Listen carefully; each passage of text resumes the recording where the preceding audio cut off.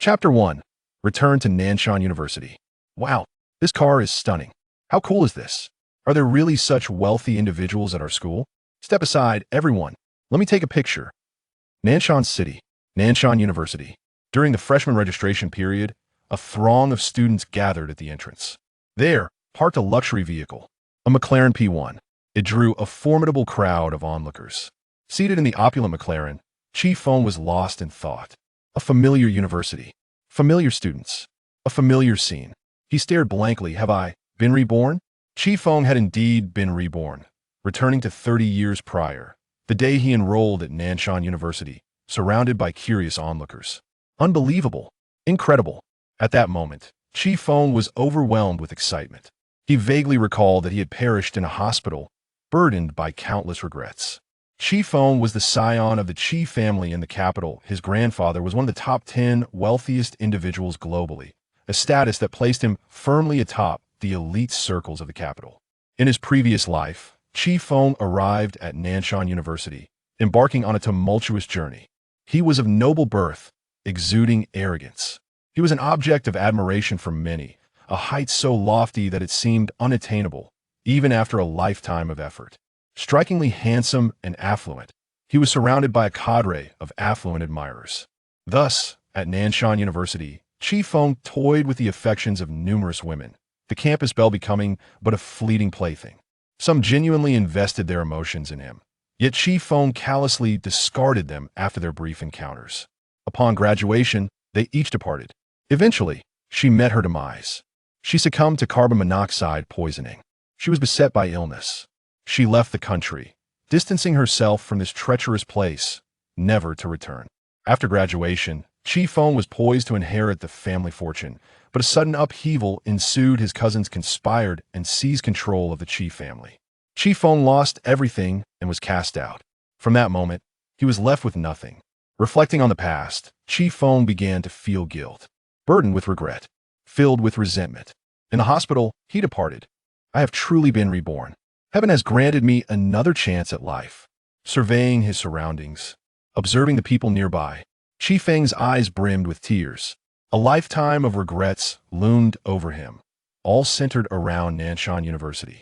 Her death, her departure, the penance of his later years could not amend these transgressions now. At last, he had the opportunity to rectify them, to make amends.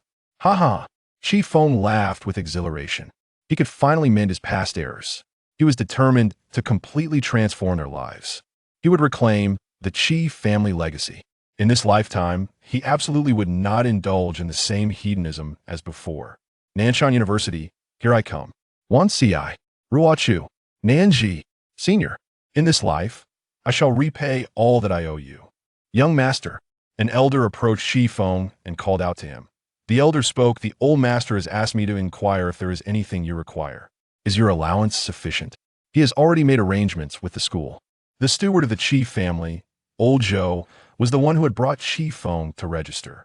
In his previous life, after his grandfather passed away, the Qi family changed hands and Old Zhou resigned. From that moment on, Feng never saw him again. However, during Feng's illness, Old Zhou came to visit him. Reflecting on the past stirred many emotions within him. Feng replied, Please tell grandfather that my allowance is adequate. Should I need anything, I will call him. As the eldest son of the Qi family, he was groomed by the old master to be the heir. Yet, in his previous life, he remained oblivious to his grandfather's kind intentions. With that said, under the scrutinizing gazes of many, Feng entered the school, feeling invigorated. Everything was being rewritten. He was no longer the person he once was. Ruo Chu, I heard there's a wealthy heir among this year's new students at our school. That guy arrived in a McLaren P1. He's incredibly handsome. Many students outside are gathering to watch.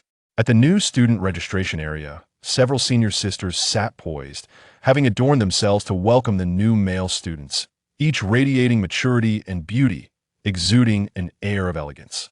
One girl flipped through the school forum, marveling. The others turned to glance at one of the senior sisters. Xiao Ruo Chu. Her name was melodious, akin to the warmth of early summer, just like her presence. She wore a short skirt, sitting gracefully at the center of the registration area. Her delicate beauty was striking, with skin as radiant as a peeled lychee. exuding maturity and allure, complemented by a touch of warmth in her appearance. She was one of the top 10 campus beauties of Nanshan City. With only a year until graduation, Xiaorua Chu smiled. Her friends had dreamt of ensnaring a wealthy heir. Shaking her head gently, she smiled gracefully, embodying elegance and beauty. Even if a wealthy heir arrives, it doesn't matter, he belongs to this year's junior sisters. Let's focus on our graduation. The girls giggled. As the new students registered, Feng approached, dragging his luggage. He stood momentarily stunned, gazing at the smiling Xiaorua Chu. At that moment, Feng felt a surge of excitement. He dashed forward, a smile breaking across his face, longing to say, "It's been a while." Name. Xiaorua Chu looked up, meeting Feng's gaze. The senior sisters scrutinized him. Radiant and handsome, standing at 6 feet tall with sun-kissed skin, he barely earned an 8 out of 10. Had he possessed a six-pack, he would have undoubtedly scored an 8.4.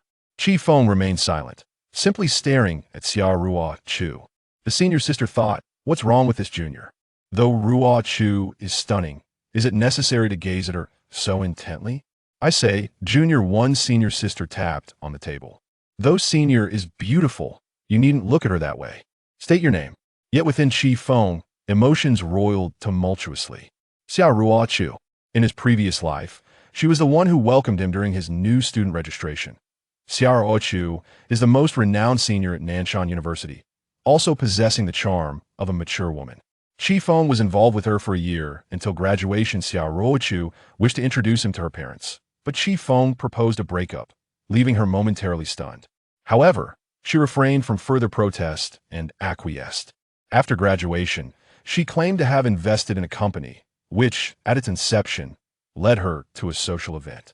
During the gathering, after having consumed some wine, she became the target of unwanted advances. In a moment of impulsive reaction, she fatally struck someone. That night, she called Feng, asking, "Could you hold me once more?" At that time, Feng had already been cast out from the Chi family. When he arrived, he found Xiaorua Chu's car idling by the roadside, the interior filled with coal smoke. Just like that, she departed from his life. Upon seeing her again, Feng felt a tumult of emotions. She was one of the few women who had genuinely cared for him. In his past life, many women were drawn to him merely for his wealth. She was not among them. Yet now, he realized he would never have the chance to embrace her once more. Haha. Feng tilted his head while gazing at Xiaorua Chu. Their reunion brought a smile to his face, but as the laughter continued, a wave of melancholy washed over him. The sound of his laughter seemed almost pitiful. Several seniors looked at him in confusion, one with short hair tapping the table. "What are you laughing at, Junior? Please show some respect for your seniors." Xiaorua Chu lifted her gaze to meet Feng's eyes. He continued to smile, longing to utter the words, "It's been a long time." "Feng," he declared, pulling himself back from his thoughts to regain composure. Xiaorua Chu glanced at her notes. "So you're Feng? You transferred from Beijing #1 high school. I truly cannot comprehend your choice. Beijing University is so prestigious. Why did you opt for Nanshan University?" Nanshan University was his grandfather's wish. At that time, Feng was unaware of his grandfather's intentions. In truth, his grandfather aimed for him to thrive at Nanshan, to no longer rely on the Chi family, and eventually establish his own conglomerate, thereby gaining the strength to stand against his uncle. Regrettably, he realized this too late. "Feng, do you possess any talents?" Xiaorua Chu inquired again, interrupting his thoughts. "Please register, so we can invite you to participate in future cultural events." Chapter 1. Return to Nanshan University. Wow, this car is magnificent. How cool. Are there really such wealthy individuals at our university? Step aside, everyone. Let me take a picture. In the city of Nanshan, at Nanshan University, during the freshman registration period, a throng of students gathered at the entrance. There, a luxury vehicle was parked, a McLaren P1, capturing the attention of the students with its allure. On that opulent McLaren sat Feng, lost in thought. The familiar campus, the familiar students, and the familiar scene enveloped him. He paused, astonished. Have I been reborn? Indeed, Feng had returned, transported 30 years back to the day he first enrolled at Nanshan University, the day he became the center of attention. It was beyond belief. At this moment, Feng was overwhelmed with excitement, his mind faintly recalling the moment he had perished in a hospital, burdened with countless regrets. Feng was the heir of the Qi family in the capital, his grandfather among the top 10 wealthiest individuals in the world. This lineage positioned him as a prominent figure in elite circles. In his previous life, Feng had embarked on a tumultuous journey at Nanshan University, marked by his illustrious background and unyielding pride. He was an object of admiration for many, an impossible height for most to reach, and he exuded charm, wealth, and influence, surrounded by a cadre of affluent admirers. Thus, at Nanshan University, he had toyed with the affections of numerous women, reducing the campus beauty to mere playthings. Some had genuinely invested their hearts, only to be discarded by Feng once he had tired of them. After graduation, they each departed, and in the aftermath, one had succumbed to despair, taking her own life. Another had been plagued by illness, while yet another fled abroad, escaping this place of turmoil and never returning. Upon graduation, Feng was meant to inherit the family fortune, but unforeseen events unfolded. His cousins conspired and seized control of the Qi family. Feng lost everything and was cast out from his home, leaving him with nothing. Reflecting on the past, a wave of guilt washed over him, accompanied by regret and discontent. In the hospital, he departed from this world. I have truly been reborn. Fate has granted me the chance to live again. Surveying his surroundings and the people nearby, Feng's eyes brimmed with tears. The regrets of his lifetime were all tied to Nanshan University or death, her departure. The remorse of his later years could not mend these wounds. But now, he finally had the opportunity to rectify his past mistakes, to repay those he had wronged. Ha ha! Feng laughed with fervor. He could amend his regrets. He was determined to profoundly alter their lives. He would reclaim the Qi family legacy. In this life, he vowed not to indulge himself in frivolities as he had before. Nanshan University, here I come. Wan Ci, Ruo Chu, Nanji, Senior. In this life, I shall repay all that I owe you. Young master, an elder approached Feng and called out to him. The elderly man spoke. The old master has asked me to inquire if you need anything else. Is your allowance sufficient? He has already made arrangements with the school. The steward of the Qi family, Old Zhou, was the one who had brought Feng to register. In his previous life, after his grandfather's passing, the Qi family underwent a change of ownership, and Old Zhou resigned. From that moment on, Feng never saw him again. However, during Feng's illness, Old Zhou came to visit him, stirring up a myriad of emotions as he reminisced about the past. Feng replied, "Please tell grandfather that my allowance is adequate. Should I require anything, I will call him." As the eldest son of the Qi family, he was nurtured by the old master as a successor. Yet, in his previous life, he failed to comprehend his grandfather's well-meaning intentions. Having said that, Feng stepped into the school amidst the gazes of many onlookers, feeling invigorated. Everything was starting anew. He was no longer the person he once was. Ruo Chu, I heard there's a wealthy second-generation heir among this year's new students. That fellow arrived in a McLaren P1. He's quite the charmer. Many students outside are gathering to watch. At the new student registration area, a few senior girls sat elegantly, having adorned themselves to welcome the newcomers. Each was mature and beautiful, exuding a hint of a dominant allure. One girl browsed the school forum, clicking her tongue in amazement. The others turned to one of the seniors. Ruo Chu. Her name was as melodious as her presence, reminiscent of the warmth and gentleness of early summer. Dressed in a short skirt, she sat at the center of the registration area, radiating a captivating charm with her delicate skin resembling a peeled lychee, graceful and imbued with a touch of warmth. She was one of the top 10 campus beauties of Nanshan City and had just 1 year left before graduation. Ruo Chu smiled. Her friends were merely daydreaming about catching a wealthy heir. Shaking her head, she smiled gently, elegant and beautiful. Even if a wealthy heir were to show up, it wouldn't matter to you. He belongs to this year's junior girls. We should focus on preparing for graduation. The girls giggled. At the new student registration, Feng approached with his luggage.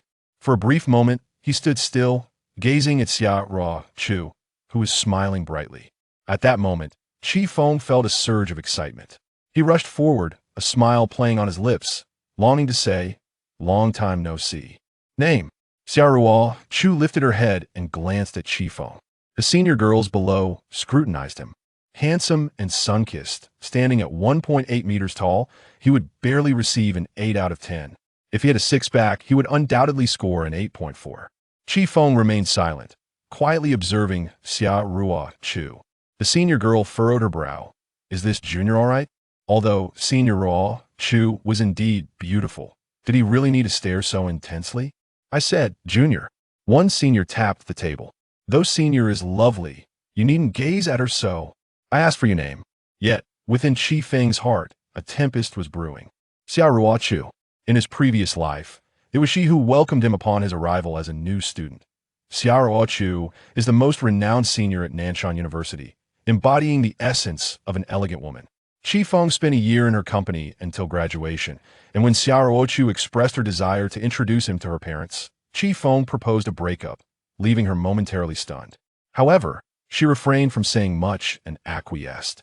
After graduation, she claimed to have invested in a company. At the inception of the firm, she attended a soiree where, after indulging in a few drinks, she was subjected to unwelcome advances. In a moment of chaos, she inadvertently took a life. That night, she reached out to Feng, asking, "Could you hold me once more?" At that time, Feng had already been cast out of the Qi family. By the time he arrived, Xia Ruo Chu's car was parked by the roadside, the interior filled with coal fumes. And just like that, she departed from his life. Upon encountering her again, Feng's heart was a tumult of emotions. She was one of the few women who had genuinely cared for him. Unlike many others who were drawn to his wealth, her affections were sincere. Yet, he realized he would never have the chance to embrace her once more. Haha. Feng tilted his head, gazing at Xia Ruo Chu. Upon their reunion, he smiled, but as the moment lingered, a wave of melancholy washed over him. That laughter felt painfully out of place.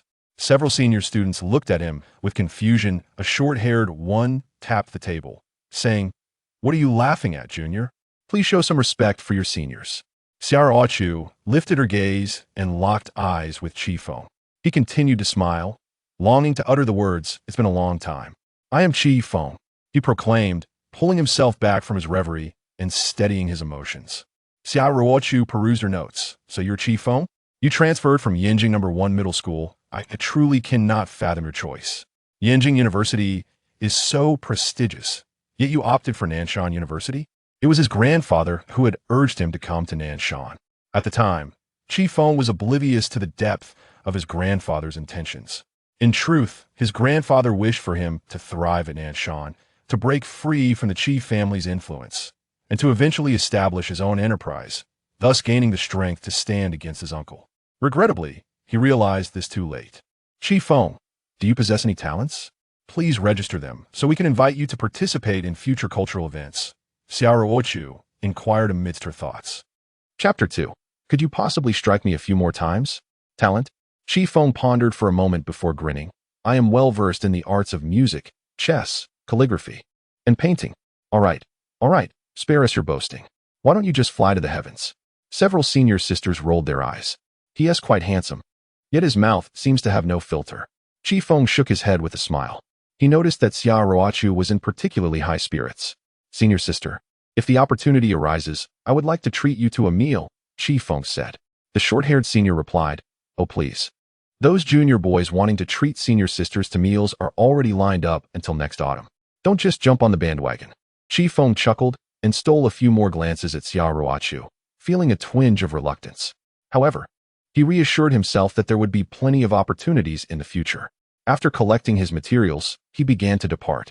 This lad is indeed handsome, but rather audacious. Did you see how he kept staring at Ruo Chu? Indeed, the junior boys this year are becoming bolder. Just a while ago, one even suggested inviting a senior sister to sleep. Behind him, the senior sisters whispered among themselves. Having obtained his key, Feng returned to his dormitory. His accommodation was rather extraordinary. His grandfather had made prior arrangements. At Nanshan University, he was the sole occupant of a single room, and it was considered the best one on campus. Feng navigated his way back effortlessly, just as he had in his previous life. Inside the dormitory, he set down his luggage, washed his face, and gazed into the mirror. The reflection showed a much younger version of himself, no longer bearing the pallor of illness that haunted him in his past life. Knock, knock, knock. A series of knocks echoed at the door. Chi Feng approached to find a middle-aged man with a shiny face standing outside.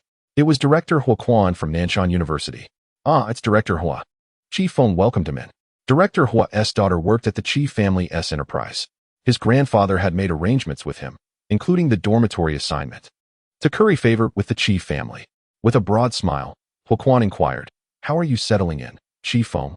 Are you satisfied with your dormitory? I am a friend of your grandfather's, so if you need anything during your time here at school, please do not hesitate to reach out."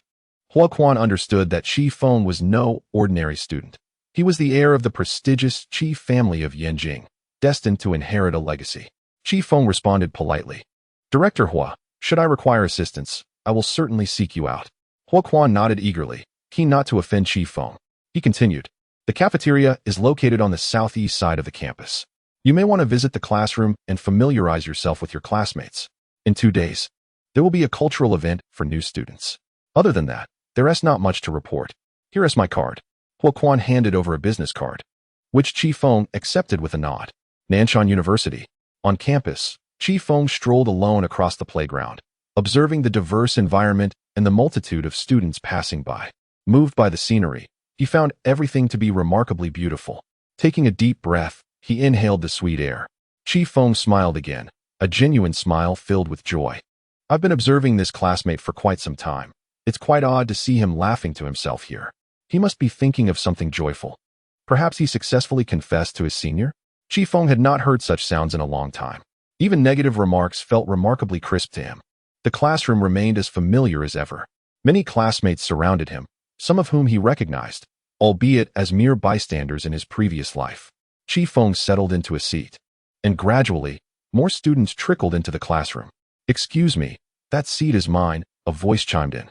A woman with short hair, clad in denim and sporting white sneakers, approached Chi Feng. She was strikingly beautiful, though not as mature as Xia Ruochu. Her allure was undeniable, complemented by her impressive height of 1.7 meters and a hint of coolness about her. Su Nanji. Chi Feng had eagerly anticipated seeing her upon entering the classroom. A freshman in her first year, she possessed a fiery temperament, cultivated through years of judo training from elementary school to high school, making her quite formidable. In his previous life, this hot-headed woman, who would lash out at the slightest provocation, had her edges softened by Chi Feng over 3 years. After their breakup, she vanished from his life. Later, he learned of her illness, stomach cancer. On that fateful day, Chi Feng visited her in the hospital. She lay on the bed, pleading, "Chi Feng, can you save me? Given our 3 years of college together, I know you have the means. I don't want to die. Can you treat my illness? I promise to repay you." Orphaned at a young age, her grandmother had supported her education. Yet, by then, Chi Feng had lost everything. Perhaps in her final moments, Su Nanji wondered why Chi Feng did not save her, questioning why, despite her deep affection for him, he remained indifferent. She departed with tears in her eyes. "Having lived only until the age of 32, I won't yield. What gives you the right to claim this seat as yours?" Chi Feng gazed at her, reminiscing about his previous life. A pang of sorrow filled him, and he spoke. "What?" Su Nanji was taken aback, her temper flaring. "I was here first. I simply stepped out for a moment, and you took my seat. Give it back."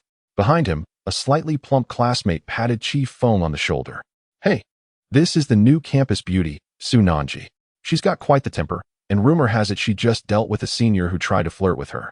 This chubby fellow, named Yang Wei, was Chi Feng's brother from his previous life. A bit of a rogue, but with a good heart. He married a woman from Nanshan University after graduation." With an air of defiance, Chi Feng cast a sidelong glance at Su Nanji, smirking, "I won't move. What will you do about it? Are you going to hit me? How infuriating. You insufferable brat." Su Nanji gritted her teeth, stamping her foot. Pointing at Chi Feng, she warned, "Step aside, or I will make you regret it. I won't budge. Is this your home? You think just because you ask, I'll comply? How maddening."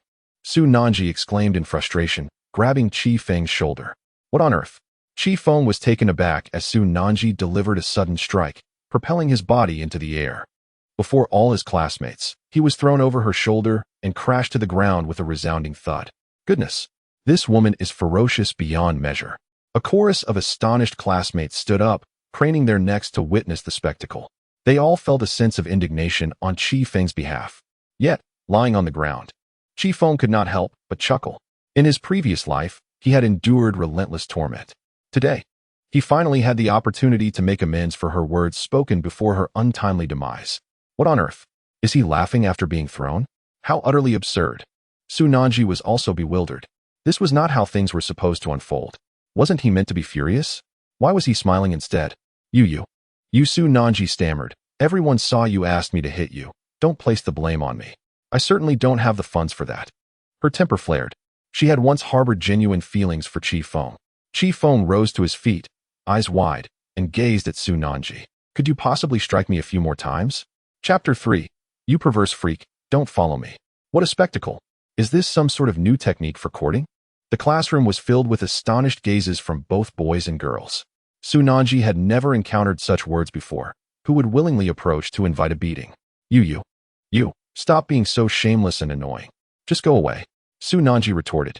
Indeed, you are utterly lacking in dignity. You clearly intend to take advantage of Nanji. Several girls glared at Feng, all of whom were from Su Nanji's dormitory and had been her strategists in a past life. Feng wiped his face and stretched his neck. Come on, strike me a few more times. Otherwise, I want to feel right about it. Please, hit me. Goodness. How shameless. The crowd was at a loss for words. Su Nanji felt nauseated. You, just speak normally without stretching your neck so far. Ugh, keep your distance. Slap.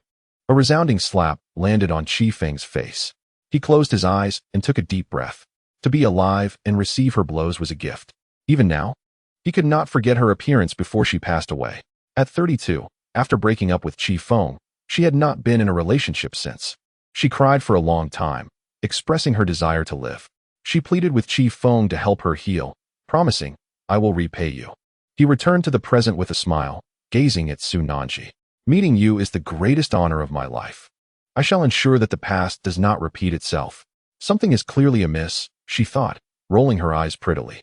In the afternoon, as students gradually exited the classroom to head to the cafeteria, one of Su Nanji's friends remarked, Nanji, that guy in class today was truly despicable. I found out his name. As Su Nanji and her dormitory sisters made their way to the cafeteria, the chatter among them ensued. That scoundrel is named Feng. Did you know, Nanji? These men have become so wicked. They've devised a new strategy for wooing women. Indeed, the old tricks of flirtation have become utterly mundane. Nanji, this is undoubtedly a novel approach. Be cautious, for your beauty may ensnare you. Meanwhile, on the playground, Feng stood idly. Yang Wei approached with a jovial demeanor, exclaiming, Buddy, you were incredibly cool in class today. Who would have thought you would resort to such tactics to win a girl's heart? That Su Nanji is not someone just anyone can win over. Greetings. I am Yang Wei. He introduced himself, extending his hand. Feng patted him on the shoulder, responding, I am Feng. Yang Wei chuckled. So you're Feng, huh? I've made up my mind. I shall take you as my mentor and learn your ways of wooing. Yang Wei harbored a crush on a childhood friend, and they had known each other since their youth at Nanshan University. With Feng's assistance, he successfully won her affection, leading to their marriage. However, shortly after their wedding, Yang Wei found himself in a dismal situation, ultimately leaving with nothing after a bitter separation. I know precisely whom you speak of. Henceforth, keep your distance. Feng advised before walking away. Yang Wei, perplexed, scratched his head in confusion. On the opposite side of the playground, Su Nanji scoffed. What a lunatic. I have never encountered a man so eager to provoke me. Such methods of courting are utterly ludicrous. Just then, a few of her friends halted in their tracks. Speak of the devil, and he shall appear, one remarked, startled to see Feng approaching. How shameless can you be?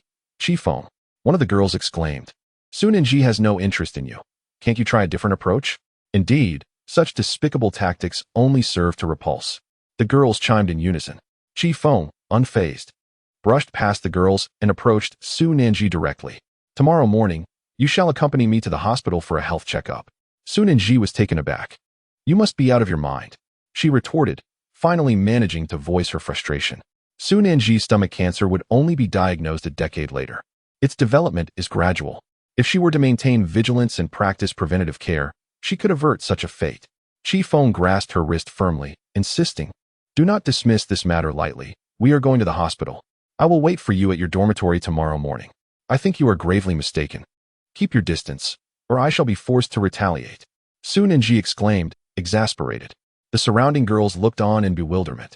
What was this new tactic? A hospital visit upon their first meeting? Was this some premarital examination? How unethical. Who even considers such a thing? Feng, you are indeed unwell. Should you continue to harass me, I will report you to the authorities. Leave me be, or I swear I will kick you. With that, Su Nanji sidestepped him and made her way toward the cafeteria. Feng turned, declaring, "Tomorrow morning, we shall meet again, no exceptions." As the girls pondered, one remarked, "Nanji, is that fellow truly insane? In my view, he is clearly not in his right mind. This lunatic, who brings someone to the hospital upon their first meeting. Nanji, it would be prudent for us to maintain our distance. We should not provoke a madman." Su Nanji felt numb. What kind of people are these? She had arrived at Nanshan University with hopes of encountering amiable classmates. Yet, on her very first day, she encountered a fool. I don't even want to curse. What comes after the word fool? Su Nanji rolled her eyes.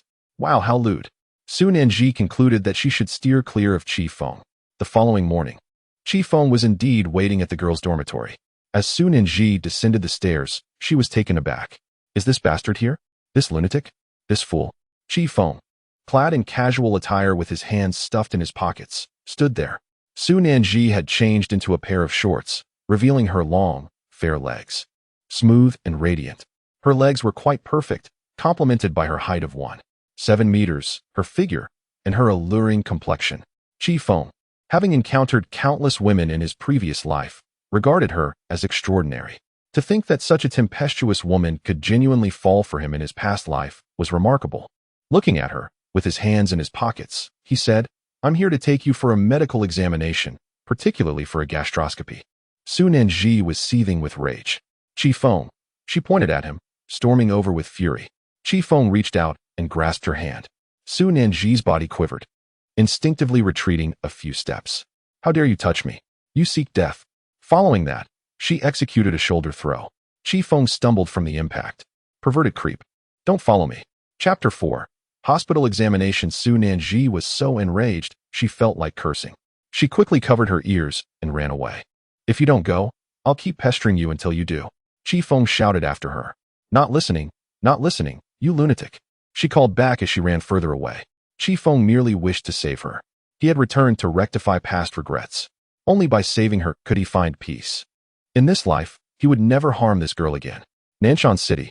On the street, in a clothing store. "Wow. Nanji, this dress is beautiful. It suits you perfectly. Paired with stockings and high heels, you'll surely captivate those obnoxious men."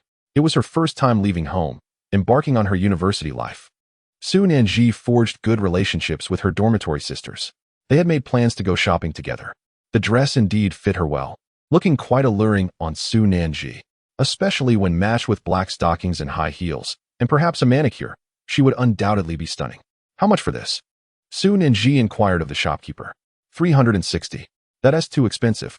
She pouted and put it down. It wasn't easy for her grandmother to support her education. Generally, Su Nanji seldom bought clothes. Today was merely an outing. "Let us go?" she said to her sisters as they exited the store. Upon stepping out, everyone was taken aback.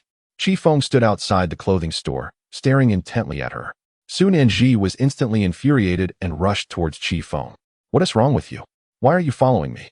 Do not force my hand," she declared. With a swift motion, Su Nanji executed a shoulder throw, sending Feng crashing to the ground. She dusted her hands, asserting, "Keep your distance from me. Each time I see you, I will throw you down again." Feng rose to his feet, insisting, "Come with me to the hospital for a gastroscopy, an ultrasound, a full-body examination. If you refuse, I shall persistently follow you." Su Nanji and her friends hastily retreated. "Oh my, that was terrifying. What on earth is Feng up to?" one friend exclaimed. "Indeed, Nanji, this is utterly frightening." At the noodle shop, Su Nanji had just settled down and ordered a bowl of noodles. "Come with me to the hospital." Feng stood resolutely, watching her. Su Nanji felt exasperated. She grabbed a few friends, abandoning her meal, and bolted away. Outside the school gate, before the girls could enter, Feng awaited them. To the hospital. Su Nanji was on the verge of exploding.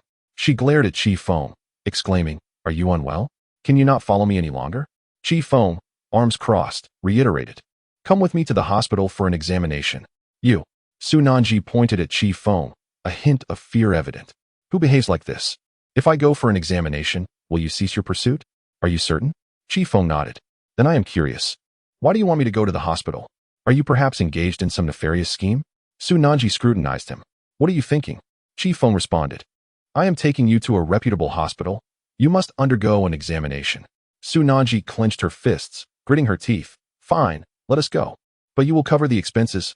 I have no money. Agreed, Chi Feng replied. Desiring to escape Chi Feng, Su Nanji hailed a taxi, inviting her dorm mates to join. Driver, to Nanshan First People's Hospital. Nanji, are you really going for an examination? This guy can't possibly be a bad person, can he? Su Nanji, feeling impatient, furrowed her brow. I am utterly annoyed. I must see what he intends. When his true motives are revealed, I will report him. What era are we in? Even the divine beings have ascended. We live in a society governed by law. Chi Feng opened the car door, intending to join them, but Su Nanji glared. Get out. Chi Feng shrugged. See you at the hospital. Chi Feng climbed into his McLaren, simultaneously making a phone call. Grandfather, he called out. On the other end, the elder was cheerful, laughing heartily. Feng, how is school? Are you settling in well? Is your money sufficient? Study diligently. Make sure to use the money I provide wisely. In his previous life, Chi Feng had not grasped this wisdom, leading to his utter defeat, ultimately missing the chance to bid farewell to his grandfather before his passing. Grandfather, I shall not disappoint you. By the way, do you know any doctors at the People's Hospital? Chi Feng inquired. What's the matter? Are you feeling unwell? No. It is for a classmate. She has some gastric issues. All right, I will make a call. Seek out Zhang Ji, and I will arrange it. Chi Feng smiled. Thank you. Grandfather, wishing you longevity. After ending the call, Su Nanji was already waiting beneath the hospital building. I have arrived. What exactly do you want? Su Nanji said indignantly. Let us head inside. Chi Feng responded. As he spoke, Chi Feng ascended the stairs. Su Nanji rolled her eyes. Sister A inquired. Nanji, are you really going with him? What if he turns out to be a bad person? Sister B added. Nanji, perhaps you should reconsider. I feel a bit frightened. Su Nanji furrowed her brow and replied. I will go see what he intends to do. You wait downstairs, and if I do not come out, call the police immediately. She was determined to ascertain his intentions.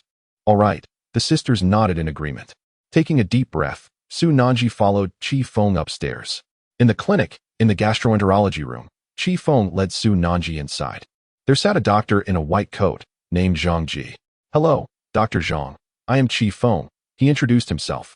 Zhang Ji looked him over, smiling. You must be the grandson of old Chi. What seems to be the trouble? Chi Feng pulled Su Nanji closer, stating, This is my classmate. She has been experiencing gastric discomfort, so I brought her for a full examination. Upon hearing Chi Feng's words, Su Nanji's eyes widened in disbelief. She stared at him, astonished. How did this rascal know about her frequent stomach issues? Chi Feng, you. Su Nanji clenched her teeth. Do not speak. Chi Feng shot her a look.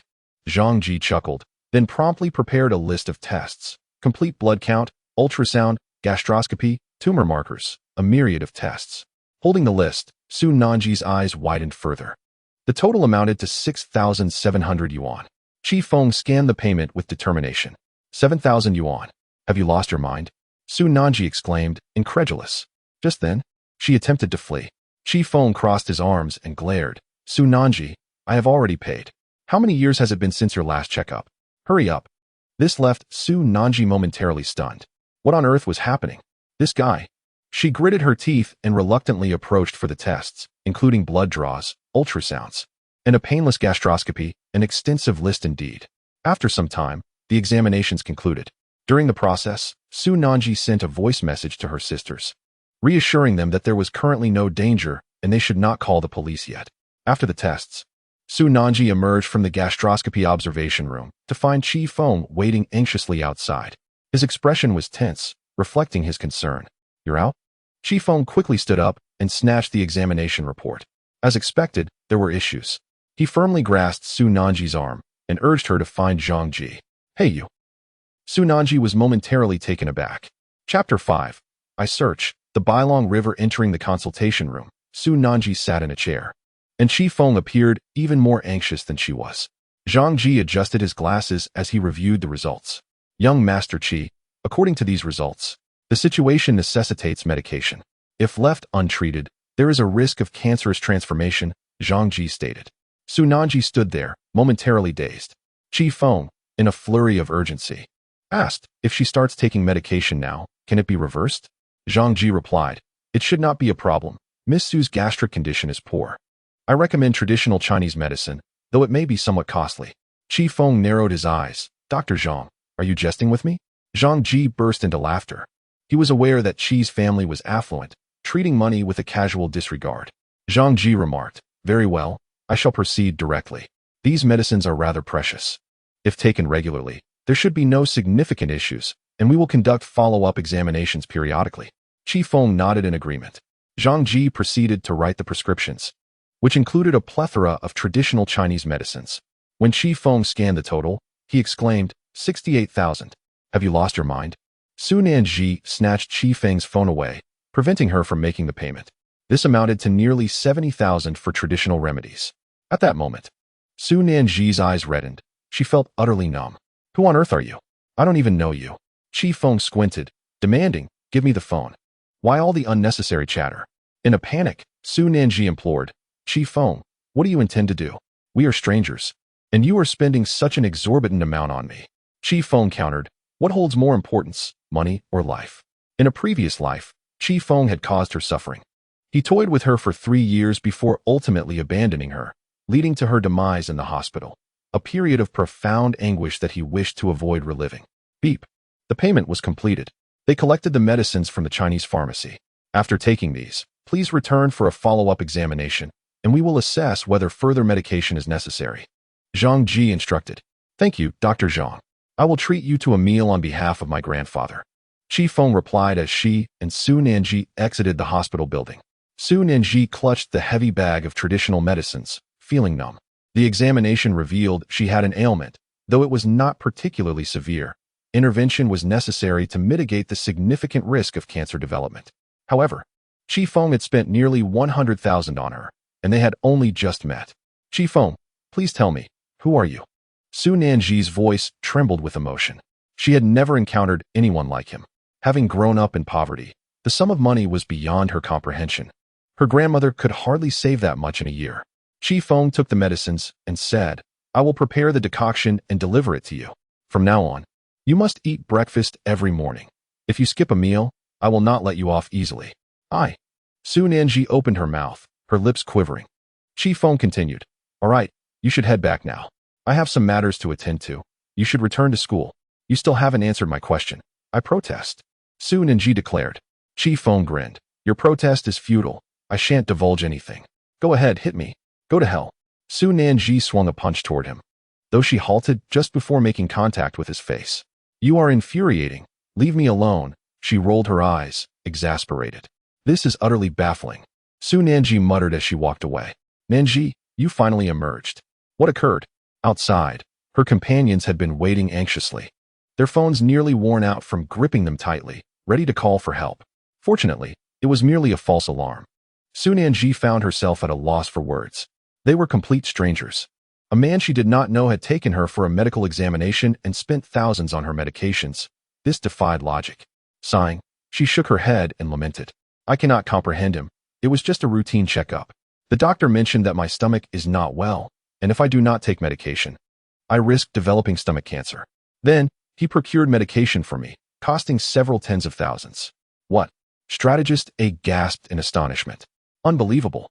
Strategist B exclaimed, his face pale with shock. What kind of divine method is this to woo a woman? I have lived a good portion of my life, and this is truly the first time I have witnessed such a thing. Are all the men in this city courting women in such a manner? Nanji, could it be that he has genuinely fallen for you at first sight? Tens of thousands of dollars. Surely this is a jest? These young ladies come from humble backgrounds. Their fathers may not even save up 70,000 in a year. Indeed, human nature is treacherous. The world is harsh. Su Nanji was utterly perplexed, unsure of what to make of the situation. Perhaps it would be best to return home. Nanji, you are so beautiful. Qi Feng must have definitely fallen for you. Yes, Nanji, you must not succumb to his charms. I can assure you, this is undoubtedly his tactic. First, to touch your heart, and then to win your affection. The sisters chimed in one after another. The short-haired girl remarked, Nanji, after all, you are the newly crowned flower of our university. And yesterday, a super-rich second-generation heir drove a McLaren to our school, causing quite a stir on the forum. You must hold your ground. If you are to love, it should be a rich heir. Feng, upon exiting the hospital, did not return to school immediately. Instead, he drove the McLaren to a certain location, Nanshan City, near Nanshan University, Beijing, a prominent club, the largest in Nanshan. The head of Beijing is named Bai Longjiang, the tyrant of Nanshan, the foremost figure in the local entertainment industry, and somewhat renowned in Nanshan. In his previous life, Bai Longjiang was a capable individual. When the Qi family in Beijing changed hands, his cousin sought to eliminate any potential threats from Feng, returning to reclaim power, destroying nearly all ties Feng had. Feng had once been a frequent visitor to Beijing. Fearing a connection between them that Feng might exploit, he took action against Beijing. Ultimately, Beijing went bankrupt and collapsed, leading to Bai Longjiang's downfall. In this life, Feng finally comprehended the true intention behind his grandfather sending him to Nanshan, to establish his own enterprise and not rely on the Qi family in the future. Even if his cousin were to usurp the Qi family, he would not be left with nothing. Therefore, in his previous life, he should have utilized his grandfather's pocket money to pursue his rightful endeavors. Regrettably, that money was squandered on women, many of whom sought him only for his wealth. All Feng desired were fleeting moments of passion. Having been given a second chance at life, he was acutely aware of his purpose, to utilize his resources to seize control of Beijing, thereby leveraging Bai Longjiang's business acumen to forge his own commercial empire in Nanshan. In the future, he would return to the Qi family and reclaim his rightful power. Sir, how many of you are there? Beijing, resplendent and opulent, the foremost nightclub in Nanshan, was anything but a hollow reputation. A receptionist approached, her long legs shimmering alluringly. Clad in black silk, her skin appearing as if it could yield water. Her name was Heir. Feng recalled that in his previous life, during his first visit to Beijing, he had tipped her 10,000 yuan, and that very day, he had taken her to a private room, engaging in a fervent encounter. Afterward, they had no further interactions. Feng smiled and said, "I am here to see Bai Longjiang." Chapter 6. This young man has finally awakened. He was taken aback. Seeking out Mr. Bai, she decided to inquire around Nanshan. Rarely does one encounter individuals who dare to address a prominent figure by name. Although Bai Longjiang may not be a towering giant in the business world, nor does he command respect among the commercial elite, he undeniably holds a preeminent position in the entertainment industry. Beijing's entourage boasts over 500 subordinates, though they are seldom employed. "Brother Gio, this individual has come to find Mr. Bai," he called out. In the grand hall, a few individuals were seated. The leader bore a scar across his face, said to be a souvenir from a childhood mishap while climbing a wall, requiring 10 stitches. He was known as Scarface, with the given name Gio, or Brother Gio. He was a formidable character, the chief operative of Beijing and a direct subordinate of Bai Longjiang. At just 28 years of age, he was deeply loyal and principled. In a past life, when Beijing faced bankruptcy and Bai Longjiang succumbed to the Qi family, this young man sought vengeance against the Qi family's second son. Ultimately, when a bodyguard intervened, he dispatched 12 bodyguards with lethal force. His punishment? Death, commuted for a year. He left behind a wife, an elderly mother, and an 8-year-old daughter. Scarface approached with several companions, scrutinizing Feng. With a smirk, he squinted, looking for Mr. Bai. "Who do you think you are? I've never seen someone like you in Nanshan over these years. Are you a student?" Zhou countered, gesturing dismissively. Feng replied with a slight smile, "Cut the chatter, summoned by Longjiang to meet me." "What?" Zhou was taken aback by the audacity. Was this a challenge? A disruption? When Beijing first established himself in Nanshan, there were indeed many who attempted to undermine him.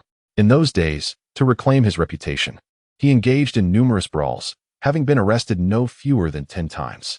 Zhou spat in disbelief. "I've seen my share of absurdity. But you must be from Nanshan University, right? With such bravado, do you think this place is your playground?" He cursed under his breath. Students who dared to invoke Bai Longjiang's name were either insane or inebriated. Strike. With a whoosh, a dozen bodyguards charged at Feng. He merely smiled calmly. Who was he? The Scion of the Jing Circle. Since childhood, his grandfather had invested immeasurable resources in his upbringing, a fortune only the elder of the Qi family might truly comprehend.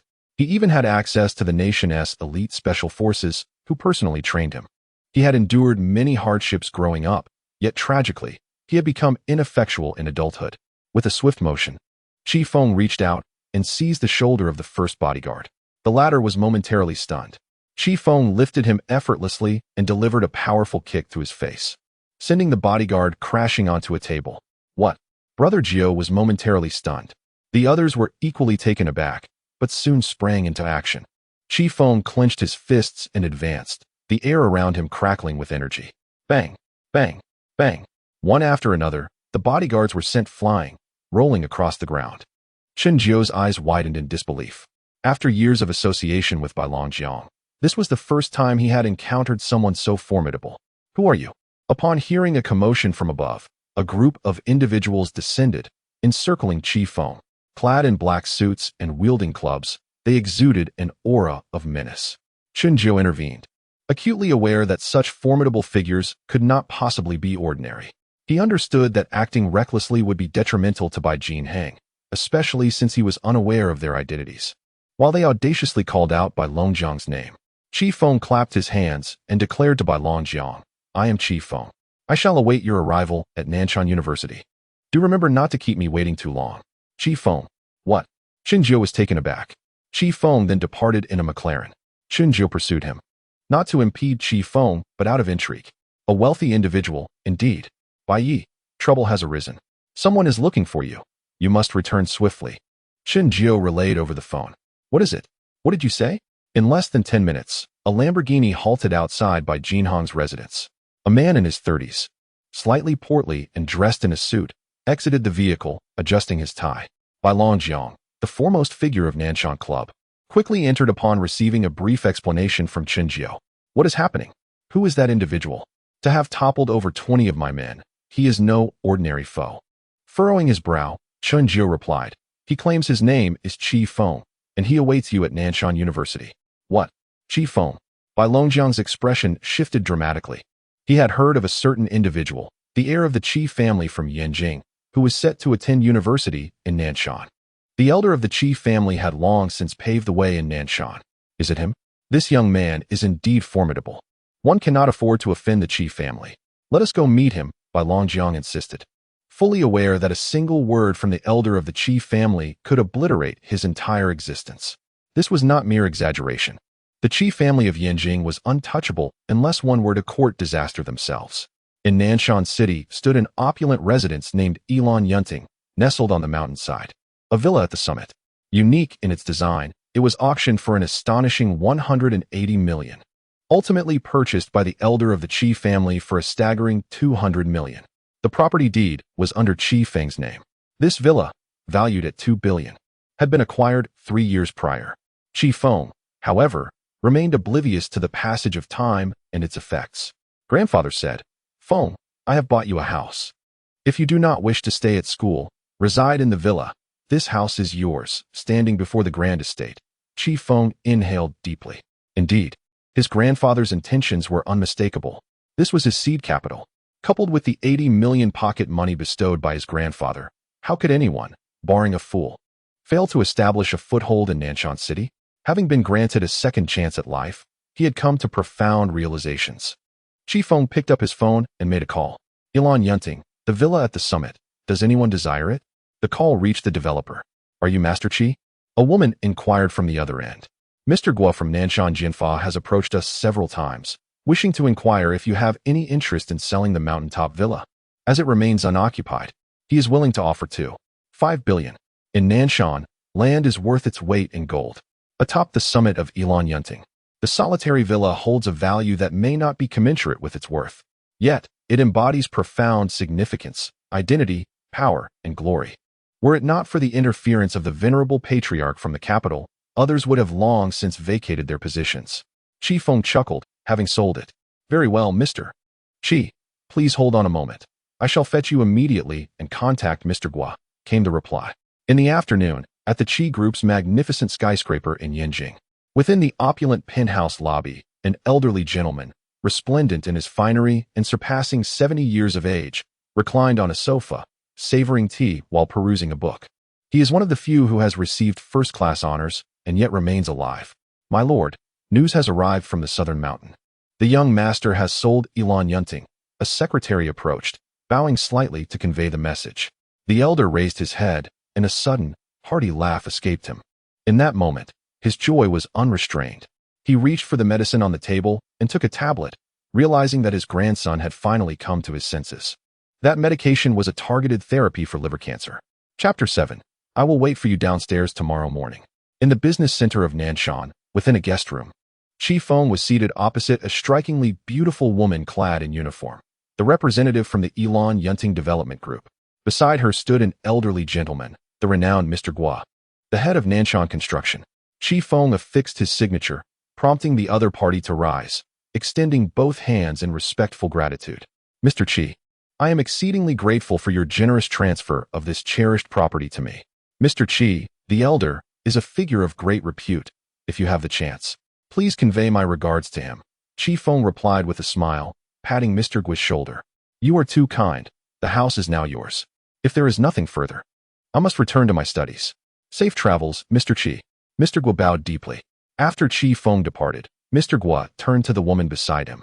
Is the elder aware of this? What would compel him to sell such a property? Could it be that the Qi family is facing turmoil? In the business realm, word had spread that the Qi family was at odds internally.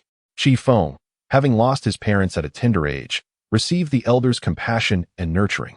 However, the Qi family is not solely represented by him. His cousin, Qi Jian, is no ordinary individual either. The woman shook her head, indicating her lack of understanding. I do not inquire or speculate. Mr. Gua smiled knowingly. Feng returned to his school, heading straight for his dormitory. Once in his room, he ignited the stove, prepared herbs, and brewed a medicinal concoction. Before long, the air was thick with the aroma of traditional Chinese medicine. In the evening, Feng carried the prepared herbal remedy to the girls' dormitory. Room 201 was abuzz with chatter as the young women sat upon their beds. Nanji, I can say with absolute certainty that Feng has fallen for you, exclaimed a girl with short hair. Su Nanji, holding a toothbrush and towel, prepared to freshen up. Rolling her eyes, she retorted, Yiding, don't speak nonsense. I hardly know him. What does that even mean? Please, don't spread such rumors. The other girls chimed in, Nanji, don't dismiss it. You never know what these men are capable of.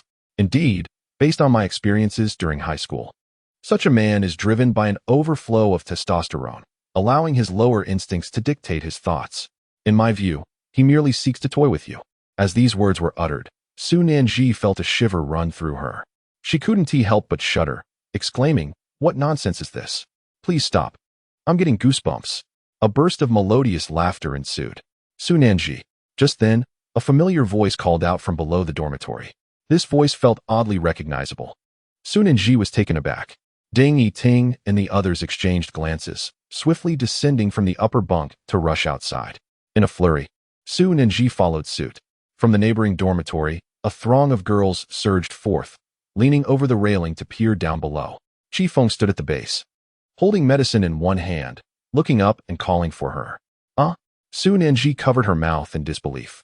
Was this truly happening? What on earth is this man doing? Shouting beneath the girls' dormitory? It seemed he was calling out to Su Nanji. Who is Su Nanji? Are you really unaware? The school beauty from Mengxian No. 1 High School. Even before her arrival, the upperclassmen were abuzz, cool, fair-skinned, and long-legged. It is said she even practices judo, capable of performing splits that the men find appealing. The gossip is ripe. This rascal, with so many girls watching. Su Nanji felt utterly embarrassed. She muttered a curse and stormed downstairs. Hey, Nanji, called Ding Yi Ting. She sighed. Oh man, my dear friend is likely being targeted. In a rush, Su Nanji made her way down, hastening to the ground floor. As dusk approached, the campus lights flickered on. She dashed down and pinched Feng's waist, demanding, Come with me. She led him to a secluded area, a small grove. Feng followed, stopping as Su Nanji adopted a bemused expression, pleading, Feng, what exactly is our relationship? It's only my second day at Nanda. Could you refrain from making a scene? With so many eyes upon us, you call out for me downstairs. Where am I supposed to show my face? Do you really think I wouldn't dare to report this to the supervisor? For heaven's sake, there are plenty of beautiful girls at Nanda. Why must you cling to me? I did not grow up on your family's generosity. Su Nanji lamented helplessly. Feng handed her a bowl of herbal medicine, stating, This is the concoction prescribed by Dr. Zhang. I've prepared it for you. Drink it while it's warm, or it will cool down. I swear, Su Nanji exclaimed in distress. Feng retorted, Do you wish to court illness? Are you trying to harm yourself with such negligence towards your health? Who do you think you are? Su Nanji was momentarily stunned. Coming from a humble background, she hardly ever had breakfast during her school days, not for lack of desire, but because her grandmother could hardly afford it. Were it not for government subsidies, she might not have been able to attend school at all. Over time, her stomach began to suffer. Skipping breakfast for prolonged periods equated to a slow form of self-destruction. How could she not be aware of this? Yet, financial constraints loomed large. Her grandmother was also unwell. Drink it, Feng commanded. I refuse to comply. I am not yours. Feng, you scoundrel. Su Nanji's words trailed off as Feng brought the bowl to her lips, causing her teeth to ache. Feng gazed at her, asserting that her body belonged to her, yet her illness necessitated medication. Otherwise, it would inevitably transform into something more sinister in the future. It is imperative to treat it now, while there is still time. Hurry up, Feng urged. Su Nanji felt on the verge of madness. She was completely numb. However, she was acutely aware of the severity of her condition. If left untreated, a year, 2 years, or even 3 years might pass without issue. But what of 10 or 20 years? Ultimately, it would lead to cancer. She took the bowl, brought it to her lips, and sipped. It was bitter. Why are you being so kind to me? Su Nanji asked, raising her head to look at him. Feng regarded her, unwilling to delve into the past. In this lifetime, he vowed to cherish her and lead her to a life of happiness. No one could hinder that. I do not wish to see you perish. Feng replied. What a sharp retort, Su Nanji remarked, tilting her head back to swallow the medicine. Feng produced a tissue, extending his hand to wipe her mouth. Su Nanji was momentarily taken aback. Please, let me. Tomorrow morning, I will wait for you downstairs. We shall go to the cafeteria together. From now on, you must have breakfast every day, and I will personally prepare it for you. Furthermore, if I catch you eating instant noodles again, beware of my wrath. Feng raised his hand, pretending to strike her. Su Nanji felt a rush of frustration. How do you know I eat instant noodles? She protested. The 50-cent instant noodles were typically her solution for lunch. She had grown weary of steamed buns, having consumed them her entire life. You should head back now. I have matters to attend to, Feng said, gesturing to her. I still wish to protest. Su Nanji insisted. If you continue this way, do you believe I won't strike you? What exactly do you intend to do? Feng, you rascal, stop right there. Su Nanji called out as she pursued him, but Feng had already distanced himself. Furrowing her brow, she declared, I will write you an IOU. I shall repay you for the medicine. In a few days, I will take on some odd jobs. Feng waved his hand dismissively. Tomorrow morning, I will wait for you downstairs. Chapter 8, 200 million. Investment in Platinum Han. Su Nanji turned back towards her dormitory. Just as Feng was about to return, he heard someone calling. Feng. Feng. He turned to Xiang Wei, accompanied by several of his companions. Feng. You are truly bold. On the second day of school, you've already made a move on Su Nanji. Teach me your ways. Yang Wei exclaimed. You shouted for her downstairs at the girls' dormitory, and now the entire school is abuzz with gossip. Haven't you seen the forums? It's exploded. Feng looked at Yang Wei and chuckled. I call that being one step ahead. Yang Wei laughed heartily. Feng, allow me to introduce you to a few friends, all newly acquainted. We shall be classmates for the next 3 years. Let us look out for one another.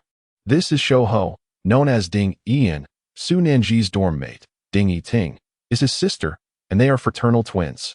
Yang Wei pointed to his slender figure. Feng recognized him. In his previous life, he was an elegant young man who wore glasses. During his past pursuit of Su Nanji, Ding Ian had been of no small assistance through his sister, Ding Yiting. After graduating, this young man secured a position in a state-owned enterprise, and it is said that he is leading a comfortable life. His sister, Ding Yiting, has married into a family in Shanghai. Another acquaintance, Ma Xiaoyong, faced considerable setbacks, losing 3 properties due to a bridge demolition, yet he managed to marry. Ma Xiaoyong, though not tall, barely reaching 1.7 meters, has a somewhat introverted disposition. Huang Yuan, on the other hand, went to serve in the military after graduation, reportedly earning a 3rd-class merit, thus bringing honor to his family. He possesses a robust physique and is quite extroverted. With the introductions concluded, Yang Wei chuckled, stating that tomorrow night would feature an artistic gala for the new students. Feng, let us attend together. I've heard that Senior Xiaoruachu will perform a heartfelt song. Xiaoruachu has a passion for singing, and her presence has graced the artistic galas of previous years. All right, let us go together tomorrow night. Qi Feng agreed. Which dormitory are you in? Huang Yuan inquired. I don't stay in the dorms, Qi Feng replied. Oh, so you're a day student. You must have a place in Nanshan. I envy you. The group made their way off campus. As they spoke, a convoy of luxury vehicles slowly approached outside the gates of Nanshan University. The least ostentatious was a Mercedes-Benz, while leading the procession was a dazzling Lamborghini, its headlights blinding. Wow, that car is stunning, Ding Yan exclaimed, adjusting his glasses with admiration.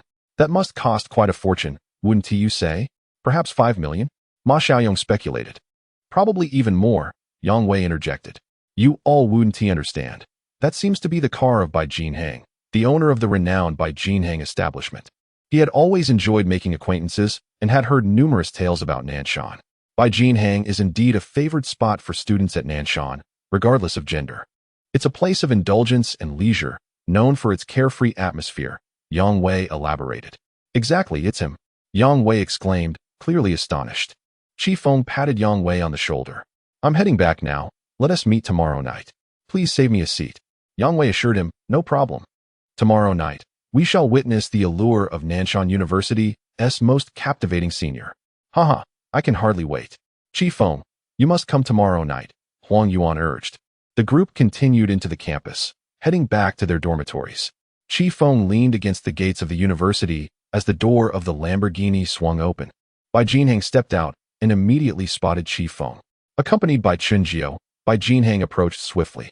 Young Master Qi, there has been a misunderstanding at Bai Jinhang today. I was not present, and my subordinate Scar did not recognize you. Scar, apologize to young Master Qi at once. Bai Jinhang commanded. Chunjiu stepped forward, my sincerest apologies. Young Master Qi, I failed to recognize your stature. Qi Feng waved his hand dismissively. Enough with the pleasantries, let us get to the point. He continued, Bai Jinhang. I am aware that you have recently had a falling out with Master Guo from Jinfa. There are many in Nanshan looking to undermine you. Though Bai Jinhang appeared to be thriving, he was precariously navigating the landscape of Nanshan, where a single misstep could lead to his replacement. Jinfa was one such threat. Those individuals have been eyeing the lucrative prospect of Bai Jinhan, making numerous attempts to acquire it. Bilongjiang inquired, young Master Qi, what do you mean? Qi Feng gestured. I will invest 200 million for a 51 stake. Thereafter, you shall work with me under my protection in Nanshan. What? Bilongjiang's eyes widened. A 51 stake? Doesn't that equate to an acquisition? Qi Feng chuckled. Do you truly believe that Master Guo of Jinfa is idle? Can you not trust the reputation of the Qi family? Bilongjiang took a deep breath. Qi's family indeed had an indomitable presence, especially within the elite circles of Jing. In truth, Qi Feng's proposal was not entirely implausible. Although Bilongjiang was uncertain of Qi Feng's intentions, if Master Guo of Jinfa were to accept Qi Feng's offer, would he still have a chance to play? To agree would mean having the Qi family's backing, essentially positioning himself in collaboration with them. Conversely, to decline could result in the loss of Bai Jinhan entirely. Young Master Qi, are you serious? Bilongjiang asked. Qi Feng replied, even if I do not take Bai Jinhan, Master Guo will. You stand alone, and while it may seem glamorous now, it cannot hold for long. Moreover, you are aware of my discord with Qi Jian, who is aligned with Master Guo. Once Qi Jian is out of the picture, your Bai Jinhan will not be secure. In his previous life, Bilongjiang had indeed been undone by Qi Jian. This was indisputable. He inhaled deeply, weighing the pros and cons faced with the situation. He found himself with no viable options. That old man Guo genuinely sought to undermine him, and while young Master Qi's proposal was feasible, he held reservations. Qi Feng interrupted, you doubt me? I, the heir of the Qi family, do not need your piece of the pie. Frankly, I admire your capabilities. Using Bai Jinhan as a stepping stone, we can establish a commercial base in Nanshan and eventually bring down Qi Jian. Otherwise, neither of us will have a way forward. Qi Jian was indeed ruthless, and Qi Feng understood him well. Bilongjiang regarded Qi Feng thoughtfully. The internal strife within the Qi family was not unknown to the outside world. Had Qi Jian come to Nanshan, he would undoubtedly seek out Master Guo, leaving Bai Jinhan vulnerable. Qi Feng placed a reassuring hand on Bilongjiang's shoulder. Let us partner. Bai Jinhan will still be under your management. With my presence, the Qi family can provide support. My grandfather is suffering from liver cancer, and time is of the essence. Once he is gone, it will be too late. Bilongjiang fell silent. Just as Qi Feng had stated, there was but one path forward. How to navigate it was up to him. With Qi Jin around, expanding by Jinan would indeed be impossible. In fact, should that scoundrel join forces with Jinfa, his demise would be imminent. After a lengthy pause, Beilongjiang finally nodded. All right, I agree. Young Master Qi, with your investment of 200 million, Beijing will be ours moving forward. Let us find a place to sit and discuss further. Chapter 9. The cafeteria. Qi Feng and Beilongjiang proceeded to Beijing. Securing Beijing was the first step in his resurgence. With Beijing as a foundation, he aimed to carve a path in Nanshan to confront Qi Jian. Of course, for Beilongjiang, Qi Feng still represented the heir of the Qi family. His presence was solely beneficial for Beilongjiang, and none the worse. Qi Feng was set to ascend to the highest echelons of Beijing's management. In the evening, within the girls' dormitory, room 201, the young women remained awake. Clad in their nightgowns, seated upon their beds. The speaker was Ding Yiding, the sister of Ding Yan. Nanji, she proclaimed, Qi Feng must have fallen for you, otherwise he wouldn't treat you so well. The other girls chimed in, their voices a cacophony of opinions. Qi Feng certainly has a few intricate tricks up his sleeve. Indeed, he first took Nanji for a health check, and then spent so much money on her stomach ailment. He's undoubtedly a wealthy second-generation heir. What wealthy heir? To me, it seems he merely wishes to win Nanji over with his money. The group of strategists analyzed the current situation. This is so maddening. Su Nanji sat on the upper bunk, wearing a blue nightgown. Her fair skin glowed with a hint of rosy allure, exuding a subtle feminine charm. The single word that encapsulated her essence was beauty. Her alluring figure incessantly drew the attention of those around her. Lying on her bed, her long legs dangled over the edge, her face obscured by a pillow. She felt utterly exasperated. Coming from a humble background, having grown up in the mountains without parents, she lived with her grandmother, relying on her own efforts to gain admission to Nanshan University. With the support of local authorities, she successfully embarked on her university journey. She was just an ordinary girl. Why was Qi Feng treating her with such kindness? Sisters, I feel like I'm losing my mind. It's only the second day at school, and Qi Feng is perpetually on my mind, Su Nanji lamented. Ding Yiding scoffed. Don't worry, Nanji. You possess both beauty and figure. There's no need to concern yourself with these foolish men. In any case, that scoundrel is merely out to charm women. Exactly. We cannot allow him to easily win her over. Meng Nan, let us investigate Qi Feng's background and uncover his true identity. We must stand united with Nanji to prevent him from claiming the high ground. But what if he is indeed a wealthy heir? One sister inquired. I've heard that a wealthy heir has joined our university, driving a McLaren. Su Nanji sat upright once more. She glanced at Ding Yiding and the others, stating, I don't care whether he is a wealthy heir or not. I simply do not wish to engage in a romantic relationship. My goal is to focus on my studies, graduate, and bring my grandmother to the city. Su Nanji resolved to avoid Qi Feng. The following day, Su Nanji arose early, preparing to sneak into the classroom. She tiptoed down the dormitory stairs, glancing around cautiously. Qi Feng isn't here. Thank goodness.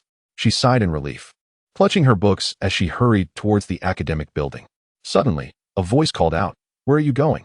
The sound sent a shiver down her spine. Instinctively, she halted, closed her eyes, and took a deep breath. Not again. Turning around, she found Qi Feng leaning against a tree, a thermal lunchbox in hand. Su Nanji exclaimed, Qi Feng, please spare me. I yield. I admit defeat. Can you stop following me? Qi Feng strode over and grasped her wrist firmly. Oh, just speak without resorting to violence. Qi Feng, you old rascal, I've called for help. Su Nanji raised an eyebrow, then turned her back and executed a shoulder throw. Qi Feng was accustomed to this. With a swift grappling move, Su Nanji pinned Qi Feng down. I will repay the hospital expenses. From this moment on, you are not permitted to follow me. Qi Feng lay on the ground, stopped the chatter. If you want to hit me, do it quickly, so we can head to the cafeteria afterward. I really. Su Nanji released Qi Feng's hand and stamped her foot in frustration. Qi Feng got up and seized her wrist again. He never imagined that in this life, he would regard women as equals, a stark contrast to his previous existence. This time, Su Nanji did not resist. She seemed to have somewhat accepted the situation. Qi Feng, like an unyielding adhesive, was not easily shaken off. In the cafeteria, Su Nanji sat with puffed cheeks, visibly vexed. Surrounding her, whispers of speculation filled the air. Oh no, Could it be that Nanji is succumbing so quickly? Indeed. Feng plays by no conventional rules. Is there truly such a domineering man? I fear our dear Nanji won't hold out for long and will soon be conquered. Ding Yiting and her companions shook their heads at the scene. Su Nanji remained irritated in her seat as Feng opened a thermos. A strong scent of traditional Chinese medicine wafted out. He handed it to her. Drink this first. After our meal, I worry you might feel nauseous. Feng. I am at my limit. Su Nanji retorted. You must give me a reason. Do you fancy me? But I have no interest in romance. So please refrain from pursuing me. Feng glared at her. Will all this chatter cure anything? You. Su Nanji ground her teeth in frustration. Feng extended his hand. Give me your meal card. I'll fetch your food. Su Nanji remained still. Feng reached for her bag, startling her. I shouldn't have come to Nanshan University. Just let me be. With that, she reluctantly produced her meal card and handed it to him. Ah, my card. She almost said is empty. Su Nanji turned away, and by the time she looked back, Feng had already moved on. She sighed and noticed Ding Yiting and her friends nearby, giving her a helpless look. Feng approached the counter. Beep. The lady at the register said. Your card has insufficient funds. Feng frowned, nearly having forgotten. She seldom ate in the cafeteria in her previous life. Su Nanji was indeed peculiar, always engrossed in her own pursuits. Feng went to the front, recharged the card with 10,000, then collected the food and approached Su Nanji, who had finished her medicine. Have some porridge to settle your stomach, quickly. Su Nanji glanced at the bowl of millet porridge, a boiled egg, a small plate of vegetables, and a piece of fish. Feng, I. Su Nanji attempted to speak, but Feng lifted the bowl and brought the spoon to her lips. I can manage on my own, she protested, unsure of how to articulate her feelings. No one had ever treated her this kindly, aside from her grandmother. With that, Su Nanji picked up her chopsticks and began to eat. This may very well be her first experience of such a lavish breakfast. The family was undeniably impoverished, relying solely on her grandmother's meager support, with every penny eked out through frugality. If they had not practiced such austerity, she would not have suffered from gastric ailments. The breakfast was somewhat different today, proving to be quite delectable. Su Nanji lowered her head, aware that she felt a twinge of emotion. Feng also began to eat, occasionally glancing up to check if she was enjoying her meal. Look, that's the new campus belle, Su Nanji from Nanda, someone exclaimed. Indeed.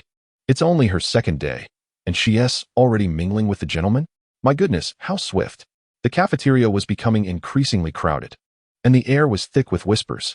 As Su Nanji absorbed these remarks, she felt her cheeks flush with embarrassment. Just then, a young man clad in a white leisure outfit, flanked by a dozen companions, strode over confidently. He was tall and handsome, his wrist adorned with a luxurious gold Rolex. He was heading straight for Su Nanji. Quick look, Chen Qinghai is approaching. Someone gasped. Who is Chen Qinghai? Another person queried. He's one of the top 10 wealthy students at Nanda. Rumor has it, his family owns a mine. A mine? What kind of mine? The coal mine in Nanshan. It is said to be contracted by his father. This was indeed a man of substance. As the murmurs intensified, fervent gazes were directed toward Chen Qinghai, one of Nanshan University's most affluent second-generation heirs. The son of the chairman of the Nanshan Coal Mining Group, his presence was undoubtedly imposing. Oh no, Chen Qinghai is here to flirt as well. Is our Nanji truly so irresistible? Ding Yiting and her friends sat at a distance, hands on their foreheads. The first contest for the campus belle title at Nanshan University was evidently about to commence. Chen Qinghai was no ordinary individual, given his family's wealth. There was a ranking of the top 10 wealthy heirs circulating on the campus forum, and Chen Qinghai was ranked 6th. A sophomore, he had shown interest in the various campus belles. A spectacle was indeed unfolding. Feng and Su Nanji were still enjoying their meal when Chen Qinghai approached them. A few of his classmates lifted their feet and placed them on the table in front of them. These individuals were all sworn brothers of Chen Qinghai. With a smirk, one of them taunted, "Newcomer, do you dare to touch the campus belle? Do you think you can disregard young Master Chen?" "Yeah, newcomer, scram. This isn't a place for you," another chimed in. Upon hearing these words and witnessing the scene, Su Nanji felt a surge of urgency. She set down her utensils and raised her head, bewildered. Chen Qinghai shot a glare at Feng, silently warning him to back off, lest he provoke him. As he turned his attention to Su Nanji, he thought, this girl is extraordinarily beautiful, fair, tender, and rosy. Although Feng should have recognized Chen Qinghai, They had not been acquainted in the past life. Nevertheless, it was not a significant issue. Noticing Su Nanji pause, he spoke, "Continue your meal. I shall attend to a minor matter."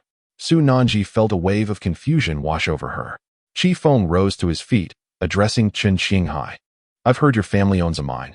Chen Qinghai chuckled. "Indeed, that is correct." As the words left his lips, Chi Feng seized Chen Qinghai by the shoulder, pivoted, and executed a shoulder throw. The impact. Chen Qinghai let out a piercing scream. Crash.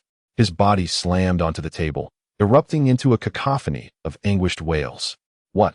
Goodness! Did this fellow just strike the heir of a mining family?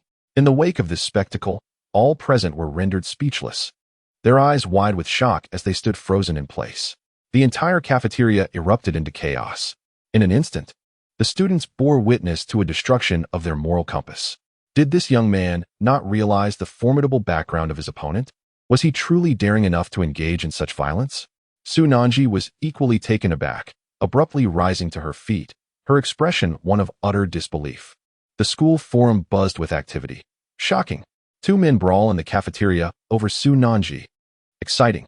A freshman brutally kicks the heir of a mining family until he no longer recognizes his own mother. Come and see. Numerous students grabbed their phones, eager to spread the word. Bro, come take a look. Someone just pummeled Chen Qinghai in the cafeteria. What? Where? I just told you, it's in the cafeteria. An increasing number of students gathered to witness the unfolding drama. On the third day of the new semester at Nanshan University, the first bout of conflict erupted, all due to Su Nanji. Chen Qinghai had aimed to impress a girl, but alas, his arrogance proved too much, and he was rebuffed. Someone explained. Damn. The onlookers widened their eyes in astonishment. Chen Qinghai, now sprawled across the table, clutched his waist, struggling to rise. His companions were not to be underestimated either. Chi Feng narrowed his eyes. Chen Qinghai shouted, "Finish him off. I'll cover the expenses." With that declaration, a horde surged towards Chi Feng. Over 20 students, some even brandishing chairs from the ground, charged forth, as they were all sworn brothers. A chair was hurled at Chi Feng. Su Nanji gasped in alarm. Chi Feng, get out of the way. Crash. The chair shattered upon impact with Chi Feng's head. He staggered slightly, then seized the assailant, driving his knee into the opponent's face. Blood erupted forth. The student howled in agony, tears streaming down his face as he collapsed to the ground. Chi Feng was relentless. He swiftly grabbed another individual by the neck, advancing with swift precision, unleashing a flurry of blows. He swiftly retrieved a broken chair leg from the ground and struck it vehemently against the assailant's head. Agonized cries filled the air. Chi Feng continued his assault, proving too formidable for the 20-odd challengers to withstand. In terms of ferocity, Chi Feng had mastered his craft in this lifetime. The others were left bewildered. With a grin, Chi Feng plunged into the fray. What are you doing? Stay back. Boom. A resounding thud echoed as bodies fell to the ground, convulsing in disarray. Chi Feng employed both hands and feet with remarkable skill, unmatched by ordinary individuals. Su Nanji covered her mouth in shock. The cafeteria had erupted into chaos. This fellow was remarkably skilled. My heavens. Chen Qinghai had inadvertently provoked a tiger. The students looked on in horror. Within mere minutes, Chen Qinghai's followers were rendered paralyzed by fear. A few began to retreat, and with a gasp, they turned to flee. Come back. Chen Qinghai bellowed. Chi Feng reached out, gripping Chen Qinghai by the neck. His gaze turned icy. Your family has a mine? What do you intend to do? Chen Qinghai screamed in terror. The stick in Chi Feng's hand struck directly against Chen Qinghai's head. Blood streamed from Chen Qinghai as he collapsed to the ground. Wailing in agony, the battle had come to an end, leaving a multitude of individuals sprawled on the ground. Su Nanji stared blankly at Chi Feng, astonished by his fighting prowess. How could he be so formidable? Yet, why had he allowed himself to be thrown over the shoulders so many times? Was it intentional? Was he unwell? Who enjoys being beaten? The director arrived, responding to a shout from outside. Principal Hua Quan rushed in, accompanied by a group of security personnel. Step aside. What is going on here? Who permitted this brawl? Someone shouted, Principal Hua, it's Chen Qinghai who was attacked. Hua Quan frowned. Who in their right mind would pick a fight with Chen Qinghai? Doesn't anyone know his father's protective nature? As he approached, he looked up and was taken aback upon seeing Chi Feng. Chi Feng, did you do this? Hua Quan inquired.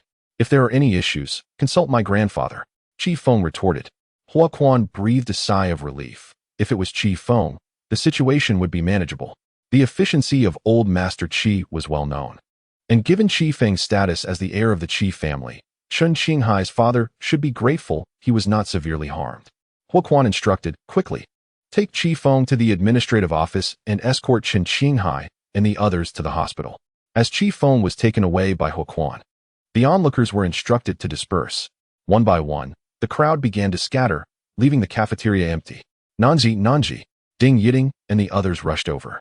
Su Nanji stood there, dazed, her mind a blank canvas. She couldn't comprehend why Qi Feng had acted in such a manner. Ding Yiding remarked, Nanji, Qi Feng is incredibly strong. Over 20 people couldn't defeat him. The other girls chimed in, indeed, but he was ruthless. He struck Chen Qinghai. And his father will certainly not let this go. Who knows, Qi Feng might face detention. If this isn't handled properly, he could be charged with intentional injury. Su Nanji remained silent, a well of emotions threatening to spill over, though she did not understand why. Wiping her eyes, she approached the cafeteria counter. Hello, I would like to add some money to my meal card. Ding. The aunt behind the counter looked at her. You already have 10,000 yuan here. You won't finish it in a semester. Do you still want to add more? 10,000.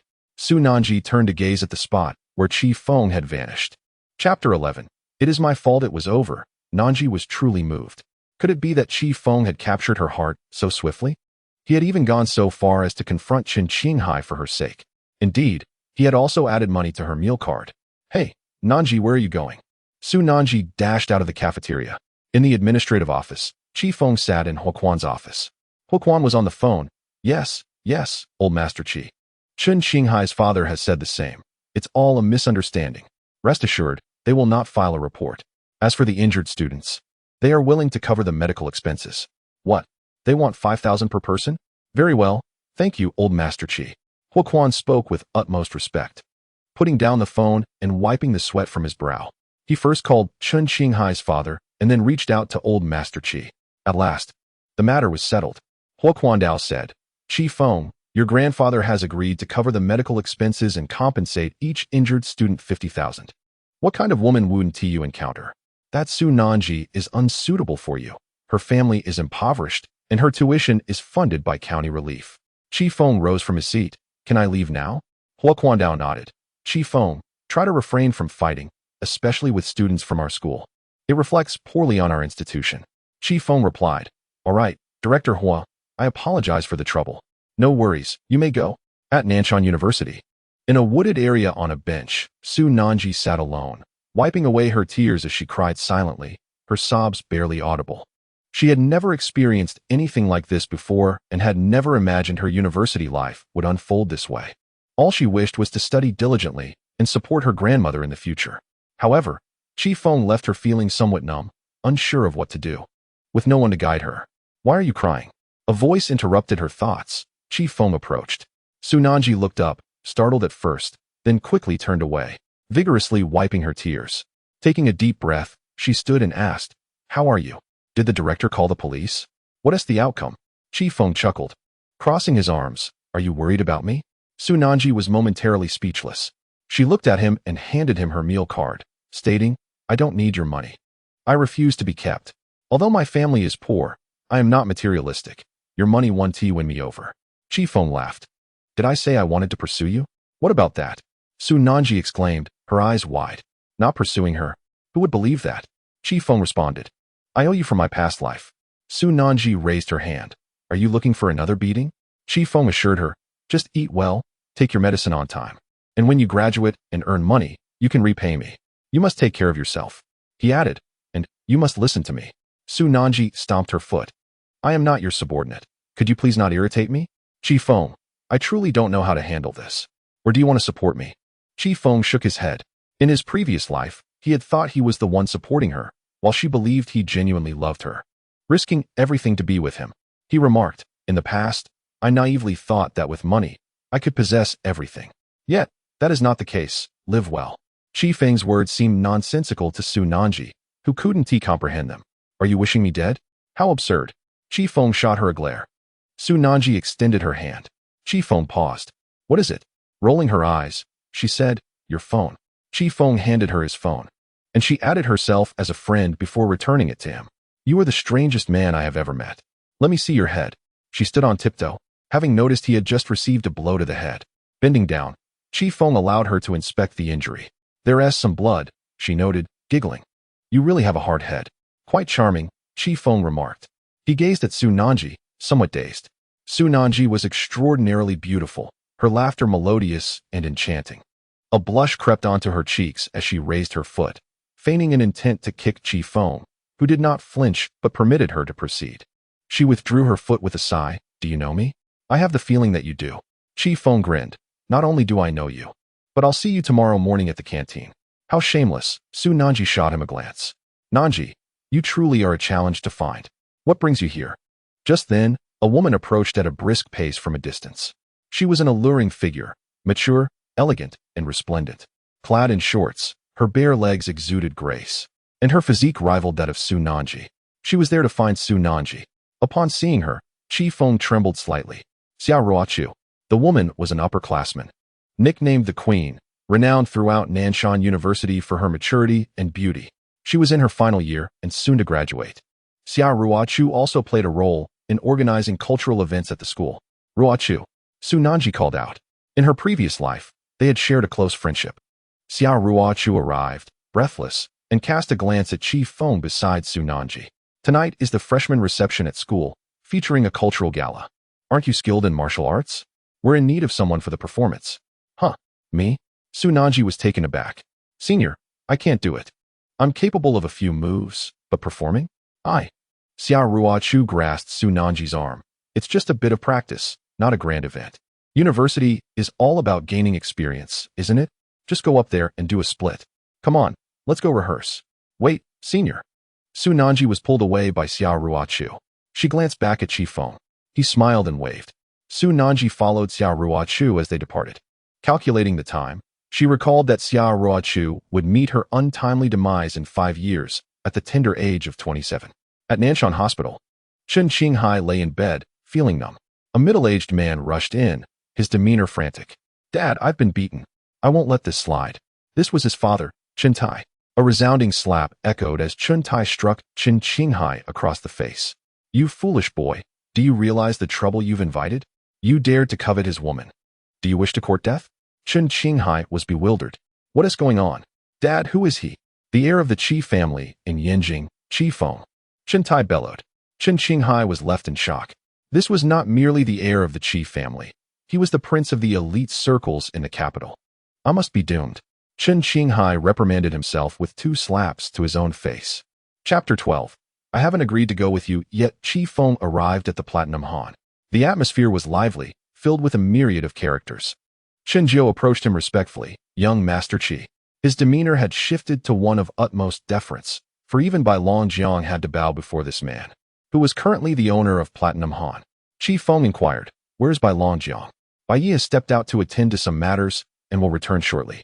Master Qi, please make yourself comfortable, Chen Jiu called out. In his past life, Chi Feng would have accepted this without hesitation. However, in this lifetime, he has come to a different understanding.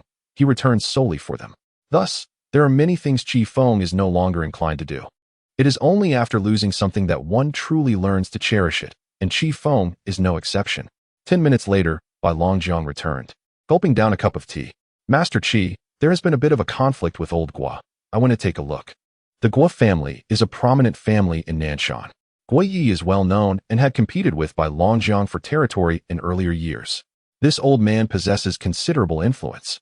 What he seeks is essentially the entirety of Nanshan's elite. Chi Feng turned to Bai Longjiang and said, in Nanshan City, there is a piece of land in Tiantang Village. Set aside all other matters and secure that land for me. Tiantang Village, Bai Longjiang replied, somewhat surprised. Tiantang Village is a village located outside the city limits of Nanshan. In his previous life, Tiantang Village was acquired by Qi Jian, where he established the Tiantang Resort. It was this very resort that led to the downfall of Bai Jinhang. The value of that land is substantial. Holding the leverage in Qi Feng's hands brings a sense of security. Qi Feng continued, you must take action immediately to acquire Tiantang Village. This land is the catalyst for economic transformation in Nanshan. It must be in our possession. Indeed, Tiantang Village is a prime location, but it requires considerable investment. Given Bai Jinhan's capabilities, he may not be able to manage it. However, with the crown prince of the Qi family involved, Bai Longjiang need only proceed with confidence. Chun Zhou inquired, Master Qi, are we planning to develop Tiantang village? Qi Feng replied, Nanshan is broad to the north, and this area will inevitably become a commercial focal point, a direction that the entire Nanshan city intends to develop. Securing this land will ensure profitable ventures, whether through sale or by constructing a commercial street. Bai Longjiang nodded in understanding. I will get started on preparations right away. At Nanshan University, on campus, Qin Qinghai, bandaged and accompanied by a group of people, returned to school. He remarked, Today, I feel fortunate to have escaped with my life. Who would have thought that the heir of the capital would be at our school? Qin Qinghai scoffed, contemplating the incident, his back tingling with unease. Fortunately, that Qi old man was somewhat courteous. Otherwise, not a soul would dare to speak up if someone were to be killed. Chen Xiao, is Qi Feng truly of a higher status than you? Isn't your family wealthy? One of his subordinates asked. Qin Qinghai retorted angrily. What does my family's coal mine count for? That Qi old man possesses gold mines. How can we compare? Just then, a McLaren drove into the school grounds, parking neatly. Qi Feng had just returned from Beijing and stepped out of the car. Qin Qinghai spotted him immediately and instinctively shrank back. Feeling awkward, he stammered, Young Master Qi, you're back? I sincerely apologize for what happened in the cafeteria today. Please forgive me. Without even glancing at Qin Qinghai, Qi Feng replied curtly, Get lost. Understood. Qin Qinghai responded quickly, signaling to his companions.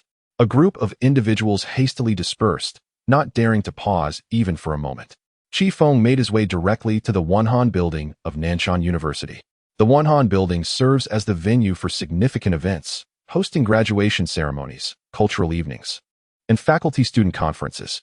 Within the grand hall, Su Nanji was rehearsing. She donned a pair of snug shorts complemented by a fitted short-sleeve top, the tight clothing accentuating her exquisite figure. Su Nanji's complexion was a delicate blend of fair and rosy, exuding an enchanting allure. Nanji, your figure is simply marvelous. How do you maintain it? One of the women exclaimed. Indeed, among this year's freshmen, you must be the most beautiful, another added. If I had your physique and looks, I would undoubtedly captivate all the men. Several women surrounded Su Nanji, admiring her and playfully pinching and poking her. Just then, Qi Feng entered the hall. Two upperclassmen at the door said, Hey, Junior, this is a rehearsal space for the cultural evening. No outsiders allowed. As one of them spoke, the other tugged at his sleeve. Are you insane? That kid is Qi Feng, the one who left Qin Qinghai unrecognizable in the cafeteria. It's him? Best not to provoke. Qi Feng strode confidently inside, having come specifically to watch Su Nanji's rehearsal. He pulled a chair over and sat down with a broad smile. Before him, Su Nanji was diligently practicing. She executed a back bend, followed by a backflip landing in a split, and then transitioned into an aerial split while inverted. The series of intricate movements stirred a sense of excitement within Qi Feng. Su Nanji's body was remarkably supple, enabling her to perform many challenging maneuvers. Nanji, look over there. That junior has been staring at you, utterly mesmerized, someone called out to her. Su Nanji turned her head, puzzled, and found Qi Feng grinning at her intently. Her cheeks flushed with a hint of shyness. What is he doing here again? She thought, feeling as though Qi Feng had fixated on her in an inescapable manner. She rolled her eyes. His gaze made her feel unexpectedly bashful. Su Nanji picked up her phone and swiftly typed a message. Su Nanji, why are you here, you troublemaker? Qi Feng's phone chimed. He glanced at it and replied, Qi Feng, you look great. Su Nanji, here comes the eye rolling again. Do you believe I would hit you? Qi Feng, you're so charming. Su Nanji shot him a glare from afar, then set her phone down to continue her rehearsal. She was at a loss for words regarding Qi Feng. Being cared for so attentively by a man left her feeling somewhat bewildered. Su Nanji rehearsed tirelessly for an entire afternoon, while Qi Feng remained seated, watching her intently. Initially, she felt somewhat shy, but she gradually grew accustomed to his presence. The rehearsal concluded swiftly. Wiping the perspiration from her brow, she was about to take a moment to rest when a water bottle was thrust before her lips. Qi Feng had already opened it, urging her to drink. Su Nanji stomped her foot in protest. Qi Feng, you again. Here, take it, he offered, handing it to her. Su Nanji accepted the water bottle and tilted her head to take a sip. Qi Feng, holding a tissue, gently wiped her mouth. Let us go? It's time for dinner. Hey, I haven't agreed to go with you yet. Su Nanji was pulled out by Chi Feng. Chapter 13. I can be jealous, Chi Feng. Let go of me. Chi Feng tugged at Su Nanji as they traversed the playground, drawing curious glances from onlookers. So they really are dating. Indeed, it's only been a few days since school started, and someone has already swept her away. Who exactly is this Chi Feng? Overwhelmed by the whispers surrounding her, Su Nanji felt a surge of frustration. Had she truly been swept away? Chi Feng was hardly impressive. How could he possibly win her over? Yet, this man was so domineering. Chi Feng led Su Nanji away from the school. With a puzzled expression, she asked, Chi Feng, didn't you say we were going for dinner? Aren't we heading to the cafeteria? Chi Feng replied, tonight, we're dining out. How infuriating. Who said I wanted to eat out with you? Is this a date? Covering her face with her hands, Su Nanji thought, this was all happening far too quickly. She hadn't even agreed to be his girlfriend yet. Having never experienced anything like this, Su Nanji felt utterly bewildered. You claim not to like Chi Feng, yet you find him hard to resist. You say you like him, but how could that be possible after only a few days? Su Nanji felt as if her mind were unraveling. I feel as if I owe you from a past life, she remarked. Wrong, it is I who owe you. Su Nanji. Near Nanshan University, at a restaurant, Chi Feng led Su Nanji inside. The reason for choosing this place was that in her previous life, Su Nanji adored the twice-cooked pork served here. That fellow would devour it, leaving his face greasy. After each meal, he would still linger on the taste. Seated across from Chi Feng, Su Nanji nervously bit her chopsticks, unsure of what to say. The dishes arrived promptly. Twice-cooked pork, a large carp, 6 dishes in total, 3 meat and 3 vegetable, plus a soup. Throughout her life, aside from special occasions with her grandmother, she rarely indulged in such feasts. With a smile, Chi Feng urged, go ahead and eat. Su Nanji glanced at him, momentarily at a loss for words. He picked up a piece of twice-cooked pork and opened his mouth. I can serve myself, you don't need to, she protested. Though her mouth opened as Chi Feng placed the meat within, she savored it, her mouth glistening with sauce, while Chi Feng beamed at her. How is it? Tasty. Isn't it? Su Nanji turned away, wiping her eyes discreetly. As she chewed on the succulent pork, she inquired, Chi Feng, you? Chi Feng, anticipating her question, interjected. Let us not talk while eating. Su Nanji stomped her foot in protest. Then tell me, why are you being so nice to me? Ding Yiting and the others said you just want to flirt. Is that true? Chi Feng remained silent. At that moment, several individuals entered the restaurant. Led by Chun Jiao in a suit, accompanied by a group from Beijing, who had specifically come to find Chi Feng. Upon learning that Chi Feng was dining here, they hurried over. Su Nanji turned to glance at Chun Jiao. Chi Feng stated, let us discuss this after we finish our meal. Understood. Chun Jiao responded and took a step back. Chi Feng served a bowl of rice to Su Nanji, advising her to take good care of her stomach and to avoid unclean foods, especially snacks. From now on, I will arrange your 3 meals a day. Just listen to me regarding everything at school. As Su Nanji ate, she turned her head, her eyes already glistening with tears. She wiped them away, but the tears remained stubbornly unyielding. After enduring 19 years of hardship with her grandmother, the funds for her university came from county relief. She had thought that attending university would mean continuing to live frugally. She was uncertain of Chi Feng's intentions. Perhaps, even if this man had a romantic interest in her, his kindness was enough to stir her emotions. Chi Feng felt a deep ache in his heart, especially when recalling the events of his previous life. She had clutched his hand tightly, pleading, Chi Feng, please help me heal. I really don't want to die. There are so many things I have yet to accomplish. Her heart-wrenching cries echoed in Chi Feng's ears. Taking a deep breath, he struggled to contain his emotions. He lifted his hand to gently wipe the corner of Su Nanji's eye. After she had dried her tears, she drank the soup in one go and wiped her mouth, declaring, I'm full now. Chi Feng stood up, saying, all right, wait for me at the door for a moment. I have something to attend to. Su Nanji nodded and stepped outside. What is it? Chi Feng inquired of Chun Jiao. Chun Jiao entered and replied, Master Bai went to Tiantang village today to discuss the land there. However, the village head mentioned that a group is also planning to acquire the land, and we need to negotiate with them. Master Bai met with him, but they want to fight. Chi Feng wiped his hands and asked who. Chun Jiao responded, it's Master Gui's people. This matter is likely arranged by your cousin Chi Jian. Chi Feng smiled. Chi Jian feared that Chi Feng would claim a portion of the Chi family's inheritance. Thus, when Chi Feng sold the villa, He suspected that Qi Jian was among the first to find out. That fellow truly doesn't regard me with any respect. Regardless, I have no time tonight. There's a cultural evening at school. Tell Bai Longjiang that I'll find some time tomorrow to join them. Chen Jiu nodded and left. As Qi Feng exited the restaurant, he found Su Nanji waiting at the entrance. She stood by the roadside, idly peeling off small advertisements from the lamppost, exuding an air of boredom. Let us go back to school, Qi Feng said. Su Nanji replied, yes. If Senior Rishu insists on having me perform at tonight's cultural evening, which starts at 8, I need to hurry. Upon hearing this, Qi Feng leaned in close to Su Nanji's ear and whispered, if you do the splits, I have no objections, but remember to wear leggings underneath. Otherwise, I might feel jealous. Go to hell. With that, Su Nanji executed a shoulder throw, once again bringing Qi Feng down to the ground. As his arm caught her, he lifted her onto his back. I surrender. My mistake, he exclaimed while lying on the floor. Su Nanji, her face flushed, retorted, what did you say? She then released Qi Feng. He rubbed his arm and said, let us go. Su Nanji rolled her eyes as the two returned to school. Upon arriving, she said, you go to the venue first.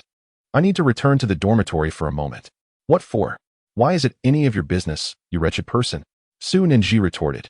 Be careful with your words next time, or I might just hit you. Deep down, she was aware that Qi Feng had defeated many, including Chen Qinghai, and that she was no match for him. He was merely being considerate of her. Qi Feng shook his head with a smile and proceeded to the venue. Su Nanji returned to her dormitory. In room 201, Ding Yiting and Jiang Mengnan had already gone to the venue.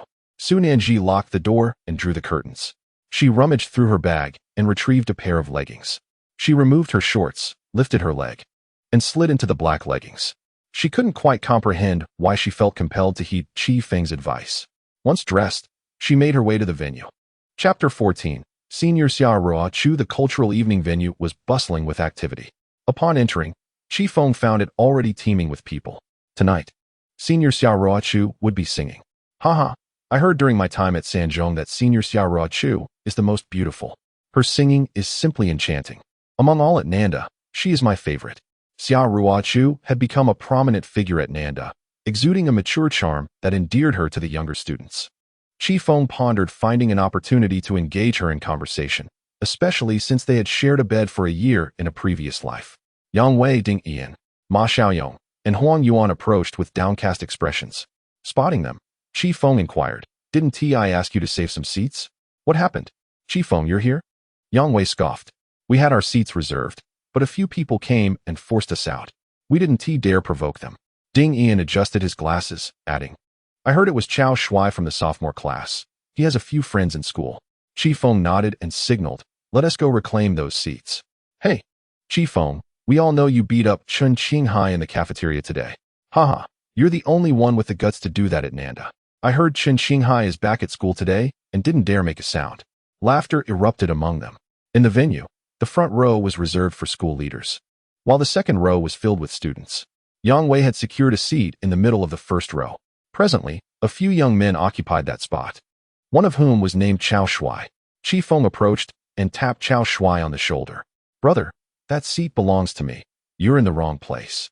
Chao Shui, infuriated, stood up abruptly and glared at Qi Feng. I absolutely detest you seat stealers.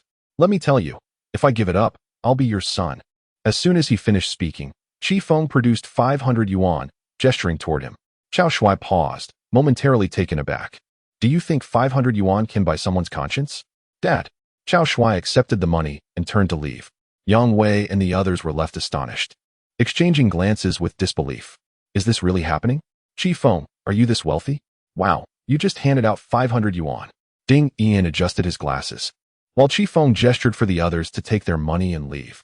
One by one, those accompanying Chao Shui rose, collected their 500 yuan, and departed.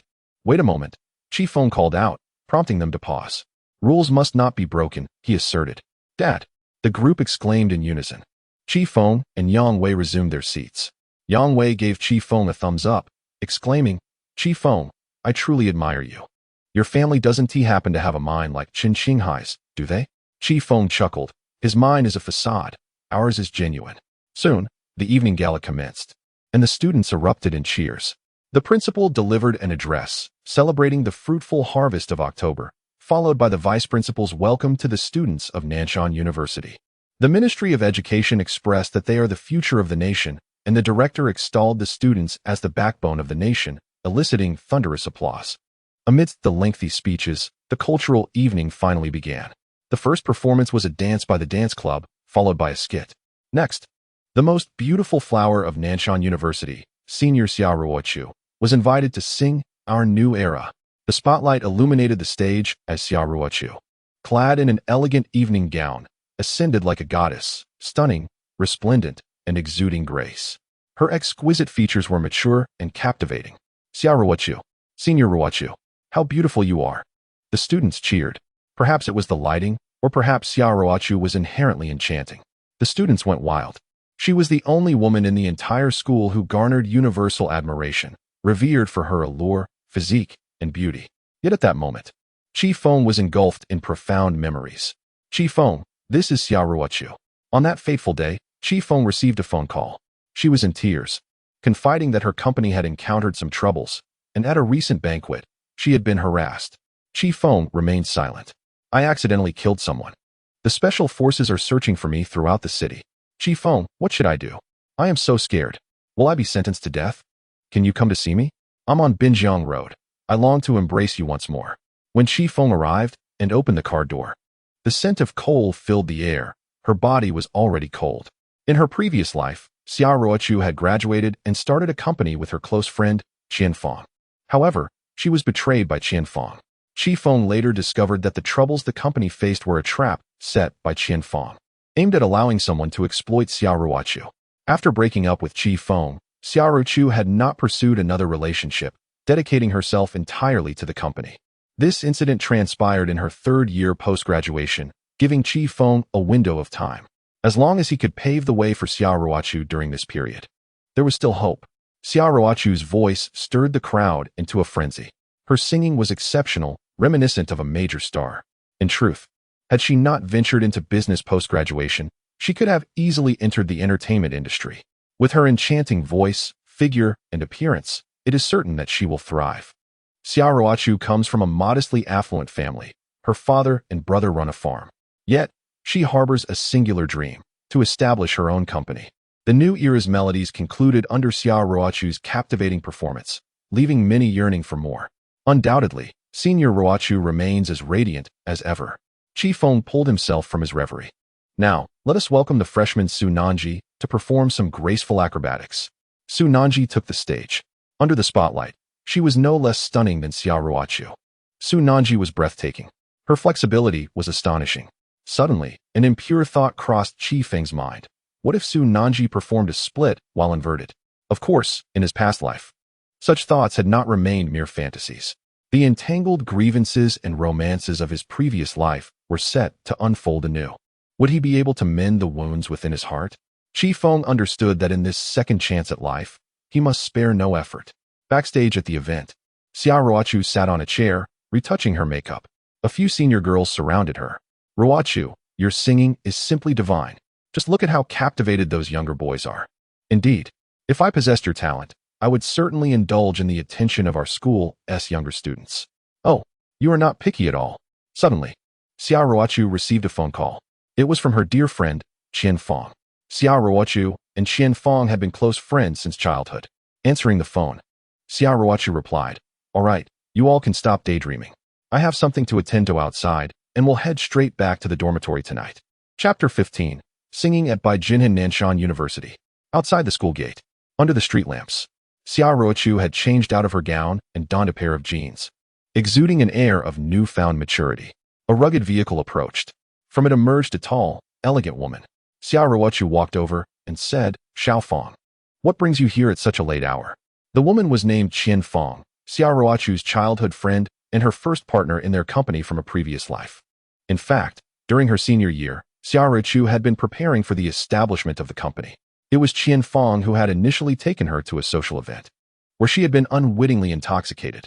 Feng crossed her arms and said, "Ruochu, there's been some news regarding Nanshan. You know Tiantang village, right? I just met with the relevant authorities, and they are planning to redevelop that area." In her past life, Qi Jian had established the Tiantang resort, alongside a commercial street. Being a local, Xiaoruochu was familiar with Tiantang village. Rumor had it that businesses were already strategizing to develop a commercial street after the village's redevelopment. I believe this could greatly benefit our plans for the company. In her previous life, the decision to establish the resort had only been made after Xiaoruochu graduated, when Qi Jian gained control of the Qi family. However, in this life, Qi Feng's involvement might expedite the process. Xiaoruochu asked, "Are you serious?" Qian Feng nodded, affirming the truth of her words. "Today, I encountered the owner of Beijing, who visited that plot of land. This group of individuals possesses an uncanny ability to catch whispers of information." Xiaoruochu felt a surge of joy. If a commercial street were to be established, she would undoubtedly invest. It had been thus in her previous life. Xiaoruochu remarked, "If this is indeed true, we must remain vigilant. I have scheduled meetings with several leaders. Shall I introduce you to them soon?" Qian Feng inquired. Xiaoruochu contemplated for a moment before responding, "Yes, please take special care of this matter. Once I obtain my graduation certificate, we can commence our plans." Qian Feng acknowledged with a sound of agreement, and with that, she departed in her car, gradually fading from view. Xiaoruochu took a deep breath. Establishing a company had always been her dream. Previously, her father had urged her to assist her elder brother on the farm, even covertly altering her college major. Nevertheless, Xiaoruochu was resolute. She would not waver. She aimed to prove to her father that she was capable. If the Paradise Resort were to indeed be constructed, it would coincide perfectly with her graduation, a splendid opportunity for her to showcase her talents. She prepared to return to school. As she turned, she noticed a familiar figure leaning against the school gate, arms crossed and a grin on his face. Xiaoruochu was startled. "Junior, how did you manage to sneak up on me?" She patted her chest. Who could this be but Qi Feng? The moment Xiaoruochu emerged, he approached her with a wide smile. "Ruochu, I've heard you plan to start a company after graduation?" he exclaimed. Xiaoruochu chuckled lightly. She scrutinized Qi Feng and recognized him at once. "You are that talented junior skilled in various arts, aren't you? I remember your name. Qi Feng." "Indeed, I am Qi Feng," he confirmed. "Qi from Qi Feng, and Feng from Feng." Xiaoruochu gathered her hair and said, "Could you perhaps make way for your senior? I need to head back." "Wait," Qi Feng interjected, observing her demeanor with keen interest. Xiaoruochu was momentarily puzzled. The graceful way she gathered her hair was undeniably mature and alluring. Qi Feng gazed at her, momentarily entranced, and said, "Ruochu, I overheard your conversation with Qian Feng." Xiaoruochu's expression turned inquisitive. "What do you mean?" she asked, narrowing her eyes. Qi Feng continued, "Within 2 months at the latest, Paradise Village will undergo demolition, paving the way for a commercial street and a resort. When that time comes, I will reserve a spot for you." His words caused Xiaoruochu to laugh heartily. "You little rascal, have you grown? Stay clear of commercial matters. Your senior has other matters to attend to." She waved her hand dismissively, preparing to bypass him. However, Qi Feng obstructed her path once more. "You should not place your trust in Qian Feng. She could lead you astray. I will inform you of the specific plans for Paradise Village in a few days." Xiaoruochu regarded Qi Feng as just a childish boy, as she had in her previous life. She was several years his senior. During her high school years, she had experienced an accident that resulted in a 3-year hiatus from her studies. In her previous life, Xiaoruochu affectionately referred to Qi Feng as a little brat for quite some time, until he revealed his true self, prompting her to change her tone. "Junior, thank you for your kindness. May I pass now?" Xiaoruochu's amiable disposition resembled that of a devoted wife and mother. Qi Feng stepped aside, allowing her entry into the school. "Ruochu, remember to keep your distance from Qian Feng," Qi Feng advised. "Little brother, you certainly have a wide range of concerns." Xiaoruochu replied with a smile, to which Qi Feng responded with a faint smile of his own. He then entered his McLaren and drove to Platinum Han. At the girls' dormitory, room 201 buzzed with excitement. Su Nanji sat on the upper bunk, massaging her ankle after a tiring afternoon of rehearsals following the recently concluded evening gala. "Nanji, you truly shone today. You have no idea. The moment you took the stage, the juniors and seniors were all in awe." Ding Yiding exclaimed. Zhang Mingnan added, "Yes, Nanji, right after the gala, many seniors rushed over to ask for your contact information." Su Nanji, who was undeniably stunning, felt flattered as she exclaimed, "You're exaggerating." She then pointed at Qi Qing. "Qi Qing, you've gone soft." Just then, the door to the dormitory swung open, and another girl entered, announcing, "Yiding, Nanji." Li Tsinson from the neighboring dormitory has invited us out for dinner. The room erupted in astonishment. Ding Yiting gasped, wow, is that true? I heard Li Tsinson from the next dormitory is a rich second generation. Jiang Mingnan asked, is Li Tsinson really treating us to dinner? What could a distinguished young lady want with us? Qi Qing scoffed, humph, she might just be trying to establish good relations. According to Li Tsinson, since they were all classmates, she wanted to gather everyone and treat them to karaoke at Platinum Han. Wait, Platinum Han? Wow. I've heard it's the best club in Nanshan. Indeed, the extravagance is astounding. I've heard it costs tens of thousands for a single evening. They were all amazed by Li Tsinson's wealth. As Jiang Mingnan and the others debated, a group of girls appeared at the door, led by none other than Li Tsinson. Rumored to come from a family of business tycoons, accompanied by dozens of other girls from different dorms. Sisters, we are all classmates now. Let us support each other. Tonight, I invite everyone to Platinum Han for karaoke. Count me in. Me too. Ding Yiting and Jiang Mingnan raised their hands enthusiastically. Su Nanji interjected, you all go ahead.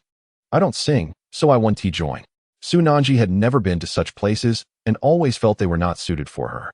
Jiang Mingnan and Ding Yiting approached her, insisting, Nanji, you don't understand. This is what university life is all about. Exactly, it's just singing. Besides, if everyone else is going, wouldn't it be rude not to join? But Su Nanji felt a wave of frustration as they pulled her along. Chapter 16. All expenses waived. Su Nanji was reluctant to go, but she could not resist Jiang Mingnan and the others. Fine, let us have some fun. The girls from several dorms headed straight for Platinum Han. Li Tsinson has already reserved a private room at the Platinum Han. Qi Feng sits in the lobby upstairs, facing the White Dragon River, while Chun Jiao stands beside him, thoughtfully stroking his chin. Bai Jianglong speaks up, stating that he has learned that Qi Jian is already planning something regarding Paradise Village. During my visit today, I encountered a man named Lu Chao, who is associated with Lord Gua. He is quite a character, reportedly having a history as a thug. Qi Feng has indeed met Lord Gua before, as it was he who purchased Qi Feng's house. In fact, in his previous life, when Qi Feng had just arrived in Nanshan, Qi Jian had already begun laying plans for the area. Qi Jian has covertly acquired the land of Paradise Village. Qi Feng's prompt action is merely an effort to outpace Qi Jian. Qi Feng remarks that Qi Jian's actions are aimed at consolidating the Qi family's power and establishing his own influence in Nanshan. We have secured this land in Paradise Village. He asserts, tomorrow morning, I will accompany you to meet Lu Chao. Chun Jiao responds, young Master Qi, I have encountered Lu Chao a few times. He operates west of Nanshan and has a few people under his command. He continues, with Lord Gua's backing, he previously disrupted operations at Far East. Qi Feng chuckles. Whether he is a horse or a mule, we shall find out tomorrow. What if Lord Gua comes? Bai Jianglong counters. Qi Feng smacks his forehead, realizing that as long as the old man is alive, the Qi family is still under Qi Jian's control. Qi Feng wishes to save his grandfather. However, he suffers from liver cancer, and no matter how much Qi Feng wishes to help, he cannot save him. Unlike Su Nanji, whose illness will manifest years later, there is still time for her to recuperate. The old man, however, is beyond saving. Descending from the Platinum Han, Qi Feng recalls that he has yet to deliver medicine to Su Nanji. He picks up his phone and composes a message. Where are you? He inquires. At the Platinum Han, in a private room, he receives in response. The atmosphere is lively, with over 30 women indulging in drinks and singing joyfully. Beverages, snacks, and fruits abound, creating a vibrant scene. The music echoes as the women revel in their merriment. Su Nanji sits on the sofa, observing Li Tsinson sing. Although she feels somewhat out of place, she smiles and claps along with the others. It is her first time here, and she struggles to let loose. Jiang Mingnan hands Su Nanji a bag of chips, saying, Nanji, Tsinson is treating us. Why aren't you eating? Su Nanji takes the bag, preparing to pop a chip into her mouth. Suddenly, a voice echoes in her mind. From now on, I will be responsible for your meals. Do not eat snacks. Remembering his words, Su Nanji feels a sudden jolt. She bites her lip and sets the chips down. Her stomach is delicate, and Qi Feng's intentions are indeed for her own good. Ding dong. Su Nanji's phone rings. She glances at the screen and is taken aback. Where are you? Qi Feng asks. She surveys her surroundings, ensuring no one is paying attention, and quickly replies, dormitory. Qi Feng responds, don't sleep yet. You haven't taken your medicine. I will bring it over once I finish preparing it. Su Nanji is momentarily stunned, her heart racing. What if Chi Feng discovers she is at the Platinum Han? Would he be angry? No. Why would one assume he would be angry? They are not in that kind of relationship. Su Nanji struggled to maintain her composure, yet found herself feeling rather overwhelmed. How should she respond? After much contemplation, Su Nanji hurriedly crafted a message. I have already gone to bed, won't be eating tonight. So please don't come. Chi Feng replied. No way, you must eat. Su Nanji, feeling exasperated, thought. Chi Feng, here you go again. At that moment, Chi Feng realized something. Are you not in the dormitory? Su Nanji panicked. I am. Chi Feng insisted. Send me a photo of the dormitory as proof. Su Nanji rolled her eyes, thinking, there are girls here without clothes on. How can I take a photo? She added, I'm going to sleep now, good night. Chi Feng fumed in frustration. If she sent another message, Su Nanji would not respond again. Chi Feng picked up his phone and called Yang Wei. He had Yang Wei's number from his previous life. Hello, who is this? Yang Wei, nearly asleep, was startled awake. Chi Feng, how did you get my number? Yang Wei exclaimed, sitting upright. Chi Feng replied, could you reach out to Ding Yan and ask for his sister's contact information? I need to speak with her about something. Yang Wei acknowledged and soon forwarded Ding Yiting's number. Without hesitation, Chi Feng called Ding Yiting. In a private room at Beijing Han, Ding Yiting was shaking her hands when her phone rang. Confused, she answered, hello? Chi Feng introduced himself. This is Chi Feng. Ding Yiting abruptly stood up, her expression shifting. Su Nanji, sitting beside her, inquired, Yiting, what's wrong? It's Chi Feng calling, Ding Yiting replied softly. What? Su Nanji waved her hands, signaling her to keep quiet. Ding Yiting chuckled. Ah, Chi Feng, you're looking for Nanji, right? She's already asleep. What? Why is it so noisy here? I'm in the restroom. And it's a bit chaotic outside. Nanji has already changed. If you have something to say, please wait until tomorrow. Chi Feng stated firmly. She hasn't taken her medication yet. Do you want to see her develop gastric cancer? Upon hearing this, Ding Yiting softened. After all, Su Nanji was her friend. Ding Yiting pressed her forehead with one hand. All right, we are at Beijing Han. Chi Feng instructed, let Su Nanji answer the phone. Ding Yiting pouted but handed the phone to Su Nanji. With a sigh, Su Nanji took the phone. Chi Feng, could you please not? Just as she was about to protest, Chi Feng interrupted her. Aren't you supposed to be sleeping in the dormitory? Su Nanji was taken aback. She thought Chi Feng would be angry. It felt strange. If Chi Feng truly were angry, she would feel an inexplicable urgency. Su Nanji explained. Chi Feng, listen to me. It's Xin from the dorm next door, the one from our class. She is treating us. How infuriating. Why did she have to explain herself to him? Chi Feng replied. Then enjoy yourself, but don't stay out too late. Just let me know when you're back so I can give you your medicine. This left Su Nanji in shock. You're not angry? She asked incredulously. Chi Feng responded. Why would I be angry? Oh, Su Nanji replied, understanding dawning upon her. Chi Feng reiterated, no snacks are allowed. We will see if there is any improvement after the next re-examination. Refrain from drinking any beverages as well. Wait a moment. I will have someone bring you some milk. Su Nanji replied. Oh, got it. Chi Feng added. Enjoy yourself. I'll be waiting for you. With that, he ended the call. Su Nanji set her phone down, exhaling deeply. She was truly perplexed about Chi Feng's intentions and how to interact with him. Nevertheless, his kindness towards her was undeniable. Ding Yiting remarked, Nanji, Chi Feng seems to care about you quite a bit. He even asked for my brother's number. I actually wish he wouldn't be this concerned about me. I'm not anyone special to him, Su Nanji said, feeling a bit helpless. Ding Yiting chuckled. In the past few days, my brother has been getting closer to Chi Feng. Let me find out more for you. If things go well, I think Chi Feng is actually quite decent. He treats you so well. Oh, please stop, Su Nanji replied. In the lobby of the Beijing Han, Chi Feng hung up his phone and approached the front desk. Young Master Chi, the receptionist, greeted him. Bilong Jiang had already made the introductions. Chi Feng was the new owner of Beijing Han. Chi Feng inquired, which room are the girls from Nanshan University in? Have someone deliver a cup of fresh milk to a girl named Su Nanji. Furthermore, tonight all their expenses should be waived, and please send a fruit platter as well. Understood, young Master Chi. Chapter 17. Marking identity with membership cards in my heart, soaring freely. In the private room, the music played intermittently, with melodious singing resonating within.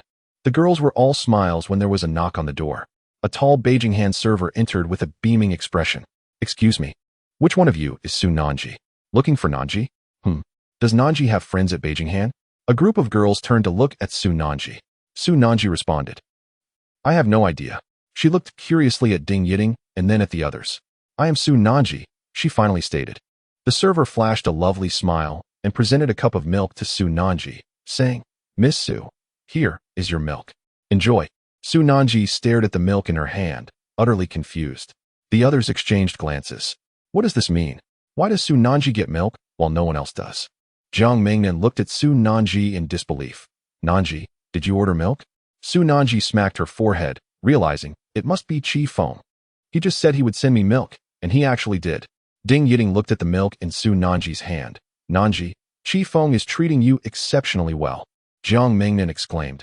Yes, Nanji, you come to Beijing hand to sing, and Qi Feng sends you a cup of milk? Wow, that is so sweet. Indeed. Qi Feng really does have a warm-hearted side, Jiang Mingnan and the others commented, leaving Su Nanji in a state of numbness. He is so domineering, so blatant about it. Yet, looking at the milk in her hand, Su Nanji couldn't help but feel a touch of warmth. No one had ever treated her this well before. The waitstaff gradually presented a platter of fruits. Li Tsinson inquired, Excuse me, miss, I do not recall ordering these fruits. Might there have been a mix-up with the room? The server smiled gently, assuring her, No, there has been no mistake. This is a complimentary offering. Wow, Platinum Han is quite thoughtful, she remarked. Indeed. But with such an abundance, will we be able to consume it all? You are far too generous. The server nodded, replying, Please enjoy, ladies. I apologize for the interruption. Before retreating, the young women gathered around the table, indulging in the fruits laid before them. Only Su Nanji held a glass of milk, feeling somewhat out of place. Ding Yiting chuckled, Sister, this milk is from Nanji's boyfriend, Qi Feng, especially delivered for her. Yiting, Su Nanji exclaimed, playfully nudging her. Wow, Nanji, you have a boyfriend? How swiftly this has happened. Is he the Qi Feng who confronted Chen Qinghai in the cafeteria? A cacophony of chatter ensued, leaving Su Nanji wishing for a hole to hide in. Meanwhile, upstairs, the young manager reported, Young Master Qi, both the milk and fruit platter have been delivered. Qi Feng nodded in acknowledgement. Rising from his seat, he declared that Su Nanji is under my care. Henceforth, whenever she visits Platinum Han, ensure her every request is met with utmost hospitality. Understood, young Master Qi. Leaving Platinum Han, Qi Feng returned directly to the university, intending to prepare medicine for Su Nanji. His dormitory lacked a cooking facility, yet he resided in a single room equipped with a kitchen, courtesy of Huaquan, though Qi Feng had never ventured into cooking. It was not until late that Su Nanji and Li Tsinson finished their revelry. After singing for half the evening, My throat is hoarse, Su Nanji remarked. Indeed. But tonight has been splendid. We owe much gratitude to Tsinson. Tsinson, you are truly wonderful. At 11:30, the young women finally departed the private room. Li Tsinson led the way, embodying the grace of a cultivated lady, smiling as she reassured, No worries. We shall have ample time to bond in the future.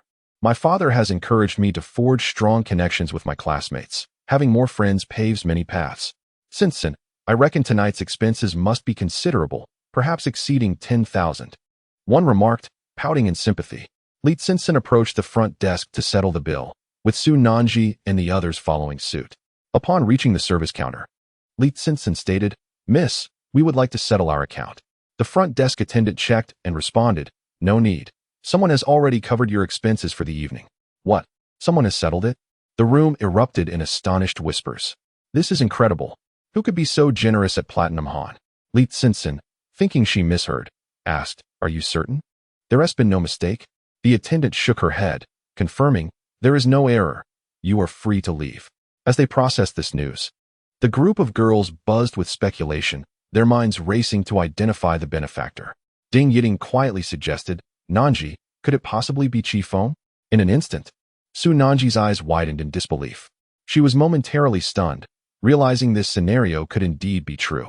That guy I must inquire when I return, she murmured, pursing her lips. Li Tsinson and her companions were filled with questions as they prepared to leave the Platinum Han. Suddenly, the receptionist called out, Miss Su Nanji. Su Nanji turned around in confusion, pointing to herself, Are you calling me? Yes, indeed. It's you, the receptionist replied, stepping forward to hand Su Nanji a membership card. Miss Su Nanji, please accept this card. It signifies your esteemed membership at Platinum Han, and it has been loaded with 100,000 yuan. Su Nanji's eyes widened in astonishment. Ding Yiting beside her covered her mouth in shock, while Jiang Mingnan gaped in disbelief. Qi Qing was equally taken aback, and Li Tsinsen and the others exchanged incredulous glances. Who? Su Nanji inquired, staring at the membership card. Keep it with you. Whenever you visit Platinum Han, simply present this card for all your expenses, which will be charged to it, the receptionist explained, placing the card firmly in Su Nanji's hand. It was no jest. This was the woman of Qi Xiao. What sort of membership card was this? It merely symbolized Su Nanji's status. In truth, there was only one card of its kind throughout the entire Platinum Han. Hey, have you heard? Our Platinum Han has issued a new membership card. A group of male and female staff members whispered among themselves. Yes, it's golden, and I've heard it's for the new manager Qi's girlfriend. Chun Jiu descended from upstairs, calling out, what are you all discussing? Come on, gather for a brief meeting. All department heads, please join. Chun Jiu was the general manager of Platinum Han, and many gathered around. He continued, just now, we issued a golden membership card. I fear you may not recognize the individual, so we've marked it for identification. That is the woman of our new manager Qi. You all know how to behave upon seeing this card, correct? Understood, Manager Chun. Everyone responded in unison. Chun Jiu nodded. Get back to work. The crowd dispersed, and Chun Jiu ascended the stairs. At this moment, Su Nanji and her group of friends exited Platinum Han. Chapter 18. Are you upset? Su Nanji felt somewhat disoriented. The membership card in her hand plunged her into a state of confusion. Qi Feng. The 100,000 yuan within was charged by him. The milk was also a gift from him, as was the fruit platter he ordered. He truly was affluent. Li Tsinsen and the others gazed at Su Nanji with curiosity. Nanji, it's strange. Why was this membership card given solely to you? Others chimed in. Yes, Nanji. What does this mean? Do you have some connection with Platinum Han? Nanji, this card holds 100,000 yuan. Isn't that exhilarating? Can it be withdrawn? If it can, why not take it out? Exactly, take it out. It seems some man has taken a liking to our Nanji. Would it not be delightful to spend it on yourself? The sisters began to brainstorm, suggesting the withdrawal of the money. Imagining how splendidly one could live with 100,000 during their 3 years at university. Yet, Su Nanji felt an acute sense of urgency. Truth be told, aside from the initial touch of gratitude, she now found herself consumed by anger. She was certain it was Qi Feng. She was convinced that he was the epitome of a wealthy second-generation heir. His kindness towards her could not possibly stem from anything other than his intentions for women. She simply could not fathom any other motivation. Su Nanji fled, making her way towards the school. As she ran, her chest heaved with each stride. Hey, Nanji! Ding Yiting called out, initially intending to pursue her, but ultimately decided against it. She was sure Su Nanji was seeking out Qi Feng. And indeed, she was right. At the foot of the girls' dormitory, the lights were still ablaze at midnight. Just as Su Nanji approached, Qi Feng emerged from the thicket, carrying a thermal container. A half-smile playing on his lips. Su Nanji, it's already midnight. You must have had quite the night, huh? Qi Feng. Su Nanji abruptly turned, her eyes igniting with fury as she strode towards him. This time, she was genuinely angry. Qi Feng had already examined her and procured medicine for her. She was at a loss for how to respond. Yet, his advances showed no sign of abating. With a resounding slap, the platinum membership card of Beijing was thrust against Qi Feng's chest. Was it you? Su Nanji glared at him, her expression darkening, yet her beauty was undeniable. Qi Feng replied, take your medicine. Spare me the pretense. I ask you again, was it you? Su Nanji forcefully pushed aside the thermal container and shouted. Suddenly, the lights in the girls' dormitory flickered to life, illuminating the entire building. What is happening? Who is shouting? What is going on downstairs? Qi Feng regarded the membership card in Su Nanji's hand and calmly replied, it was me. He admitted it. He truly confessed. Was it you who settled Beijing Han's bill? Su Nanji pressed further. Qi Feng nodded affirmatively. It is what it is. There is no need for concealment. It was me. The words escaped his lips, prompting Su Nanji to inhale sharply as she wiped her tears. She thrust the card into Qi Feng's hands, weeping. Qi Feng, this is enough. It's only been a few days since the semester began, and you've already spent over 100,000 on me. Are you trying to make me feel guilty? What are you thinking? Why should I spend your money? Because I'm beautiful? Do you wish to touch my heart? Do you desire me to be your girlfriend? Or is there another reason? Su Nanji was now in tears, her face streaked with sorrow. Qi Feng stood momentarily stunned.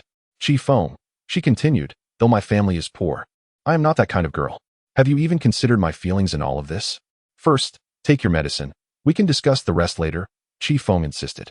I want to talk now, Su Nanji retorted, her eyes brimming with tears. I genuinely appreciate your care, Feng, for checking on me and treating my illness. But I truly do not want your money. Please, do not trouble me again. Return by Jinhong's membership card. I will repay you for the medical expenses through my summer job. It may take a year, but I will pay you back within 3 years, before I graduate. She wiped her tears and turned towards the dormitory. Su Nanji, come back. Feng called after her. Su Nanji ignored him. In her previous life, she had acted in the same manner. Feng believed that his expenditures were insufficient. Eventually, she obtained his sincere affection. Yet, she believed that he had seduced her to his bed solely for monetary gain. It was only on the day of her demise that Feng truly comprehended the essence of genuine love. She had indeed loved deeply, to the extent that this 3-year romance during university nearly consumed her entirely. Since then, she had never ventured into another relationship, nor had she developed feelings for any man. Su Nanji returned to her dormitory, feeling somewhat fatigued. Without even showering, she collapsed onto her bed. She buried her face in the pillow, tears streaming down her cheeks. Feng had treated her with such kindness. Or perhaps, this was merely a wealthy man's way of courting women? For them, money might hold little significance. But for Su Nanji, it was of immense importance. Her grandmother's health was frail, and she never knew when misfortune might strike. Ding Yiting and the others soon returned. And upon seeing Su Nanji on the upper bunk, Ding Yiting asked, Nanji, are you crying? What did you and Feng discuss? Jiang Mengnan remarked. Feng is exceedingly generous, almost unrealistically so. Indeed, in just a few days since the semester began, he had already spent over 100,000 on her. If she were a gold digger, she might relish such attention, but Su Nanji was not that kind of girl. Ding Yiting gritted her teeth in frustration and exclaimed, tomorrow, we must confront Feng and demand to know what he intends to do, treating Nanji in such a manner. Yes, we will accompany you. We cannot let this despicable man get away with it, they agreed. Humph, these men, they only care about Mengnan. I advise you not to utter the last 2 words. It is rather undignified. The following morning, Su Nanji and Ding Yiting descended the stairs, prepared to have breakfast in the cafeteria. Through this incident, Su Nanji realized the importance of nourishing her body. However, she did not see Feng present. Unlike the previous 2 days, Feng was not waiting downstairs for her. Could it be that her words had been too harsh last night? Perhaps this was for the best. Feng owed her nothing, and she had no desire to squander his money, whose wealth comes without effort. After having breakfast, Su Nanji arrived at the classroom early. As class time approached, Feng still had not arrived. For some reason, she felt a pang of anxiety. It was only the 3rd day of school. Could he be skipping class? Was he angry enough to refrain from attending? Yet, as she peered outside the classroom, Feng remained absent. Ding Yiting, noticing this, turned to Ding Yan, who was laughing with Yang Wei at the other side of the classroom, and asked, Ding Yan, where has Feng gone? Why isn't he here today? Ding Yan looked puzzled. I don't know. Feng doesn't he stay in our dormitory? I have no idea where he resides. What? Feng isn't in your dorm? Then where is he? I've searched every male dormitory. Feng is nowhere to be found. He might not even be on campus. Yang Wei replied. Ding Yiting sighed and glanced at Su Nanji, suggesting, Nanji, should we call him? Su Nanji shook her head, let it be. We can discuss it when we meet next. Meanwhile, Feng had already left the school early that morning. Beilongjiang and Chunjiu personally came to greet him. Chapter 19. Inform Lord Gua. We shall meet tomorrow in Tiantang Village, a village located in Nanshan City, to the north of Nanshan. In a previous life, this place was expanded by Qi Jian, who seized the land of Tiantang Village to establish the commercial district of Nanshan City, thereby invigorating the entire region. Early in the morning, Feng appeared in Tiantang Village, with Beilongjiang and Chunjiu both attired in suits, accompanied by a substantial number of individuals from Beijing, totaling over 20. They had baseball bats in their vehicle, indicating Chunjiu's intention to confront someone. Tiantang Village spans a considerable area, and there is a plot of land designated for construction, which had been planned a decade ago, situated at the foot of Nanshan. Beilongjiang remarked. The village chief of Tiantang Village is named Du Boizhou. I spoke with him yesterday, and that old rascal merely seeks to extract more money. Thus, he is inclined to sign with whoever offers the highest bid. Feng nodded while standing beside the vehicle. Chunjiu stated, I have already contacted him. He will arrive shortly. Chun Jiu narrowed his eyes and licked his lips, eager to confront Lu Chao today. Chi Feng remained silent. Clop, clop, clop. Shortly after, an elderly gentleman in a suit, accompanied by over 20 villagers from Tiantang, strode out from the village. Beilongjiang gestured, indicating that this was indeed Du Boizhong. Naturally, from Du Boizhong's perspective, the demolition of Tiantang village was inevitable. The land would go to the highest bidder, which is only natural, as everyone desires to acquire more funds. Mr. Bai, you have returned. Du Boizhong approached with his entourage. I previously mentioned that the villagers have come to a consensus. This piece of land is also of interest to Lord Guo from Nanshan. You must understand, if I were to give the land to you, how would Lord Guo respond? Therefore, it would be prudent for both of your families to discuss this matter together. Du Boizhong was quite tactful in his approach. Beilongjiang pointed towards Chi Feng and said, Du Boizhong, open your eyes and see clearly. This is Chi Feng, the genuine heir of the Chi family. Du Boizhong glanced at Chi Feng, initially taken aback, before responding. Greetings, young Master Chi. It is not that I am unwilling to make an offer. Rather, such matters are exceedingly difficult to decide. You see, your brother Chi Jian, I have heard, is backing Lord Guo. If I were to give the land to you, it would be difficult for me to explain on that side. Chi Feng furrowed his brow and asked, if I managed to gain Lord Guo's approval, would you then be willing to relinquish the land? Du Boizhong was not oblivious. He replied, of course, if you can secure Lord Guo's favor and the price is right, then you may acquire the land. Tiantang village is designated for construction. A plan established 10 years ago, and many desire a slice of this pie. The implication from Du Boizhong was clear. Tiantang village was not in dire need of a deal. Chi Feng responded, very well, just provide me with a definitive answer. Your involvement here is no longer necessary. Please take the villagers back.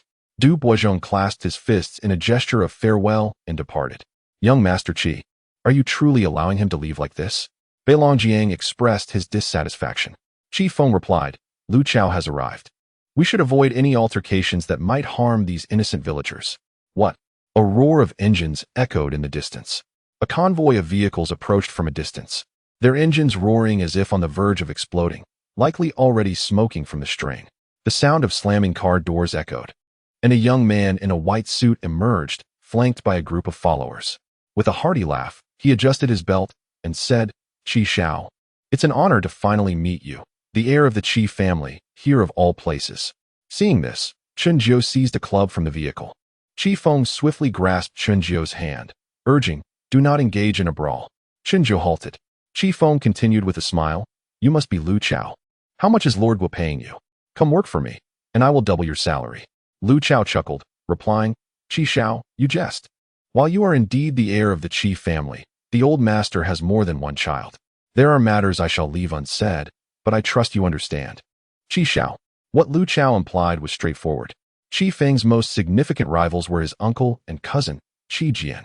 Additionally, there was a cousin sister. Given the old master's current health, it was unlikely he would last long. Ordinarily, Chi Feng, having already lost his parents and with only his sister abroad, would not necessarily inherit the Chi family fortune, especially now that he was away from the capital. Lu Chao, do you think I am the true leader of the Chi family? I am here for this land. What is it? Are you here to clean up after Lord Guo? Chi Feng maintained his composure. Lu Chao laughed again. Chi Xiao, as long as you understand, Lord Guo would never relinquish this territory. I am here today, and I truly wish to avoid conflict with you. But let me make it clear. You shall not set foot in Tiantang village. Chun Jiu, furious, retorted, Lu Chao. Stop rambling. I intend to make you regret this today. Chun Jiu was a fierce individual, indifferent to the consequences. Chi Feng, however, restrained him, smiling as he said, it seems we must settle this today. Very well, Chi Xiao, but you must possess the strength to match. Lu Chao smirked. Chi Feng extended his hand, and Chun Jiu placed the baseball bat into it. Chi Feng weighed it in his hands. Seeing this, Lu Chao shouted in anger, all right. I've never heard Chi Jian speak of your capabilities. Today, I shall test you. Lu Chao swiftly charged at Chi Feng, wielding the club. Let's see what you've got. Chi Feng declared, stepping forward and launching into the air, a whistle accompanying his movement, aimed directly at Lu Chao. What? Lu Chao exclaimed in astonishment as Chi Feng closed the distance, kneeing him in the face. Enraged, Lu Chao swung the club, but Chi Feng caught it and delivered a swift blow to Lu Chao's head with it. A resounding crack echoed as the club splintered. Lu Chao's head bleeding as he yelled, "Aren't you supposed to be washed up from your indulgences?" Seeking death, Lu Chao roared, gripping the remaining piece of the club and swinging it again. Feng struck the club with a punch, causing it to rebound, and in the next instant, his fist connected with Lu Chao's face. Lu Chao collapsed instantly, several teeth shattered. "What? This is impossible," he bellowed from the ground. "Get up," Lu Chao yelled defiantly. Feng lifted his foot and pressed it down upon Lu Chao's mouth. "Ah!" A scream pierced the air as Lu Chao's men were about to advance. Chun Jiu stepped forward, addressing his companions. "Qi Xiao is not alone here. This dog is already incapacitated." Surprisingly, the adversaries were momentarily stunned, hesitant to make a move. "Let go, let go!" Lu Chao shouted incessantly, bewildered by the turn of events. Qi Jian had informed him that Feng had long been drained by indulgences. Yet, he had never disclosed that Feng had been rigorously trained since childhood, under the stern guidance of retired Special Forces instructors. Feng stepped on Lu Chao's mouth, declaring, "I have some connections with Lord Gua. Consider this gift a token for him. Tomorrow morning at the Tiange restaurant, I shall have a word with him." With that, Feng picked up a club and rendered Lu Chao unconscious. He dusted off his hands, instructing his men to relay the message to Lord Gua. "See you tomorrow." Chapter 20. Your grandmother is ill. In the skyscraper of the Gua Corporation, on the top floor, an elderly man with a robust demeanor and a somewhat unsavory expression sat, smoking and flicking ash from his cigarette. "Lord Gua, are you certain that the Paradise Village can indeed be developed? If that is the case, this matter will surely cause a stir in Nanshan, and you must grant us an opportunity," inquired a poised professional woman standing nearby. Upon closer inspection, it was Feng. Across from her sat Lord Gua, whose full name was Guo Baizhang. To Guo Baizhang, Feng appeared to be an eager woman seeking opportunities. Naturally, if she proved useful, he would consider her. With a smile, he confirmed that the Qi family would be orchestrating the developments in Paradise Village, which would be demolished within half a month. Feng chuckled. "In that case, we will be relying on you, Lord Gua. Once the resort opens and the business network is established, both Ruochu and I will have our chances." "You are referring to Xia Ruochu from Nanshan University, correct?" he inquired. "Indeed, that is her," she replied. "My grandson seems quite taken with her. I hear she is a goddess." Feng laughed lightly. "She is more than just a goddess. Her beauty is unparalleled in Nanshan." Guo Baizhang shook his head with a smile. Ding dong. The elevator doors opened, and several bodyguards entered, carrying the bloodied Lu Chao. The stench of blood filled the air, prompting Feng to instinctively cover her nose. "Lord Gua, Lu Chao has been incapacitated. It was Qi Xiao's doing," one of the bodyguards reported. Guo Baizhang queried. Qi Jian mentioned that this lad was trained by the old master since childhood. "It is quite peculiar that Lu Chao was his rival. I should have warned him." "Did he leave any message?" he inquired further. "Qi Xiao said to meet you tomorrow at the Tiange restaurant," the bodyguard replied. Guo Baizhang flicked the ash from his cigarette. "Interesting. This young man sold the grand estate bestowed upon him by the old master, only to set his sights on Paradise Village. However, within the Qi family, his influence has likely waned. A mere pebble will not stir significant waves. Tomorrow, accompany me to meet him," he directed towards Feng. For an entire day, Feng was preoccupied with discussions at the Platinum Club regarding the Paradise Resort. Guo Baizhang was merely relying on the support of Qi Jian behind him. Yet, he overlooked a crucial detail. The old master was still alive. As long as the old master lived, he would remain the prince of the Qi family. However, it must be said that Qi Feng's time was running short. In the Platinum Han office, Feng remarked, "Guo Baizhang is merely relying on Qi Jian's presence. However, it poses no significant issue. I possess a strategy to deal with him. Young Master Qi, what do you propose?" "You shall visit someone on behalf of my grandfather. This individual possesses incriminating evidence against Guo Baizhang's son." Feng sipped his tea. "How so?"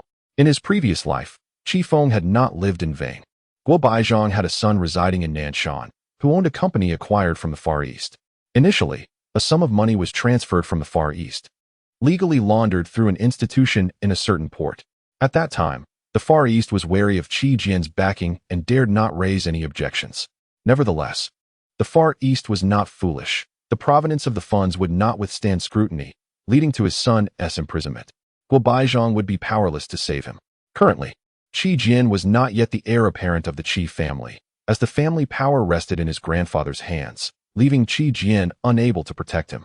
You must approach the Far East and inform them that this is the intention of the elder Qi. Once the matter is resolved, ensure Guo Baizhang's son is incarcerated. The business world is akin to a battlefield. In my previous life, Qi Feng was bested by them. In this life, for Su Nanji and for them, I cannot falter. Understood. At Nanshan University, students gradually made their way to the cafeteria. Su Nanji and Ding Yiding walked along the path, where Ding Yiding inquired, "It's strange, Nanji. What did you discuss with Qi Feng last night? He has skipped classes all morning and hasn't shown up yet." Su Nanji felt uncertain. Her spirits were somewhat dampened. Qi Feng had not appeared, and since last night, he had not delivered her medicine. She pondered whether her words had caused him distress. Perhaps they had. Yet, it was also possible that Qi Feng would never seek her out again. Perhaps this was for the best. Nonetheless, she felt a twinge of guilt. He had been so kind to her, yet she had failed to reciprocate his feelings. Just then, Su Nanji's phone vibrated violently, ringing with an unfamiliar area code from her hometown. She answered, and on the other end was the voice of her neighbor. "Nanji, is that you?" "Yes, it's me." A foreboding sense washed over her. The voice continued, "It's your aunt. You must return home quickly. Your grandmother collapsed in the field, and the ambulance has taken her away. They say it's a brain hemorrhage, and the situation is quite serious. You need to come back and see what can be done." In shock, Su Nanji dropped her phone. Misfortune often seeks out the unfortunate. Her father had succumbed to a brain hemorrhage, collapsing in the fields. Her mother had passed away from stomach cancer when she was just 7. Now, her grandmother, despite her advanced age, persevered through daily labor, rising early and returning late. Even working in town and selling vegetables at dawn, all to gather enough tuition for her education. At that moment, Su Nanji could no longer contain her emotions and broke down in tears. "Nanji," Ding Yiding called out. But Su Nanji had already dashed away, heading towards the director's office. Inside, Huoquan sat at his desk, and Su Nanji burst in, tears streaming down her face. Huoquan was momentarily taken aback. "Su Nanji, what troubles you? Has someone been bullying you?" Su Nanji, tears streaming down her face, replied, "Director, my grandmother is gravely ill and in critical condition at the hospital. I wish to take a leave of absence to see her." Huoquan was well aware of Su Nanji's family circumstances before she arrived at Nanshan. The local authorities had approached him regarding her situation. With a heavy sigh, he said, "You may go." Su Nanji dashed out, but Huoquan called after her, "Hey, Su Nanji, wait a moment." She hesitated and returned. Huoquan rummaged through his drawer and pulled out a crumpled 1,000 yuan bill, his secret savings. "You won't have time to take the bus. Head straight to Nanshan Airport, catch a flight to Yunchuan, and then take a car to the county. Here, take this money and buy yourself a ticket." He extended the cash toward her. "Director, hurry now. Once you arrive home, give me a call in my office so I know you're safe." Huoquan pressed the money into her hands. "Thank you, Director." Su Nanji bowed deeply, wiped her tears, and rushed out. She hailed a taxi and headed straight for the airport. Before long, she was on a flight back to her hometown of Yunchuan. On the plane, Su Nanji wept inconsolably. Her tears seemed never-ending. Her grandmother was her lifeblood, and without her, what was the purpose of attending university? No one understood her anguish. The aircraft landed in Yunchuan that afternoon. Su Nanji sprinted out of the airport and flagged down a taxi towards the county hospital. Chapter 21. Tiangu Restaurant. Xia Ruochu. In the evening, the cafeteria of Nanshan University buzzed as students trickled in for dinner. Ding Yiding rested her chin on her hand, sighing. "Nanji has gone home. I heard her grandmother is ill, alas." Qi Qing pouted. "Nanji is so pitiful. She said she has been without parents for a long time." Jiang Mingnan inquired, "What can we do for Nanji? Let us send her our blessings." Meanwhile, in a corner of the cafeteria, students approached Xia Ruochu, wearing a knee-length skirt that revealed her exquisite legs. "Senior Ruochu, may I sit with you?" She was the most beautiful goddess at Nanshan University, adored by all. Xia Ruochu smiled and replied, "I'm sorry, Junior, but someone is already here." Click-clack. Qian Feng arrived in high heels. Xia Ruochu had already prepared her meal. "So what is the news? Have you confirmed the development plans for Tiantang Village?" Xia Ruochu was already making preparations for her post-graduation plans. Many matters were being handled by Qian Feng, as it was inconvenient for her at school. "Absolutely." Qian Feng nodded. "I just returned from the Guo group, and Lord Guo from Nanshan said it directly. The prince of the Qi family in Beijing is behind the operation. They're planning to develop both the Tiantang Resort and the Tiantang Commercial District simultaneously. Xia Ruochu felt a surge of excitement. She had heard of the Qi family prince. There seemed to be two princes from the Qi family. Do you know which one is in charge? Feng chuckled. The elder is Feng, and the younger is Jian. However, only one can be the true heir. Though Feng is the elder, he does not wield as much power as Jian. In truth, the future of the Qi family will inevitably be in the hands of the second son. Xia Ruochu is not entirely aware of this. However, if the business circle truly takes shape, then upon her graduation, she can rise accordingly. At that time, she aspires to establish her own company, a dream she has long cherished. Feng then remarked, by the way, tomorrow, Master Guo will negotiate with the eldest of the Qi family at the Tianga restaurant. He has invited me to join him. You should come along as well, to familiarize yourself with Master Guo. In her previous life, Xia Ruochu believed Feng's words. By leveraging the Guo family, she secured a position at the Paradise Resort. This was, after all, a fortuitous turn of events, as her dream of starting a company had materialized. Yet, Guo Baizhang's grandson took an interest in Xia Ruochu. At that time, having just experienced a breakup with Feng, she had no intention of pursuing romance, focusing solely on her business.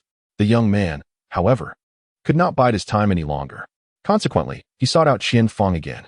Under the pretense of a social gathering, Feng brought Xia Ruochu along and intoxicated her. With Feng stepping aside, Guo Baizhang's grandson made his appearance and began to flirt. When Xia Ruochu resisted, she inadvertently struck him on the head with a bottle, resulting in his untimely death. Feng has been granted a second chance at life. The events of the past are unfolding once more. At the Tianga restaurant, Master Guo has arrived ahead of schedule. The following morning, the restaurant buzzed with activity. Master Guo, please come inside. Your table has been prepared. Guo Baizhang, accompanied by over 20 bodyguards, entered the establishment, greeted warmly by the manager. At this moment, Guo Baizhang wore a pleasant smile. Having come specifically to meet the heir of the Qi family, you lot, destroy all the surveillance footage in the restaurant. Any losses will be entirely borne by the Guo family. All electronic devices used by the staff must be turned off and thorough searches conducted. Otherwise, do not approach Master Guo, commanded Guo Baizhang's subordinates. Yes, rest assured, everyone in our circle is aware. Guo Baizhang ascended the stairs, strolling leisurely, as if amidst a gentle breeze. On a street in Nanshan, Feng was driving, with Bai Longjiang in the passenger seat, followed by a group brought by Qinjiu. Bai Longjiang remarked, yesterday, as per your instructions, I met with Yuan Dong. Feng inquired, what was Yuan Dong's stance? The Far East Group is a financial enterprise in Nanshan, led by Chairman Chao Yuandong. During the Beijing conference, Feng had met Chao Yuandong alongside his grandfather. In Nanshan, there had indeed been some past interactions with the Guo family. I invoked the name of Old Master Qi. Yuandong indicated that as long as Old Master Qi is alive, the Qi family remains under his authority, and Jian has no say in the matter. If the heir is willing to assist Yuandong, he could drag the Guo family down. Bai Longjiang stated honestly, chuckling as he anticipated an entertaining turn of events. A smirk appeared on Feng's lips. This old fellow always believed that with Jian backing him, he could manipulate the situation. However, Jian currently controls the Qi family, a notion that is far too premature. As long as the old man lives, such possibilities are non-existent. At the Tianga restaurant, Feng was en route, as a vehicle came to a halt outside the establishment. As the car came to a halt, Xia Ruochu, adorned in shorts, high heels, and a subtle touch of makeup, gracefully alighted. She had never donned such attire at school, especially the heels. Exuding sensuality, elegance, nobility, and maturity, her long, lustrous black hair cascaded down her shoulders like a waterfall. Her beauty was breathtaking, almost suffocating in its allure. Feng, trailing closely behind her, appeared somewhat ordinary in comparison. With a smile, she announced, we've arrived at Tiangu. Mr. Guo is already here, and the eldest of the Qi family will also make an appearance today. Xia Ruochu cast a glance at Tiangu, for she had come in search of opportunity, to defy fate and fulfill her dreams. She was determined not to let the chance of the Paradise Resort slip away. Let us go inside, she declared. Her beauty today was simply remarkable. With her alluring figure and fair skin tinged with a rosy hue, enhanced by the application of lipstick, she radiated charm. Where did this woman come from? She is truly stunning, the staff at Tiangu marveled. Such beauty. Those legs. I'd revel in them for a decade. As Xiao Ruochu entered, several cars came to a stop outside. Chen Jiu was the first to disembark, opening the car door for Qi Feng. In his previous life, Qi Feng had missed numerous opportunities, leaving him occupied with Su Nanji while Qi Jin took action against Paradise Village. This time, he was determined to reverse his fate. Good day, young Master Qi. Mr. Bai? Qi Feng and Bai Longjiang stepped out, greeted by the manager of Tiange, who had been informed in advance of their arrival to meet Mr. Gua. Mr. Gua held dual roles within the Nanshan Jinfa group and the Gua family, holding significant standing in Nanshan. Bai Longjiang inquired, "Has Mr. Gua arrived?" "He is upstairs. Young Master Qi, please." Qi Feng entered Tiange while Chun Jiu waved his hand, signaling the others to follow. A group of individuals awaited outside, ready to rush in at the slightest command. Within the grand hall of Tiange, as Qi Feng stepped inside, he spotted Xiao Ruochu and Qian Feng ascending the stairs. "Xiao Ruochu," he called out. Chapter 22, Nanshan, a game he cannot master. The sound echoed, causing Xiao Ruochu to turn in confusion. Qian Feng followed suit, looking towards Qi Feng. "Qi Feng." Xiao Ruochu was taken aback. "What is he doing here?" Upon noticing Bai Longjiang beside him, her astonishment deepened. Qi Feng strode towards her, aware that Xiao Ruochu had come to meet Mr. Gua. In her previous life, she had made his acquaintance around this time through Qian Feng, laying the groundwork for her later entry into the business circle of Paradise. Yet it had ultimately led to her downfall. "This is not your concern. Return to school," Qi Feng commanded in a tone that held a hint of dominance. Xiao Ruochu was bewildered. "What?" Qi Feng seized her wrist, and she instinctively stepped back, yet he held her firmly. "You cannot handle Mr. Gua. Return to school obediently. I will reserve a place for you in the Paradise Business Center." "Chen Jiu," Qi Feng called out. Chen Jiu hurried over. "Young Master Qi." "Young Master Qi?" Xiao Ruochu wore a look of astonishment. Qi Feng instructed, "Keep her from going up." "Understood." Chen Jiu responded promptly. Qi Feng released Xiao Ruochu and strode up the stairs, followed closely by Bai Longjiang. Xiao Ruochu turned her head, casting a glance at Qi Feng. "What is going on? Are they familiar with each other?" Qian Feng inquired. "Ruochu, do you know that person?" "Who is he?" Xiao Ruochu took a deep breath, feeling utterly perplexed. "Who on earth is this?" "He's a junior from our school, named Qi Feng." Suddenly, Xiao Ruochu felt a wave of confusion. "Qi Feng." Her eyes widened as she turned again to gaze at Qi Feng ascending the stairs. The heir of the Qi family is also named Qi Feng. Today, he is meeting with Guo Baizhang here. Qi Feng. Qi Feng. Is he really the heir of the Qi family? Xiao Ruochu's eyes grew wide with disbelief. She felt lightheaded. This identity is incredibly significant. Qian Feng exclaimed, "What did you say? He is the heir of the Qi family?" Xiao Ruochu was taken aback. She had never anticipated that the old Master Qi would allow his grandson to study in Nanshan. In her previous life, although Xiao Ruochu had learned of Qi Feng's identity, she had never asked him for assistance, even regarding matters in the business realm of Paradise. She believed that through her own hard work, she could become worthy of Qi Feng. Little did she know, right after her graduation, when her company was just starting, Qi Feng sent her a message, ending their relationship. At that moment, Xiao Ruochu was bewildered. However, she quickly replied, "All right," without asking or saying anything further, and thereafter, they lost all contact. The last communication occurred when Xiao Ruochu had committed a crime, and the special forces were searching for her.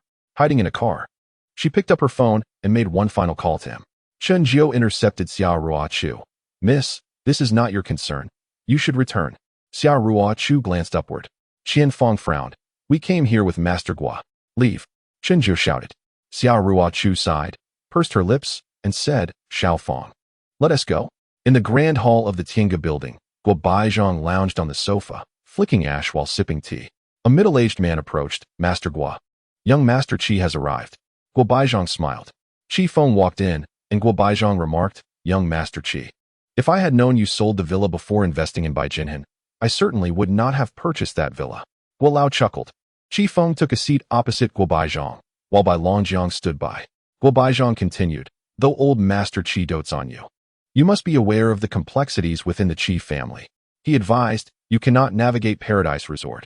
I suggest you save your funds and consider your future." Qi Feng was indeed contemplating his future. Otherwise, Qi Jin would leave him no viable path, draining him of every last penny. Qi Feng was unreserved, stating, Let's skip the pleasantries. I want Paradise Village.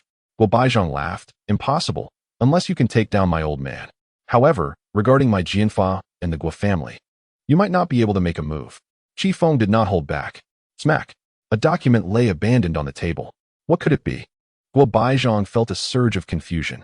Qi Feng, with his hands interlocked and legs crossed, declared, "Your son, Guo Hongli, has illicitly acquired 800 million in legal funds through the Far East and certain institutions in the harbor. I present to you the evidence. Do not accuse me of being heartless. Withdraw from Paradise Village, or I shall see your son imprisoned." Qi Feng's tone was unwavering. Guo Baizhang trembled as he reached for the document on the table. Upon opening it, his complexion paled dramatically, and even his hand that held the paper began to quiver. You actually bribed the Far East?" he stammered in terror. Qi Feng smiled faintly. "As long as my grandfather lives, he remains the head of the Qi family. While he breathes, Qi Jian cannot disrupt the family's foundation. Guo, you seem rather anxious. If you wish to confront me, at the very least, wait until my grandfather has passed. As long as he lives, I remain the crown prince." He added, "By 3 o'clock this afternoon at the latest, I expect the contract for Paradise Village. Delay even a second, and you shall find him in prison." Qi Feng then stood up. "Farewell." "Wait, Qi Xiao," Guo Baizhang exclaimed, rising in a state of panic. His demeanor had shifted entirely, his face now a mask of horror. This was no jest. Qi Feng's words served as a stark reminder. As long as the elder was alive, he would remain the heir of the Qi family. "Qi Xiao, I sincerely apologize. I shall withdraw from Paradise Village and cede everything to you. As for my son," Qi Feng turned, "you know better than I what your son has done. Nearly 1 billion is not a trivial offense.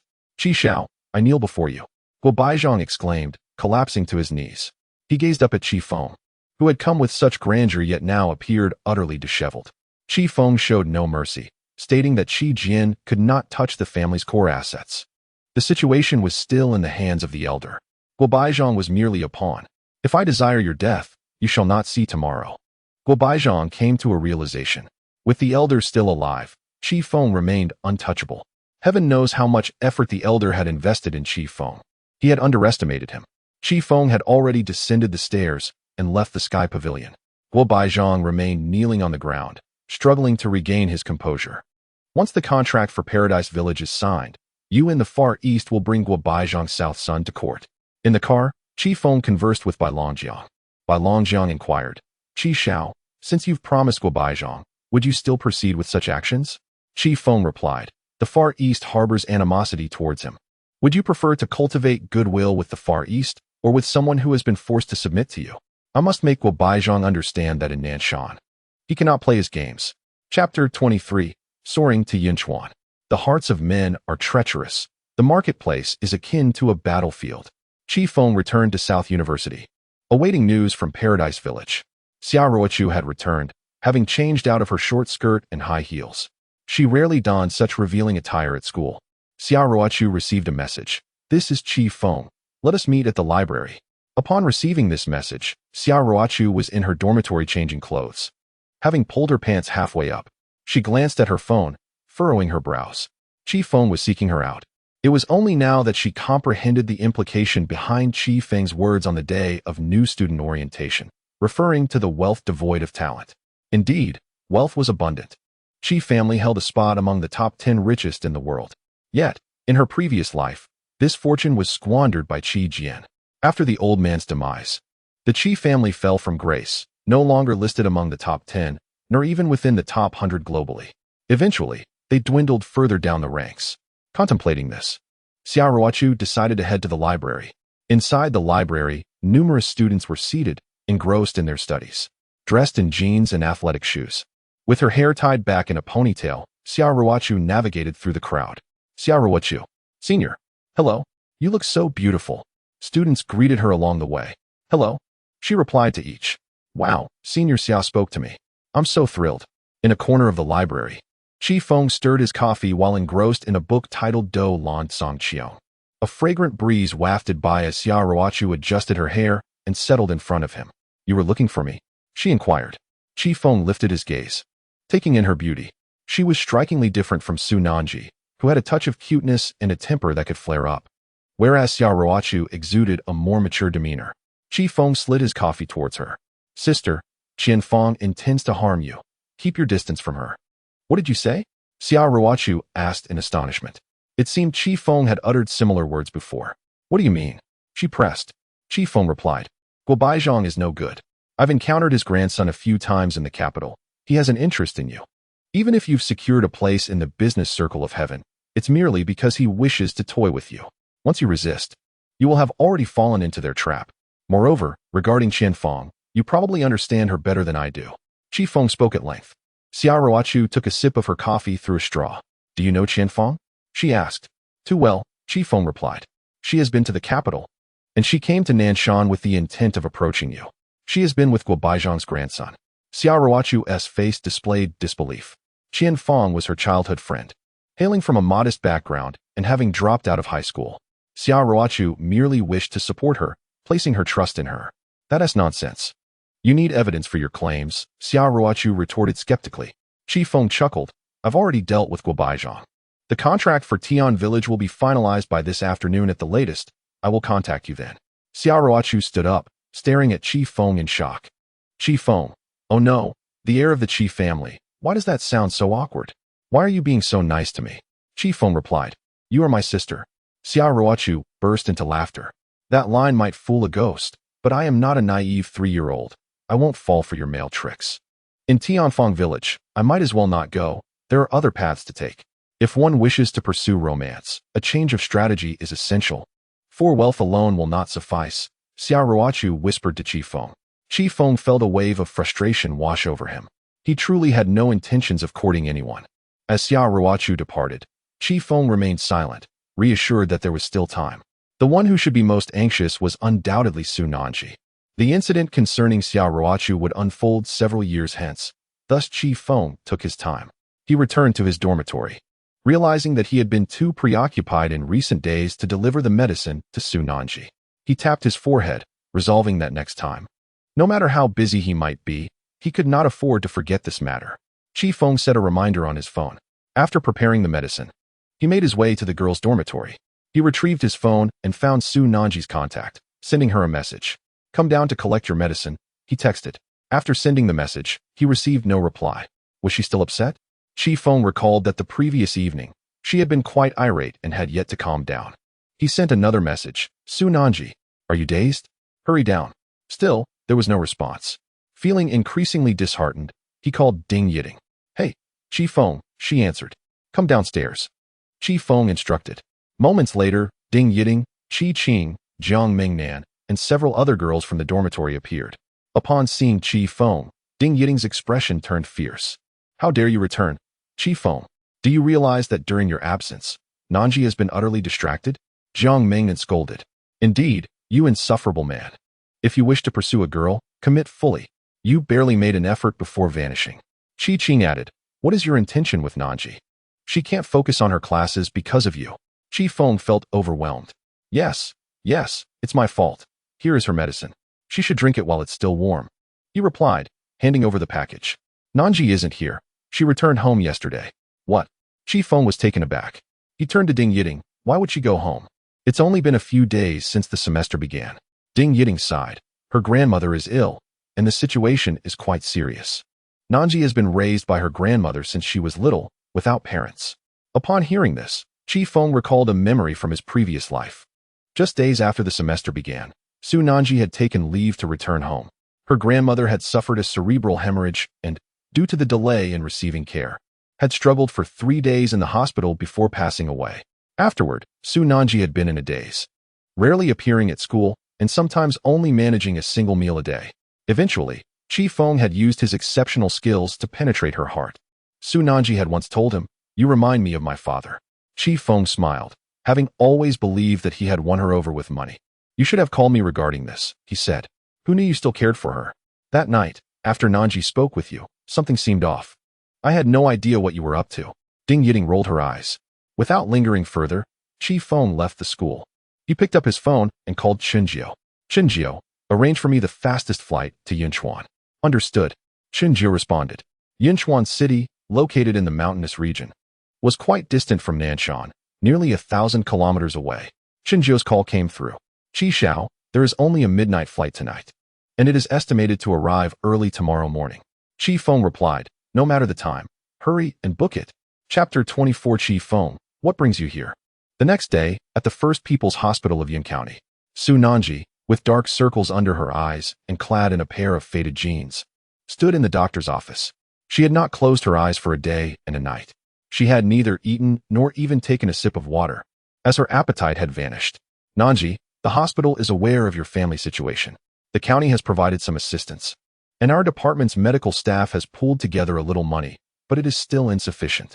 In the doctor's office, Su Nanji listened to the physician's words, her face streaked with tears, feeling utterly lost. Dr. Ma continued, your grandmother is elderly and has suffered a cerebral hemorrhage. Although she received timely rescue, the subsequent care and monitoring entail substantial costs. You are just starting university, with tuition funded by the county. You see, Dr. Ma's words were indirect. Yet Su Nanji understood, crying, are you asking me to give up on my grandmother? Dr. Ma replied, unless you have hundreds of thousands, perhaps millions, to sustain her. Nanji, let me calculate for you. Even if she recovers, who will care for her? You will need to hire professional nursing assistants. Do you have the means? Su Nanji was the top student in the county and had received support from relevant departments to attend Nanshan. For this girl, there was potential for a bright future. However, her family's circumstances were dire. Your grandmother is aging, and I empathize with your feelings, but have you considered what lies ahead? Dr. Ma added. The hospital had been particularly considerate towards Su Nanji. She was known as the most filial child in the region, excelling academically while also helping her grandmother with farm work.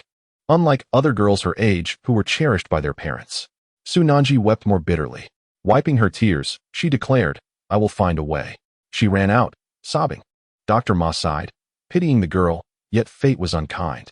Su Nanji sprinted back to the village without pausing, her stamina unyielding. Could she abandon her grandmother? She could not. With no remaining relatives, if her grandmother were to pass, what would become of her home? She was but a girl. While crying, Su Nanji ran swiftly, her breath coming in gasps but never ceasing. Her mind was a blank slate. Knock, knock, knock. Su Nanji arrived at a household in the village. Knocking on the door. Auntie, are you there? It's Nanji. Creak. The door opened, revealing a middle-aged woman. Nanji, you're back. How is your grandmother? Through her tears, Su Nanji pleaded, Auntie, could you lend me some money? I will work over the summer and promise to repay you. The village was generally not affluent, and the aunt had 2 younger brothers to support. The middle-aged woman responded, Nanji, it's not that I don't want to help, but you know our situation. Your younger brother still needs to attend school, and your uncle's health is poor. Su Nanji was unable to borrow money. She bore no resentment towards her. No one's wealth comes as a gift from the winds. She did not give up. She traversed every household. Grandpa, could you lend me some money? My grandmother is gravely ill. Alas, Nanji, your grandmother is old. You needn't spend so much on her anymore. It is her time. Su Nanji visited every home. She managed to borrow only a few hundred yuan, which was but a drop in the ocean. Exhausted from her efforts, she had shed all her tears. As she walked along the village path, whispers about her could be faintly heard from every door. Oh, poor Nanji, her parents passed away early, her family is destitute. And now her grandmother is this way. Alas, fate has dealt her a cruel hand. It seems her life is doomed. If only she could marry into a good family. But if not, who knows what will become of her? A good family? Who among the wealthy would deign to look at her impoverished background? As evening fell, the sun dipped low in the sky. For some inexplicable reason, today's sunset was particularly resplendent, the sky resembling a canvas of blood. In a daze, Su Nanji left the village. Unable to procure any funds, even if she had, what would it change? She returned to the county town, wandering aimlessly down the streets, intending to visit the hospital, yet she could not bear to see her grandmother's current state. She recalled her grandmother's words, Nanji, I am old and of no use. Do not spend on my treatment. It is futile and would only lead to insurmountable debt. Focus on your studies. Education will pave your way to success. Do not cry, for I have been content raising you. Her grandmother did not wish for treatment anymore. The subsequent care would require an exorbitant amount of money, of which she had none. She felt utterly powerless. Under the crimson sunset, Su Nanji walked alone. After a long while, she sat down on the curb, cradling her head in her hands, helplessly burying her face in her legs. Not a single day had she experienced peace. Her mother was gone, and she cried out for her. Her father left her too, followed by her grandfather. Now, her grandmother was about to depart from her life as well. Su Nanji sat there for an eternity until night fell. The streetlights flickered on, casting a glow upon her silhouette. Suddenly, she heard footsteps approaching, a figure slowly making its way towards her. At first, Su Nanji only heard the sound. Then, she saw a shadow. Someone was drawing near. She abruptly lifted her head to gaze at the person before her. In the next moment, she stood frozen in place. Feng, she uttered in disbelief. Su Nanji rubbed her eyes vigorously. Had she mistaken him? How could it be? How could Feng possibly be here? The distance from Nanshan was 1,000 kilometers. How could he have arrived? Rubbing her eyes again, Su Nanji rose to her feet and looked once more. Feng stood before her, his expression calm and unyielding, simply observing her. She stared back at him, their eyes locking in a moment of mutual astonishment. Su Nanji pinched her thigh. The pain confirmed it was no dream. It was truly Feng. How had he come to be here? How could he possibly be here? Tears streamed down Su Nanji's face as she stared blankly at Feng. For reasons unknown, the mere sight of him enveloped her in a comforting warmth, reminiscent of the gentle sun in early spring, casting a soft glow upon her.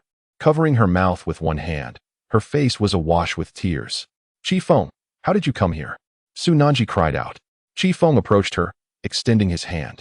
Confusion washed over Su Nanji. Casually, he grasped her wrist, his tone carrying a hint of dominance. Come with me. Where to? Su Nanji panicked as he pulled her away. She was reluctant for Feng to witness her disheveled state, yet he offered her no chance to retreat. Chapter 25, A Substantial Expense. Yet a joyful heart Feng led Su Nanji to the hospital in Yun County, to the inpatient department and the night payment area. What are you planning to do? Su Nanji asked, bewildered by Feng's demeanor. He instructed, give me the information. Su Nanji understood his intentions and quickly complied. Hurry up, Feng urged, extending his hand. She retrieved the hospitalization details from her pocket. Feng presented them to the cashier. How much for the deposit? The cashier inquired. 500,000. Feng declared. What? The cashier was taken aback, utterly astonished. Su Nanji stood frozen in disbelief. Feng reached for his phone to scan the payment. But Su Nanji snapped back to reality and seized the device from him. Are you insane? Is it really necessary to spend so much on me? Feng replied. Stop wasting time, give me back my phone. Tears welled up in Su Nanji's eyes as she looked at Feng. Recognizing her need for the money he was about to spend on her hospital fees. Trembling, she returned the phone, and Feng completed the transaction. The cashier issued a receipt, confirming the deposit had been paid. Su Nanji wiped her tears, standing beside Feng as she sobbed loudly, resembling a distressed little girl. Feng gently wiped her tears away and took her hand in his. In the future, when faced with such situations, you must inform me immediately. Now let's go. Where to? Su Nanji asked through her tears. No more questions. Once outside the hospital, Feng hailed a cab. To the largest mall nearby. 10 minutes later, they arrived at Qianda. Feng led Su Nanji out of the car. Feng, she began, but he interrupted. No talking, just follow me. They entered the mall and approached a clothing store. You haven't changed your clothes in days. They're filthy. I have a penchant for cleanliness, Feng remarked. Quickly, go try on some clothes. I don't want to, Su Nanji protested, still crying. Feng pulled her closer. No, my woman must always be clean and beautiful. I'm not your woman, Su Nanji cried. You are, Feng insisted, selecting several outfits and handing them to her. With a determined push, he ushered Su Nanji into the fitting room. Moments later, she emerged in her new attire. Pure, lively, and charmingly adorable. Yet with a hint of naivety, there was something enchanting about her. Feng declared that he would take all of it, which cost quite a sum. Just as Su Nanji was about to speak, Feng had already moved on to settle the bill. Exiting the clothing store, they made their way to a lingerie boutique specializing in designer undergarments. Su Nanji's face flushed crimson as she anxiously inquired, Feng, what are we doing here? Feng glanced at her and remarked, haven't you bathed in 3 days? Can you still wear such dirty underwear? You should wash up at the hotel, freshen yourself, and then I will accompany you to the hospital. Feng, I truly don't want to, I beg you. No. Su Nanji found herself unable to resist Feng's insistence. As he was resolute, offering her no opportunity for negotiation. We look forward to your next visit. The attendant cheerfully bid them farewell. Su Nanji, clutching her bag, lamented. I spent 36,000 on a few tattered pieces of lingerie. Can they truly be worth such a fortune? Feng replied, my dear. One should wear only the finest for such intimate areas. Su Nanji stamped her foot in frustration. Feng, not again. Feng then took Su Nanji to the Yun County Grand Hotel, where he booked 2 rooms. In this life, Feng resolved to cherish her genuinely, refusing to treat her like a mere pet as he had in the past. Only after experiencing loss does one learn to truly value what they have. Fate had granted Feng another chance. Su Nanji remained silent as they returned to the hotel. After taking a shower, she donned her newly purchased clothes, leaving the lingerie unworn as it required washing first. Knock, knock, knock. Feng rapped on the door. Su Nanji approached and opened it. He entered with dinner, urging her. Eat quickly, get a good night's rest, and I will check on you in the morning. If your meal isn't finished, you will hear from me. Su Nanji found herself at a loss for words. I'll be next door. Call me if you need anything. Good night, Feng said as he stepped out. Sitting at the edge of the bed with her dinner, Su Nanji couldn't wipe away her tears. She had thought that after their previous conversation, Feng would no longer pay her any mind. To her surprise, not only had he traveled to Yun County, but he had also covered her hospital fees. She wept as she ate, oblivious to the taste of her meal, yet feeling warmth in her heart. The following morning, Su Nanji's washed lingerie had dried quickly in the summer heat. She put it on and stepped outside, where Feng had been waiting for quite some time, holding breakfast.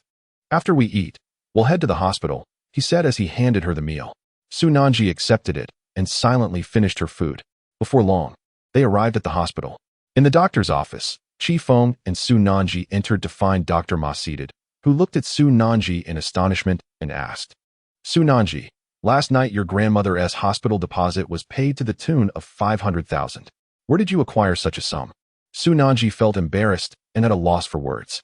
Feng extended his hand to shake with Dr. Ma, introducing himself. Hello, Dr. Ma, I am Feng. Here is my business card. I appreciate your care for Nanji's grandmother. Please feel free to call me if there are any concerns. Dr. Ma accepted the card and glanced down at it. It seems that the money was paid by this man. Well, no problem. With this 500,000, we have a solid foundation. Dr. Ma nodded. Feng and Su Nanji exited the room. The doctor's office erupted in chatter. Director Ma, what is the situation? This man suddenly paid 500,000. What is his relationship with Su Nanji? She just started her freshman year and is only 19. Could she possibly have a boyfriend? Yet, this boyfriend seems quite affluent. The crowd shook their heads, perplexed by the circumstances. Su Nanji arrived at the hospital room, while Feng remained outside. With a puzzled expression, she asked, Aren't you coming in with me? Feng chuckled. I fear your grandmother might scold me. After all, being with you is quite an honor for me. Please, don't mention me to her. It's fine. My grandmother is very understanding, Su Nanji replied. Don't let her worry about you. She bit her lip and stepped inside. In the room, the elderly lady lay weakly, her gaze fixed on the ceiling. Nanji, you've come? She inquired. Su Nanji nodded and smiled gently. Grandma, representatives from the county's Red Cross charity have come. Our family is struggling, and they have donated to cover your medical expenses. The staff told me to study diligently, as someone has contributed to your treatment. Is what you say true? The elderly lady asked faintly. Yes, it is, Su Nanji affirmed. The old woman's face brightened with joy. She trembled as she caressed Su Nanji's face, saying, There are still many good people in this world. You must study hard, graduate, earn a lot of money, and repay them. Su Nanji nodded. Grandma, I will. Please take care of your health. One day, you will be the one to see me married. The elderly lady was overwhelmed with emotion. Su Nanji sat with her for a while. Shortly thereafter, 2 middle-aged women entered the room. Hello, dear lady. I am a staff member of the county charity. My name is Wang Lan. One introduced. I'm Chen Xiaojun. From now on, we will take turns caring for you in the hospital. As your granddaughter must return to school, the other added. The elderly lady wept tears of gratitude. Thank you so much. In truth, they were not charity workers, but housekeepers hired by Feng, each earning 10,000 a month to provide round-the-clock care for the elderly lady, ensuring her every need was met. Chapter 26. The car is a bit crowded. Su Nanji stepped out. Feng sat on a bench in the hospital corridor, arms crossed, wearing a cheerful smile as he watched her. Feng, were those 2 aunts you arranged? Su Nanji inquired. Feng nodded. They are caretakers from a domestic service agency, all with professional experience in patient care. Each is paid 10,000 a month to care for your grandmother 24 hours a day. Meanwhile, you must return to school. You cannot devote all your thoughts to your grandmother. You need to live for yourself as well. Su Nanji bit her lip and asked vacantly, Chi Feng, why are you being so kind to me? You have so much money, and there are beautiful girls everywhere. Chi Feng smiled. You are my girl, Su Nanji, and I will not allow you to suffer any grievances. Prepare yourself and inform your grandmother. We have a flight back to school this afternoon. Su Nanji called out gently. All right, I will speak to my grandmother and return to school with you this afternoon. She added, by the way, Chi Feng, I will do everything in my power to repay you. Chi Feng, with a teasing smile, inquired, what if you are unable to repay me? Su Nanji's cheeks flushed crimson as she lowered her gaze, stammering, I. After a moment of hesitation, Chi Feng reassured her, my money is yours. Does one need to repay their own funds? I am undeserving. Su Nanji replied, there are countless girls in this world far better than me. Yet, I only desire you. In the afternoon, Su Nanji spoke to Dr. Ma for a few moments and then visited her grandmother, informing her of her return to school. The elderly lady was delighted. Remaining in the hospital for treatment with 2 caretakers looking after her gave Su Nanji considerable peace of mind. At 3 in the afternoon, Su Nanji and Chi Feng boarded a plane back to Nanshan. Meanwhile, the village buzzed with gossip. Hey, did you hear? Nanji brought a man back and deposited 500,000 at the hospital. What? That girl, could it be she's really involved with a wealthy man? Rumors swirled about the man, who had even hired 2 caretakers for the elderly lady. Goodness, Nanji is straying from the right path, leaving with a man at such a young age. In my opinion, that man cannot be a good person. Look at how beautiful our Nanji is. Let them talk. At Nanshan University, outside the school gates, Chi Feng and Su Nanji alighted from the vehicle, dressed in a completely new outfit, including fresh undergarments, socks, and shoes. Su Nanji was greeted by Ding Yiting and the others who had been waiting eagerly. Nanji, you're back. We missed you dearly, Ding Yiting exclaimed. Su Nanji had already communicated with them en route. Jiang Mingnan remarked, wow, Nanji, you look stunning. That outfit must have cost a fortune. Qi Qing chimed in. Nanji's clothes are branded. Even her socks are new. Not just the socks. Everything underneath is new. All courtesy of Chi Feng. Su Nanji cast a glance at Chi Feng, filled with affection. It was evident that Chi Feng had purchased them. The girls erupted into laughter. Ding Yiting asked, Nanji, how is your grandmother? Is everything all right? Su Nanji responded, thank you all for your concern. My grandmother is fine. Just in need of some care moving forward. The girls sighed in relief. Su Nanji turned to Chi Feng and asked, Chi Feng, may I return with them? Chi Feng nodded. Go ahead. I will wait for you downstairs this evening. Su Nanji acknowledged with a soft and took the hands of her friends as they made their way back to school. Ding Yiting, with a hint of curiosity, queried, Nanji, you aren't seriously in a relationship with Chi Feng, are you? Your gaze has completely changed. Nanji, Chi Feng really traveled to Yin County for you? I checked the navigation. It's 1,000 kilometers.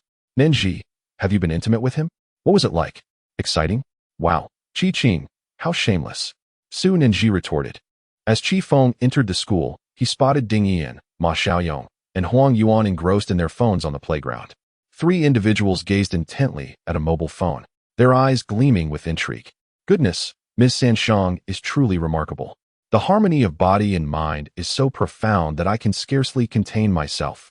A few were seated on a long bench, engaged in hushed whispers. What are you 3 looking at? Chi Feng inquired. Startled, the trio nearly dropped the phone. Upon turning to see Chi Feng, Ding Yan adjusted his glasses and said, you almost scared me to death, Chi Feng. I heard you went to Yinchuan to find Su Nanji. How did it go? Chi Feng replied, you seem to be quite well informed. Huang Yuan chuckled. Yan's sister is a close friend of Su Nanji. She shared the news. Ma Xiaoyong added, Chi Feng, we're analyzing action movies. Come take a look. I have a particular fondness for Ms. Sanshang. Chi Feng leaned in for a glance. This is pathetic compared to Su Nanji. Their caliber simply isn't sufficient. Noticing Yang Wei's absence, Chi Feng asked, by the way, where is Yang Wei? Ah, he has recently become infatuated with a woman, rumored to be his childhood sweetheart. Someone he has known since elementary school through college, came the response. Yes, he took her out. She mentioned wanting to buy a purse, so he accompanied her. Chi Feng frowned slightly. Liang Ziyu. In his previous life, Yang Wei was captivated by her, sacrificing much for her affection. Ultimately, He did marry Liang Ziyu right after graduation. However, by then, she had already entangled herself with several upperclassmen. On one occasion, it was said that she entertained 3 seniors at once. Feng was aware of this, though Yang Wei remained oblivious. After their marriage, during a reunion, the seniors showed up, and Liang Ziyu was whisked away to spend the night with them while Yang Wei drank next door. Upon learning the truth, Yang Wei divorced Liang Ziyu, leaving with nothing. He fell into a spiral of alcoholism and sought out Feng several times. During one of those encounters, Yang Wei had lamented, Feng, we have been brothers for 3 years, and you have helped me immensely, yet I have not chosen wisely. I truly deserve this fate. Here's the deal. If one of us dies first, the survivor shall collect the remains. Feng would be the first to depart. Yang Wei eventually arrived at the hospital as promised. Reflecting on this, Feng turned to Ding Yun and the others, saying, all right, enough of this. It's broad daylight. We shouldn't risk being seen. Let us go find Yang Wei. He's busy chasing girls. Why should we intrude? One remarked. Exactly, Feng. This fellow is classic. Once he has a woman, he forgets his brothers, another added. Feng remained silent as he led them to the parking lot. Taking out his keys, he approached his McLaren. Goodness. The sight of Feng getting into the car left the 3 wide-eyed, exclaiming in shock. Ding Ian removed his glasses and wiped his eyes, stammering. Let me calculate this. Feng, you must be the richest second-generation heir from Nanshan University. No way. Feng, could you be that princeling from the capital? Huang Yuan's face was filled with astonishment. To be your brother, Feng, is worth dying for. Ma Xiaoyong declared. Feng reversed the car out and said, enough with the awe. It's a bit cramped. Squeeze in, let us be off. Chapter 27. Long live breakups. The vehicle was indeed cramped, unable to accommodate all of us comfortably. You're pinching me. Don't move, Ma Xiaoyong, I exclaimed, as my legs became numb. Be gentle, you too. Despite the discomfort, 3 of us managed to squeeze into the car. The vehicle was commendable, yet the seats were insufficient, causing quite a predicament for me. Huang Yuan grumbled. Feng glanced over and remarked, all right, next time let us opt for a 5-seater. Feng, what if we encounter the traffic police? Ding Ian interjected. Shut up with your ominous predictions. Huang Yuan retorted. Does Qi strike you as someone who gets involved in such matters? On the roadside of Nanshan City, a tall and elegant woman emerged angrily from a Chanel store. She wore high heels, expertly applied makeup, and a short skirt that flirted with her thighs, boasting 10-centimeter stilettos. Ziyu, wait for me. Yang Wei called out as he hurried after her. This was his childhood friend, Liang Ziyu. Their relationship had evolved from elementary school to middle school, from high school to university, with Yang Wei persistently pursuing her. Having recently set her sights on a handbag, Liang Ziyu was upset that Yang Wei hadn't purchased it for her. She turned sharply. Yang Wei, don't follow me. If you can't even spare 5,000 for a handbag, how can you claim to love me? Yang Wei felt a pang of helplessness. He was merely a student, not a wealthy heir. Such funds were beyond his reach. Ziyu, that bag is excessively expensive. I don't have that much money on me. I promise I'll save up from my summer job and buy it for you. He pleaded, rummaging through his pockets, revealing nothing but emptiness. Coming from a modest background, his parents allotted him only 1,000 yuan a month, and he was reluctant to spend even that. You're broke? Just ask your dad for it. Or borrow from your roommate. It's just 5,000. Is that too much to manage? Liang Ziyu snapped. I see now that our love isn't even worth 5,000. It's over, she declared, her frustration boiling over. Over? The abruptness of her words left Yang Wei in shock. Yet, he truly lacked the funds. Ziyu, can't you wait a little longer? Once I save enough, we can buy it together. No, I want it now. Either you buy it for me, or we break up. Is it so hard to call your dad for 5,000? Liang Ziyu glared at him. Yang Wei felt overwhelmed. On one hand was the woman he loved. On the other, his father laboring on a construction site. Ziyu, my dad doesn't have much either. Please give me a bit more time, he pleaded. Then, let us break up. With that, Liang Ziyu turned and walked away, ignoring him completely. Ziyu, Ziyu, Ziyu. Yang Wei called out several times, but she pretended not to hear. Feeling dejected, he sighed deeply. Suddenly, a McLaren screeched to a halt beside him. While Yang Wei was lost in thought, Ma Xiaoyong waved from the car. Yang Wei, is she really worth it? Come on, Gu is taking us for a drive. Yang Wei raised his head and gazed at the McLaren in awe. No way, he exclaimed, repeatedly expressing his astonishment as he stared at the occupants of the vehicle, his eyes fixating on Feng.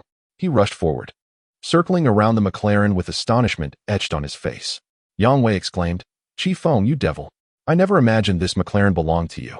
On the first day of school, Yang Wei had taken note of the car, but he hadn't anticipated that its owner was indeed Feng. Feng responded, Last night, Liang Ziyu spent the night at a hotel with Ho Jianchao, a junior. In his previous life, Feng had learned of this event only later. By the third day of school, Liang Ziyu had already become involved with Ho Jianchao, and they had spent an entire night together. The next day, Yang Wei took Liang Ziyu out shopping, and due to her desire for a handbag, she insisted on breaking up with him. Eventually, Yang Wei secured a loan on his phone to purchase the bag. Feng, what are you saying? Is this for real? Yang Wei asked in disbelief. In this lifetime, Feng would no longer conceal the truth from his good friend. Yang Wei's future deserved to be altered. Feng nodded. There are plenty of fish in the sea. You and she are not meant for each other. This woman cannot control her own impulses. And no matter how well you treat her, it will be in vain. Come, let us go to Platinum Han for karaoke to celebrate your breakup. Feng gestured. Yet, Yang Wei remained skeptical. Ding Yan adjusted his glasses and said, Yang Wei, you should trust Gu. I've heard from my sister that Liang Ziyu is quite indiscreet. She shares a dorm with my sister, and after they went to karaoke at Platinum Han, she never returned to school. Huang Yuan chimed in. What is so great about her? Isn't the McLaren more appealing? Indeed. Gu is treating us today. Why are you still hesitating? Huang Yuan cursed again. Yang Wei took a deep breath, comforted by their words. He had been so kind to Liang Ziyu, yet she had only sought to extract from him. In truth, Yang Wei was quite devoted. In his previous life, he too had harbored doubts about Liang Ziyu, but no one had been there to remind him. You can never awaken someone who pretends to be asleep. Let us break up. Happy breakup. Long live breakups. Yang Wei exclaimed. Can I take your McLaren for a spin? Let me feel a bit of excitement for once. He asked Feng. Feng generously obliged. In his previous life, Yang Wei had been the one to assist him during a crisis. Feng could never forget that gathering where Yang Wei was drinking, while Liang Ziyu was next door engaged with 3 seniors. An encounter that led to Yang Wei confronting and beating him up. That scene was forever etched in his memory. Let us go to Platinum Han for drinks. Feng said as he exited the car. Yang Wei wiped a tear from his eye and, without hesitation, climbed into the driver's seat. Feng, Ma Xiaodong, Huang Yuan, and Ding Yan squeezed into the other seat. Gu, your car is indeed impressive, but could you possibly get a 7-seater next time? You're crushing my jewels, Ma Xiaoyong exclaimed, his face flushed. Just bear with it, Feng replied, leaning over the 3 of them. I'll switch cars tomorrow. Yang Wei drove, making a U-turn. Is this really a McLaren? Once I hit the accelerator, it feels like flying. You all better hold on tight, he declared as the McLaren surged ahead. At this moment, Liang Ziyu was striding along the road, filled with indignation. She could hardly believe that Yang Wei would not chase after her. This miser, unwilling to part with even 5,000 yuan, and yet, he still aspired to pursue a romantic relationship? How much more admirable was the senior in his 3rd year? Liang Ziyu picked up her phone, located Yang Wei's number, and sent a voice message. Yang Wei, I shall grant you one more opportunity. Now, I require you to bring 100,000 yuan to take me shopping. Otherwise, we shall part ways for good, and I shall not offer you a second chance. With a click, she sent the message. As soon as the voice message was dispatched, the roar of an engine echoed behind her. Liang Ziyu turned around, perplexed. To her astonishment, Yang Wei appeared, driving a McLaren, a broad smile adorning his face. The striking red McLaren resembled a fiery blaze. What? Yang Wei. Upon witnessing this spectacle, Liang Ziyu was taken aback. Is that really Yang Wei driving a McLaren? Could he be a hidden millionaire? What on earth is happening? As the flamboyant sports car came into view, her mind raced with confusion. At that moment, her composure shattered. Yang Wei, where are you going? Liang Ziyu called out excitedly. Was he there to pick her up? Perhaps Yang Wei was experiencing life differently. Could it be that he hailed from a family of billionaires? Filled with exhilaration and anticipation, Liang Ziyu felt tears welling up in her eyes as she frantically waved from the roadside. Yang Wei, I'm here. I knew you wouldn't abandon me. The McLaren sped past, creating a gust of wind that lifted Liang Ziyu's short skirt, revealing that she was, astonishingly, not wearing anything underneath. The senior had advised her to forego undergarments for convenience. As the McLaren vanished into the distance, so too did Liang Ziyu's hopes. Did Yang Wei not see her? Yang Wei, wait for me. I'm right here. Liang Ziyu shouted as she hurriedly sprinted after him, her 10-centimeter stilettos proving a challenge. It was evident that when a man encountered his beloved car, a woman faded into insignificance. Haha, exhilarating. What a thrill. Ji Feng. Being friends with you is worth it for a lifetime, Yang Wei exclaimed, completely dismissing Liang Ziyu's predicament. Yang Wei, wait for me. Liang Ziyu chased after him, struggling to keep pace in her high heels. Yang Wei was a good man. In his previous life, after being disowned by the Qi family, Ji Feng found himself unemployed and penniless. It was Yang Wei who secretly provided him with funds from his own resources. Eventually, Liang Ziyu discovered this and confronted him. Nevertheless, Yang Wei continued to support Ji Feng each month, simply because they once shared brotherhood. In this new life, Yang Wei resolved not to allow Liang Ziyu to lead him down the same path again. In the private room at the Platinum Han, a lavish spread of fruit platters, pastries, and snacks adorned the table. Ji Feng and his companions sat around, marveling at the abundance. Qi Gu, this is too generous of you. This must have cost a fortune, Huang Yuan remarked. Ji Feng smiled slightly, raising his glass in a toast. Come, brothers, today marks Yang Wei's breakup day. Let us wish him a joyful separation. To hell with Liang Ziyu, that wretched woman. May she be forgotten, Ji Feng declared. Huang Yuan rose to his feet, pondering the purpose of a woman who merely takes without giving. Ding Ian adjusted his glasses, recalling that his sister had mentioned yesterday that Liang Ziyu was not a woman of virtue. He hesitated to voice this, fearing it might upset Wei Ge. Ma Xiaoyong quipped. There are countless blossoms in this vast world. Why fixate on her? Yang Wei's spirits were somewhat dampened, for she was his childhood companion. Yet, upon hearing his friend's remarks, he stood and said, Thank you, Qi Feng, and thank you, Scion, for the reminder. I have devoted years to her since middle school. And to think that I never even held her hand, only to find that within days of entering university, she has already been courted by another. Qi Feng chuckled. Come, let us raise a toast. Cheers. Long live breakups. The group downed their drinks. Qi Feng continued. As for Beijing Han, he is one of our own. Feel free to come here anytime. I've spoken to the manager, and all your expenses will be on me. Laughter erupted. Haha. Qi Gu is magnificent. Who would have thought our Qi Feng is actually the owner of Beijing Han?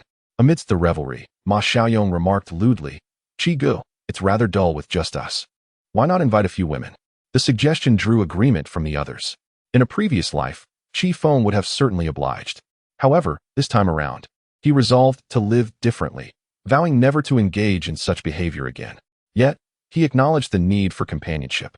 Let us invite the girls from dormitory 201 over to sing together, Qi Feng suggested with a smile. It would be nice to chat with Ian's sister and Su Nanji. Huang Yuan concurred. Qi Feng then made a phone call, reaching out to Ding Yiting.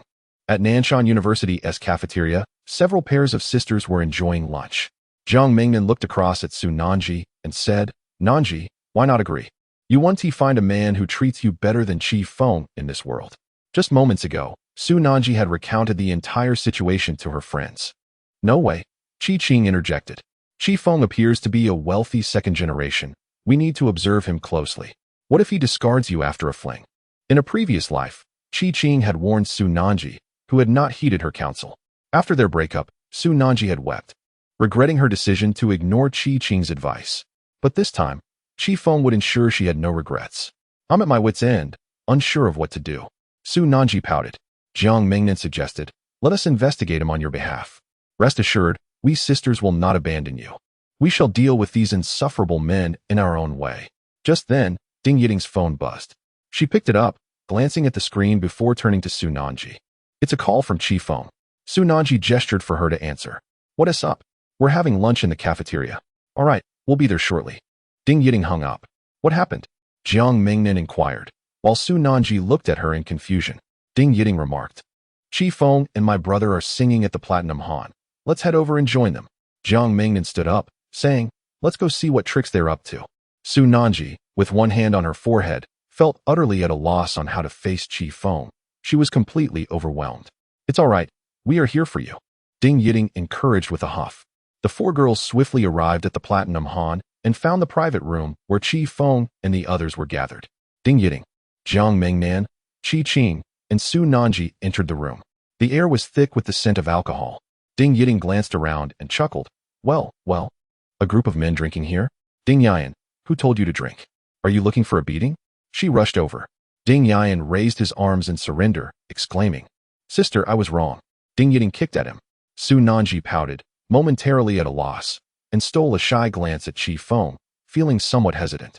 Ding Yiting, known for her fiery temper, had already reprimanded her brother Ding Yan and let out another cold snort. She surveyed Chi Feng and the others in the room. It's perfect that all of you are here today. We need to clear the air regarding Nanji. Hey, Yiting, Su Nanji tugged at Ding Yiting. She's right, Chi Feng. The matter between you and Nanji must be clarified, Jiang Mingnan added, standing up for Su Nanji.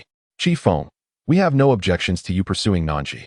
But if you intend to toy with her, you shall not pass, the women from Dormitory 201 declared menacingly. Chapter 29, When Boredom Sets In. Kick him out. Ding Yiting and her friends aimed to defend Su Nanji, who wished she could disappear into the ground. Her face flushed crimson as she tried to pull Ding Yiting away, but Ding Yiting insisted, Nanji, don't pull me. We must speak clearly today. Yes, exactly. The sisters echoed in agreement. Huang Yuan, feeling displeased, stood up and asked, Ding Yiting, what do you mean? What aspect of our Qi Gu is unworthy of Su Nanji? Ma Xiaoyong chimed in. Huang Yuan is right. Qi Gu is wealthy and handsome. It's Su Nanji who should aspire to him. Ding Yan adjusted his glasses, declaring, I stand with Qi Gu. Shut up. I am your sister. You should stand with me. Ding Yiting shot him a glare. Though they were fraternal twins, it was evident that this elder sister had not been lenient with him at home. Chi Feng sat on the sofa, casually holding a wine glass, smiling as he watched the unfolding scene. Ding Yiting spoke first. Chi Feng, pursuing Nanji is acceptable, but we must establish 3 rules. If you cannot adhere to them, abandon all hope. Nanji will not be with you. Yang Wei stood up, questioning, what are these 3 rules? With a grand gesture, Ding Yiting proclaimed, the first rule, if you love, love deeply. If you do not love, do not cause harm. A written agreement must be made, with handprints. You cannot simply discard Nanji when you grow tired of her. Upon hearing this, Huang Yuan and the others murmured among themselves. Yang Wei remarked, this rule seems reasonable. There should be no issue. Huang Yuan nodded in agreement. This rule is acceptable. It is not overly demanding. Meanwhile, Chi Feng found amusement in the situation. Su Nanji, feeling utterly embarrassed, lay on the sofa, covering her face, utterly motionless. Yang Wei remarked, all right, we have agreed to this chapter. What about the second chapter? The second chapter. Once a relationship is established, it is aimed towards marriage. If Chi Feng were to abandon Nanji midway, he must bow his head in apology and compose a 100,000-word confession. Ding Yiting glared at the others. Damn, this chapter is quite harsh, but I can reluctantly agree. Our Qi Gu is not the kind of person who would forsake loyalty for fleeting desires, Huang Yuan responded coldly. Indeed, we have agreed to this chapter. What is the final chapter? Ding Yiting narrowed her eyes, surveying the group. Speak quickly. Do not keep us in suspense, the running boys urged. With a disdainful snort, Ding Yiting declared, the third chapter stipulates that after graduation and marriage, it shall be Nanji who manages the finances. If you disagree, then so be it. If you agree, we shall draft a written agreement and affix our fingerprints. What? Upon hearing this, Yang Wei and the others expressed their dissatisfaction. Yang Wei exclaimed angrily, on what grounds? The money is earned by Qi Gu. Why should it be managed by Su Nanji? Ding Ian adjusted his glasses and concurred, exactly. We cannot agree to this. The finances should be under Qi Ji's management. Ding Ian, shut your mouth. Do not force me to unleash my wrath upon you. Ding Yiting pointed at him. Jiang Mengnan slammed her hand on the table and stood up. Yiting is right. It was your Qi Feng who pursued the girl first. Nanji must oversee the finances. No one can dispute this. Qi Qing stepped forward, asserting, absolutely, these 3 chapters are non-negotiable. Agree or leave. The girls' group rallied with impressive fervor. Yang Wei slammed the table. Nonsense. We do not agree. Qi Feng should manage the money. Ma Xiaoyong raised his hand to vote, firmly opposing the last clause, while the others remained silent. Jiang Mingnan retorted angrily, you men are all the same. Once married, you simply sow wild oats, indulging in frivolous pleasures. Nanji managing the finances is to prevent Qi Feng from squandering. Huang Yuan shot back. You women just send money back to your families after marriage, always shopping and dressing up like ghosts. Jiang Mingnan fumed. Was it easy for our families to raise us? What is wrong with giving them a little support? And what about shopping? Isn't it for our children? Isn't it natural for women to want to look beautiful? What woman does not love beauty? Huang Yuan laughed heartily. That's not love for beauty, it's vanity. What? How dare you call us vain? Just wait until I tear your mouth apart. Jiang Mingnan shrieked as she charged at Huang Yuan. A verbal dispute escalated into physical confrontation, and the two factions clashed within the private room. However, it was still Yang Wei and his group who ended up on the receiving end of the blows. Men cannot prevail over women. One must choose the right occasion. Do not hit the face. Sister, we were wrong. The private room was filled with commotion. Observing the scene before him, Qi Feng felt a genuine sense of satisfaction. In their previous lives, they had never experienced such moments. Each person eventually carved out their own path. Were they happy? Were they joyful? If this moment could linger indefinitely, it would not be unwelcome. Qi Feng rose, stating, I have already settled the bill here. Whatever you need, just inform the front desk. He approached Su Nanji, who was languidly reclining on the sofa, lost in thought. She appeared somewhat dazed. Qi Feng reached out his hand towards Su Nanji, who was momentarily taken aback. After a brief pause, she slowly raised her hand to grasp his. The instant their hands met, a jolt of electricity surged through her. Reflexively, Su Nanji withdrew her hand, but Qi Feng firmly held on, pulling her up. A blush crept onto Su Nanji's fair cheeks as she stammered, Qi Feng, I'll take you for a spin. Qi Feng smiled, intertwining his fingers with hers as they exited the private room. Once outside, the anguished cries of Yang Wei and his companions echoed from within. Su Nanji sighed, walking alongside Qi Feng until they reached the entrance of the Platinum Han. Young Master Qi, your car keys. A man in a suit handed the keys to Qi Feng. Outside, a striking red sports car awaited them. Qi Feng pressed a button on the remote, and the car door swung open like a pair of crimson wings eager to take flight. Su Nanji gazed at the vehicle in awe. Although her family was not affluent, she was familiar enough with luxury cars to recognize that this one must be worth millions. She had known Qi Feng was wealthy, yet she had not anticipated the extent of his fortune. Let us get in, Qi Feng urged. Su Nanji hesitated, lifting her foot to step into the car before stopping abruptly. She bit her lip, looking up at Qi Feng. Qi Feng, he smiled, Nanji. You're 19 this year, right? Su Nanji nodded softly. Then I'll take you to get a driver's license, Qi Feng added with a grin. Su Nanji climbed into the car, remaining silent as she sat there, feeling a wave of dizziness wash over her. It was often said that one would rather cry in a BMW than laugh on a bicycle. Never had she imagined that her journey to Nanshan University would lead her to ride in such a legendary vehicle. Should she feel joy or trepidation? As Qi Qing had cautioned, what if he grew tired of her and cast her aside? Lowering her gaze, confusion clouded her eyes. She did not wish to dampen Qi Feng's spirits, yet she dreaded becoming the woman who was discarded after being exhausted. What was she to do? Chapter 30. This land is yours, Qi Feng. Slow down. I'm feeling dizzy. The red McLaren sped down the highway, the wind howling around them, the car leaving a long trail in its wake. Su Nanji had never experienced such speed before and let out a terrified scream. Virum, Virum. It was thrilling and exhilarating. Soon, Su Nanji adapted, relishing the rush of wind against her ears. Was her university experience truly about to change so dramatically? Qi Feng. Su Nanji called out again, turning to gaze at him as he drove, steady, handsome, with a hint of dominance. Suddenly, a voice called from ahead, that McLaren is speeding severely. Pull over for inspection. The car zoomed past, and a man shouted from behind. Su Nanji was petrified. Qi Feng, you're driving too fast. Qi Feng pulled the car over to the side. The officer approached and issued a ticket, which Qi Feng accepted with a grin. After exiting the city, they stopped on a hillside in Nanshan, surrounded by stunning scenery and the melodious sounds of nature. Qi Feng sat on the grass, while Su Nanji stood beside him, the breeze gently rustling through the air. Her shoulder-length hair clung to her face as she gazed at the distant mountains, her heart a tumult of emotions. Countless times, she had pondered in the stillness of night whether she could alter her fate in this lifetime. Could she venture forth? Could she thrive in a bustling metropolis? Lowering her head, she glanced at Qi Feng, who sat upon the lawn, enveloped in silence. Comfortable, Qi Feng reclined on the grass, though the ground was unkempt. It's dirty, Su Nanji remarked, reaching out to pull him up.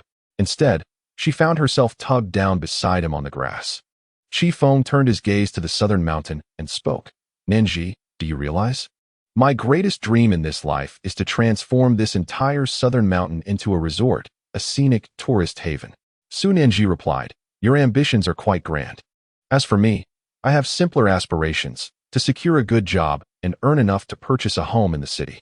She plucked a few blades of foxtail grass and fashioned a small figure. In my previous life, I failed you, Feng added, a shadow of regret crossing his features. There were memories he dared not revisit, nor wished to. Su Nanji rolled her eyes, bemused by his words. Yet Feng smiled, reflecting. Life unfolds in such a manner that when you pause to appreciate the scenery, you uncover many beauties that once eluded you.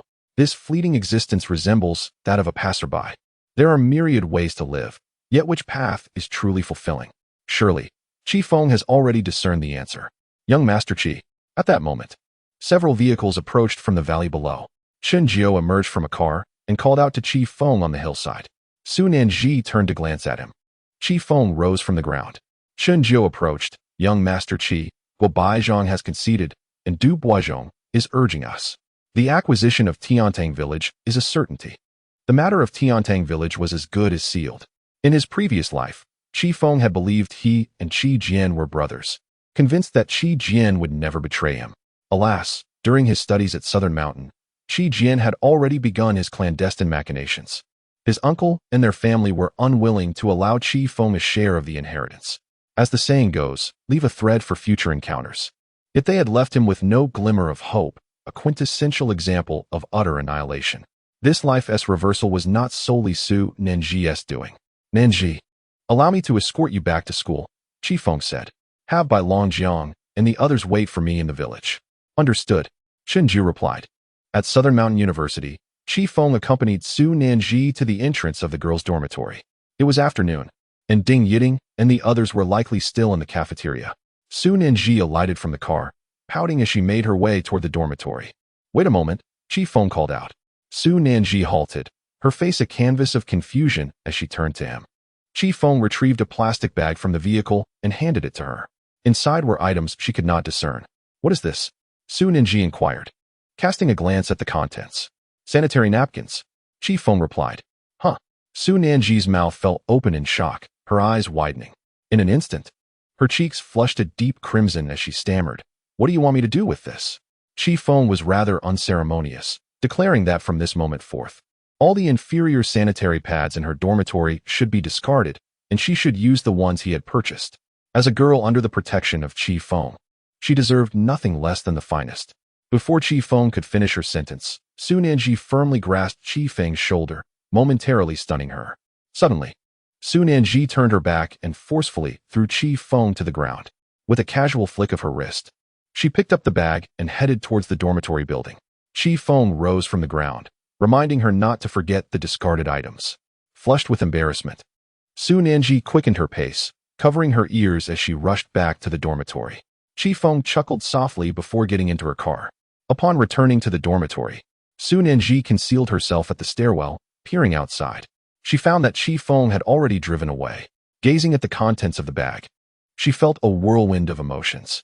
Having always been frugal, she had always purchased the cheapest option since the day she embraced womanhood. She never anticipated that Feng would even consider providing her with this. In the evening, Ding Yiting and the others finally returned from their singing outing. As the sisters entered the dormitory, Su Nanji sat on the upper bunk, her legs dangling over the edge, clad in a nightgown. Ding Yiting remarked, Nanji, you're back. Where did Feng take you?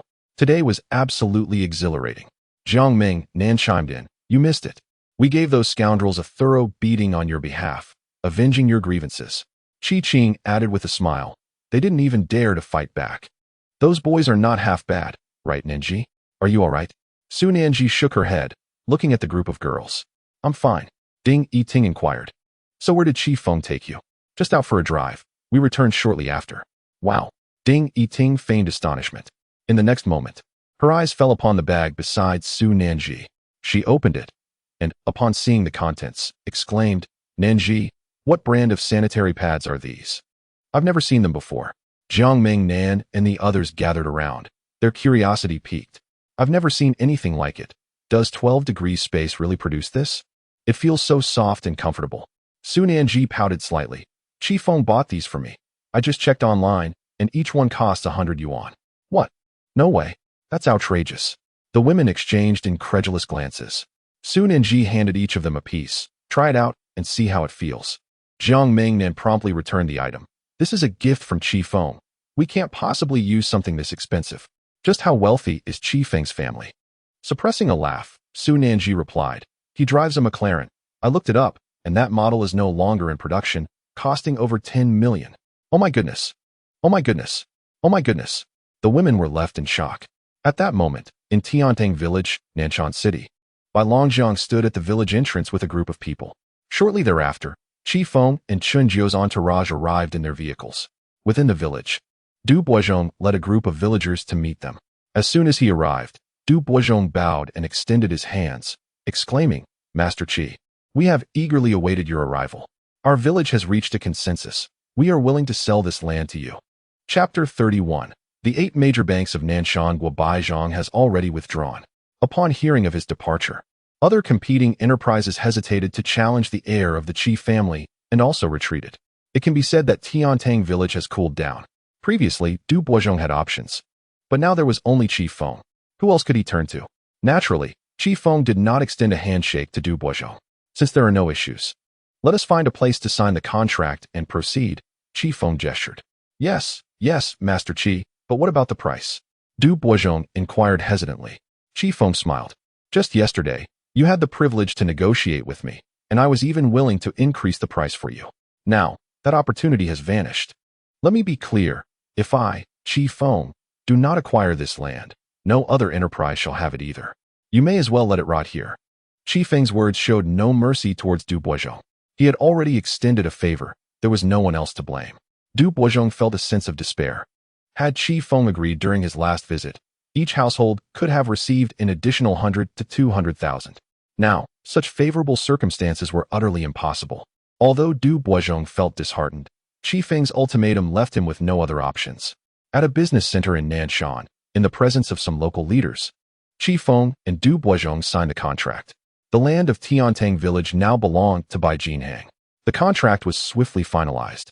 Having navigated through the intricate procedures and received approval from local authorities, Qi Feng poured a cup of tea for Du Boizhong, saying, Old Du, within a month, please organize the villagers for relocation. I will construct a set of resettlement houses for everyone on the west side of the city. According to standard procedures, the compensation will be dispersed gradually. Once everyone has moved out in a month, I will commence construction. Du Boizhong nodded repeatedly. Master Qi, in that case, I shall take my leave. Having completed these arrangements, it was already afternoon when Qi Feng returned to Beijing. In Bai Jinhong's office, Bai Longjiang remarked, Master Qi, given Bai Jinhong's current finances, the costs of relocating Tiantang village are merely a drop in the ocean. He paused. The project is colossal, requiring funds amounting to tens of billions, in addition to compensation and other expenses. It will not be an easy task to develop Tiantang village. In his previous life, his second uncle had leveraged the Qi family's connections and utilized contacts in Beijing, with the help of his grandfather, to secure over 100 billion. His grandfather was a practical man. He had more than just Qi Feng as a grandchild. When Qi Jian and others initiated the Tiantang village project, his grandfather had supported it, but perhaps, deep down, he hoped Qi Feng would take charge. However, Qi Feng lacked that foresight. Who the Qi family's pillar would be was something the elder had already discerned. He had sent Qi Feng to Nanshan as a means to secure a fallback plan for himself. Unfortunately, Qi Feng failed to realize this, resulting in a total loss. Qi Feng replied, I will devise a way regarding the finances. Bai Long nodded in acknowledgement, noting that Far East was due to arrive this afternoon. The person should be nearly there, and he decided to step out for a moment. After Bai Long departed, Qi Feng picked up his phone and made a call. This call was directed to his grandfather. Having lost his parents in war during his childhood, Qi Feng had a younger sister who was sent abroad by their grandfather. Upon her graduation, she returned to contribute to the aerospace engineering sector. In his previous life, she had become an astronaut and had sought to take Qi Feng with her on numerous occasions, yet he had consistently declined. He was engulfed in a haze of despair. During that time, their family fortune had dissipated, his grandfather had passed away, and subsequently, Xiaoru Chu had also died, while Mu Wanxi had gone abroad. And even Su Nanji succumbed to illness in the hospital. He rejected his sister's offers of assistance, believing himself unworthy of anyone's compassion. On that fateful day, His sister was anxious but bound by her duties as she headed to the space station. Before her departure, she left a sum of money for Chi Feng, which he chose to give to Xiao Ruo Chu's parents. His grandfather's intentions were rather straightforward. Among his grandchildren, only those with capability could lead the Chi family and ensure its continuance. He had hoped to nurture Chi Feng, but the latter lacked the requisite abilities. He had urged Chi Feng to seek a path for himself in Nanshan. Chi Feng, however, did not heed this advice. Despite numerous attempts to reach out, his grandfather's entreaties to abandon his reckless lifestyle went unheeded. After his grandfather's passing, even though Chi Feng had not become accomplished, a will was left at the notary's office, bequeathing a company in Nanshan to him, while the rest was to be inherited by Chi Jian. Chi Jian, in collusion with the notary, altered the will to exclude Chi Feng entirely. Chi Feng endeavored to contest this in court, but Chi Jian had already seized control of the Chi family, leading to Chi Feng's defeat. His appeals were met with failure, ultimately forcing him to concede. Feng. Upon answering the call, Chi Feng heard his grandfather's voice. He refrained from saying much and simply replied, "Grandfather, I have secured Tiantang village in Nanshan, but I lack sufficient funds. I cannot muster the required amount for the entire Platinum Han." The elder was aware of this and had unique insight. When Chi Jian attempted to seize it in the past, he had not expressed any objections. The elder's invitation for Chi Feng to come to Nanshan was, in part, for the benefit of Tiantang village. Unfortunately, Chi Feng felt inadequate for the task. Indeed, considerable funds were required for Tiantang village. Yet if his grandfather were to allocate such a significant amount, his second uncle would likely cause trouble. Since you have identified the opportunity at Tiantang village, pursue it with confidence. Chi Feng remained silent, merely listening to his grandfather's words. He understood that his grandfather's days were numbered. The elder continued, "The 8 major banks in Nanshan are all our kin. I have already made arrangements. Seek them out. Chi Feng, if you wish to undertake this endeavor, do so earnestly. You know your parents are no longer with us, and your sister is abroad. If I pass away, your second uncle will not spare you. I intend to leave you a portion of the family estate, but whether you can retain it depends on your own capabilities. Your grandfather can offer no further assistance. Go now." His grandfather concluded. Chi Feng felt a wave of emotion swell within him. In his previous life, his grandfather had uttered similar words, yet he had never grasped their significance. "I had always naively believed that with grandfather around, everything would be just fine. Yet, grandfather is not a deity. He is not solely blessed with the presence of Chi Feng." Chi Feng replied, "Grandfather, I will not let you down." The old man said, "I do not concern myself with who among you and Chi Jian inherits the Chi family. I merely wish for each of you to grant the other a chance at life. You are brothers, not enemies." "I understand," Chi Feng responded. "Go seek out the 8 major banks." "All right." After hanging up the phone, Chi Feng took a deep breath. In this lifetime, he had managed to save others. Yet he could not save his grandfather. If only he could return. Chi Feng genuinely wished to go back to those years before his grandfather was afflicted with liver cancer. Perhaps they would still have a chance. The 8 major banks of Nanshan include Tiannan Bank, Nanshan Bank, Tianyuan Bank, and Guanan Bank, among others. As he recalled, grandfather had connections with them. They were akin to brothers in life and death. With the old man's presence, securing funds would be no issue for Chi Feng. Bai Longjiang entered, announcing, "Young Master Chi, Yuan Dong has arrived and wishes to partake in the affairs of Tiantang village." Yuan Dong had indeed assisted Chi Feng, thus he was naturally considered. A middle-aged man stepped into the office. "Young Master Chi." He introduced himself as Zhang Yuan Dong. Chi Feng patted Zhang Yuan Dong on the shoulder and said, "Mr. Zhang, rest assured, your investment in Tiantang village will be duly acknowledged. I, Chi Feng, will not let you suffer losses." Zhang Yuan Dong was taken aback by Chi Feng's straightforwardness. "Thank you, young Master Chi." Chi Feng nodded. "I am heading to the bank. Come along with me." "All right." The two prepared to descend. As they reached downstairs, a loud voice boomed. "Chi Feng, I have already relinquished Tiantang village. Why do you still intend to confront my son? Come out and face me." Guo Baizhang. Shenzhou barged in, exclaiming, "Young Master Chi. Guo Baizhang has come with a group to cause trouble." Chi Feng chuckled. "Do not mind them. It is merely crocodile tears.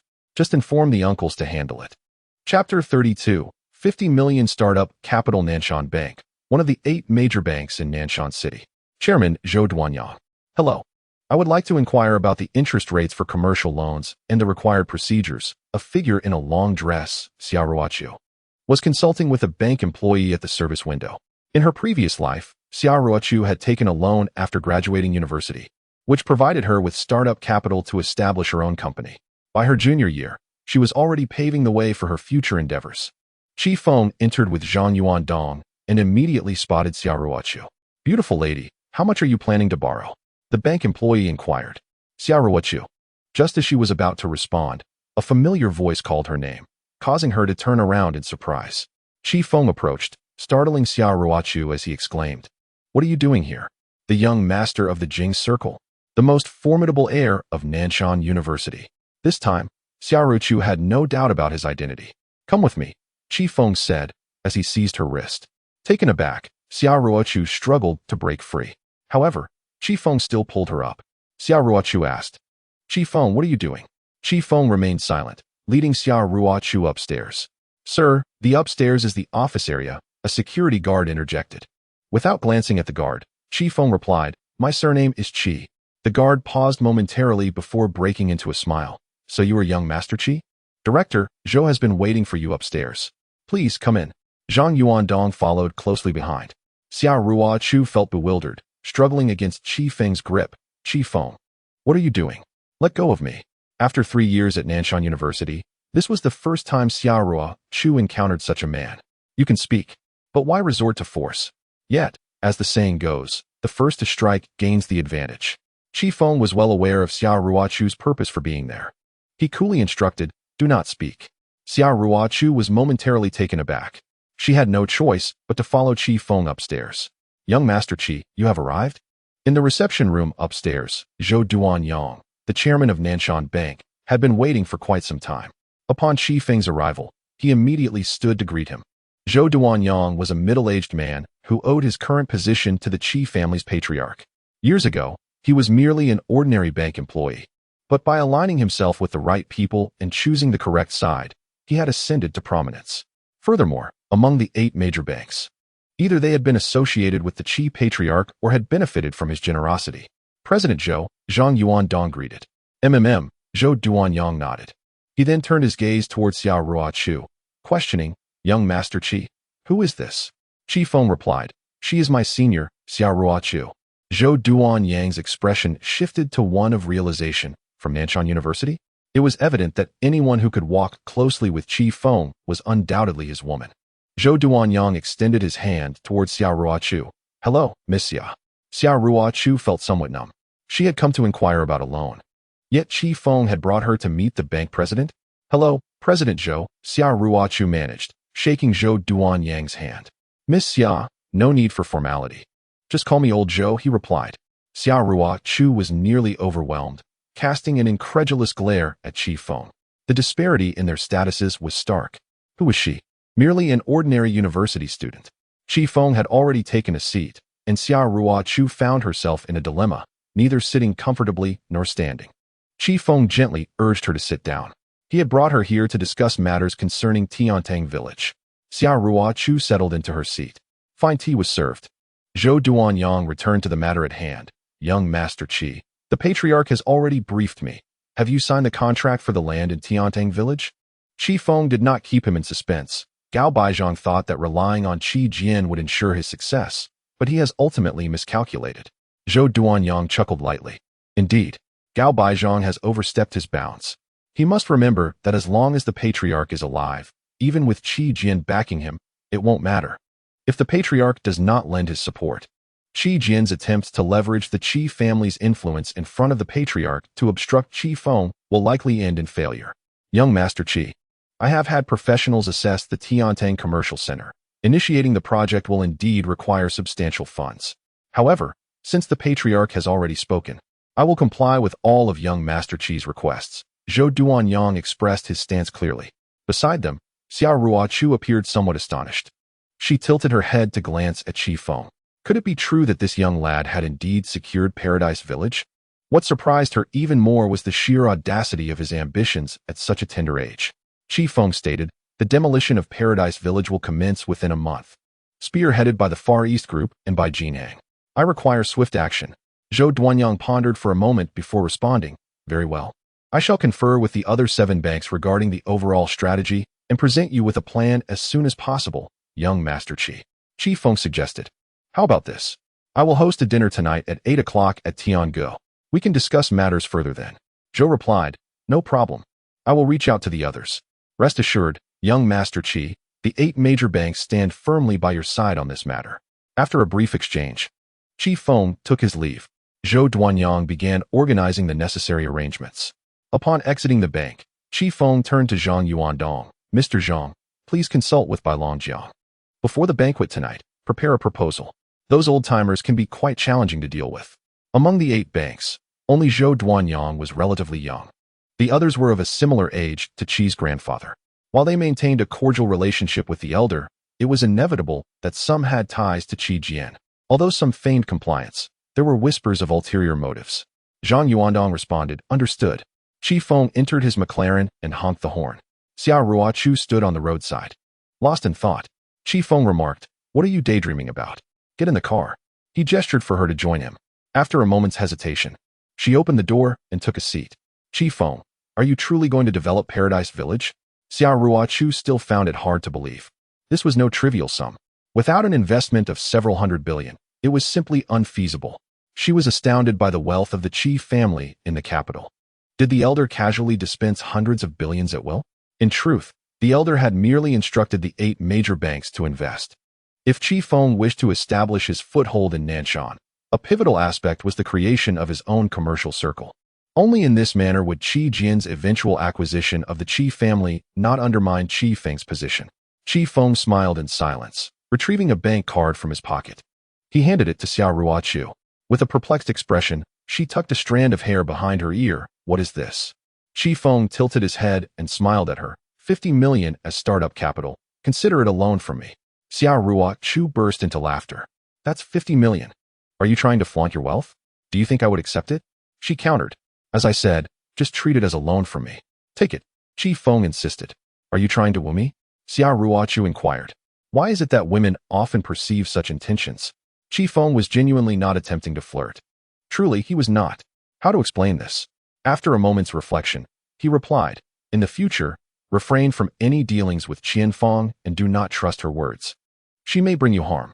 This 50 million was initially yours. Xia Ruochu rolled her eyes. Did he think her a mere child? Having spent 3 years at Nanshan University, she had encountered her fair share of wealthy heirs, and many men had attempted to court her. If true love were driven by money, she would have been swept away by someone else long ago. How could it possibly be Qi Feng's turn? How superficial. Xia Ruochu rolled her eyes. The car arrived at the school. Xia Ruochu opened the door and got out, leaning on the window to look at Qi Feng. Sister, I'm not falling for that. Bang. Xia Ruochu slammed the door shut on Qi Feng. Thank you for the ride. Qi Feng smiled. In her previous life, it was exactly like this. Qi Feng managed to win her over without spending a dime. At that time, Qi Feng had offered her some money, but Xia Ruochu had refused. Eventually, she still fell for him, believing that Qi Feng truly loved her. After graduation, she took out a loan to start her own company without accepting Qi Feng's help. She once stated, Qi Feng, I want to rely on my own efforts to be worthy of you. However, Qi Feng never gave her the opportunity. They broke up. This did not defeat her. Instead, it spurred her to work even harder. I will pick you up at 8 tonight, Qi Feng said. In the evening, Qi Feng sat in his room, opening his computer to work on a project proposal for Paradise Village. His phone buzzed with a message from Chang'ek Scion. Qi Feng glanced at it casually. Su Nanji. Expression, what time is it? Aren't you having dinner? Checking the time, Qi Feng realized it was indeed time. Busy and forgot. I'm on my way, he replied. Su Nanji. Expression, stop dawdling. I'm waiting for you downstairs. Qi Feng shut his laptop. Nothing was more important than Su Nanji's well-being. Influenced by Qi Feng, she had started to take her health seriously, deciding to eat well and sleep properly. Qi Feng began to prepare medicine, simmering it for an hour before heading out. Downstairs at the girls' dormitory, the light was dim. Qi Feng approached, carrying the medicine, and spotted Su Nanji from afar. She was wearing a pair of denim shorts and chatting animatedly with a male classmate, occasionally laughing. Seeing this, Qi Feng's anger flared. Su Nanji, he called out. She turned her head, glanced at him, and hurried over, while the male classmate walked away. Su Nanji rolled her eyes. Why are you shouting? You scared me. Who was that? Chi Feng glared at her. Giggling, Su Nanji covered her mouth, bending over with laughter. Then she pointed at Chi Feng. Chi Feng, you look so ugly when you're angry, utterly hideous. Chi Feng replied, I'm asking you a question. Who is he? Su Nanji huffed, raising an eyebrow. Just a friend. Chi Feng's tone turned stern. Su Nanji, I will not allow you to associate with any male students at school. Su Nanji pouted, shaking her fist. Say that again, she challenged, scoffing. I will not allow it. With a swift move, Su Nanji executed a shoulder throw, sending Chi Feng to the ground, her knee pressing against his chest while she gripped his arms tightly. Chi Feng winced in pain. Su Nanji. With a triumphant expression, Su Nanji declared, That'll teach you to speak carelessly. Surrender? I would rather die than submit. Go ahead and beat me. In her previous life, Su Nanji would often resort to physical confrontation. Of course, her actions were always gentle. With a sudden exertion, Su Nanji applied pressure, and Chi Feng let out a pained cry. I was wrong. In truth, he was merely playing along with her. Su Nanji was aware that Chi Feng was cooperating with her. She had witnessed Chi Feng confront Chen Qinghai, and she knew her own feeble attempts would hardly harm him. Thus, her behavior was entirely justified. Su Nanji clapped her hands, releasing Chi Feng from her grasp. He rose, brushing off the dust from his clothes, yet he insisted, nevertheless. I cannot permit you to associate with any other man. Su Nanji rolled her eyes at his petty demeanor. All right, I shall refrain from teasing you further. That individual was a stranger who inquired about directions. If we don't hurry to dinner, the food will be cold, she declared, striding towards the cafeteria. Chi Feng chuckled, following closely behind her. Nanji, I wish to see your legs. Go to hell. Su Nanji retorted, kicking backward. Chi Feng seemed to invite the challenge. You're asking for it. Inside the cafeteria, Chi Feng handed Su Nanji her medication. Take your medicine, I will fetch the food. Su Nanji obediently complied, as Chi Feng went to serve the dishes. On the other side, Ding Yiting, Jiang Mingnan, and Qi Qing observed the scene, shaking their heads. Ah, it appears Nanji is truly in a relationship. Indeed, indeed. I find it hard to believe that Chi Feng is particularly handsome. There are many who are far more attractive than him. The key is, he strikes fiercely. He comes at you with everything he has. What girl could withstand that? Su Nanji cast a sidelong glare at the trio. The girls at table 201 quickly busied themselves with their meals, pretending not to notice. Su Nanji pouted, stirring the herbal concoction in her bowl before tilting her head back to gulp it down. As Su Nanji waited for dinner, she suddenly heard Chi Feng's furious voice resonating through the cafeteria. What is the meaning of this? Call your boss over. Are you trying to serve pre-packaged meals and poison someone? This was Chi Feng's unmistakable voice. Su Nanji felt a wave of confusion. His outburst garnered the attention of other students. What is going on? It seems there's a commotion over there. Is that Chi Feng, the one who fought Chen Qinghai last time? Do you think I'm invisible, Chen Qinghai? Chen Qinghai glared angrily at the speaker from the adjacent table. I apologize. Chen Xiao? Su Nanji approached with curiosity. You, my fellow student, would do well not to stir up trouble here. Which of your eyes saw these as prepackaged meals? Furthermore, if you wish to eat, eat. If not, no one is forcing you, just leave. A cafeteria staff member shouted in fury, her temper clearly frayed, as if she could devour Chi Feng with her eyes. Chi Feng was genuinely concerned about Su Nanji's health, given her delicate stomach. How could she possibly consume prepackaged meals? What a ridiculous notion. He frowned, fixing his gaze on the staff member. I am not speaking to you. I demand that your contracted boss come here. I am determined to address this matter regarding the prepackaged meals. Chi Feng's face was a mask of anger. The crowd of onlookers grew larger, phones clicking incessantly. Wow, it's the same Chi Feng who previously confronted Chen Qinghai, now clashing with the cafeteria lady. The news of Chi Feng's confrontation due to the prepackaged meals spread rapidly, igniting a frenzy on the Nanshan University forum. Su Nanji quickly grasped the situation. She rushed over to pull Chi Feng back, saying, Chi Feng, stop arguing. Let us leave if we're not going to eat. Chi Feng firmly positioned Su Nanji behind him. He ascended onto the table, fuming. You foolish creature, you had better correct your posture and tell me. Would you dare allow your children to consume such dishes? If there is no resolution to this matter today, you might as well shut down this cafeteria and summon your superiors. Chapter 34. An attitude. The students in the cafeteria suddenly found their rice unappetizing. Prepackaged meals are unworthy even for dogs. It seems you are deliberately seeking trouble, came the response. Very well, I shall call the management right away. You little wretch. Let us see how much power you truly possess. The woman pointed at Feng and picked up her phone. A group of classmates raised their phones, nearly thrusting them into his face. Su Nanji tugged at Feng's hand. Feng, let it go. It's not a significant issue. Don't stir up trouble, or it will become even more complicated when the director arrives. Feng began to understand. Su Nanji's stomach cancer was partly attributed to these prepackaged meals, which she had consumed for 3 consecutive years. Her stomach had never been strong.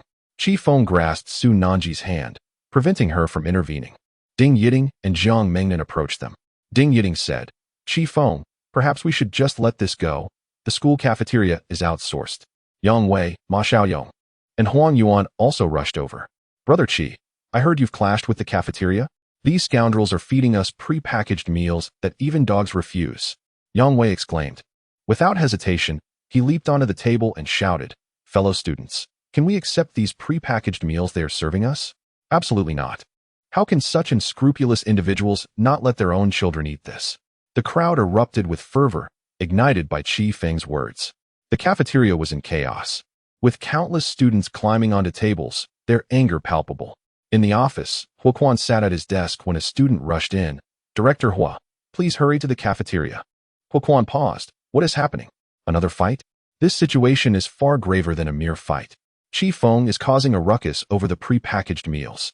A group of students had been incited, and tables were being smashed. What? Huaquan stood up abruptly, inhaling deeply. He pressed his hand to his forehead, feeling overwhelmed. This kid has summoned a tempest to the school. Instead of heading to the cafeteria, he picked up his phone and made a call. Hello, it's me, Huaquan, he said with a chuckle. It seems Feng is stirring up trouble with a group of students regarding the prepackaged meals. What do you think? On the other end, the voice of Laotai echoed. Hua, at the university cafeteria, you are providing prepackaged meals. Would you dare let your own children eat these dishes? Huaquan fell silent. Laotai, I can only offer you my protection. Beyond that, I cannot intervene. Should your grandson fall ill, the school will face consequences. The elder was direct and unyielding. Yes, Huaquan quickly replied. In the cafeteria, the students were seething with anger. Feng stood atop the table, awaiting the arrival of their leaders, while numerous students recorded the unfolding events on their phones. The door to Huaquan's office was nearly kicked down, yet he dared not step outside. It is not that he is unwilling to intervene, but rather that the matter delves into realms beyond his reach, making it quite difficult to address. Who is leading the disturbance here? A shout rang out from a distance as a middle-aged man, accompanied by over 20 security personnel, strode into the cafeteria. Upon his arrival, the other students instinctively recoiled. The contractor of the cafeteria, the chairman of Tianying Foods, Wu Gai. With his presence, many students hesitated to approach. Ding Yiting and Yang Wei stood beside Feng, remaining motionless. Su Nanji, apprehensive about causing trouble, tugged at Feng, urging him to leave, saying, Feng, please stop this. I've heard that these people have connections. Those without connections wouldn't dare act so boldly, while those with connections fear nothing. Feng steadied Su Nanji's nerves as Wu Gai marched forward, pointing at the gathered students and bellowing, Everyone, put down your phones. If anyone dares to leak videos, don't blame me for being rude. Quickly, confiscate their phones. Wu Gai shouted. A throng of security rushed into the crowd. Everyone, hand over your phones and delete the videos. Move quickly. Many students were taken aback. After all, they were merely ordinary students, ill-equipped to contend with such capitalists. Wu Gai approached Feng, demanding, You're the one causing trouble in the cafeteria, aren't you? What is your name? Su Nanji hid behind Feng, peeking at Wu Gai's enraged expression. Feng, he replied. All right. Feng, you instigated a disturbance here. You're coming with me today. I want to see just how capable you are, Wu Gai asserted. Feng smiled, as did Yang Wei. Fool, does engaging in pre-prepared meals bring you glory? How dare you speak to Brother Qi like that? Apologize. Yang Wei scolded, pointing at Wu Gai. Feng pulled Yang Wei aside. He was not seeking trouble without reason. Looking at Wu Gai, he asserted, You're serving pre-prepared meals in the university cafeteria. Today, you will provide everyone with an explanation. Wu Gai smirked. What of pre-prepared meals? I've provided them. What can you do about it? Let me tell you, I specialize in these pre-prepared meals for your consumption. Why don't you let your children eat them? Feng inquired. My child certainly wouldn't eat them, but you all do. They are specifically made for you. So what? I intend for you to eat pre-prepared meals. Wu Gai narrowed his eyes, a smug grin spreading across his face. Chi Feng chuckled, are you certain? Wu Gai nodded emphatically, stating, if you can bring me down, go ahead. If you can't, you'll obediently eat these pre-prepared meals. Fine, Chi Feng replied. With the conversation reaching this impasse, Chi Feng had little more to say. He picked up his phone and began making a call. What's this? Wu Gai responded, somewhat taken aback. Reporting me? Complaining about me? Parents from Nanshan Primary School have tried such things before, and it was futile, Wu Gai laughed. All the students were watching Chi Feng, who had undoubtedly become the center of attention. Chi Feng, unperturbed, asked, you are the chairman of Tianying Foods, correct? Wu Gai nodded. Indeed. I'm not afraid to admit it. With a smile, Chi Feng remarked, grandfather, the other party is the chairman of Tianying Foods, known as Wu Gai. He is the one who will have his shell pried open today. Just a moment, let me make a call. After hanging up, Chi Feng set down his phone and gestured towards Wu Gai, declaring, today, if I do not see you imprisoned and your life utterly ruined, I shall no longer bear the name Chi Feng. A laugh escaped him, followed by a hiccup. Wu Gai chuckled in response, only to be interrupted by the ringing of his own phone. Hello, what is it? He answered, and a deep voice resonated from the other end. It was Huaquan. You ought to apologize and show some respect. The individual you are dealing with, Chi Feng, is the grandson of the esteemed Chi Lao from the capital, the heir of the Chi family. Silence enveloped the moment. Chapter 35. Behave and wait for me in the car. Wu Gai's expression gradually stiffened, his smile fading. In an instant, his complexion began to pale, and beads of sweat started to form, falling rapidly like raindrops. Old Hua, why didn't you mention this sooner? I didn't ask you to use pre-prepared meals. Huaquan replied, beep beep. The call ended abruptly.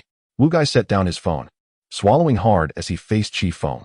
Everyone watched intently as Wu Gai's demeanor shifted from arrogance to dismay, his face contorting in a manner that suggested he had just tasted something foul. Suddenly, his phone rang again. This time, it was the headquarters of Tianying Foods. A voice on the other end announced, Director Wu, the Chi family from the capital has filed a lawsuit against our company. Wu Gai shouted, is it illegal to use pre-prepared meals? No, it is not. But they are accusing us of money laundering. The call revealed that the company was temporarily shut down, with all bank accounts frozen, and preparations were underway for a judicial investigation. The Chi family had dispatched personnel, and a court hearing was scheduled for the following morning at the latest. Wu Gai trembled, realizing that the old fool had twisted the narrative. Why didn't he accuse himself of using pre-prepared meals? Is this how one plays? He placed the phone down, staring blankly at Chi Feng, his voice trembling. Chi Xiao? Is it too late to kneel now? Chi Feng gestured. I have made my intentions clear. You must go to jail. If I do not follow through on my word, you will think me a coward. A rumbling engine broke the tension outside, drawing a group of students to peer out. Here come the authorities. Health inspectors. Epidemic prevention. Education. Someone exclaimed.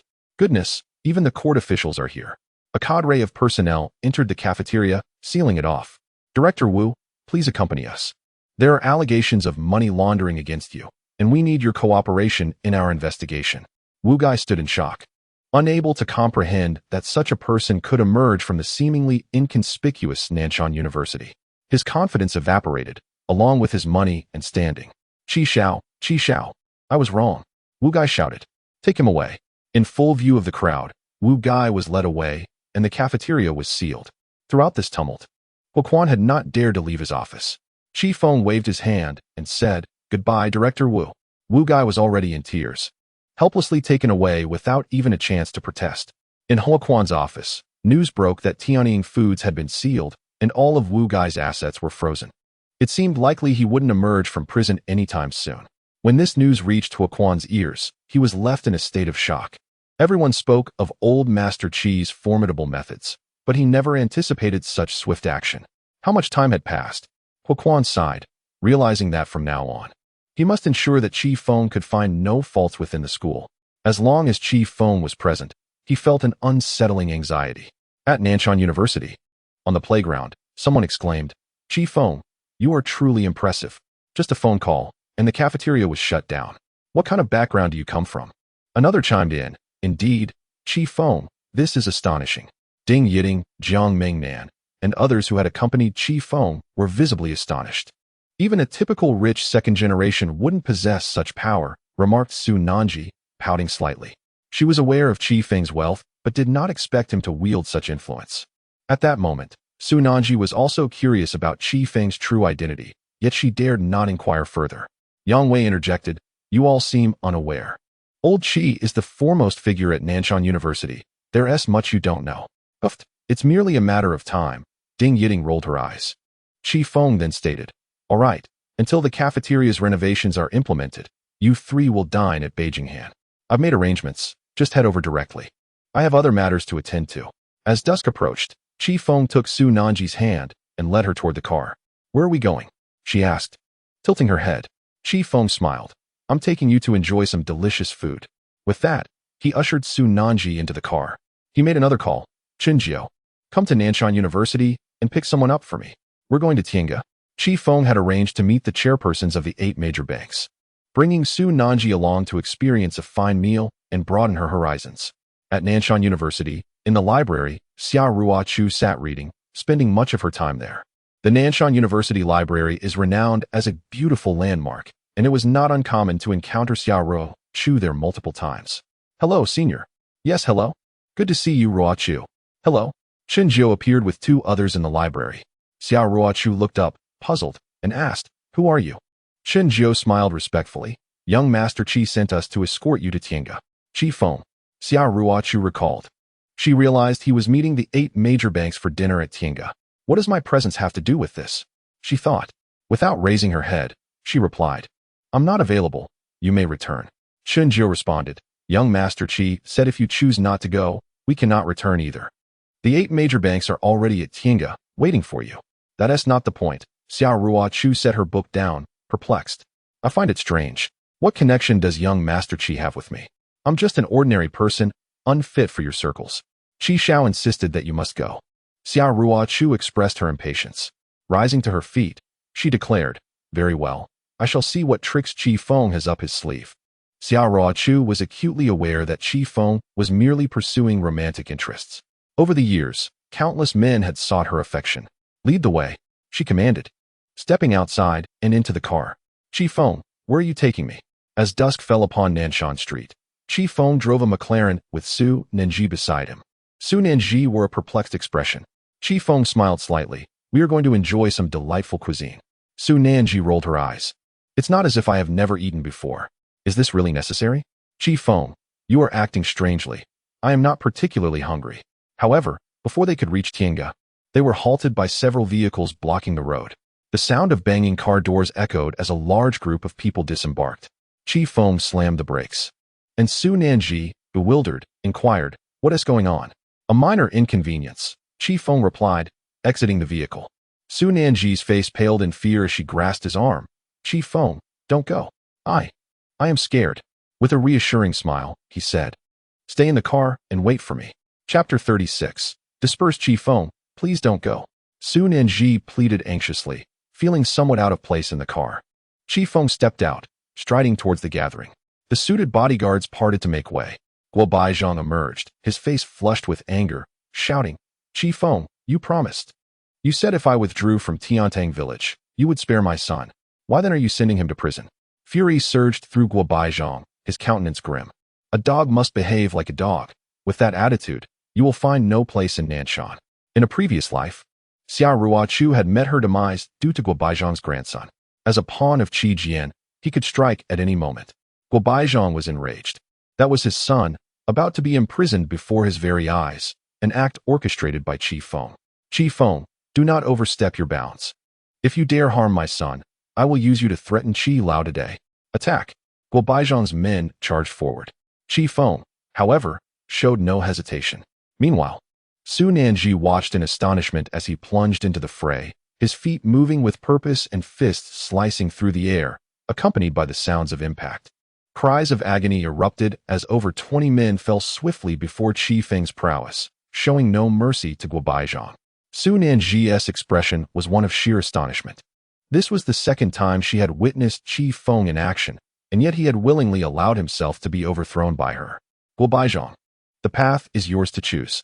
If you disdain me, I shall obliterate you. As long as I, Qi Feng, exist in Nanshan, Do not expect to rise without kneeling. Qi Feng flashed a smile at Guo Baizhang before opening the car door and returning to the vehicle. Without hesitation, he accelerated towards Guo Baizhang, who narrowly dodged as Qi Feng's car sped by. Inside the car, Su Nanji turned to Qi Feng and asked, "Qi Feng, who were those people just now?" With a smile, Qi Feng responded, "Our adversaries. The we that binds us has nearly led Su Nanji to a state of bewilderment." "I never would have guessed you were so formidable," Su Nanji remarked sincerely. "In truth, there is yet another facet in which I excel," Qi Feng replied. "Where?" Su Nanji inquired, intrigued. Qi Feng cast her a knowing glance, encouraging her to ponder it herself. After a moment of contemplation, a flush of crimson spread across her cheeks. "Qi Feng, you rascal," she muttered under her breath. "I have an uncle," she added. Before long, they arrived at the Tiange restaurant. Qi Feng alighted from the vehicle, and Su Nanji hurriedly followed suit. Qi Feng paused to wait for her, extending his hand. Upon seeing his outstretched hand, Su Nanji bit her lip and grasped it. Enveloped in Qi Feng's large hand, she felt a comforting warmth. At that moment, several more vehicles came to a halt. Chenju stepped out, and the strikingly beautiful and mature Xia Ruochu emerged from the opposite side. "Nanji." As soon as Xia Ruochu alighted, she spotted Su Nanji beside Qi Feng. Su Nanji turned, her expression one of astonishment. "Senior Ruochu, what brings you here?" Xia Ruochu approached, and Su Nanji released Qi Feng's hand to take Xia Ruochu's instead. They had become acquainted on their very first day at school, and in their previous life, they had been sisters for a year. Xia Ruochu looked towards Qi Feng. "Qi Feng, what did you summon me here for?" Without turning back, he simply said, "Let us go." Su Nanji quietly asked, "Did Qi Feng send for you, Sister Ruochu?" Xia Ruochu nodded. "He sent someone to fetch me, though I'm not certain of the purpose." Su Nanji responded with an "oh." The two girls, hand in hand, followed Qi Feng upstairs. The Tiange restaurant had been reserved entirely for them. A group of individuals awaited them on the upper floor. Among them were Zhang Yuandong from the Far East Group, Zhou Duanyang from the Nanshan Group, and representatives from various banks, all of whom had been waiting for quite some time. There were approximately 100 individuals, all of high rank. Young Master Qi has arrived. Upon seeing Qi Feng, everyone rose to their feet.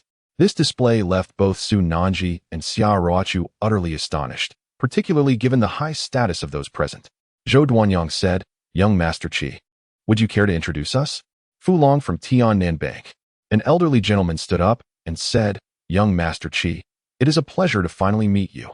Lin Fu from Tian Yuan Bank, another elder, stood, exclaiming, "Young Master Qi, it is good to see you again. Our last encounter was at the Beijing reception." Zhou Duanyang proceeded with the introductions. Qi Feng shook hands with them before taking a seat. Neither Su Nanji nor Xia Ruochu had ever encountered such a multitude of influential figures. They were momentarily at a loss for how to behave. "And who might these two young ladies be?" Fu Long from Tiannan Bank inquired. "Xia Ruochu and Su Nanji, my classmates," Qi Feng introduced. "Miss Xia, Miss Su." The guests greeted, recognizing that anyone who accompanied Qi Feng was undoubtedly of considerable standing. Qi Feng gestured for them to sit. "Shall I begin?" As he spoke, he served Su Nanji an Australian lobster, deftly peeling away the shell before placing it on her plate. Su Nanji discreetly pinched Qi Feng's hand beneath the table. Qi Feng feigned ignorance and continued, "Zhou, I presume you have already briefed everyone on the matters concerning Tiandang village, so I shall dispense with any further preambles. This is the plan I have drafted. I would appreciate your review."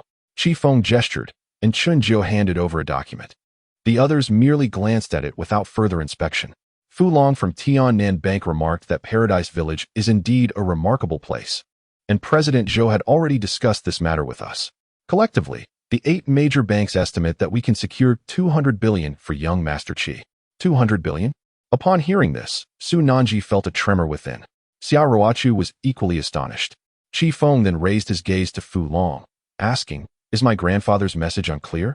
Do you believe 200 billion is sufficient?" Fu Long furrowed his brow.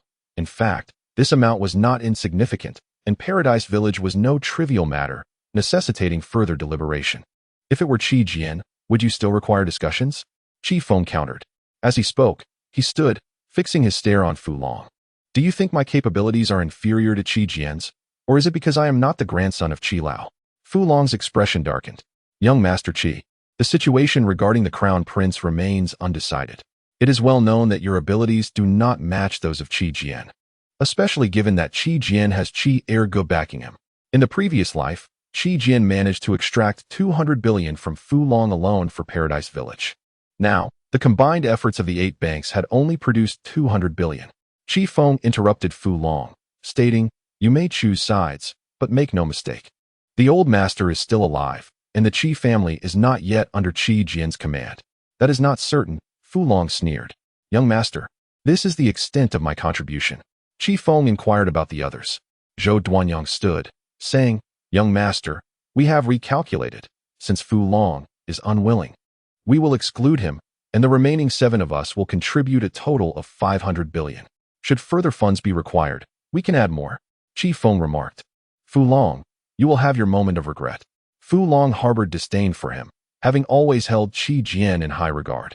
Indeed, the others present, with the exception of Bai Longjiang and Zhang Yuandong, were harboring their own hidden agendas, waiting for the old master to pass. In the previous life, the 8 major banks had collectively provided Qi Jian with 1,300 billion. Qi Feng's downfall stemmed from the premature death of his father. "Let us disperse," Qi Feng declared. Chapter 37. The crown prince of the capital circle. The gathering came to an end, and the food on the table remained untouched. Bai Longjiang, Zhang Yuandong, and Chun Jiu lingered. They were evidently Qi Jian's sycophants, unwilling to defy the old master's orders yet reluctant to fully assist young Master Qi. This demonstrates their desire to retain a fallback option, believing that Qi Jian would take charge after the old man's passing. Zhang Yuandong commented. Qi Feng had anticipated this. While the old master was still alive, he could keep them in check. Qi Feng was aware of this and addressed Bai Longjiang, saying, "Bai Longjiang, you should go early tomorrow. Once the funds are secured, arrange everything immediately." "Understood." Bai Longjiang nodded. "Zhang, I entrust you with the demolition work at Paradise Village. Our foundation is too weak, and the Qi family is rife with Qi Jian supporters. He will not simply watch as this unfolds. My grandfather's time is limited." Qi Feng added. "Understood." Zhang Yuandong replied. Chun Jiu dispatched individuals to monitor them, discerning how many among them had encountered Qi Jian. A few departed. Qi Feng leaned back in his seat, inhaling deeply. The situation was far from simple. Presently, everyone was fixated on the demise of the old patriarch. Once the patriarch passed, Qi Feng's foundation would be dismantled. Therefore, while his grandfather still drew breath, he must elevate Paradise Village. The potential for reversal in this lifetime hinged upon Paradise Village. Xia Ruochu and Su Nanji remained silent, their gazes fixed upon Qi Feng, neglecting their meal. After a moment of composure, Qi Feng remarked, "Why the long faces? Such a splendid array of dishes would be wasted if left untouched." Su Nanji discerned that Qi Feng was hinting at some investment. However, the bankers seemed to be holding back. Su Nanji was perplexed by this. "Is your grandfather truly nearing his end?" From what Fu Long implied. "It seems he is merely awaiting the old man's passing," Xia Ruochu inquired. Qi Feng turned his attention to Xia Ruochu. "Now you understand why I am intent on developing Paradise Village," he retorted. As he spoke, Qi Feng began peeling shrimp for Su Nanji. While doing so, he added, "Once you obtain your graduation certificate, accompany me to Paradise Village." He gazed at Su Nanji, placing the peeled shrimp into her mouth. Xia Ruochu chuckled. "I have a method to deal with the 8 major banks." Xia Ruochu was notably astute and clever. In his previous life, had Qi Feng not placed undue trust in Qian Feng, calamity would not have befallen him. "What strategy do you propose?" Qi Feng inquired. Xia Ruochu explained. "They believe your brother can seize the entire family legacy, hence their lack of recognition for you. You can address this directly." Qi Feng listened attentively. Xia Ruochu continued. "In the art of war, the highest form of warfare is to outmaneuver the opponent. Next is to disrupt alliances, and the least effective is to besiege cities. Strategy is paramount. You can leverage the old patriarch's influence to invite other corporate entities to invest in Nanshan, centering the investment around Paradise Village to broaden the scope of recruitment and secure funds. Once the capital is in hand, identify a representative in Nanshan to establish your own financial institution, thereby amplifying your base. Collaborate with external enterprises to make a bold entry into the Nanshan financial sector, exerting pressure on the 8 major banks. At that juncture, they will perceive their foundation as unstable and, recognizing your capabilities, will seek you out for negotiations. You can then accept their overtures, utilizing your current strengths to significantly diminish the operational capacity of the 8 major banks, rendering them dependent on you. Furthermore, you could even eliminate those who defy you. Xiaoruochu was an avid reader, possessing a broad array of knowledge. In his previous life, had Qi Feng kept her by his side, the coup by Qi Jian would not have transpired. This thought prompted Qi Feng to remember someone. Xiaoruochu, your words bring me great reassurance, he declared. Xiaoruochu shot him a sidelong glance. The trio enjoyed a sumptuous dinner. By the time they returned, it was already 8 in the evening. Xiaoruochu returned to her dormitory, while Su Nanji also headed back. In dormitory 201, Ding Yiting and others lounged on their beds, dressed in nightgowns, engaged in conversation. Pray tell, where did Qi Feng take Nanji this afternoon? Surely, it must have been a date. By the way, the meal at Platinum Han today was delightful. Just who is Qi Feng, with such an illustrious background? Jiang Mingnan remarked, her words laced with curiosity. At that moment, Su Nanji entered the room. Upon seeing her, Ding Yiting quickly sat up. Nanji, you're back. What were you doing with Qi Feng? Why are you so late? Jiang Mingnan chuckled softly. Nanji, did you two end up in bed together? Su Nanji's face flushed crimson. Mingnan, you speak nonsense. The women erupted into laughter. Ding Yiting, sitting cross-legged on the bed, said, Nanji, Qi Feng is definitely extraordinary. I just saw the news that Tianying Foods has been shut down. Tianying Foods? They supply canteens in many schools in Nanshan, Qi Qing added. Moreover, that Wu guy will probably end up in prison. With Qi Feng's prowess, you ought to be cautious. Nanji. Su Nanji bit her lip, organizing her nightgown before heading off for a shower. Dressed in a pink nightgown, she climbed onto the upper bunk. Today I overheard them talking about the Qi family and the young master of the capital's elite. People from several banks in Nanshan refer to him as Qi Xiao. What? The Qi family? Which Qi family?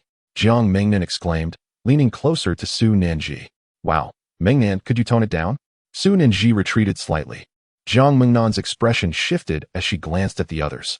Are you referring to the Yanjing Qi family? The young master of the capital. They're one of the top 10 richest families globally. Nanji, you can't be serious. Upon hearing this, Su Nanji was equally astonished. Mingnan, what did you just say? One of the top 10 billionaires? Jiang Mingnan, being a local from Nanshan, nodded. I've heard of the Qi family from Beijing. They are immensely influential. Their young master is indeed named Qi Feng.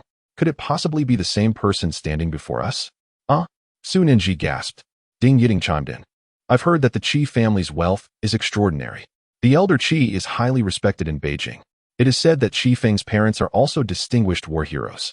Nanji, is Qi Feng truly the young master of the capital? Su Nanji found herself at a loss for words. She had indeed heard whispers about the Qi family and the elder Qi. Wow, Nanji, you might just be entering high society, the others teased. This could be the turning point of your life. Su Nanji felt bewildered, as such thoughts had never crossed her mind. Just then, Qi Feng arrived at the girls' dormitory. Calling out, Su Nanji, come down. His voice echoed through the corridors. See, Nanji, it's only been a short while, and he already misses you, the girls urged. Upon hearing his voice, Su Nanji hurriedly changed out of her nightgown and made her way downstairs. Qi Feng, we've only just parted, she intended to say, feeling as though she had barely settled into her seat. Come with me, Qi Feng commanded as he walked inside. Where are we going? Su Nanji inquired. Yet she still followed him closely. Qi Feng brought Su Nanji to his dormitory. Unlike others, his accommodation was a spacious suite consisting of 4 rooms, a hall, a kitchen, and 2 bathrooms. The living room was particularly large. As Su Nanji stepped inside and glanced around, she inquired, is this where you live? Why is your dormitory so nice? Qi Feng handed her a set of keys. What do you give me these keys for? She asked, perplexed. Qi Feng explained that he intended to go away for a while. These are the keys to this place. The medicines on the table are yours. And there are a clay pot and a gas stove in the kitchen. I will be gone for a few days.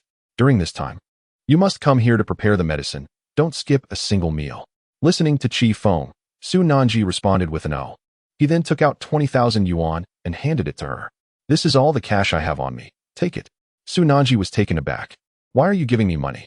Qi Feng replied, it's pocket money. Go out shopping if you like. Also, the cafeteria is undergoing renovations. So you and Ding Yiting and the others will have your 3 meals at Beijing Han, which I have already arranged. Where are you going? Su Nanji asked. I need to find an important friend to prepare for what may come next. While I'm away, you are not allowed to speak to any other boys. Qi Feng asserted, pointing at Su Nanji. She chuckled, covering her mouth with one hand and bending slightly. Feng, can't you be a bit more mature? You seem so childish. Feng replied seriously. In any case, it's not permitted. Uffed. Su Nanji stuck out her tongue playfully. Feng was on a mission, one that concerned both his and Su Nanji's fate. Naturally, he was worried about her. He added, also, during meal times, I will have Chunjiu come to pick you up and drop you off at school. Keep the money. I don't want it. Su Nanji protested. Placing her hands behind her back, Feng insisted, did you remember what I said? Su Nanji nodded, acknowledging, I remember. Repeat it, Feng instructed. With a hint of reluctance, she recited, I will come here daily to brew the medicine. Take it, and then you will have Chunjiu from Beijing hand pick me up. I will have all my meals there and not speak to other boys. Can you manage that? Feng asked again. Su Nanji affirmed. Feng smiled, reaching out to pat her head. I'm not a 3-year-old. She protested. To me, you are, he teased. All right, go rest. I might be gone for several days. Message me if anything comes up. Su Nanji cast a glance at Feng, and, truth be told, she had already fallen for him.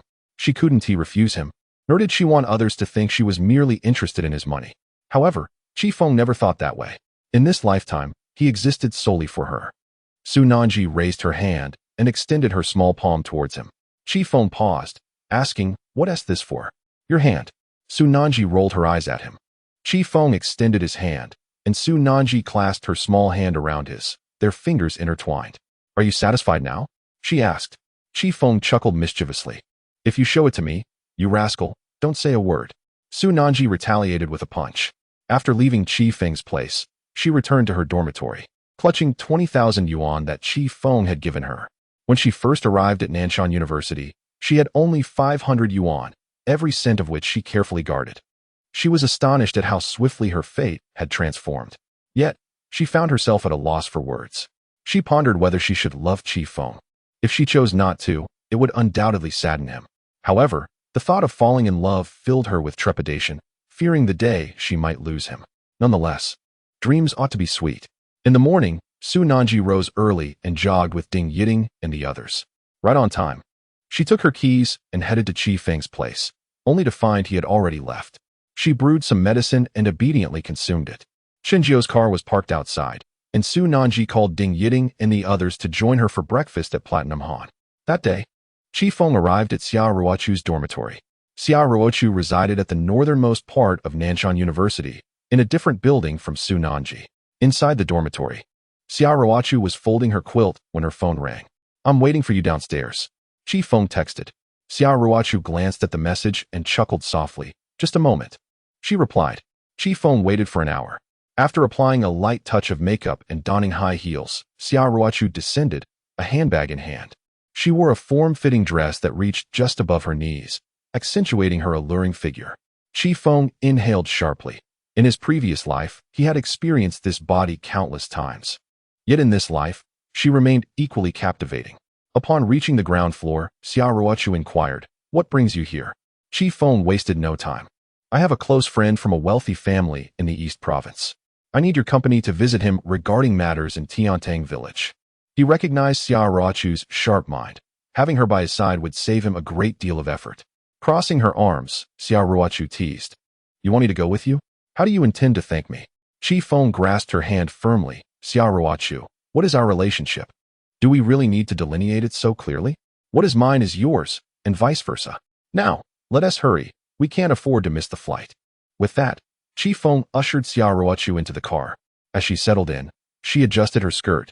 You didn't even wait for me to agree. Just drag me along. Feng smiled. This time it's a car ride. Next time, who knows? Xiao Ruochu rolled her eyes. Maybe in another lifetime. Feng and Xiao Ruochu boarded the plane directly to the East Province. Sitting close together, Feng could catch the delightful scent emanating from her. Is it true what you said about Feng? Did she really sleep with Guo Baizhang's grandson? The words Feng had shared with her lingered in Xiao Ruochu's mind over the past few days. In truth, she too harbored doubts, though she found it hard to believe. Feng said, Guo Baizhang is Qi Jian's associate. Feng aims to drag you into trouble. I've suffered his deceit in a past life. In this life, I shall protect you. Past life? Xiao Ruochu chuckled softly. Feng, are you implying that in a previous existence, you and I were involved? Feng grinned widely. Indeed, We had quite the fun. Xiao Ruochu retorted with a cold laugh. You truly are shameless. Chapter 39. Suli at the airport in Dong Province. Qi Feng and Xiao Ruochu emerged together. Look, that woman is stunning. Hiss. Her figure is truly admirable. Many onlookers commented as they gazed at Xiao Ruochu. This petite woman garnered an impressive amount of attention. Xiao Ruochu, upon hearing these remarks, chose to feign ignorance, perhaps having grown accustomed to such scrutiny. Qi Feng had come to Dong Province to meet someone. I have a distant cousin whose family is among the top socialites in Dong Province. While they may not rival the Qi family in wealth, they rank within the top 20 nationally. That is my aunt's family, he explained to Xiao Ruochu. Xiao Ruochu rolled her eyes. Qi Feng, I came here to assist you. I never claimed I would work at your company. She protested. Qi Feng playfully grasped her neck. You belong to me. What do you mean by helping? Get lost, you brat. Close your mouth. Xiao Ruochu kicked Qi Feng 3 times. Do you believe in past lives? Perhaps some things are destined by fate. Qi Feng chuckled. Then you should be the one to keep quiet. Xiao Ruochu shot back. Go to hell. She retaliated with a punch. Ah, women do enjoy being feisty, Qi Feng remarked. Taking the hit without much concern, finding solace in merely being able to endure. Qi Feng's mother was known for her fiery temperament. In the past, Qi Feng's father struggled to manage her, and it was only through his grandfather's intervention that she agreed to the marriage. However, after their union, Qi Feng's father often found himself on the receiving end of her wrath. Could he possibly have bested her? That seemed highly improbable. His father was a commander in a special operations unit, while his mother was a soldier in the 4th Army Group. In a previous life, upon returning from vacation, the couple, having not seen their son and daughter for over a year, took Qi Feng and his sister out for a treat. That evening, they engaged in a fierce battle of words.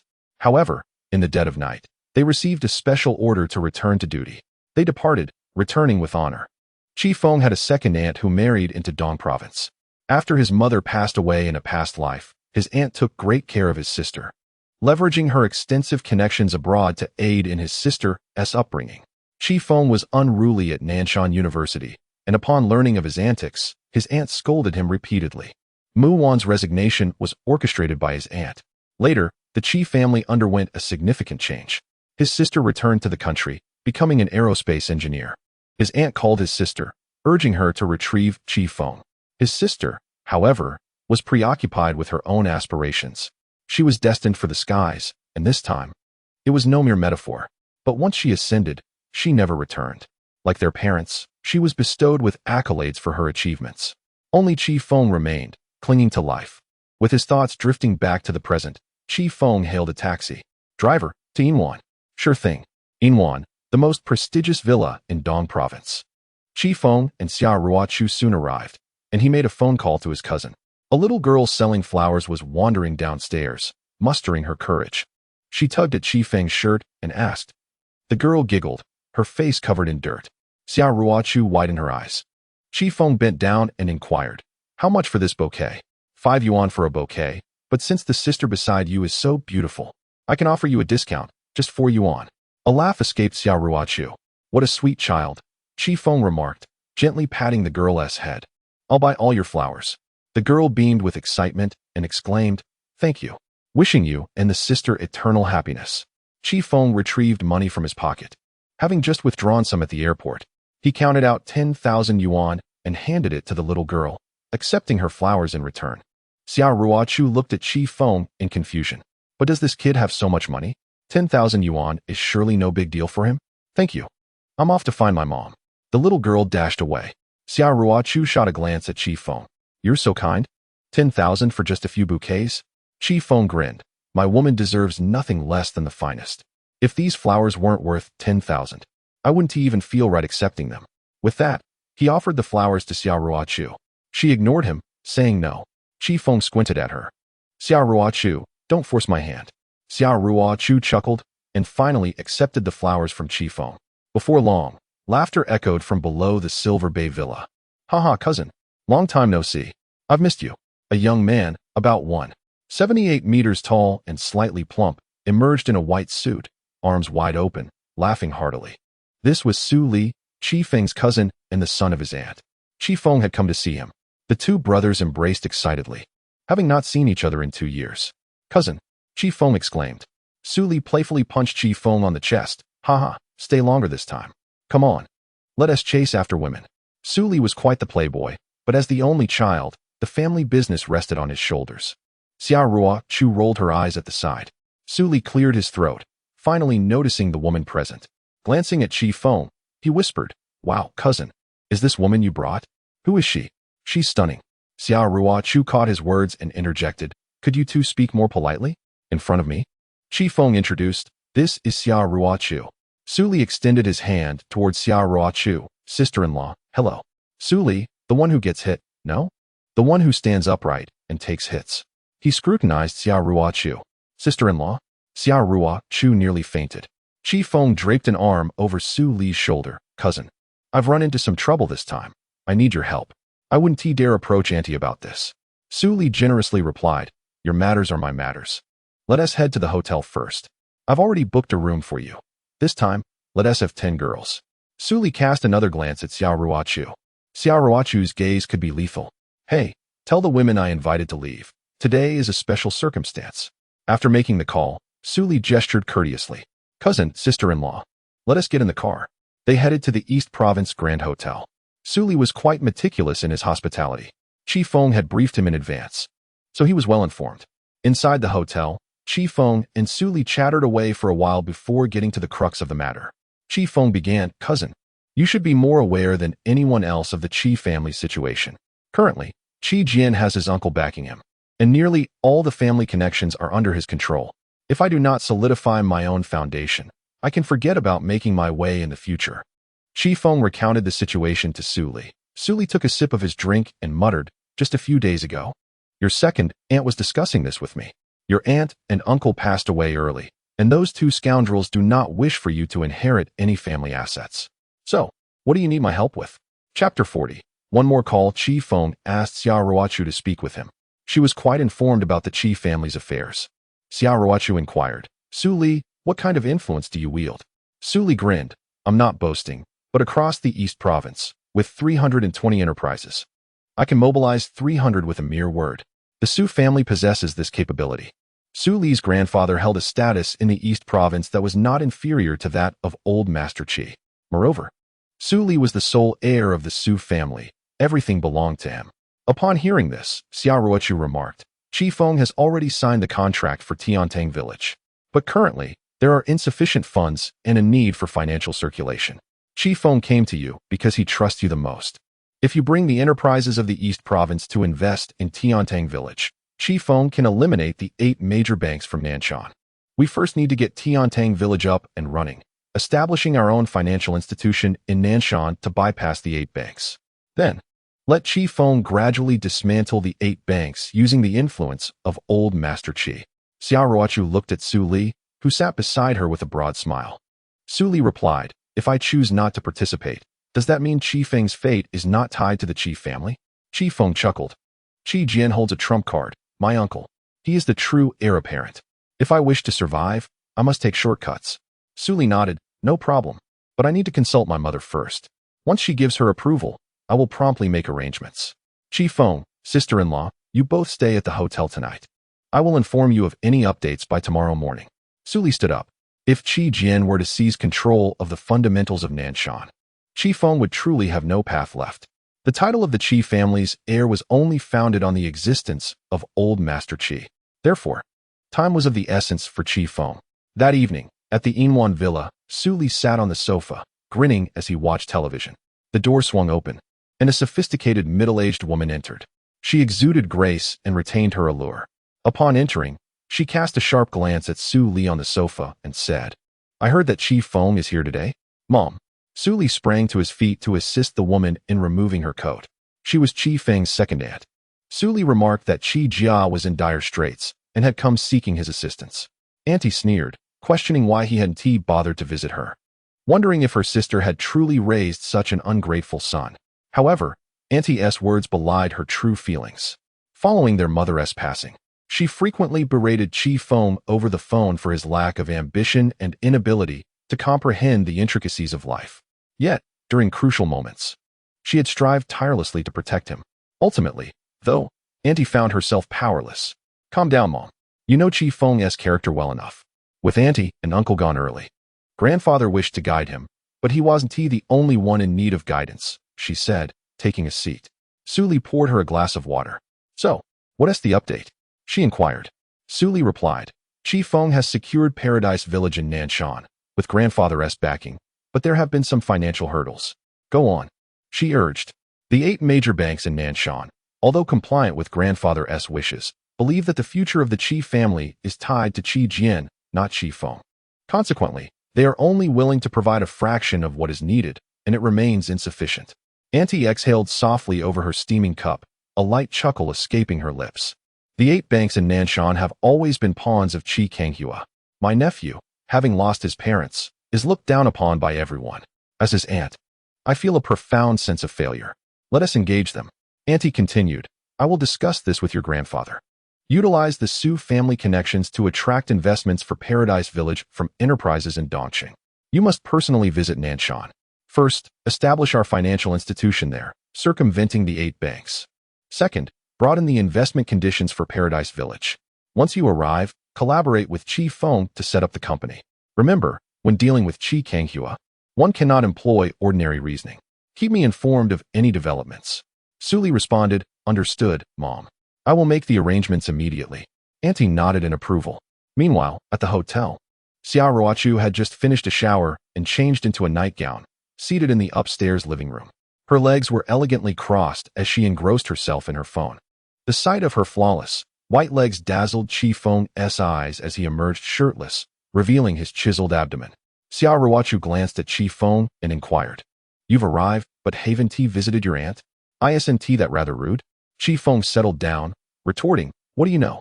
If I went, she would genuinely hit me with her slipper. I've been on the receiving end of her wrath countless times since childhood. No way. She's left me with emotional scars. This was a consequence of the previous Qi Feng's inadequacies, which had infuriated Andy, especially upon learning that Qi Feng had slept with Mu Wan. Her fury was palpable, almost to the point of wanting to punish him severely. Xia Ruochu stood and returned to her room. Qi Feng quickly followed, grinning. However, as he approached the door, Xia Ruochu had already entered, slamming the door shut and striking his nose. Qi Feng, unfazed, obediently retreated to his own room. At Nanshan University, in dormitory 201, the lights had been extinguished. Su Nanji lay on her bed, swinging her legs playfully behind her. Qi Feng had not been seen for a day, and inexplicably, Su Nanji found herself missing him. She thought of his unattractive visage, his domineering demeanor. After a moment's hesitation and a slight pout, she decided to send him a message. Meanwhile, Qi Feng was lounging on his bed when the message arrived. Su Nanji's expression was one of exasperation, conveying her feelings with just a roll of her eyes. Qi Feng chuckled and replied, Miss me? Su Nanji responded with a playful retort, Dream on. With a teasing grin, Qi Feng urged, Call me brother. Upon reading his message, Su Nanji felt her cheeks flush and her heart race, a reaction perhaps inherent to her nature. No, she replied defiantly. Come on, say it nicely. Qi Feng insisted. You shameless. She shot back. I'm waiting, he teased. After a moment of indecision, she typed, deleted, and retyped her response several times. Eventually, she mustered the courage to send, brother. Qi Feng laughed in delight. Good girl. I'll be back the day after tomorrow. Make sure to take your medicine. Sleep well, and attend your classes. She affirmed. Now tell me, after a day apart, did you miss me? He inquired playfully. Not at all, she replied. Really? He pressed. Maybe just a little, she admitted. Just a little? He teased further. Fine, a lot. She conceded. Then say it again. Brother, she exclaimed once more. After putting down her phone, Su Nanji rolled over, pulling the blanket over her head. If Qi Feng were there, she would have wished to disappear into a crack in the floor. Chapter 41. Polite words the next day. Knock, knock, knock. Who could it be at this early hour?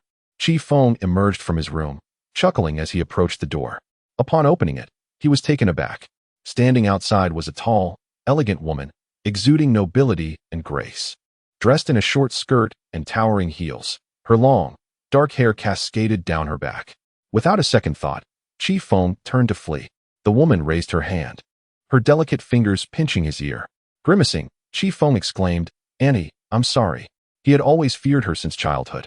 Like his mother, she possessed a fiery temperament. Her reprimands were never half-hearted. What did you do wrong? She demanded, her gaze piercing. Hearing the commotion, Xia Rua Chu emerged from her room. Amused by Qi Feng's predicament, she couldn't help but laugh. Qi Feng stood on tiptoe. "Auntie, I'm not sure what I did wrong." He reflected. He hadn't made any mistakes in this lifetime. "You little rascal, are you so afraid of me? You come to the East Province and don't even think to check on me? Do you know whether I'm well or not?" She scolded. Qi Feng's reluctance to visit stemmed from his fear of her, a sentiment deeply ingrained since childhood. Yes, Auntie, I know I was wrong," he replied, sheepishly. Finally, she released him, furrowing her brow. "There's not a decent one in your family."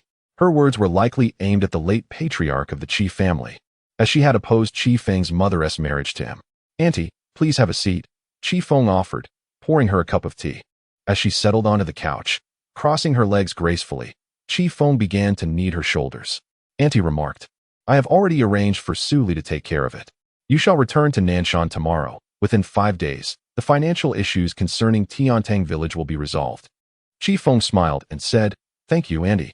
She shot him a glare and retorted, "Spare me your pleasantries. Let me remind you, Qi, should you fail against that scoundrel Qi Kanghua this time, do not expect to set foot in my home again." Her words belied her affection, as she treated both Su Li and Qi Feng with equal kindness, especially after the passing of their parents. Her concern for him and his younger sister even surpassed that for Su Li. Yes, Qi Feng responded repeatedly. "What a beautiful girl," Annie said, her gaze falling upon Xia Rua Chu, who stood in the living room clad in denim jeans and high heels, draped in a pink sunshade jacket. Her figure was strikingly voluptuous and alluring. Qi Feng grinned and drew Xia Rua Chu closer, causing her to gasp. "Auntie, allow me to introduce you to Xia Rua Chu, my girlfriend. She is the one who suggested how to deal with the 8 major banks." Xia Rua Chu was an astute woman, a workaholic in her previous life. Had she not placed such trust in Qian Feng, she might have avoided trouble. "What nonsense are you spouting?" Xia Rua Chu muttered under her breath, though she dared not voice her thoughts aloud. Auntie appraised Xia Rua Chu and nodded in satisfaction. Indeed, this girl is exceptionally beautiful. Since it was their first meeting, Auntie had no gifts to offer. "How about this? I'll give you this." With that, she removed a necklace from around her elegant neck, the heart of the ocean, a cherished token from her late husband, renowned for its considerable value. Xia Rua Chu was taken aback. "Auntie, this is far too precious." Auntie chuckled. This little rascal Qi Feng lost his parents early and had to rely on his grandfather, who was not the most diligent teacher. "My dear, I apologize for any inconvenience. You both work hard in Nanshan, and when you graduate, I will personally officiate your wedding." Auntie draped the necklace around Xia Rua Chu's neck, leaving her in a daze. This must be one of a kind in the entire country, she thought. Auntie's generosity was overwhelming. What was her connection to Qi Feng, after all?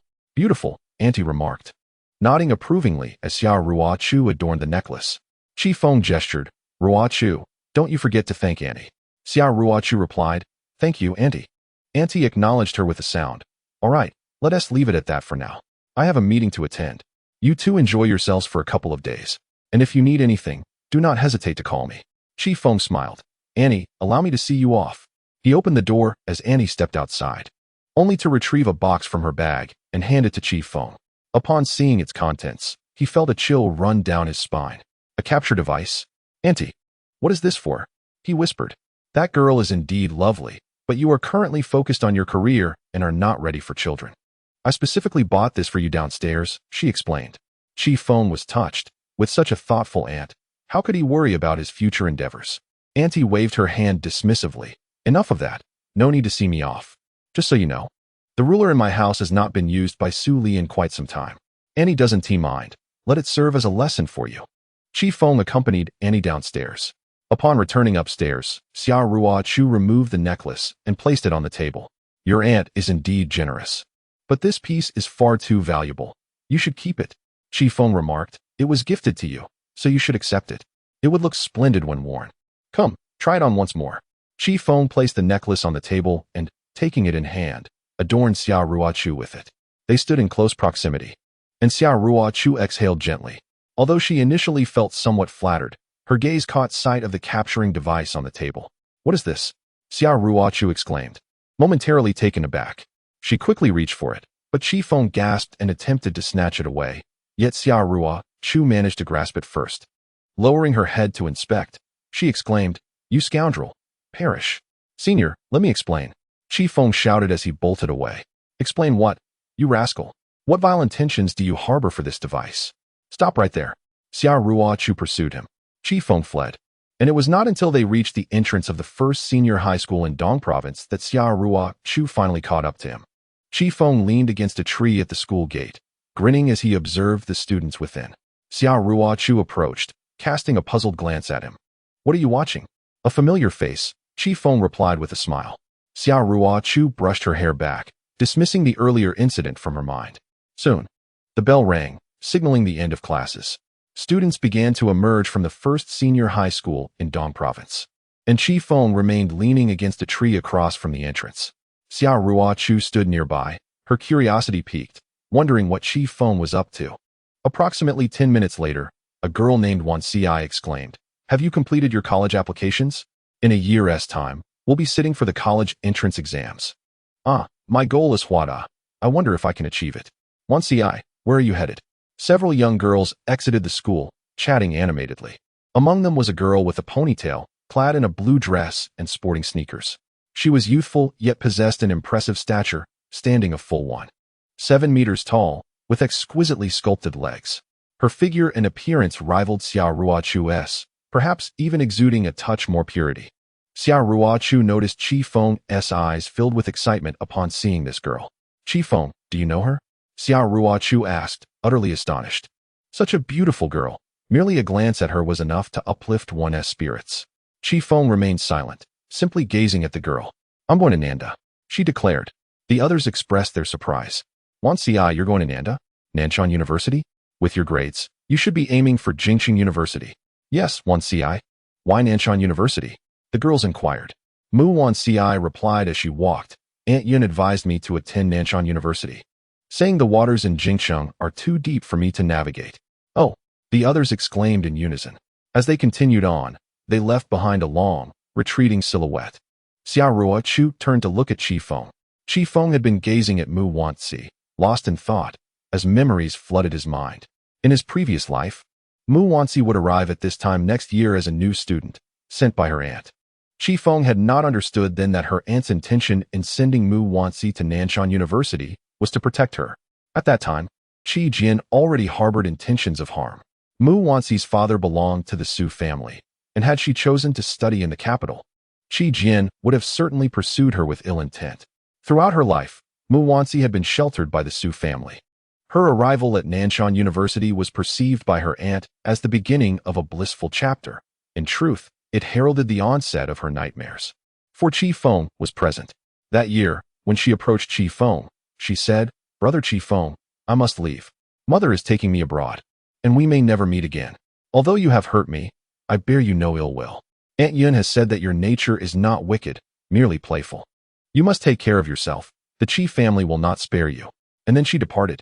After her absence of nearly 2 years, Feng received the tragic news. Wanci had been slain during a home invasion abroad, shot dead by the assailants at the tender age of 25. Upon encountering her again, Feng was overwhelmed with emotion. Everything could begin anew. "See you next year at Nanda." Xiao tugged at Feng, pulling him back from his reverie. "Are you still watching? Who is that girl?" Feng snapped back to reality. "Let us return to school." He withdrew his thoughts. Xiao found his demeanor peculiar. She sensed a profound guilt reflected in his eyes. Suli called Feng, informing him that the prestigious families of the East Province, led by the Su family, were initiating arrangements. His aunt had mobilized many influential families. Suli advised Feng to return to Nanshan first, assuring him that he would arrive within 3 days at the latest. Feng and Xiao returned ahead of schedule. The following evening, as the blazing sun receded, the weather turned pleasantly cool. Several young women engaged in volleyball, sweating, and exercising. Su Nanji, clad in shorts, sat on a bench, ostensibly watching Ding Yiding and the others play, yet her mind was elsewhere, consumed by thoughts of Feng. Despite having known him for only a few days, his every action captivated her. "Did you see? Feng has only been gone a few days, and our Nanji is already in a tizzy," one remarked. "Indeed, I sense that Feng has utterly ensnared her heart," another added. "How could it be otherwise? Feng is tall, handsome, wealthy, and considerate. If I were in her shoes, I would have succumbed long ago, they whispered among themselves. Su Nanji found herself increasingly distracted, particularly recalling her recent WeChat conversation with Chi Feng. Ding Yiting, clutching a volleyball, chimed in with a smile. I've spoken to Bai Jinhang. I told him to call me as soon as Chi Feng returns. If he doesn't come back soon, our Nanji might just lose her mind. The girls erupted in laughter. At that moment, Ding Yiting's phone rang. Bai Jinhang was calling. Has Chi Feng returned? All right, I understand, she said as she answered the call. Jiang Mingnan inquired, what is going on? Is Chi Feng back? He is. And Bai Jinhang is with him. Ding Yiting approached Su Nanji and called out, Hey, Nanji. Is it really necessary to be so lovesick? Your dear brother is back, and Bai Jinhang is here too. Why not hurry and find him? Su Nanji lifted her head to meet Ding Yiting's gaze, while Jiang Mingnan and the others chuckled. The way Su Nanji carried herself was unmistakably that of a woman deeply infatuated. Moreover, she was still quite young. Su Nanji rolled her eyes and said, Yiting, you're being quite mischievous. Jiang Mingnan chuckled softly, Nanji, I can vouch for it this time. Chi Feng has truly returned. Bai Jinhang just called. Chi Qing nodded in agreement, urging, hurry, or it will be dark soon. Really? Su Nanji remained skeptical. The girls affirmed her doubts with a chorus of agreement. Suddenly, a sense of joy surged within her, prompting her to stand and head outside. Chi Qing sighed. Once a daughter is married, she asked like water poured out. It seems our Nanji is destined to leave us. Su Nanji hailed a cab and made her way to Bai Jinhang. She truly missed Chi Feng. Throughout her life, no one had ever treated her in such a manner. Lacking parental guidance, she was somewhat naive when it came to matters of the heart. Having grown up without a father's love, in her past life, she had regarded Chi Feng as the most significant person in her world. Yet, this very girl had been left utterly devastated by him. Upon arriving at Bai Jinhang, Chen Jiu was coming down the stairs. Miss Su, you're here? Su Nanji peeked inside and mustered the courage to ask, Brother Chun, has Chi Feng returned? Yes, young Master Chi is in the office upstairs, speaking with President Bai and General Manager Zhang. You can see him if you go up, Chen Jiu replied, fully aware of Su Nanji's connection to Chi Feng. Treating her with utmost respect, Su Nanji smiled slightly and said, I'll wait for him here. Chen Jiu nodded. I have other matters to attend to. If you need anything, just ask the staff. Here, let me bring you some tea and snacks.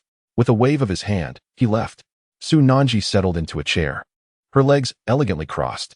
Dressed in shorts, her long, porcelain white legs were smooth and alluring. She felt a twinge of nervousness, her thoughts consumed by Chi Feng. Yet she was somewhat shy, unsure of how to face him. Over these past few days, this man had truly entered her heart. Su Nanji had never experienced such feelings before, not ever. She pondered whether she and Chi Feng were in a romantic relationship. But he had never explicitly asked her to be his girlfriend. Yet, he treated her with such kindness.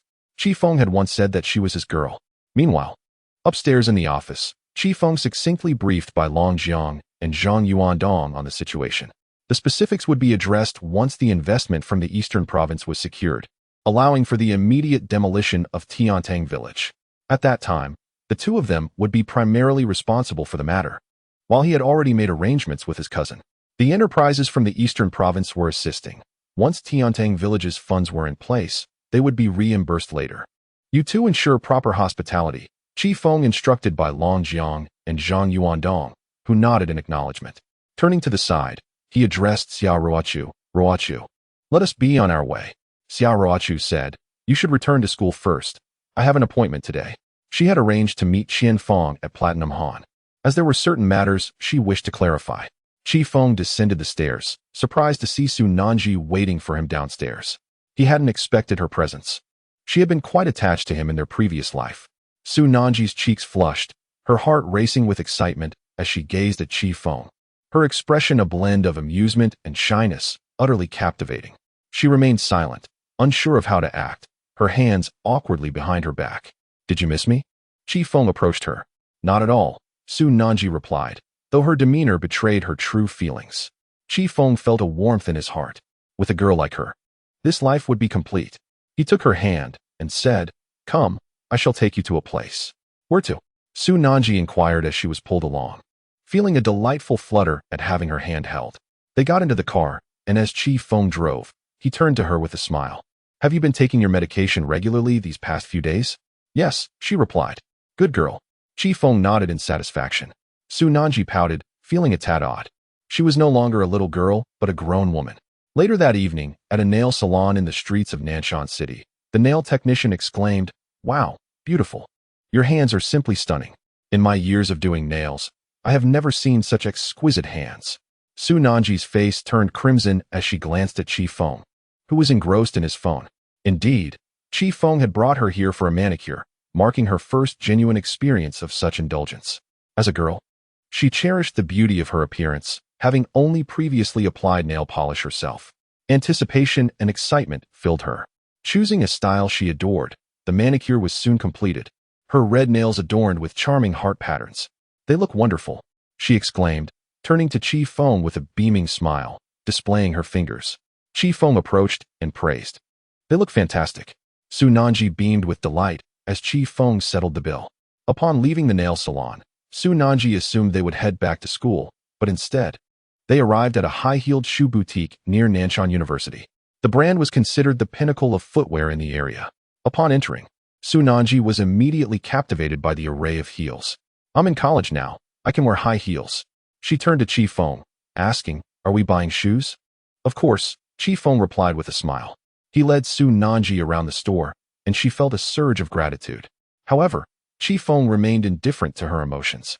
The shop assistant remarked, "Sir, this is the most exquisite pair in our store, the Red Roman. Your girlfriend is so beautiful, she would undoubtedly look stunning in them." The assistant then retrieved a pair of shoes. The Red Roman features a vibrant crimson heel, adorned with decorative elements on a rose-pink upper. These sandals are priced at 50,000 yuan. Paired with Su Nanji's alluring figure, they would undoubtedly be captivating. "Give them a try," the assistant suggested. Without glancing at the price, Chi Feng took them.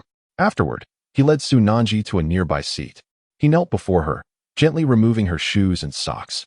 Su Nanji's feet were exceptionally lovely, fair and delicate. She had painted her toenails a bright red, though the polish had begun to chip. As Chi Feng slipped the shoes onto her feet, Su Nanji watched him intently, her heart racing and her cheeks slightly flushed. Chi Feng was tender and cautious. Gazing at this man, Su Nanji felt her mind go blank. Throughout her life, she had never experienced such care. Unconsciously, she parted her lips and softly called out, "Brother."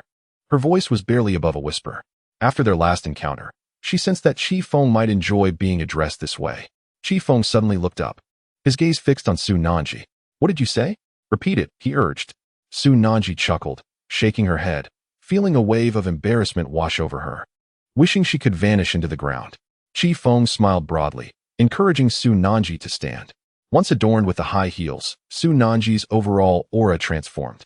The combination of her shorts and heels made her look utterly enchanting, akin to a siren. In her previous life, she had worn various styles for Chi Feng. And in this life, it was time for him to truly relish the moment. "This is the one. It looks splendid." Chi Feng nodded in satisfaction. Su Nanji, too, admired her reflection in the mirror. "No need to take them off. Just wear them," Chi Feng insisted, leading Su Nanji to the front desk to settle the bill. By the time they exited, it was already 8 in the evening. Su Nanji turned heads wherever she went. Graceful and poised, she appeared transformed in her high heels. As they strolled down the street, Chi Feng held her hand. Soon, they arrived at a Chanel store. "To buy a bag," he stated. Su Nanji followed silently. Feeling shy and unsure of what to say, Chi Feng remained quiet too. Despite their silence, the ambience was delightful. He purchased a bag, spending a considerable sum. Su Nanji thought that would be the end of their shopping spree. However, they soon found themselves in a jewelry store, browsing through bracelets, earrings, and necklaces. At that moment, Su Nanji resembled a well-cared-for young lady of high society. She had already spent hundreds of thousands on her outfit. Overwhelmed, she stepped outside first. Chi Feng completed the transaction inside before stepping out to find her. When he spotted Su Nanji, she was standing by the roadside, not having wandered far. With both hands gripping the strap of her handbag, her eyes glistening with unshed tears, Su Nanji stood there. Chi Feng approached her, surveying her with a smile, declaring, "You look perfect, truly beautiful." Su Nanji fought to hold back her tears, yet they continued to trickle down her cheeks. Tilting her delicate face upward, she gazed at Chi Feng. He gently wiped away her tears, and she asked, "Chi Feng, why are you so kind to me?" This question remained unanswered by Chi Feng. Su Nanji, with her innocent heart and lack of parental guidance, was easily deceived. Previously, she had fallen victim to Qi Feng's manipulations. He had led her into various situations. And though she complied with all his requests, she emerged deeply wounded. Because of Qi Feng, her studies suffered, and after graduation, she was compelled to return to her hometown to seek employment. Observing Su Nanji's expression, Qi Feng grasped her chin with one hand. Su Nanji, still tear-streaked, looked into his eyes. Qi Feng declared, "Because I wish for you to be the happiest person in this world." Su Nanji wiped her tears, pondering the nature of happiness. The sudden loss of her father, her mother, and her grandfather were far from happiness. She had never truly understood what happiness meant. She only endeavored to transform her life. Unsure of how to respond, Su Nanji fell silent. Qi Feng smiled. "Let's head to school." He escorted her to the entrance of the dormitory. "It's getting late. You should return and rest. I'll wait for you downstairs tomorrow morning." He flashed a smile at Su Nanji, who nodded in acknowledgement. As she turned, she pressed her lips together and murmured, "Then I shall go back." Qi Feng nodded, watching her walk toward the dormitory. However, after taking a few steps, Su Nanji suddenly pivoted, her high heels clicking as she approached him, seemingly gathering courage. Qi Feng felt a wave of confusion wash over him. At that moment, a fragrant breeze enveloped them as Su Nanji wrapped her arms around Qi Feng's neck, eyes closed, her soft, rosy lips pressing against his. Qi Feng was momentarily taken aback, a surge of emotions flooding through him. Su Nanji whispered in his ear, "Brother," before darting back into the dormitory. Qi Feng touched his lips, still warm from her kiss, and smiled softly. In dormitory 201, Ding Yiding and the others had already changed. Upon seeing Su Nanji return, the women scrambled from their beds. Ding Yiding exclaimed in surprise, "Nanji, I thought it was someone else. Wow, you look stunning. Why are you dressed so beautifully?" Jiang Mengnan and Qi Qing joined her, circling around Su Nanji in admiration. Qi Qing remarked, "Nanji, you truly have your own style. Roughly estimating, your outfit must cost at least 500,000. Goodness. Qi Feng is really willing to spend on you. Those high heels must be worth at least 50,000. I'm flabbergasted." In a private room, the soft strains of music played as Xia Ruochu sat elegantly on the sofa, her legs crossed. Holding a tall glass, she sipped delicately from the red wine within. "Sorry, Ruochu, I'm late. Thank you for your patience." Moments later, the door swung open.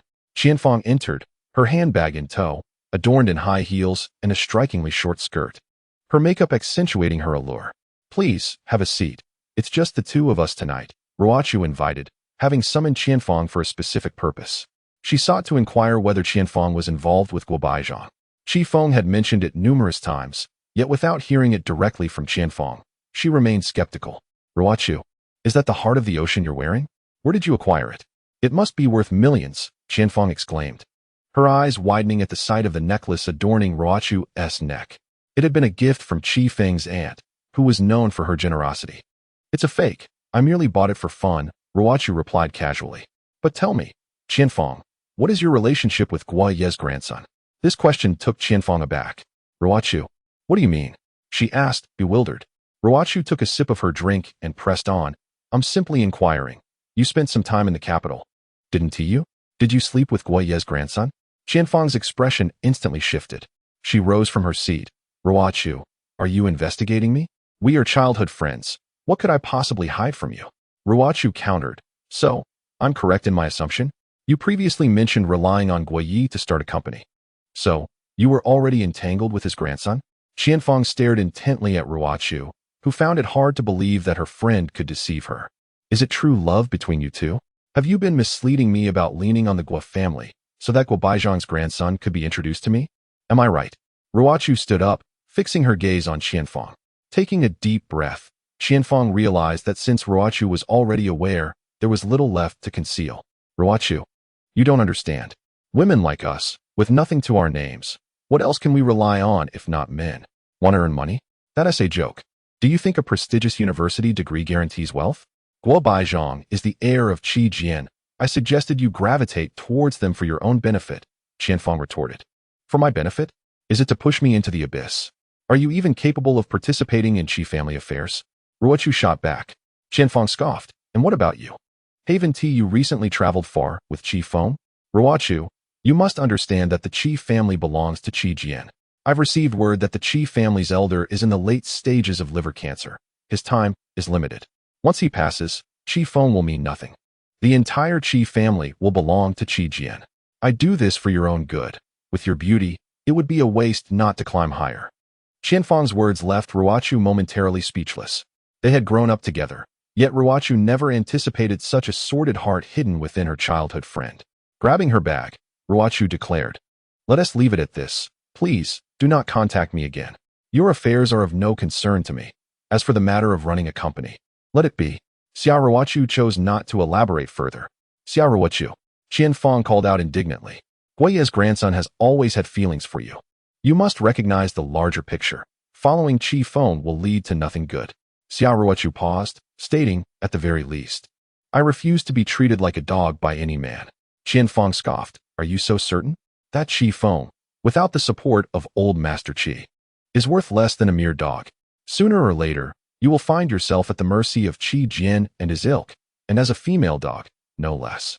Xiao Ruochu turned to Qianfeng, asserting, "If that day truly comes, I would rather die." Thus, in her previous life, she had chosen to end it all in a car filled with carbon monoxide. Though Xiao Ruochu was determined to earn money, she would never allow herself to be so debased. Her relationship with Qi Feng stemmed from her genuine love for the man, even knowing he possessed nothing. Despite the inevitable loss of the Qi family, she remained steadfast in her devotion. In her past life, Xiao Ruochu was aware of certain matters regarding the Qi family. At that time, she had aspired to build her own company, intending to support him when he fell from grace. Yet, Qi Feng failed to recognize her intentions and cast her aside. In life, choices outweigh effort. This time around, Qi Feng would ensure she made no erroneous decisions. Qianfeng retorted with a cold laugh, "Let us see how this unfolds. I am curious to witness the fate that awaits you alongside Qi Feng. Is he not attempting to establish the Paradise Commercial Center? To be frank, the 8 major banks in Nanshan are all under Qi Jian's control. They will never lend a penny to Qi Feng." Xiao Ruochu remained silent as she exited the Platinum Han. Outside the gates of Nanshan University, upon her return, Xiao Ruochu spotted Qi Feng waiting for her. With arms crossed, he regarded her intently. "Xiao Ruochu, how did your conversation with Qianfeng go?" Xiao Ruochu shot him a glare, striding towards him in her high heels. "There are certain matters we need to clarify. I sense something is amiss with you," she remarked. Qi Feng was momentarily taken aback. "Xiao Ruochu, what is going on with you? Your kindness towards Su Nanji and me, what is the reason behind it? Is it merely a desire to play with women? Also, you seem to know that girl, Muwanzi, from Dong Province High School." Xiao Ruochu felt a sense of unease. Her intelligence, it seemed, might lead her astray. Qi Feng inquired, "What do you wish for me to say? I thought you were not lacking in women. You received a necklace worth millions without your second aunt batting an eye. Speak the truth, what is really happening?" After a moment of contemplation, Qi Feng responded, "Do you truly wish to know?" Xiao Ruochu nodded earnestly. Qi Feng declared, "The truth is, Xiao Ruochu, in this life, you can only be my Qi Feng's woman. No one else shall lay a finger on you." Chapter 45. 4 years of exemption from all expenses at Platinum Han. Xiao Ruochu lightly tapped her forehead. How could he utter such words? Throughout her 4 years at Nanda, countless suitors had pursued her. Was she truly to be ensnared today? Would she lose her dignity? "Qi Feng, you are shameless. Go to hell." Xiao Ruochu kicked Qi Feng and walked towards the southern gate of the university. Qi Feng did not attempt to stop her and proclaimed, "From this moment onward, you shall be my personal assistant." Xiao Ruochu covered her ears, bemused. Was this truly how one wooed a girl? Presenting an invaluable necklace right off the bat? If she were to sell that necklace, she could live comfortably for the rest of her life. What need would she have to start a company? Her aunt was a wonderful woman, albeit a bit fierce, sharp-tongued, yet tender-hearted. Upon returning to her dormitory, the lights were still on. The senior girls' dormitory was located in the north building, and as soon as Xiao Ruochu entered, she was surrounded by a throng of curious classmates. "Ruochu, we heard you went on a trip with Qi Feng these past few days. Ruochu, the school forum is ablaze with rumors that you are dating the new guy." Qi Feng, "Wow, Ruochu, is that necklace around your neck truly the heart of the ocean?" Her friends bombarded her with questions, leaving her utterly bewildered. What kind of discerning eyes did they possess? They all seemed to come from ordinary families, yet they could instantly recognize the heart of the ocean. How was she to respond? Impossible, that was not the case. How could she wear a necklace worth millions? It was a gift from her aunt. Who would believe that? Pondering over her predicament, Xiao Ruochu struggled to find an appropriate answer. Ruochu, look. Someone has uncovered that Qi Feng is a super rich heir. His family is incredibly wealthy. A girl brandished her phone, showing her the information. Xiao Ruochu let out a cold laugh. That scoundrel was not just wealthy. The Qi family patriarch was a figure of immense influence in the capital.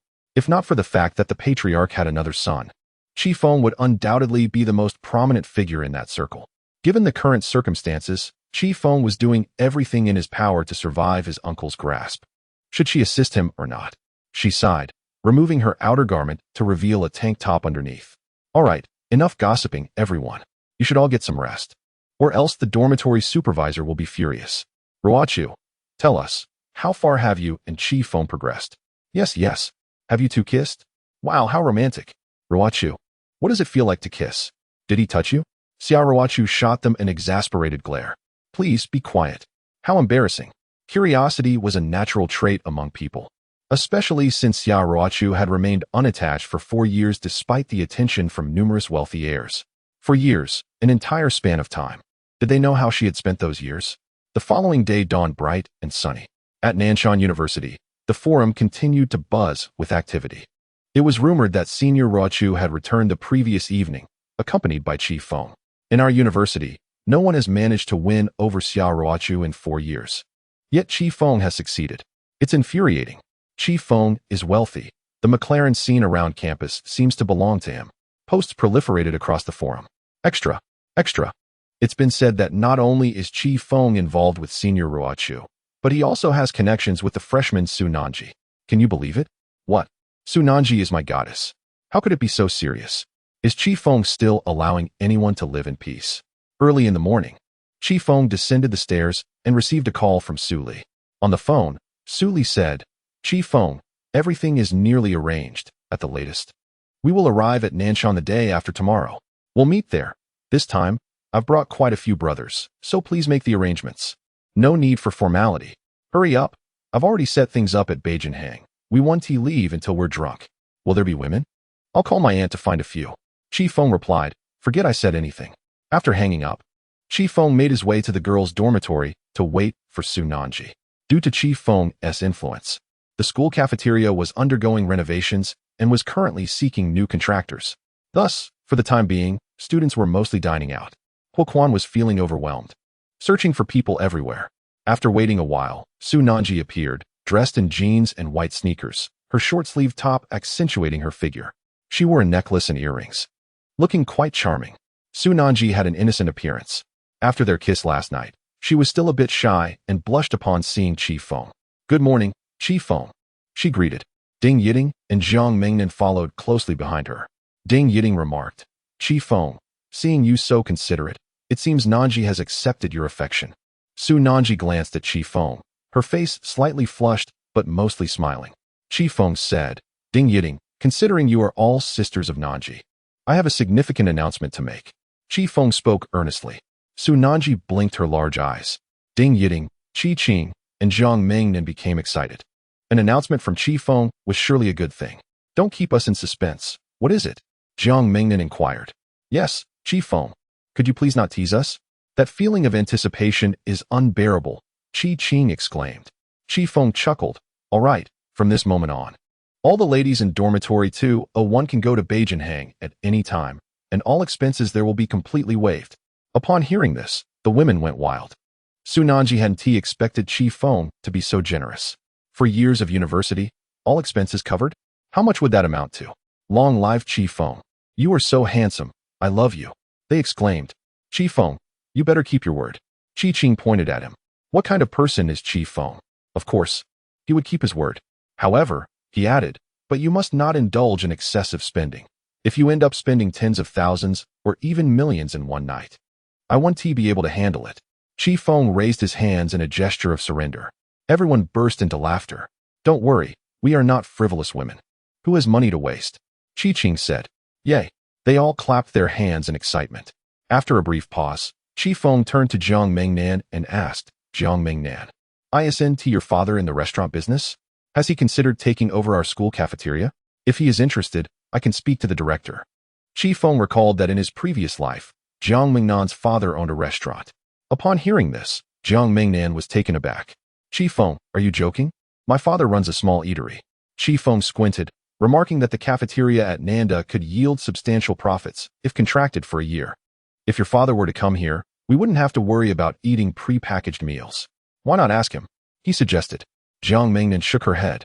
My family doesn't have that much money. Contracting the cafeteria requires a significant investment. With a smile, Chi Feng encouraged her, just call your father and see if he's interested. If he is, I'll approach the director. As he spoke, he took Su Nanji's hand and led her towards the parking lot. I'm taking Nanji out for some fun. You all can go to Beijing Han. Once inside the McLaren, Chi Feng drove away from the school. Chi Feng, we have class at noon. Su Nanji turned her head to remind him.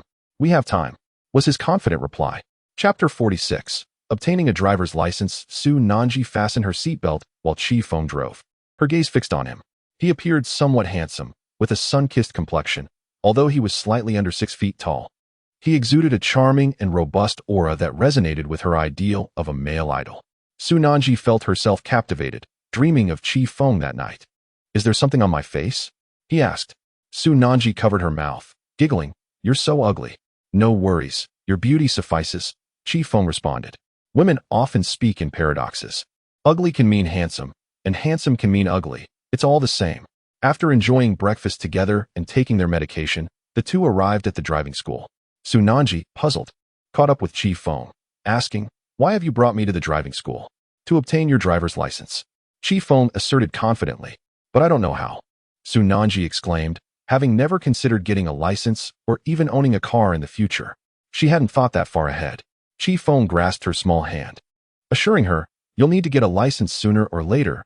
You're of age now. Once you have it, you'll be able to drive. Su Nanji grew flustered. But I never thought about this. Chi Feng turned to her, placing his hands on her shoulders. Getting a license is simple. You'll learn it in no time. Besides, I might need you to drive me home when I'm tipsy.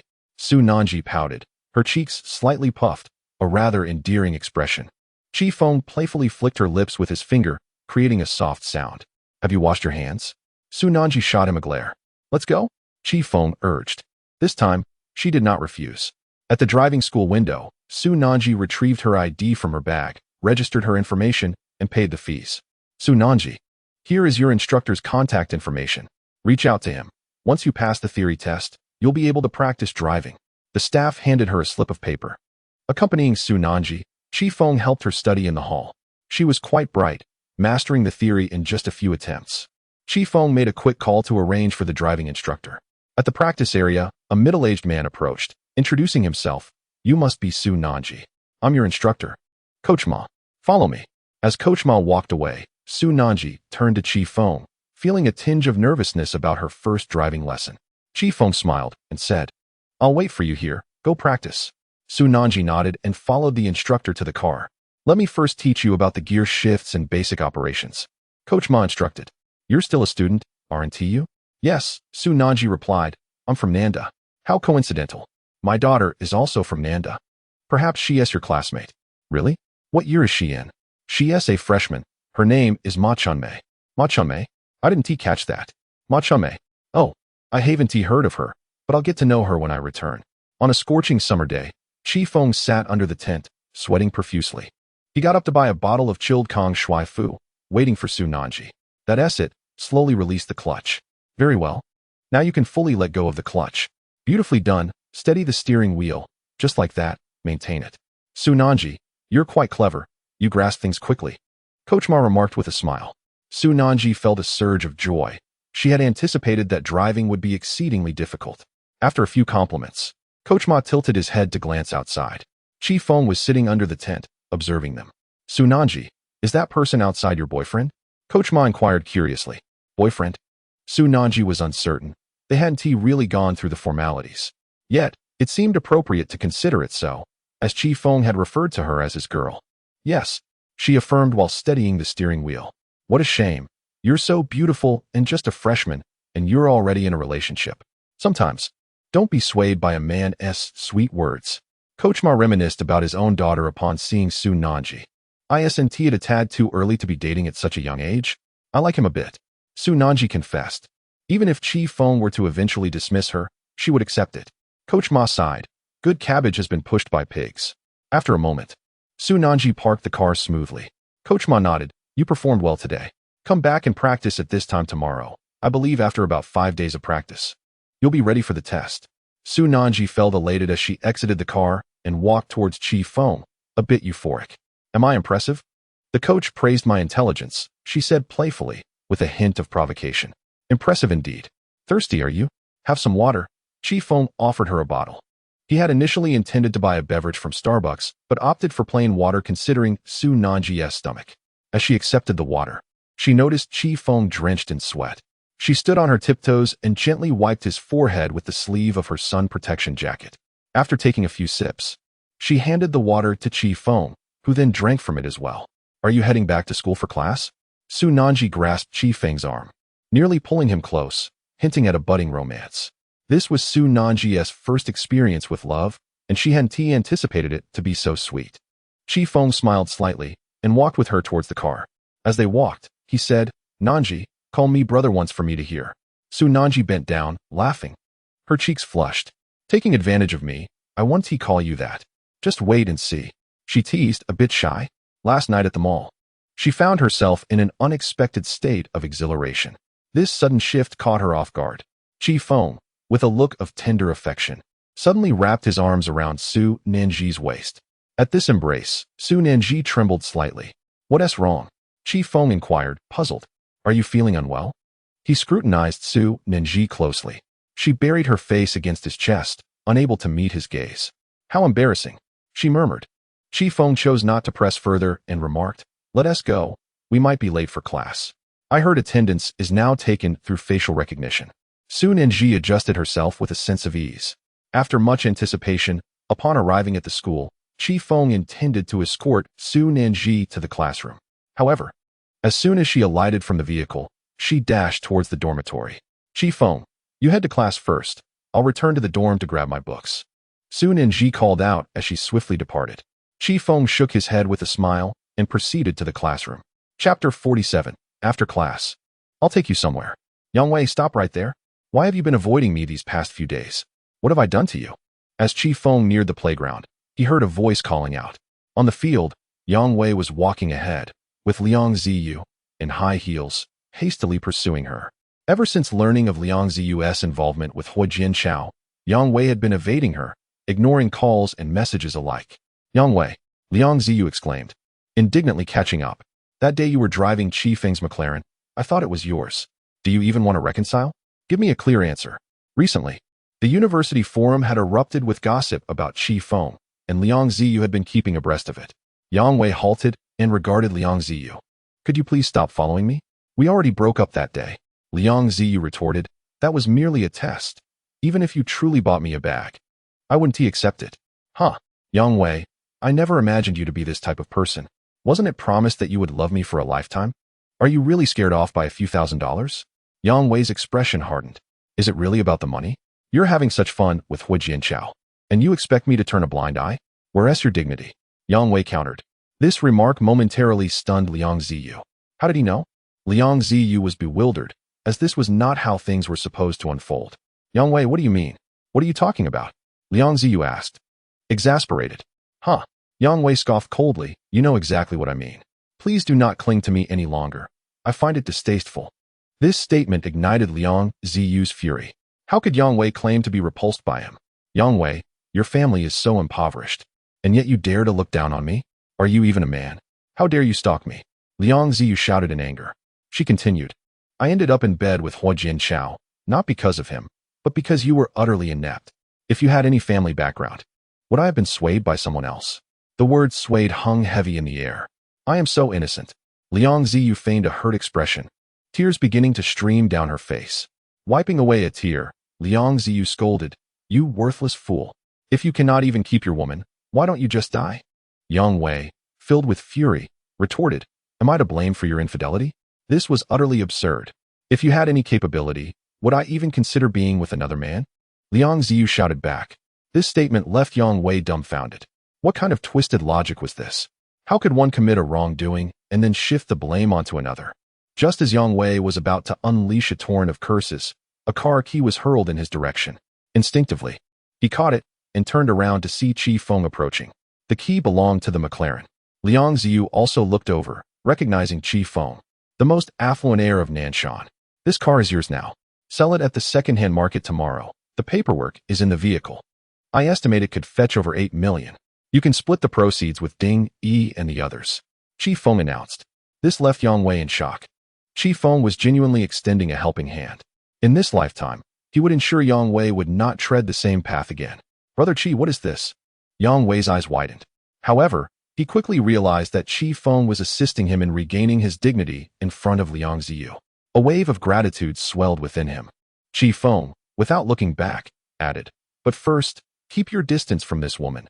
She is unworthy of my brother." After speaking, he returned to the classroom. He had intended to change cars anyway. The McLaren had become outdated and was too cramped. With Su Nanji and Xia Ruochu in his life, he needed a spacious 7-seater business vehicle. As Qi Feng walked away, Yang Wei took a deep breath, solidifying his bond with this brother. Liang Ziyu, meanwhile, stared in disbelief. Was Qi Feng's offer genuine? Did that mean Yang Wei had become wealthy? Yang Wei, I was wrong. I truly regret my actions. I love you. How about this? Let us reconcile, and we can sell Qi Feng's McLaren. He has promised it to you. Once we graduate, we can get married. Liang Ziyu hastily approached Yang Wei after Qi Feng left, almost desperately seeking his embrace. Now emboldened, Yang Wei sneered, "Marry me? You think you deserve that? Did you not hear Qi Feng? Even he looks down on you and considers you shameless. Liang Ziyu, you and I belong to different worlds. I am brothers with Qi Feng. With his support, I will surpass you countless times." After delivering this statement, Yang Wei pocketed the car key and walked towards the classroom. Panicking, Liang Ziyu cried out, "Yang Wei, I was wrong. I realize my mistakes. I will break up with Hu Jianchao immediately. I will be yours. Yang Wei, I can give myself to you tonight. I beg you," she pleaded, weeping as she chased after him. Yang Wei paid her no mind. He had come to understand that a woman lacking in integrity was someone he could never desire again. "Yang Wei, you scoundrel. Have you truly risen to greatness only to abandon your childhood companion? Have you ever considered the arduous journey that led us to this moment? Yang Wei, can you truly bear to forsake me?" Liang Ziyu incessantly shouted on the playground. "What on earth is that woman doing? Has she lost her mind? Hush. Don't pay her any mind. She's merely a harlot." Voices of gossip swirled around Liang Ziyu. As she watched Yang Wei walk away and listened to the murmurs surrounding her, Liang Ziyu collapsed onto the ground. In the classroom, Qi Feng had already taken his seat. In dormitory 201, Su Nanji was changing clothes, having soaked her outfit completely. She had not anticipated such a turn of events. After a considerable time, Su Nanji finally entered the classroom. Qi Feng was smiling as he watched her. Having saved a seat for her, Su Nanji approached Qi Feng and sat beside him. "How was it? Was it exhilarating?" Qi Feng asked with a grin. Su Nanji pinched Qi Feng hard, her eyes seething with fury. At that moment, Yang Wei approached and returned the car keys to Qi Feng. "Qi Feng, thank you for earlier. Here are your keys." Qi Feng looked up and pushed the keys back, saying, "I've already mentioned that they belong to Ding Ian and the rest of you. Sell it tomorrow and keep the money for starting a company in Nanshan after graduation." Yang Wei's eyes widened in disbelief. He thought Qi Feng was joking, but was taken aback to find it was true. "Qi Feng, this is far too valuable. How could we accept it?" Yang Wei protested. "Get lost. Stop bothering me. I said it's yours, so it's yours. If you're worried, I'll draft a contract for you." Qi Feng waved his hand dismissively. Yang Wei stood there, astonished. "Aren't you leaving yet?" Qi Feng retorted. "Where are your eyes wandering?" Qi Feng noticed Yang Wei secretly gazing at Su Nanji. Su Nanji was simply stunning. Her beauty was utterly captivating. Yang Wei quickly averted his gaze, grinning sheepishly. All right, I'll go. Qi Feng, being your brother is a blessing I must have earned in my past life. From now on, through fire and water, I shall stand by you." Scram! Qi Feng kicked Yang Wei lightly. Yang Wei promptly moved away. Su Nanji pouted, gazing at Qi Feng. "Qi Feng, does your family own a mine? Such an expensive car, and you just give it away?" Qi Feng chuckled at her words, gesturing, "Soon. The entire economic center of Nanshan will revolve around us. Nanji, you will soon become a little heiress, and when you return home, you will bring honor to your family." "I never thought about such things," Su Nanji replied. "Qi Feng, do you truly like me?" She looked up, her large eyes sparkling as she gazed at Qi Feng earnestly. Qi Feng nodded. "Of course, I will cherish you as if you were my own daughter." Su Nanji felt no discomfort with his words.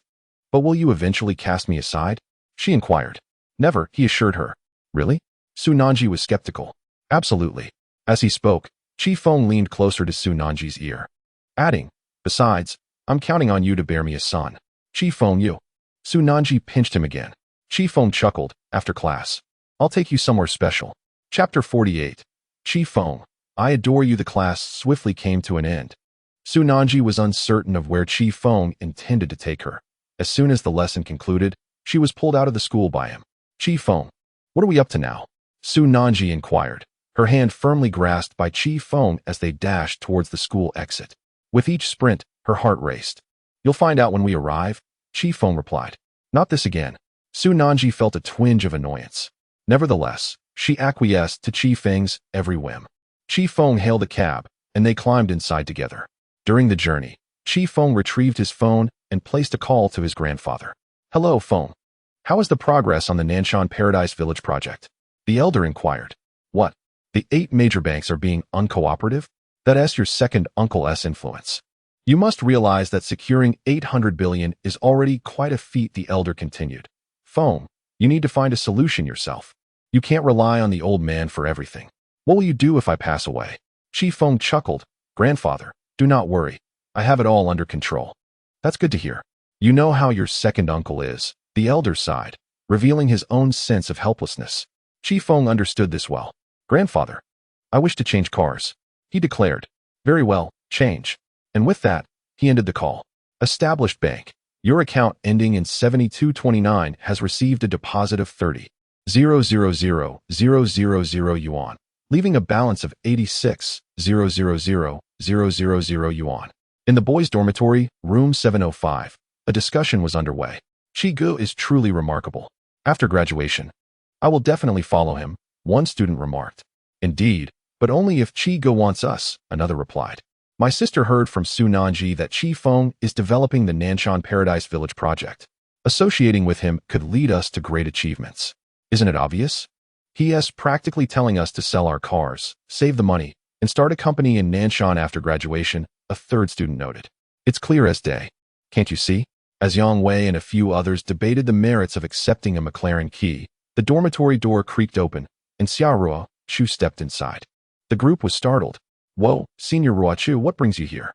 How did you even get up? Huang Yuan asked, bewildered by her sudden appearance. The others were equally wide-eyed, eager not to miss a single detail about Xia Ruochu.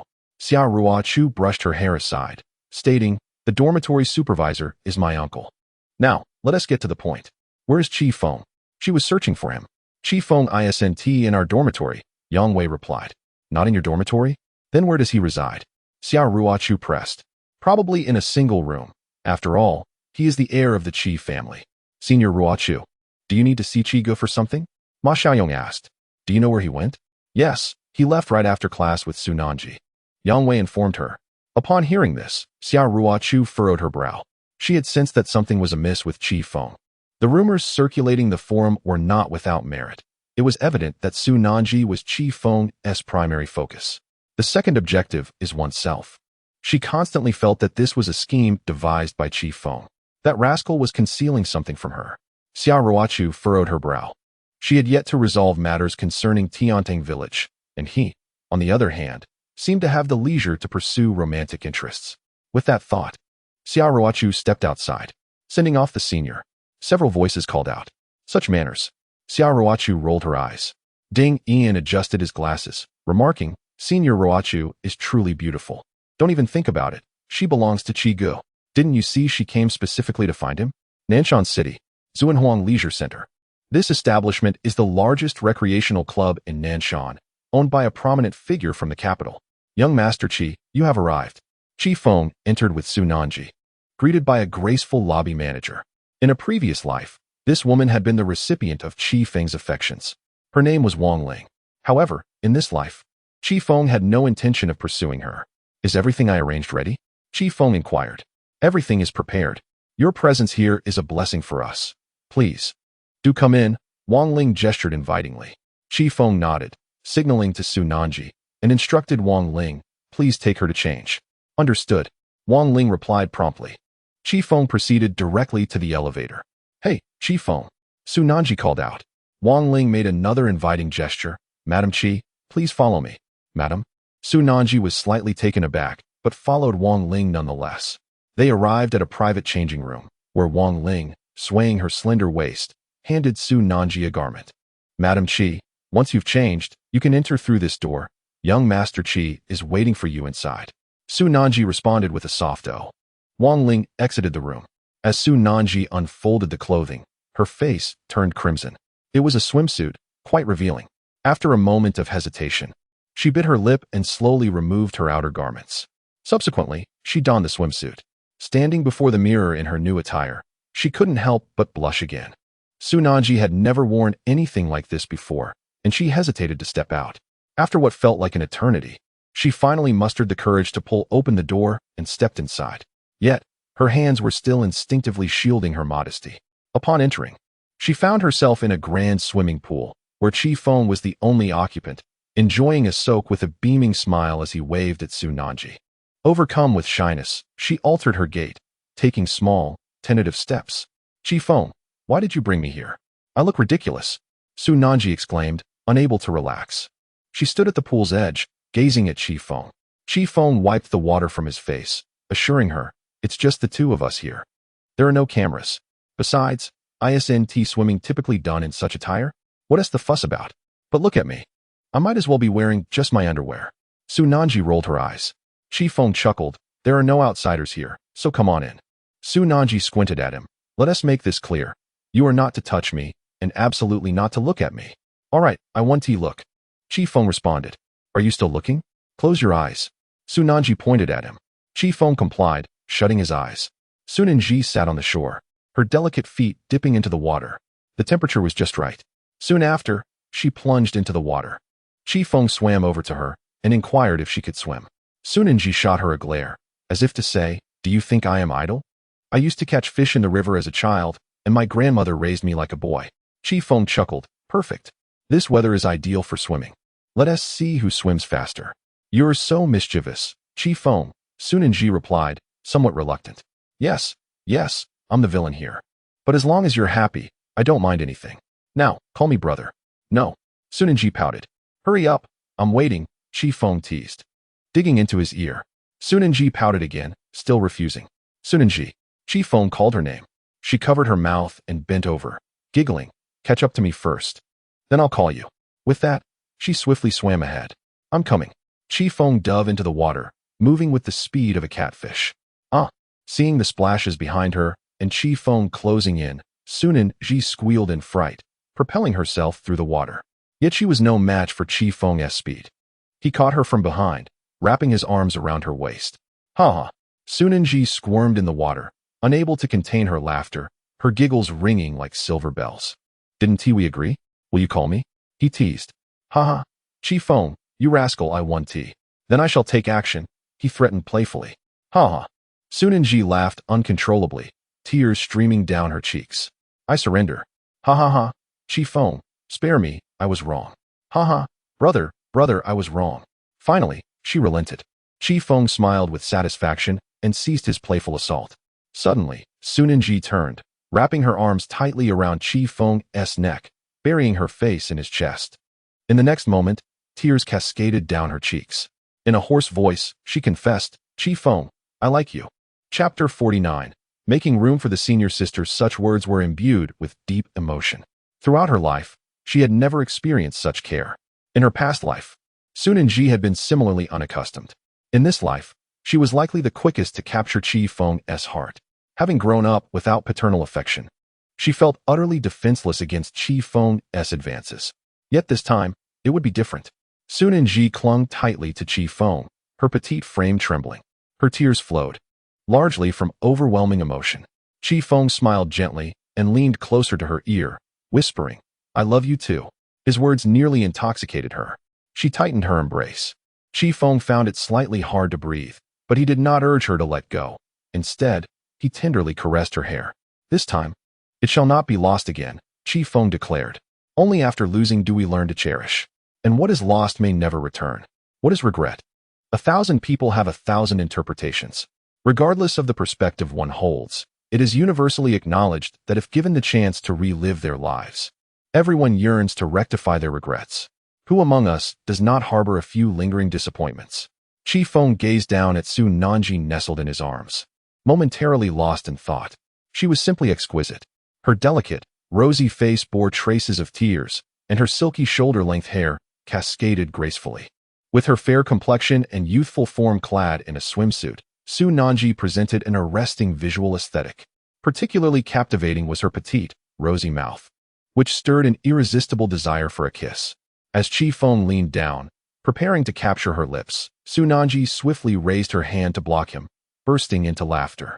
Feng, feigning indignation, puffed out his cheeks and glared, exclaiming that they were so close, yet she denied him a kiss. Su Nanji laughed, doubling over in mirth. Not a chance, it would drive you mad. With that, she playfully swam away.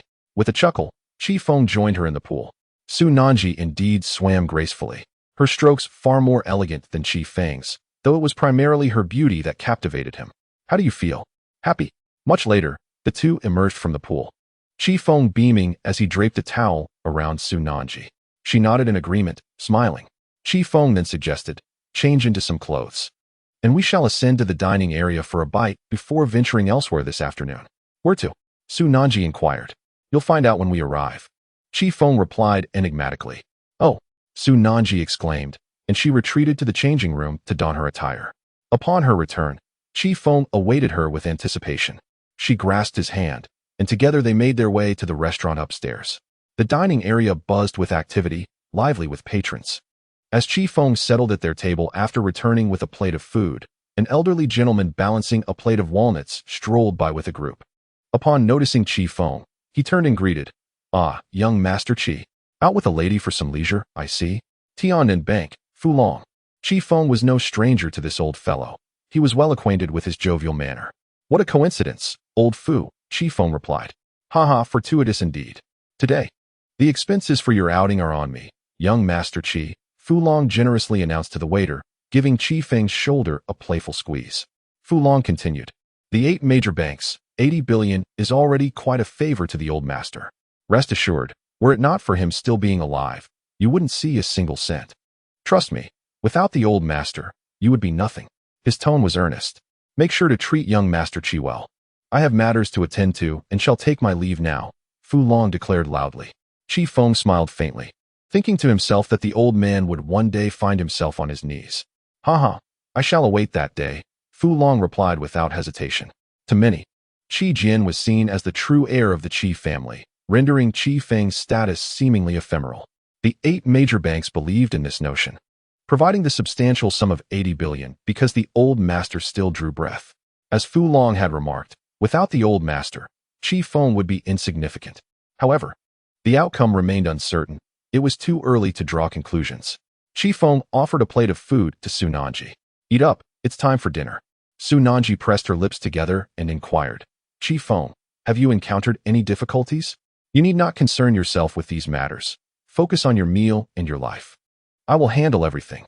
The reassurance in those 4 words caused Su Nanji to lower her head, and she refrained from saying anything further. Although she yearned to assist Feng, she felt utterly helpless and incapable. After their meal, Feng took Su Nanji to the automobile trading center. Feng, are you truly buying a car? Su Nanji felt a wave of dizziness. Holding her hand gently, Feng smiled slightly. I have long wished to replace that McLaren. But you shouldn't be so extravagant, Su Nanji countered. In his previous life, Feng could indeed be deemed wasteful, yet in this life, he had resolved to change. Young Master Qi, all the paperwork is completed. Here are the keys to your vehicle.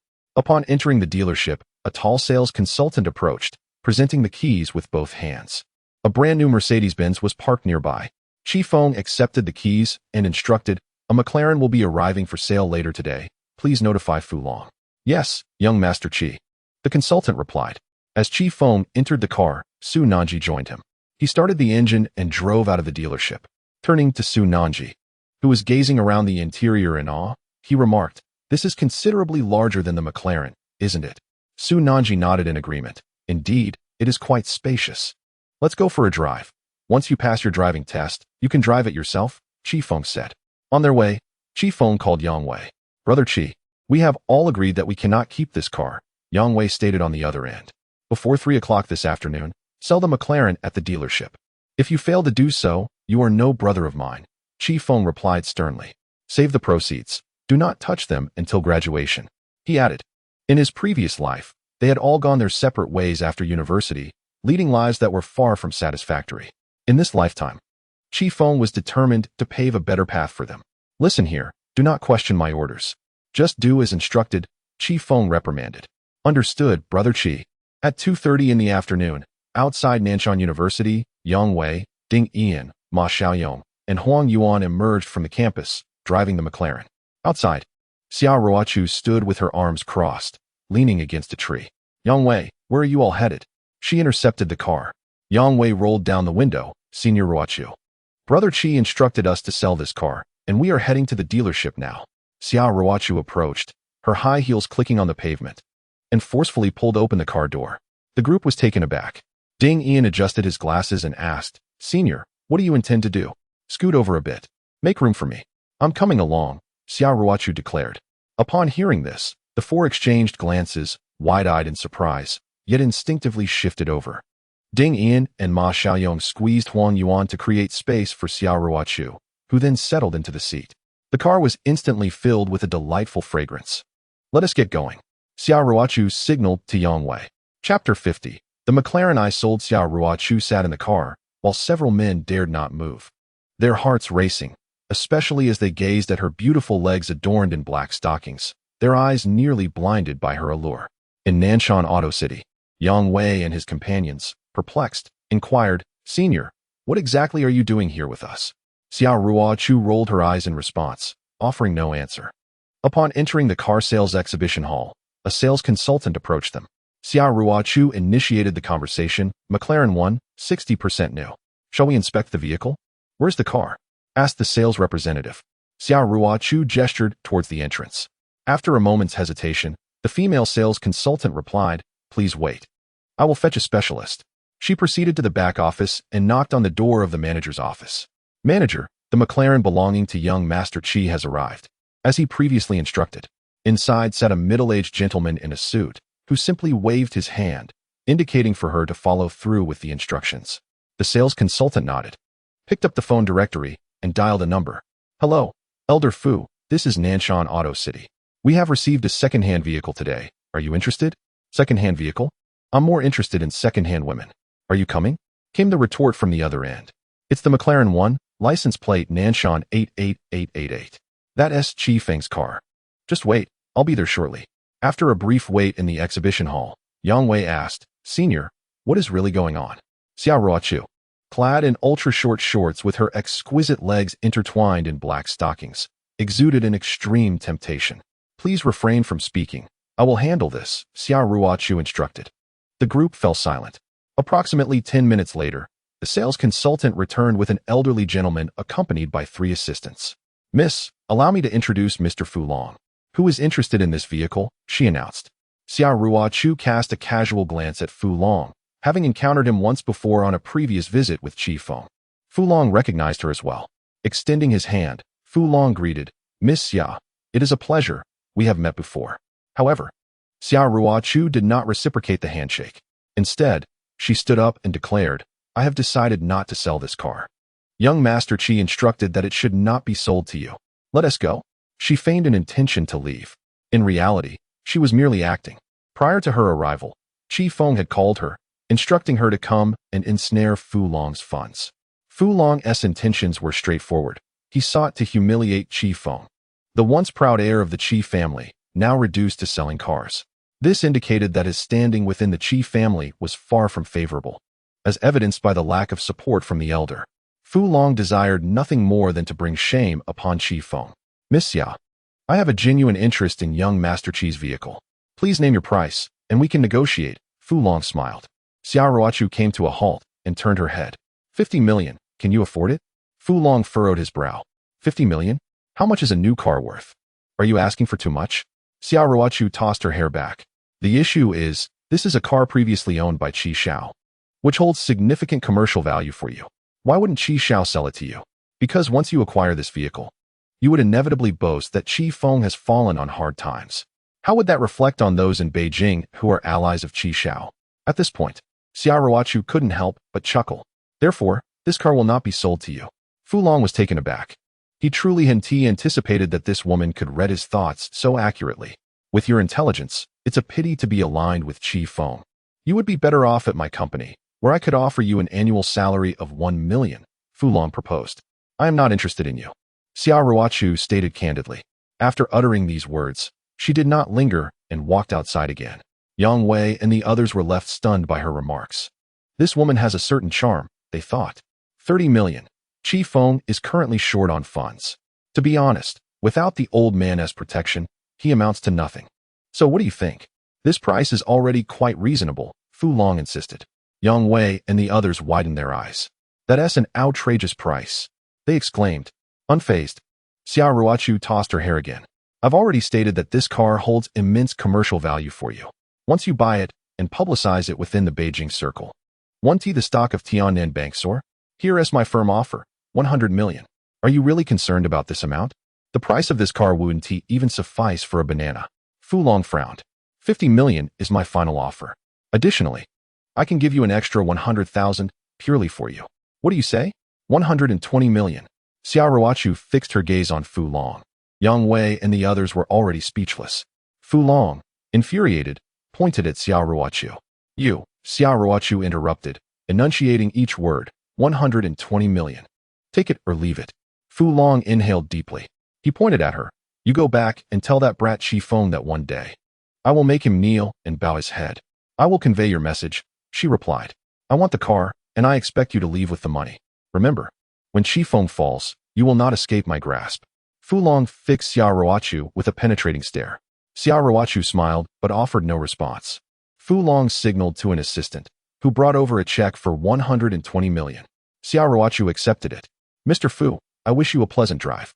Upon exiting the automotive city, Yang Wei and the others gave Xiaoruochu a thumbs up. She handed the check to Yang Wei. Go cash this check, and do it swiftly. By the time Fu Long realizes what's happening, it will be too late. At that moment, Yang Wei dared not hesitate any longer. He grabbed the check and hailed a cab to leave. Xiaoruochu caught a taxi and, while in the vehicle, called Qi Feng to inform him that the car had been sold to Fu Long for 120 million. At that moment, Qi Feng and Su Nanji were standing on a hillside outside Tiantang village, as the day of demolition drew ever closer. For Qi Feng, this marked the greatest transformation of his life. Upon hearing Xiaoruochu's words, Qi Feng chuckled. Senior, who would have thought you were quite capable? Do not rejoice too soon. Fu Long has taken your car. He can hype it up in the capital circles and make a tenfold profit, Xiaoruochu cautioned. Qi Feng was undeterred. I understand. Thank you for your hard work. After hanging up, Qi Feng promptly called his grandfather. Hello, grandfather. Has the car been changed? The old man inquired. Yes, the old car was bought by Fu Long from Tiannan Bank for 1 million. He's plotting against me, Qi Feng replied. The old man chuckled. Don't jest. I'm still very much alive. In the capital, amidst the skyscrapers, Qi Lao Tai set down his phone and addressed his assistant. Notify everyone that the young master's McLaren has been sold. Chapter 51. An accidental spill. The old man was indeed not dead. The Scion of the Qi family would not allow anyone to meddle. With his intelligence, how could Qi Lao Tai be oblivious to the schemes of others? He may no longer be in control after his passing, but as long as he breathes, no one shall lay a finger on Qi Feng, not even the second son of the Qi family. In the capital, the second son had remained in the shadows because of the old man's presence. In the previous life, the moment the old man closed his eyes, the second son swiftly obstructed Qi Feng's path. This was indisputable. Time was not on Qi Feng's side. Outside Nanshan University, a sleek Mercedes-Benz parked at the gate, capturing the attention of several students. Oh, is this magnificent vehicle from our school? I heard Qi Feng changed cars. Could this one belong to him? Qi Feng and Su Nanji sat within the vehicle. Qi Feng turned to her. Have you spent the money I gave you last time? A few days prior, Qi Feng had gifted Su Nanji 20,000 yuan. Su Nanji, with her sparkling eyes, replied, not a cent has been spent. Why not? Qi Feng squinted, feigning reproach. Well, you already bought me everything I need. Food, clothing, and even sanitary napkins. I have no place to spend it, she pouted. Qi Feng's attentiveness was quite thorough. Everything about Su Nanji was now a reflection of Qi Feng's care. Qi Feng gently tapped his forehead. You could buy some gifts for Ding Yiting and Jiang Mingnan. You are all sisters. Isn't it right to help each other? Qi Feng implied. In the previous life, at Su Nanji's funeral, Ding Yiting had fainted from grief. She had wept the hardest, for Su Nanji had lost all family, and it was Jiang Mingnan, Qi Qing, and Ding Yiting who organized the funeral and pooled resources for her grave, despite their own modest means. Undoubtedly, the best decision Su Nanji made in her last life was to cultivate friendships with Ding Yiting and the others. Su Nanji was at a loss for words and did not respond to Qi Feng. He continued, strengthen your bonds with them. They are your closest friends. When you run out of money, just ask me. Su Nanji nodded, yet she couldn't help but keep smiling at Qi Feng, finding his demeanor amusing and quite entertaining. After a moment of contemplation, Su Nanji exclaimed, your lips. Qi Feng was momentarily taken aback, unable to grasp her meaning. Once this village passes, there will be no more shops. Su Nanji puffed out her cheeks, staring intently at Qi Feng. Suddenly enlightened, Qi Feng swiftly turned his head, bringing his lips closer to hers. Su Nanji let out a soft giggle. Qi Feng felt a wave of nostalgia wash over him. It reminded him of the flavors from his previous life, a sensation he dearly missed. Do you like it? Su Nanji inquired. Once more, Qi Feng replied. Qi Feng, how much did this extravagant purchase cost you? Surely, this vehicle is not as pricey as your McLaren? Perhaps this is indeed your car. Inside, it was dim and dreary. While outside, several classmates gathered, examining the elegant lines of the vehicle. Despite being close, they could not see through the tinted windows. Qi Feng, this is all you're doing. Su Nanji playfully punched him. Qi Feng composed himself, adjusting his demeanor as he drove onto the school grounds, parking the car neatly. Give me your jacket, Su Nanji declared as she exited the car, reaching for Qi Feng's outerwear. He chuckled softly. Still smiling, are you? How embarrassing. Su Nanji huffed in frustration, stomping her foot. She wrapped Qi Feng's jacket around her waist, securing the sleeves. No need to see me off. I'm heading back to the dormitory, she said, her cheeks flushed. As she hurried away, watching her retreating figure, Qi Feng was utterly entranced. It could be said that in this lifetime, he had completely succumbed to Su Nanji. No matter the circumstances, even if the sky were to fall, he would never abandon her. Qi Feng arrived at Xia Ruochu's dormitory building. He picked up his phone and sent her a message. Look out. Moments later, from above, the window opened, and Xia Ruochu leaned out to see him standing below. Noticing him, she texted back, "What's up?" Qi Feng replied, "Tomorrow, Su Li and the others will arrive. Come down, I'll take you shopping for some clothes. I've arranged everything with Bai Jinhang, so you can join us. I have clothes. Go sleep." Xia Ruochu retorted, closing the window without descending. Qi Feng shrugged. "See you tomorrow," he texted again. In the dormitory, the other girls began to gossip. "Hey, Ruochu, are you in a relationship? You've been skipping class lately. Have you been swept away by a man?" "Exactly, Ruochu, graduation is approaching. You can't let this affect you." One chimed in, after 3 years of resisting temptation. "Are you really going to let a man distract you now that graduation is here?" The girls giggled as Xia Ruochu approached. Xia Ruochu shot them a glare. "Enough with the gossip. We need to plan for our futures after graduation. Do you really think holding a diploma guarantees a good job?" she admonished. "Don't be so carefree. Graduation might not be a blessing for us." This signified the end of relying on their parents for financial support, and the beginning of the need to find work and earn money. Xia Ruochu was unsure why she felt this way, but she sensed an inexplicable connection with Qi Feng, almost as if their fates were intertwined. In her previous life, Qi Feng had mentioned memories of that past existence. Is there truly a past life? In the girls' dormitory at 201, Su Nanji has returned. Ding Yiting and the others are seated on their beds.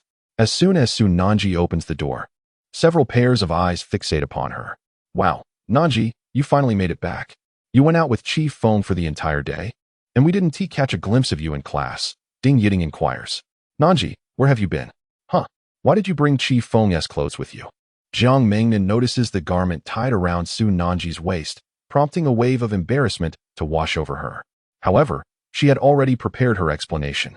"I accidentally spilled some water, and it soaked my pants, so I covered myself with Qi Feng's shirt," Su Nanji explains as she removes the clothing.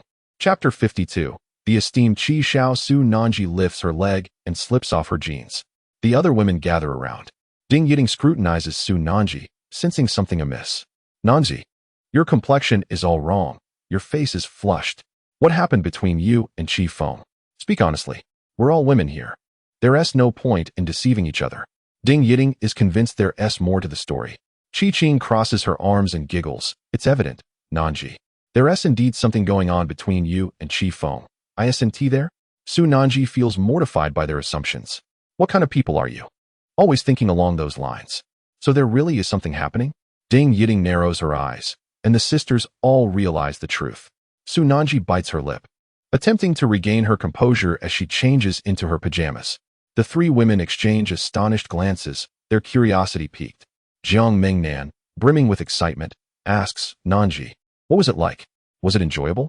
Then, with a knowing look, she adds, and what about your pants? Being women themselves, they are all too aware of such matters. Jiang Mingnan's words leave Su Nanji feeling overwhelmed. She playfully throws a pillow at Jiang Mingnan. Mingnan. Jiang Mingnan bursts into laughter. Ding Yiting chuckles. It seems our Nanji is quite the character. Su Nanji leaps from the bed and lunges at Ding Yiting. Haha. The two women tumble playfully on the bed. The following morning, at the entrance of Xia Ruochu's dormitory, Qi Feng arrives early, waiting downstairs for a while. Soon after, Xia Ruochu emerges from the building, adorned in a stylish dress and black stockings that accentuate her elegant legs, complemented by a pair of high-heeled sandals. Her long, lustrous hair cascades down, exuding maturity and beauty, radiating a distinct feminine allure. Upon seeing Qi Feng, Xia Ruochu shoots him a glare. Looking good. Qi Feng, momentarily entranced, circles around Xia Ruochu. He reaches out and playfully tugs at the black stockings on her thigh, noting their elasticity. All right, are you trying to be disgusting? Xia Ruochu retorts. Qi Feng adopts a serious demeanor. Earlier that morning, he received a call from Su Li, informing him that the individuals from the eastern province would be arriving shortly. Consequently, today is a significant day for Qi Feng, one that he intends to share with Xia Ruochu. He deliberately chose not to summon Su Nanji, as he plans to skip class today. As Qi Feng and Xia Ruochu departed from the school, they made their way directly to Paradise Village. What? Your grandfather gifted you a large vehicle? Compared to your McLaren, it pales in comparison, Xia Ruochu remarked as she surveyed her surroundings from the car. Qi Feng offered a subtle smile and turned to glance at her. You understand my intentions. Once everything is settled in Paradise Village, I shall gift you a car that is truly one of a kind in the nation. Xia Ruochu rolled her eyes. I can't possibly accept that. Before long, they arrived at Paradise Village. Qi Feng disembarked and stood atop a hill, gazing at the village below. He had already acquired the surrounding land. All that remained was the financial transaction. Xia Ruochu approached with her handbag, stopping beside Qi Feng, bringing with her a refreshing fragrance. You must think this through. Once Paradise Village is in motion, retracting will not be a simple endeavor. If you do withdraw, you will lose everything, she cautioned, turning to face him. Qi Feng, however, continued to fixate on Paradise Village, acutely aware that this was his singular opportunity in this lifetime. Without uttering a word, he clasped Xia Ruochu's hand within his own. Startled, she glanced down, attempting to withdraw her hand, but Qi Feng stated firmly, I will not allow you and Nanji to endure any more suffering. This time, I will reclaim everything I have lost. Xia Ruochu found herself perplexed by his words. Lost? What have you lost? She inquired, her brow furrowed in confusion. Qi Feng merely smiled in silence, yet he tightened his grip around her hand. He raised his other hand, reaching towards her face. Xia Ruochu instinctively recoiled, but Qi Feng drew her into his embrace. She stumbled slightly, her high heels proving cumbersome. Steadying herself, Qi Feng gently brushed the hair from her forehead and spoke with deep affection. I have lost you once and know the pain it brings. Thus, this time, I shall cherish you and never let you go. Are you feverish? Xia Ruochu touched his forehead, puzzled. Why is it that I cannot comprehend your words? Yet, if you intend to take advantage of me, you are courting disaster. With a swift motion, she struck him. Qi Feng staggered back, feigning indignation. What the devil? Just as I was about to feel moved, you strike me. How ungrateful. Xia Ruochu brushed her hands together, but Qi Feng merely chuckled. Just as she was about to explore the vicinity, Qi Feng suddenly wrapped his arms around her from behind. A jolt coursed through her body.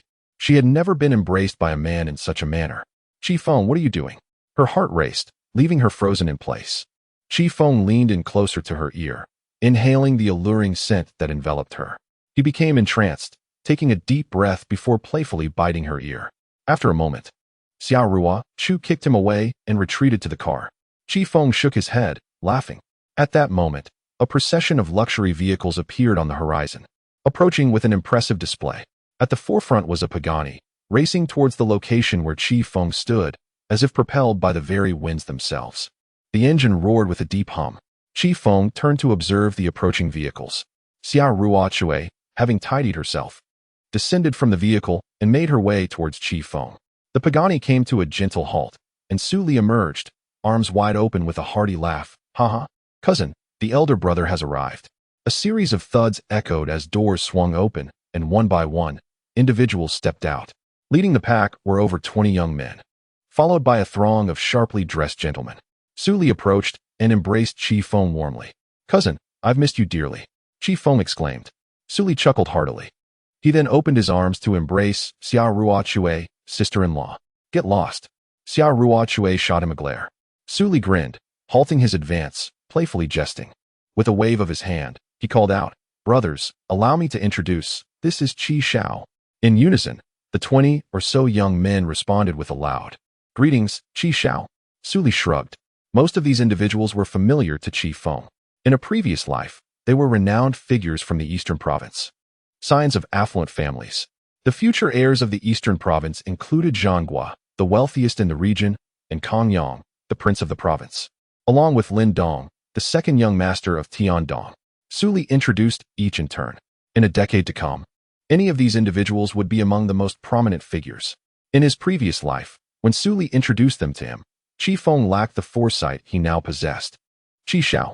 Zhang Gua extended a handshake to Qi Feng. Among this group, Qi Feng held the highest status. As long as the elder remained alive, he would undoubtedly be the prince. Xiao Rua Chui observed the gathering with a sense of nostalgia. Truly, it was a case of birds of a feather flock together. Qi Feng expressed his gratitude. I appreciate everyone being here today. Su Li laughed again, gesturing towards Xiao Rua Chui. Let me introduce you to this lovely lady. She is Xiao Rua Chui, Qi Xiao's woman. Greetings, sister-in-law, called out Kong Yang and Lin Dong, among others. Xiao Rua Chui felt a bit exasperated, but refrained from clarifying anything. Qi Feng smiled gently, addressing the group.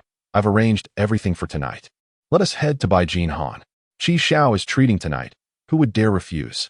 Su Li exclaimed, urging everyone to get into the cars. Qi Feng, accompanied by Xiao Rua Chui, drove towards Beijing Han. Xiao Rua Chui felt somewhat perturbed and turned to Qi Feng. Will there be any ladies present? She believed that gatherings of such wealthy heirs would undoubtedly include women. Qi Feng chuckled, fully aware of Xiao Rua Chui's implications. What do you think? With such influential figures, simply drinking would be rather dull. Wouldn't it be more enjoyable to have a few ladies to liven things up? He replied. Xiao Rua Chui shot him a disapproving look. Should I leave then? With me here, you all won't feel at ease. Qi Feng replied, that is out of the question. You are my major stakeholder, and I look forward to your management of Tiantang village in the future. I do not believe a word you say. And, regarding your surname Qi, I need you to clarify that for me. Just now, were you doing it on purpose? Xiao Ruachu inquired. Just now? When I bit your ear? Qi Feng gazed at her, feigning ignorance. I do not comprehend what you mean. I am unaware, he stated.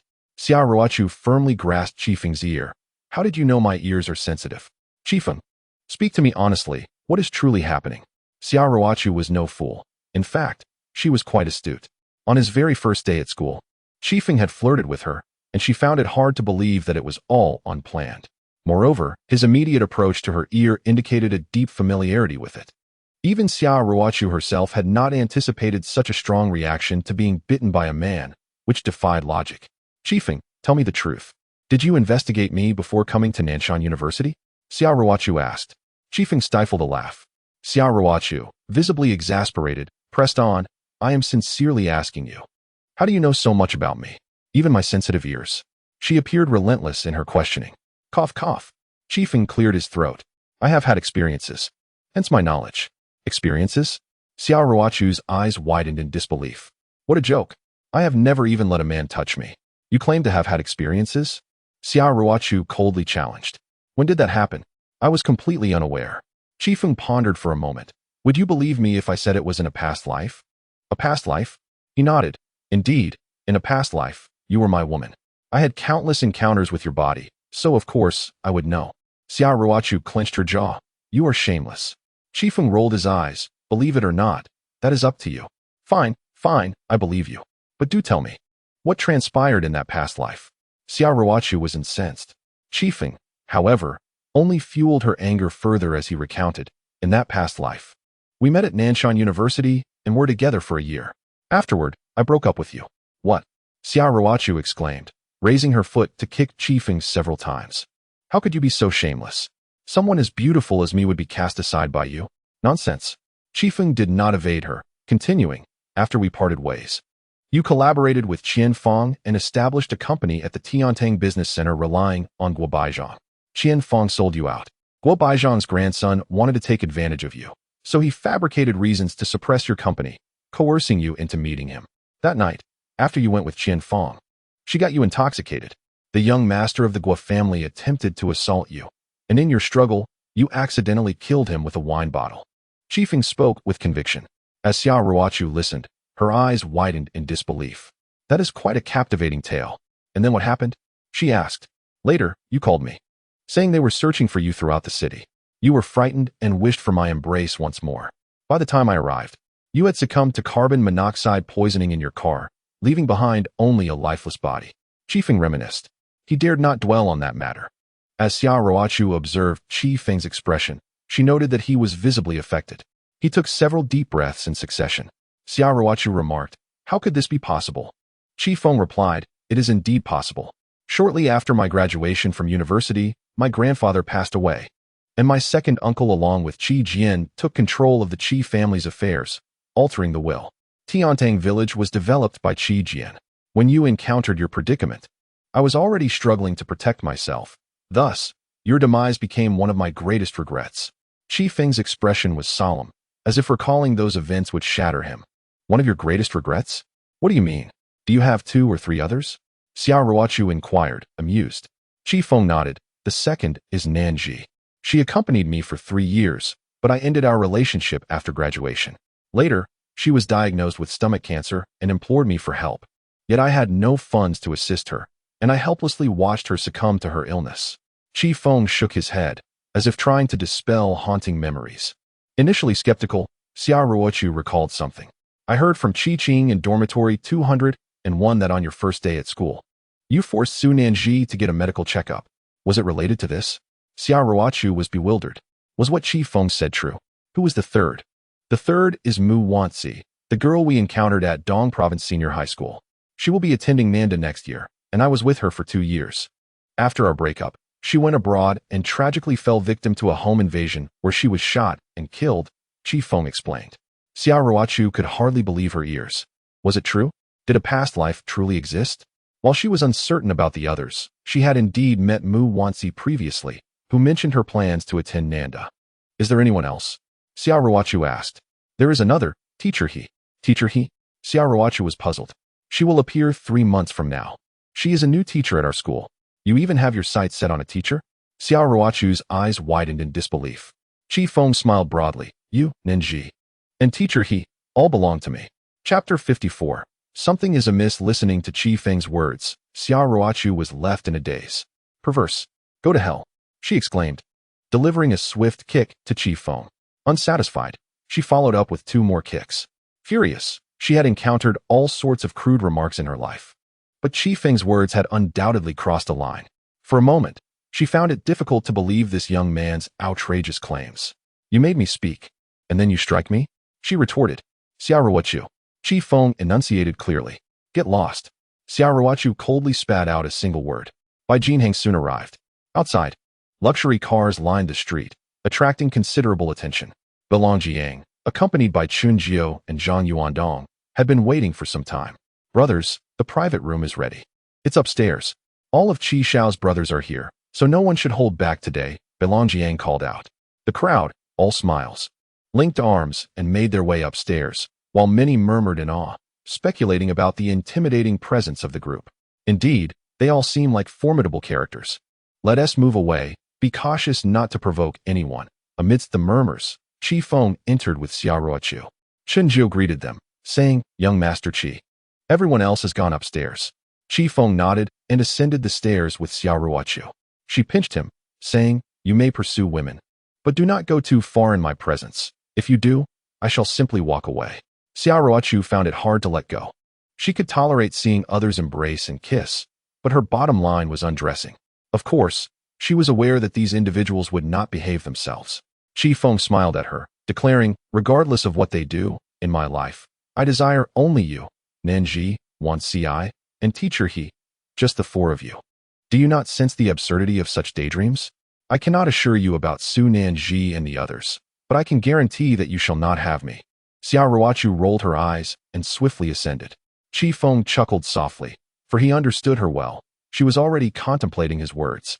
Upon reaching the private room upstairs, Su Li, Zhang Gua, Kong Yang, Lin Dong, and others were already seated. Bai Longjiang had indeed arranged for a number of exquisite young women, each one a paragon of beauty. However, when compared to Xiaoruochu, these women lacked much of the innocence she possessed. The lady sat on the couch, embraced by a few men, and none spoke. Xiaoruochu frowned, but said nothing. The table was laden with an array of dishes, fruit platters, and fine wines, creating a lively atmosphere. The server filled the glasses with wine. Feng grasped Xiaoruochu's hand. She initially intended to resist, but reconsidered, not wanting to embarrass him. Feng raised his glass, proclaiming, Brothers, it is a privilege to have you all here in Nanshan, honoring me, Feng. Today, I toast to you all. Upon finishing his speech, everyone rose and laughed heartily. Young Master Qi, you are renowned as the crown prince of the Beijing circle. Though Qi Jian exists in our hearts, you are the one and only heir of the Qi family, Zhang Guo remarked. Indeed, what is Qi Jian compared to you? You are the cousin of Su Xiao, and we are all brothers here. Together, we shall take them down, Kong Yang added. Lin Dong nodded, affirming their words. They are correct, united. We can easily deal with Qi Jian.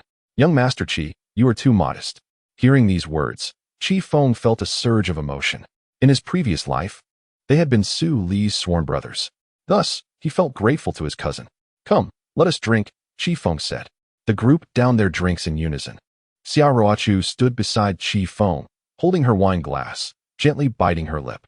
At that moment, Kong Yang stood, addressing Xiaoruochu, Miss Xia, or rather, should I say Mrs. Qi?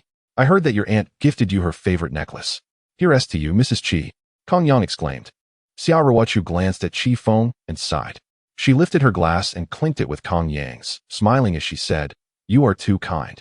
And please, do not call me Mrs. Qi. We are not married yet. You may refer to me as sister-in-law. Brothers, call me sister-in-law. Kong Yang nodded in agreement. Sister-in-law. The crowd echoed in unison. Xiaoruochu was taken aback. Throughout her life, she had never been accorded such importance.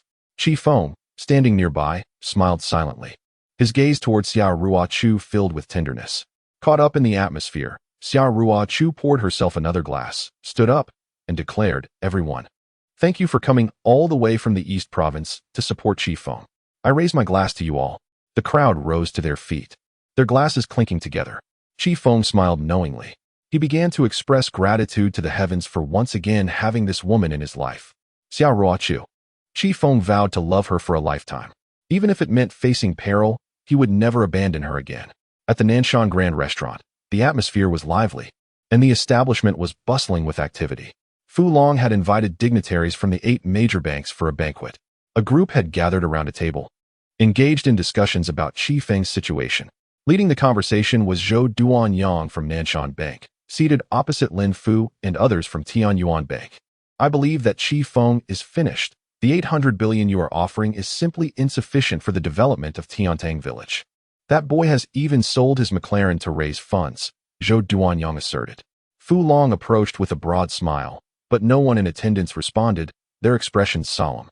Zhou Duanyang appeared particularly troubled. Fu Long inquired, What are those expressions for? I purchased Feng's McLaren. Tomorrow, I will orchestrate a media frenzy to tarnish his reputation in the capital. From this, I stand to profit immensely. Zhou Duanyang looked up. Fu Long, is your information really that outdated? How much did you pay for that McLaren? 14, Fu Long replied. 14? For a McLaren that has been on the road for nearly a decade? You spent 14? Zhou Duanyang laughed derisively. The car holds no value. What matters is Feng's reputation. I will. Lin Fu from Tianyuan Bank interrupted him. Do not plan too far ahead. Everyone in the capital knows that Lao Tai Yi sold you the McLaren for 14 billion. An inspection group has been established to investigate you. What did you say? Fu Long's eyes widened, and he stumbled back a couple of steps. Fu Long, can you not think? I've told you repeatedly, Qi Lao Tai Yi is still alive. Do you really think he will turn a blind eye to Qi Feng? Zhou Duanyang shouted. This revelation left Fu Long dumbfounded. You should maintain a low profile and give Qi Lao Tai Yi some respect. We can handle the matters of Tiantang village gradually, but you, Fu Long, jumped the gun by siding with Qi Jian? Zhou Duanyang berated. Qi Jian is also a grandson of Qi Lao Tai Yi, Fu Long retorted. Indeed, that is true. However, you sought to win over Qi Jian under the guise of harming Qi Feng. Do you truly believe that old Master Qi would acquiesce? Fool, worthless. Zhou Duanyang continued to berate him. I never anticipated that old Master Qi would take action. Fu Long was left dumbfounded. He could hardly conceive of such an occurrence. Lin Fu took a deep breath, adding, moreover, Qi Feng is not to be trifled with. His second aunt belongs to a prominent family in the East Province. And now Su Li has brought 300 enterprises from the East Province to Nanshan. Currently, they are at Beijing Han. If my conjecture is correct, they will establish a financial company in Nanshan tomorrow, completely bypassing our 8 major banks, and invest a total of 200 billion in Tiantang village. Upon hearing this, Fu Long was left speechless. The situation was amiss. Chapter 55. Do not engage in deception. This was not in accordance with Fu Long's expectations. Or rather, the trajectory of development was askew. Fu Long understood the implications of this statement. Should Qi Feng establish his own financial company, they could be in grave peril. Nanshan may not require the 8 major banks, but it could certainly do without Fu Long, Lin Fu, and Zhou Duanyang. What does Heir have to say about this? Fu Long asked, trembling. In his inquiry, Heir referred to Qi Feng's second uncle. However, the current situation was evident. Heir's influence over the East Province was likely diminished.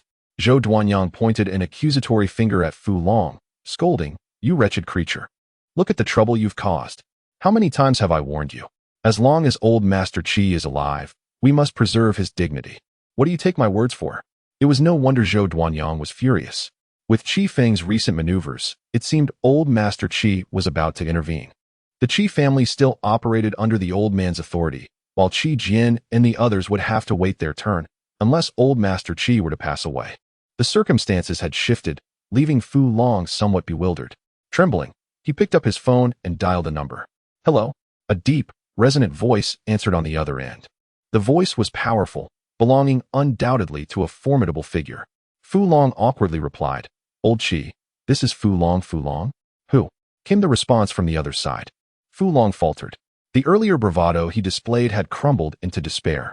He respectfully replied, This is Fu Long from Tian'an Bank. Old Qi, I sincerely apologize. I do not recognize you. You must have dialed the wrong number. The voice stated before the call was abruptly terminated. Fu Long's phone fell to the ground, signifying that old Master Qi had begun to turn against him. Inside Beijing Han, the private room was filled with deafening music. Kong Yang held the microphone, singing passionately. My enthusiasm feels like a fire, while embracing 2 alluring princesses. However, perhaps due to the presence of Xiaoruochu, Su Li and the others refrained from excessive behavior, merely engaging in light embraces and gentle touches, avoiding any overtly bold actions. Typically, such individuals would have already succumbed to indulgence on the sofa. Xiaoruochu had consumed a fair amount of alcohol and now sat beside Qi Feng, her cheeks slightly flushed with inebriation. She quite enjoyed the ambience, despite its provocative nature, as it rekindled the feeling of being respected. Especially Su Li and his companions would occasionally come over to offer a toast. These gentlemen were all brothers of Qi Feng. At that moment, a young man approached, bowing slightly as he held a glass in front of Qi Feng, dressed in a formal white suit. He appeared to be around 27 years of age. Qi Gu, I raise a glass to you, the young man said, indicating he had something to discuss with Qi Feng. Qi Feng recognized him well, and they shared a particular familiarity. Lifting his glass, Qi Feng watched as Su Li draped an arm over the young man's shoulder. Cousin, let me introduce you. This is Mu Xing, our own brother. His father is a scientist at a company within the Su family, a Ph.D. from the East Province Academy of Sciences. Your second aunt, the proverbial firecracker in our family, holds him in high regard. Su Li patted Mu Xing on the shoulder. Qi Feng tilted his head and clinked glasses with him, saying, Your sister is named Mu Wanzi. Mu Xing nodded, replying, Yes, Chigo. My sister's ambition is to attend Nanshan University. She will be a freshman next year and will share the campus with you. He continued. I hope you can look after her. Mu Xing then raised his glass and downed its contents in one go. Feng, however, closed his eyes, feeling a wave of emotion wash over him. Xiaoruochu turned her head, looking at Feng with curiosity. In a past life, after Mu Wanxi graduated from university, an accident occurred in her father's scientific laboratory, a nuclear leak. While everyone else fled, he bravely rushed in and sealed the breach without any protective gear. Had he not acted, the entire East Province would have fallen into chaos. Following his death, Mu Wanxi had recently ended her relationship with Feng. Her mother wished to take her abroad to settle, far from the domestic turmoil and strife. Mu Xing was forcibly retained by his second aunt, entrusted with the most significant company of the Su group, which produced fighter jets and tanks. News of Mu Wanxi's death reached abroad. Unable to bear the devastating news, her mother suffered a cerebral hemorrhage and passed away on the same day. Upon learning this, Mu Xing left the country overnight, leaving behind a letter. Later, he tracked down the culprits responsible for Mu Wanxi's death and wiped out their entire village.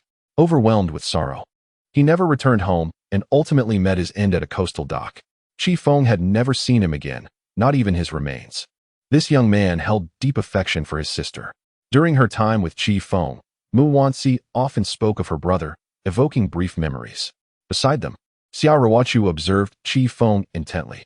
Feng smiled gently at Mu Xing and reassured him, rest assured, when your sister arrives at Nanshan University, I will take good care of her and ensure she faces no hardships.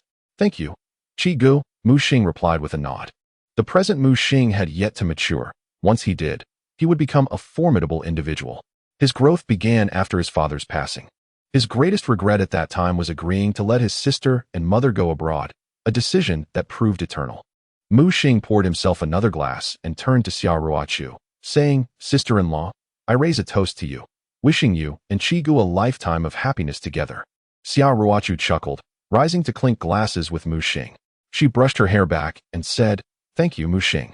After finishing her drink, Xiaoruochu wiped her mouth. Mu Xing had departed. Xiaoruochu turned her gaze towards Feng, questioning whether his eyes had indeed changed upon seeing Mu Xing. Could it be that in a previous life, they shared a connection? She glared at him. Feng recounted how, in a quest for vengeance for Wanxi, he had ruthlessly gunned down an entire village abroad, home to merely 800 souls, sparing neither the young nor the old. What? Xiaoruochu exclaimed in astonishment. For Feng's words sounded alarmingly genuine. With a chuckle, Feng explained that he had been exposed to such darkness since childhood.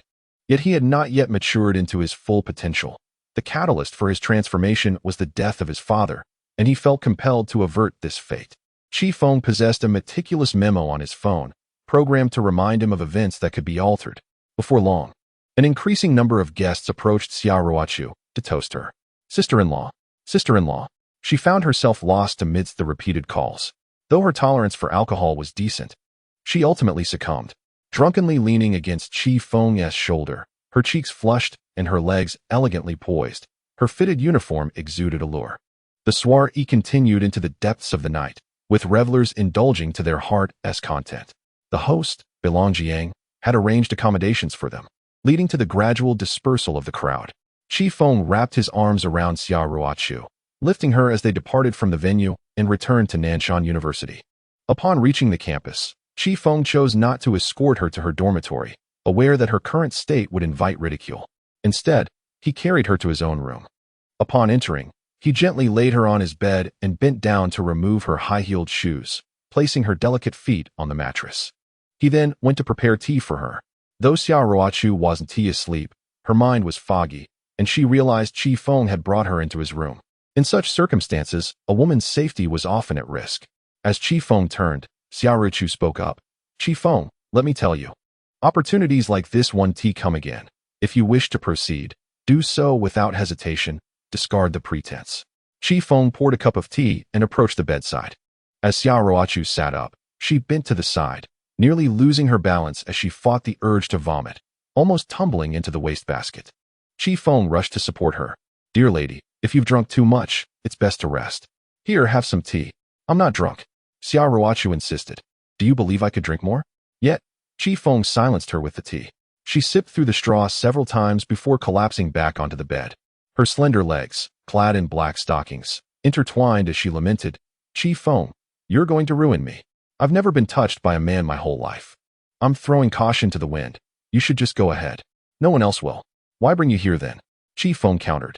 Getting you drunk and not taking action. Do you think little of me? Or am I simply not enticing enough for your approval? When intoxicated, people often lose their inhibitions. And Xiao Ruochu was no exception. Feng readily affirmed, you will inevitably be mine. I consider you my wife, not just a passing fancy. Now sleep. Is what you said about our past life true? Xiao Ruochu suddenly inquired. Of course it's true. Why would I lie to you? Su Ruochu retorted. You are lying. How could I possibly share a bed with Nanji? It's simply impossible. Feng chuckled and asked, do you know what my principle is? It is to transform the impossible into the possible. Go to hell. Su Ruochu kicked at Feng. He caught her foot and said, all right, drink your tea and rest. Su Ruochu reclined back on the bed, stating, I am in my ovulation period these 2 days. She tilted her head and looked at Feng with a feeble expression. What? Feng inquired. Remember to wear protection. If I wake up tomorrow and find you haven't, you're finished, Su Ruochu warned before succumbing to sleep, the effects of alcohol overwhelming her. Feng shook his head with a smile. The next morning, Su Ruochu awoke with a slight headache, though the effects of the alcohol had mostly worn off. Feng was busy in the kitchen, the aroma of fried eggs wafting through the air. Feng, Su Ruochu called out as she sat up. She recalled the events of the previous night. Realizing she had not blacked out, Feng emerged from the kitchen, carrying 2 poached eggs and a bowl of millet porridge. Oh, you're awake? He remarked. Su Ruochu rolled her eyes, relieved to see her clothes were still intact, and muttered, I gave you a chance, yet you proved useless.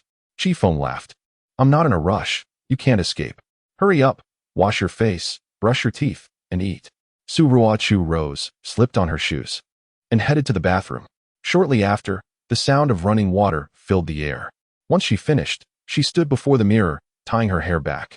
Sitting down, she remarked in surprise, the esteemed prince of the capital can actually fry eggs? And they're double-yolked. Feng sat across from her, brushing aside her hair, saying, I am meticulous in my work and strive for perfection. By the way, what were you thinking last night? Even after drinking so much, you didn't indulge, pretending to be a righteous gentleman? Su Ruochu found this curious. In truth, she was mentally prepared. Had it been her previous life, she would have found it impossible to get out of bed that morning. However, in this life, she had come for love. Feng changed the subject. Today, Su Li and the others will begin their work. You need to visit Tiantang village. Are you not afraid that I might deceive you? Abscond with your feelings and money? Su Ruochu asked. That works out perfectly. In my last life, I deceived you. And this time, you can deceive me. We'll be even. Feng chuckled. Was it real in the last life? Su Ruochu pressed. Feng nodded, gently caressing her cheek. Su Ruochu sipped her porridge, choosing not to respond. Once she finished the bowl, she stretched, feeling rejuvenated. I'm going back to the dormitory to shower, she announced, pulling open the door and stepping outside. Feng smiled. But Su Ruochu paused, turned back, and said, I believe you. I will entrust myself to you once more. She left. Different from her previous life, when she never returned after departing. This time, she intended to fully surrender herself to him. At the bottom of the girls' dormitory building, Feng was already waiting, carrying medicine.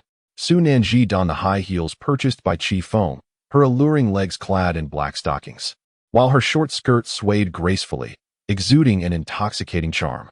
She approached Feng with a brisk gait, taking 2 steps for every one. Feng stood mesmerized, captivated by her beauty from every conceivable angle. Shyly, Su Nanji rose onto her toes, playfully covering Feng's eyes with one hand, attempting to shield herself from his gaze. Feng gently removed her hand, stating he would first have breakfast at Beijing Han, followed by a driving lesson, and would not accompany her to class in the afternoon. All right, Su Nanji replied cheerfully. They entered the car and arrived at Beijing Han. Su Nanji's breakfast was specially prepared, each meal unique without any extravagant flair. As she immersed herself in her meal, her hair cascaded down, prompting Feng to tuck it behind her ear. She smiled at him in gratitude. Feng lifted a bowl of nutritious congee, grinning, let me feed you. Su Nanji's cheeks flushed. Why? I can do it myself. She reached for the bowl. Open your mouth. Feng insisted. With no other option, she obediently complied. Parting her lips, Chi Feng fed her a spoonful, and as she ate, her bright eyes were filled with affection. Chi Feng, you look so handsome, she suddenly remarked. Have you become even more charming? Not ugly anymore. Su Ninji giggled. Beauty lies in the eyes of the beholder, she added. You certainly have a way with words. Open up, Chi Feng prompted again. She happily obliged, excitement evident in her demeanor. Chi Feng inquired, after breakfast. Shall we find a place to steal a kiss for 10 minutes?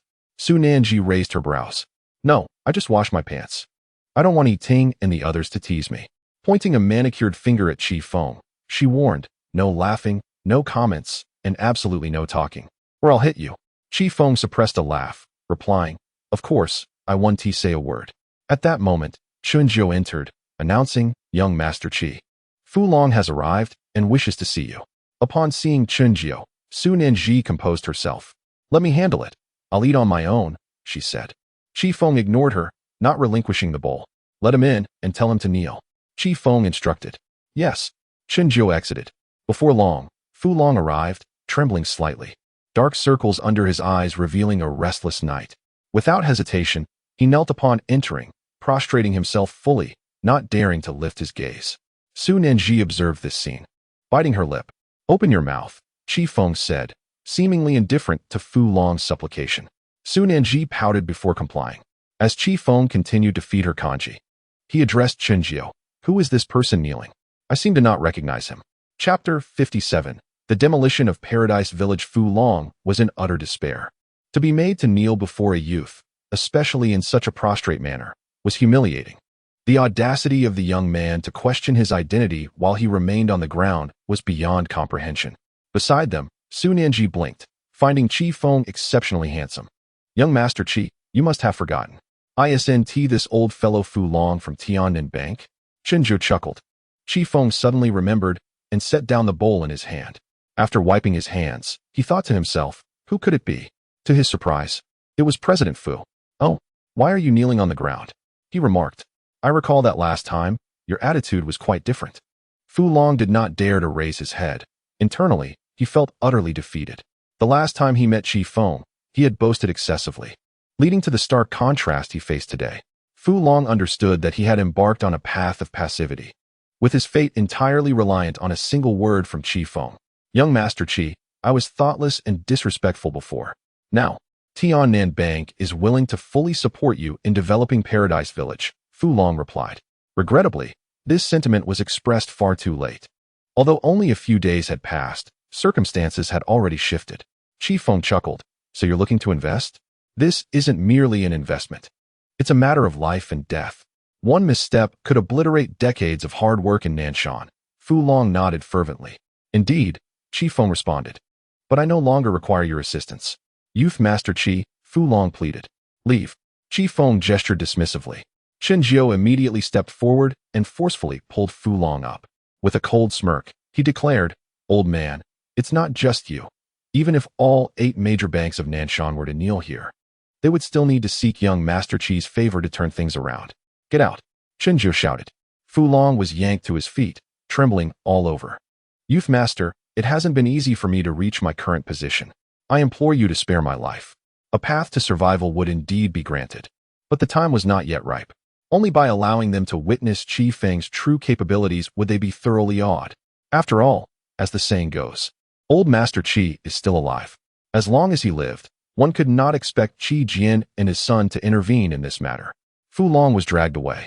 You are quite fierce, Su Nanji remarked, gazing at Chi Feng with a slight pout. Just moments ago, Chi Feng had indeed been intimidating, leaving her quite startled. However, he was gentle with her. Chi Feng playfully touched Su Nanji's lips and asked, Am I fierce? Su Nanji covered her mouth and bent over in laughter. She had never encountered anyone quite like Chi Feng before, yet for some reason, everything about him captivated her. I'm full now, Su Nanji said, wiping her bright red lips.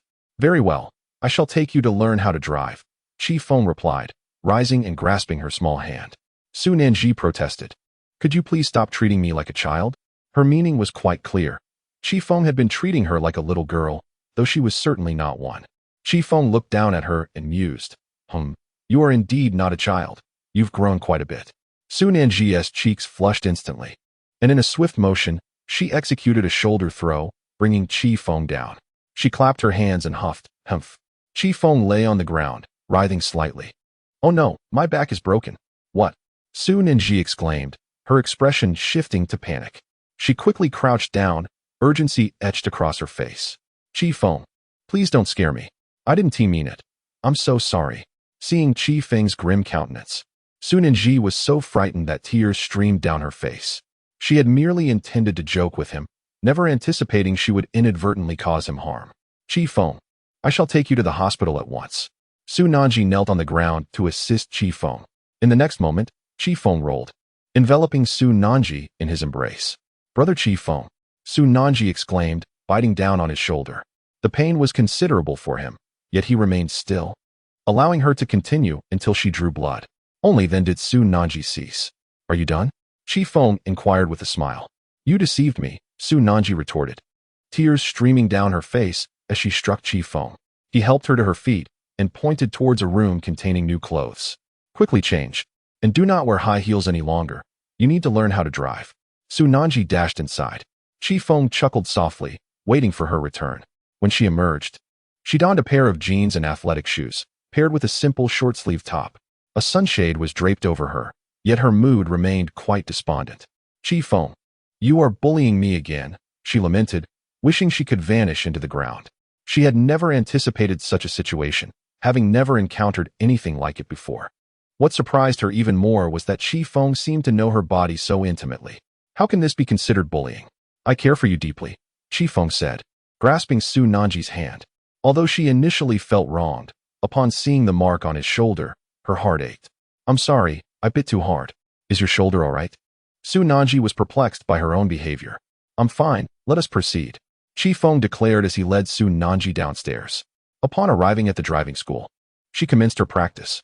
After waiting for her session to conclude, Chi Feng drove her back to school. Although he had classes that morning, he had no intention of attending. After dropping Su Nanji off, he said, I will return tonight. Come to my dorm after your classes. What for? Su Nanji pouted. Chi Feng had been teasing her these past few days, yet she felt inexplicably joyful. Hurry to your class, he urged. All right, I shall go. Goodbye. Su Nanji waved her hand. Chi Feng smiled and prepared to depart. Just then, Su Nanji suddenly halted on the playground and called out, Brother. After calling, she turned and dashed towards the teaching building. She knew Chi Feng enjoyed being addressed in that manner, and she too found a certain delight in it. After bidding farewell to Su Nanji, Chi Feng proceeded directly to Paradise Village. The activities there had already commenced, with Su Li, Zhang Gua, Kang Yang, Lin Dong, Bai Long Jiang, Zhang Yuandong, and others present. Xia Ruochu was also in attendance. The demolition of Paradise Village had begun. Chapter 58, Dongqi Group, Young Master Qi. Upon Chi Feng's arrival, the crowd greeted him enthusiastically. Their team was assisting the villagers with the demolition. The commotion was significant, drawing many onlookers who engaged in lively discussions.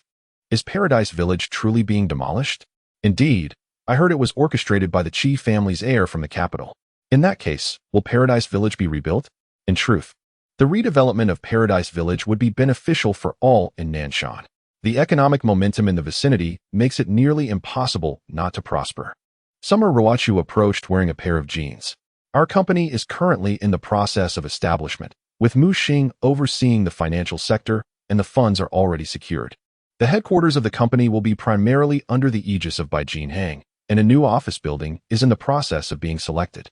Summer Ruochu has evidently assumed the role of secretary to Chi Feng, a privilege conferred upon her by him. Chi Feng nodded in acknowledgement. Su Li approached, stating that the 8 major banks of Nanshan were in a state of panic. My people are monitoring them. It is said that several individuals have been in meetings, the content of which remains unknown. Panic? They have yet to realize that their own shortcomings are at play. They probably think that the old Master Qi has already passed away, Kang Yang scoffed. Kudos to the brothers for their hard work, Chi Feng remarked, prompting laughter among the group. Summer Ruochu turned to several individuals. Bai Long Jiang, have we finalized the location for the company? Please expedite the process and complete it within the next 2 days. Bai Long Jiang responded, Miss Summer, it is already in progress, and I will provide you with results by this evening at the latest. Summer Ruochu chose not to comment further. Su Li patted Chi Feng on the shoulder, saying, Cousin, this time, we have indeed secured Tiantang Village. It has likely spread throughout the circles in the capital.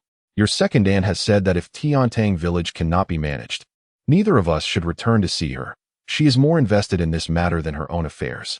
Indeed, the second aunt is a commendable figure, both as an aunt and a sister. Unfortunately, in the previous life, Qi Feng did not heed her counsel.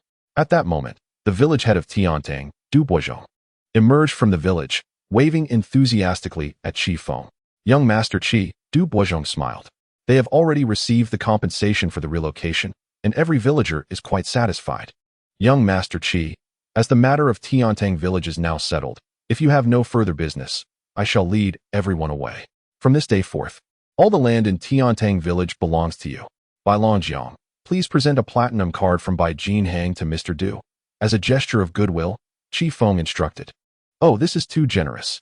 Thank you, young Master Qi, for your magnanimity. Du Boizhong expressed his delight, taking the card and departing. As Qi Feng observed the scene in Tiantang village, a wave of emotion washed over him. Suddenly, he embraced Summer Ruochu. Memories from the previous life flooded back. In this life, the things he had lost were gradually being reclaimed. He had intended to leave a good impression on Qi Jian, to interact with him as a brother. Yet, what he received in return was sheer cruelty, a revised will that severed all his avenues. Everything, Qi Feng vowed, he would reclaim. However, what brought him greater solace was that the women from his past life were firmly within his grasp in this one. Cousin, you and the brothers have accomplished what needed to be done. Within 3 days, we shall hold a celebration for the company. The new company will be named Dongqi Group, and I extend my gratitude to all the brothers who have traveled from the East Province, Qi Feng declared. The brothers from the Eastern Province coming over certainly honored the status of the Qi family's young lord. Their presence signified their acknowledgement of Qi Feng. However, this remark displeased a few.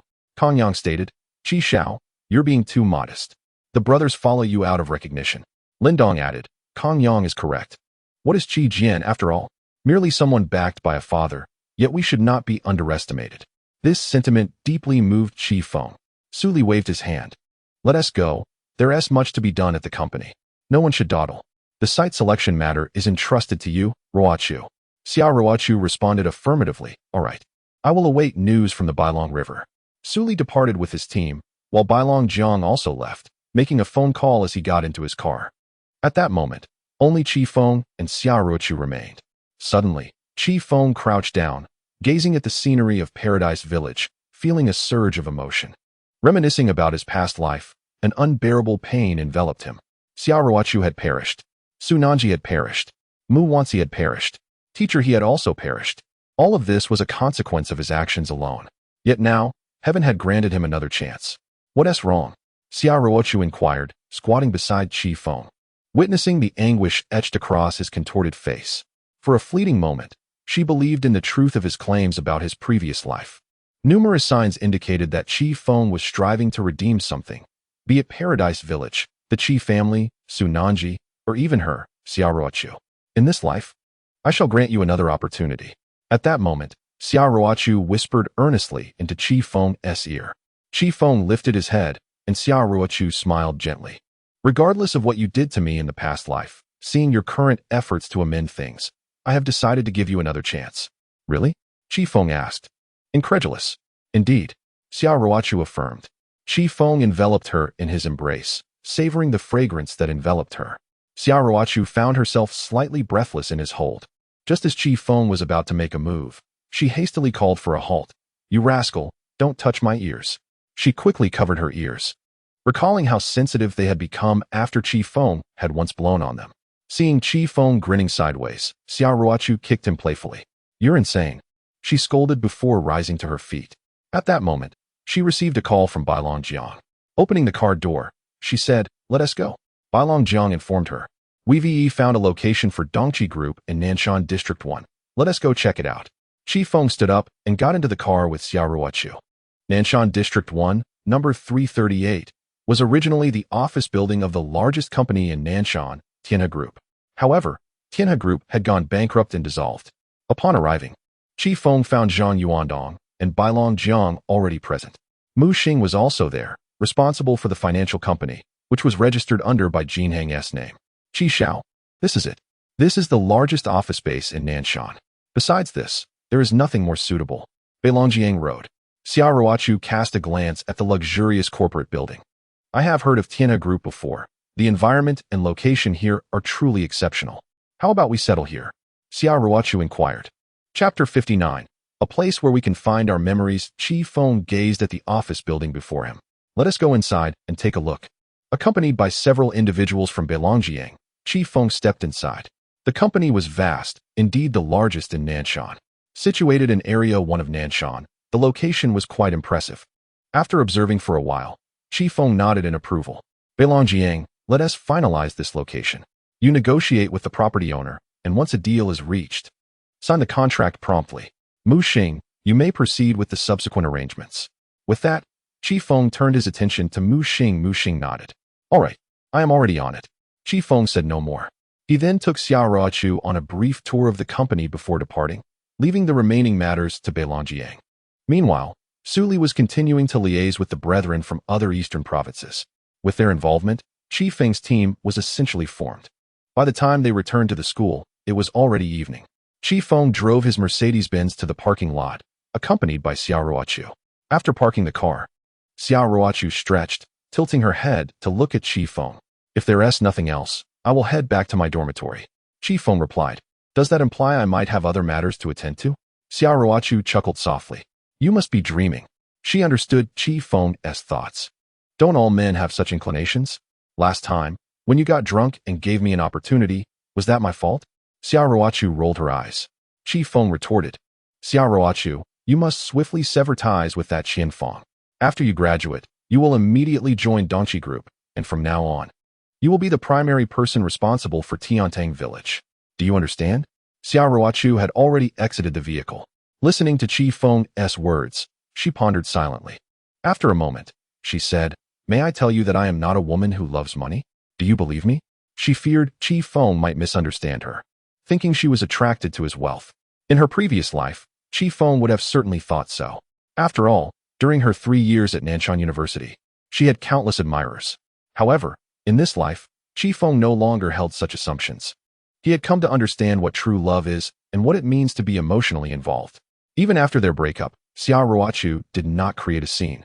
She simply stated, All right, I understand. May we both find happiness. But was she truly happy? No. After that relationship, she had not dated or liked anyone else. You belong to me. Qi Feng looked at Xia Ruochu, articulating each word deliberately. Virtue. Xia Ruochu rolled her eyes. She shook her hand. I am not Su Nanji. I am not that Navi. With that, Xia Ruochu turned to leave. Qi Feng chuckled, exited the car, and returned to his dormitory. However, Xia Ruochu did not venture far, as a figure called out to her. Ruochu. A person approached under the streetlight. It was Qian Feng. Upon seeing her, Xia Ruochu furrowed her brows and asked, What brings you here? Did I not make it clear that we are no longer sisters from this day forward? Xia Ruochu. Are you truly willing to offend the young master of the Qi family in Beijing for this man? Qi Feng, having lost his parents, is unwelcome in the Qi household. If you choose to follow him, you will inevitably regret it, Qian Feng asserted, pointing in the direction Qi Feng had departed. She could not comprehend Xia Ruochu's choice. Why not stay with Qi Jian, the crown prince of the Qi family? Xia Ruochu let out a cold laugh. Forgive me, but whom I choose to follow is none of your concern. Moreover, I have no desire to exploit my body to fulfill your ulterior motives. Well said. But do you truly think you will not sleep with Qi Feng? Men like him are all merely for amusement, are they not? What? You wish for money, yet do not want to be touched by a man? Such good fortune does not exist, Qian Feng scoffed. Qi Feng is different. Xia Ruochu retorted. How is he different? Qian Feng challenged. You are still selling your body. Why not seek someone more reliable? Are you foolish? Xia Ruochu took a deep breath, uncertain of Qian Feng's perspective. You, a woman like this, will never grasp the essence of love, nor will you ever experience it. Do you truly believe he loves you and is not merely toying with you? Qian Feng countered. Playing and playing are not the same, Xia Ruochu replied. What is the difference? It's all in the pursuit of pleasing men. Qian Feng fixed her gaze upon her. I do not wish to explain myself to you. Please do not disturb me any further, Xia Ruochu stated, deciding not to engage further as she walked towards the dormitory. You will regret this one day. Qian Feng called after her. Xia Ruochu remained silent. Upon returning to the dormitory, her roommates were nearly asleep. Ruochu, where have you been? Why are you back so late? One of her roommates sleepily inquired. Nothing much, I just met a friend. Go to sleep, Xiao Ruochu replied, tucking the blanket around her friend. After taking a shower and changing into a nightgown, she lay on her bed, perhaps influenced by Qian Feng's words, lost in thought. She questioned whether her choice was indeed correct. Was Qi Feng merely toying with her? Were his words trustworthy? A sense of confusion enveloped her as she pondered her uncertain fate, inexplicably aboard Qi Feng's ship. After some time, Xiao Ruochu picked up her phone and found Qi Feng's number, sending him a message. Xiao Ruochu, are you asleep? Meanwhile, Qi Feng had not yet returned to his dormitory and was downstairs. Upon receiving Xiao Ruochu's message, he inquired, what is the matter? Xiao Ruochu, Qian Feng just spoke to me. Qi Feng, already aware of what Qian Feng would say, asked, so, did her words affect you? Xiao Ruochu remained silent for a while before responding with a single word. Xiao Ruochu. Seeing this, Qi Feng shook his head and quickly replied, come downstairs. I'm waiting for you. Xiao Ruochu. What for? I'm already in bed. Just tell me. Qi Feng, come down quickly. Seeing this, Xiao Ruochu let out a breath. She rose from her bed, changed out of her nightgown, and donned a short skirt paired with leggings. After about 10 minutes, Xiao Ruochu descended the stairs. Indeed, Qi Feng was waiting downstairs. What is the matter now? It's so late, and I have classes tomorrow, she asked. Her brow furrowed with confusion as she approached him. Qi Feng grasped her hand firmly. Come, I want to take you somewhere. Where? Aren't you going to sleep? Xiao Ruochu inquired, a hint of abruptness in her tone. Yet, Qi Feng offered no explanation, pulling her toward the parking lot. Reluctantly, she followed, her face etched with puzzlement. Qi Feng, can't you just tell me what you want? She pressed. We are going to a place where we can find our memories, he replied enigmatically. Chapter 60, You Bastard. Upon entering the car, Qi Feng drove out of the school. The night was as dark as ink, yet Nanshan shimmered with lights. Xiao Ruochu sat quietly in the car, turning her head to gaze out the window, lost in thought. Could this be a transformation in her life? A change in destiny? Her mother had once remarked that destiny begins to shift the moment a woman marries a man. Hence, she aspired to establish her own company and carve her own path. Here we are, Qi Feng announced as he parked on a hillside in Tiantang village. This slope held significance. To the north lay Tiantang village, while to the south sprawled the vibrant city of Nanshan. From this vantage point, one could behold the entirety of Nanshan. Xiao Ruochu tucked away a loose strand of hair, uncertain of Qi Feng's intentions for bringing her here. Comfortable, Qi Feng declared as he reclined on the hillside, resting his head on his arms, gazing at the star-studded sky. Xiao Ruochu sat beside him, rubbing her calves. Go on, what is it you wanted to say that required bringing me all the way here? She prompted. This place will become the most prosperous area in Nanshan in a year, Qi Feng said, gesturing toward Tiantang village. Xiao Ruochu looked over, observing the current state of the village, ordinary houses, desolate and forlorn. You are buried right beneath me, Qi Feng suddenly added. What? Xiao Ruochu exclaimed, startled, stepping back several paces as she stared at him. Yet Qi Feng seemed lost in reminiscence. You once said that your greatest dream was to run your own company and be with the one you love. After your accident, your parents followed you to the afterlife. I buried you here, facing Tiantang village, he revealed. Xiao Ruochu sat back down, taking a deep breath, remaining silent as she gazed at Tiantang village. After a long pause, she turned to Qi Feng. So, you mean to tell me that I died a tragic death? Their eyes locked, and he reflected on a saying he had often heard. One only learns to cherish what they have after experiencing loss, a lesson neither had understood. Eventually, that profound pain lingered throughout their lives, casting shadows upon their existence. Wanting to die yet unable to, fate had granted him another chance to possess her once more. Xiao Ruochu plucked a tuft of foxtail grass and seated herself upon the verdant meadow, weaving a small figure. Did you ever love me? She inquired suddenly. Qi Feng shook his head. No, I merely wished to toy with you before. Qian Feng said the same. A beautiful woman and a princely heir from Beijing. Could there truly be love? Qi Feng pulled Xiao Ruochu closer, asserting that no one could ever take her away from him again. Their noses nearly touched, and Xiao Ruochu exhaled softly, allowing Qi Feng to sense the rhythm of her heartbeat. With a quiet laugh, Xiao Ruochu turned her face aside, saying, Then after I earn your trust, I'll abscond with your money. I would willingly allow it, replied Qi Feng, as he reclined once more. At that moment, Xia Ruochu hesitated not. Slowly settling into Qi Feng's embrace, her cheek resting against his chest, listening to the cadence of his heart. Let us begin anew, Xia Ruochu proposed. Qi Feng nodded earnestly. All right, let us start over. Now, declare your love for me. Xia Ruochu rolled over, positioning herself atop Qi Feng, her hands framing his face as she turned it toward her. She was earnest, eager to witness the spark in his eyes as he spoke.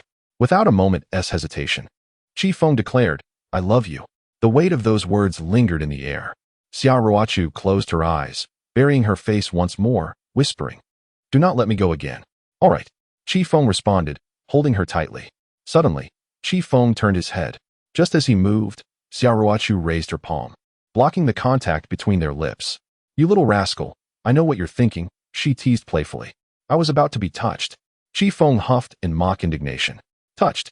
Indeed, Xia Ruochu retorted. A kiss would suffice, wouldn't it? Qi Feng suggested. No way, just one. He insisted, launching a playful barrage of persuasion. Xia Ruochu rose to leave, but Qi Feng swiftly drew her back. She hadn't truly intended to depart. Just one? She relented, her resolve softening. Qi Feng nodded eagerly. Yes, just one. Xia Ruochu pouted, then closed her eyes, though she had covered her ears with her hands, like a dragonfly skimming the surface. They lingered at the edge of intimacy. Is that it? Qi Feng inquired. I said just one. The rest will be in our dreams, Xia Ruochu giggled, her hand covering her mouth. They fell into silence, embracing one another, motionless for a time. Eventually, Xia Ruochu broke the stillness, her voice tinged with unease. Can we stop hugging? I'm feeling a bit anxious. Qi Feng glanced down at her. Wait, let us hold on for another 2 minutes, he said, somewhat wistfully. Xia Ruochu pinched him again. After a long pause, they parted. Xia Ruochu stood, leisurely arranging her hair and calming her emotions. Qi Feng smiled, drawing Xia Ruochu back into his arms, one hand caressing her long hair, effortlessly ensnaring her heart with just a few words, just as in a past life. Xia Ruochu playfully kicked Qi Feng, though she exerted no real force. Qi Feng smiled, pulling Xia Ruochu back once more. However, I shall not let go again. I will cherish you as my own daughter. You scoundrel, she retorted through gritted teeth. Chapter 61. Have you spoken to your father? The night was as dark as ink. After a long while, Qi Feng and Xia Ruochu finally returned to the school. In the parking lot, haven't you had enough of hugging? Inside the car, the two were tightly embraced. This evening's affection surpassed all the embraces Xia Ruochu had ever experienced in her life. She had only hugged two people, her father and her mother. Are you still lost in thought? Qi Feng inquired. Xia Ruochu shook her head. I'm merely a tad sentimental. Please refrain from speaking nonsense. Also, your embrace is making it hard for me to breathe. Her chin rested on Qi Feng's shoulder. Suddenly struck by inspiration, she wondered about the sensitivity of his ears, given her own. She opened her mouth and gently nibbled at his ear. Don't ignite the flames. Qi Feng quickly intervened. Xia Ruochu burst into laughter. All right, it's time to return and rest. She attempted to push Qi Feng away. Call me husband, Qi Feng insisted. Get lost. Xia Ruochu retorted as she exited the car, cursing him before heading towards the dormitory. Qi Feng chuckled and shook his head. Upon returning to her dorm, she was relieved to find her roommates sleeping soundly. Xia Ruochu took a shower and returned to her bed. She picked up her phone and sent a message to Qi Feng. Xia Ruochu, having boarded your pirate ship, I have no desire to disembark. I wish for nothing more. Life and death are fated.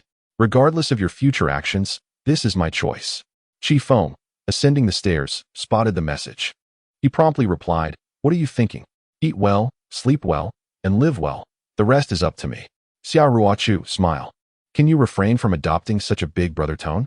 I am considerably older than you. Qi Feng, in your past life, you called me father. Xia Ruochu, get lost. She ceased replying, and Qi Feng chuckled to himself.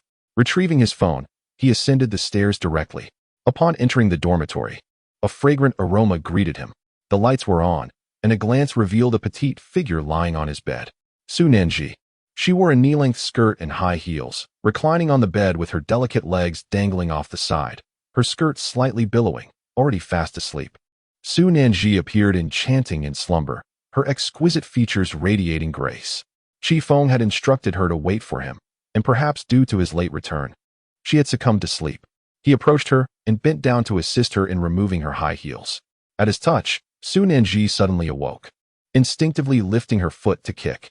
Upon realizing it was Feng, she quickly exclaimed, Feng, have you taken your medicine? Have you? He inquired. Su Nanji nodded.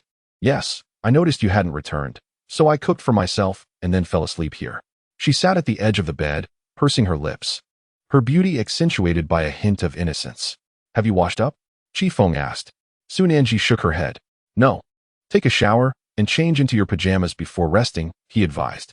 Su Nanji pursed her lips, glancing at the clock to discover it was already midnight. She hurriedly rose to her feet, making her way back to her dormitory.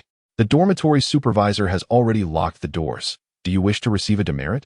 Feng remarked. Su Nanji halted at his words, turning to face him.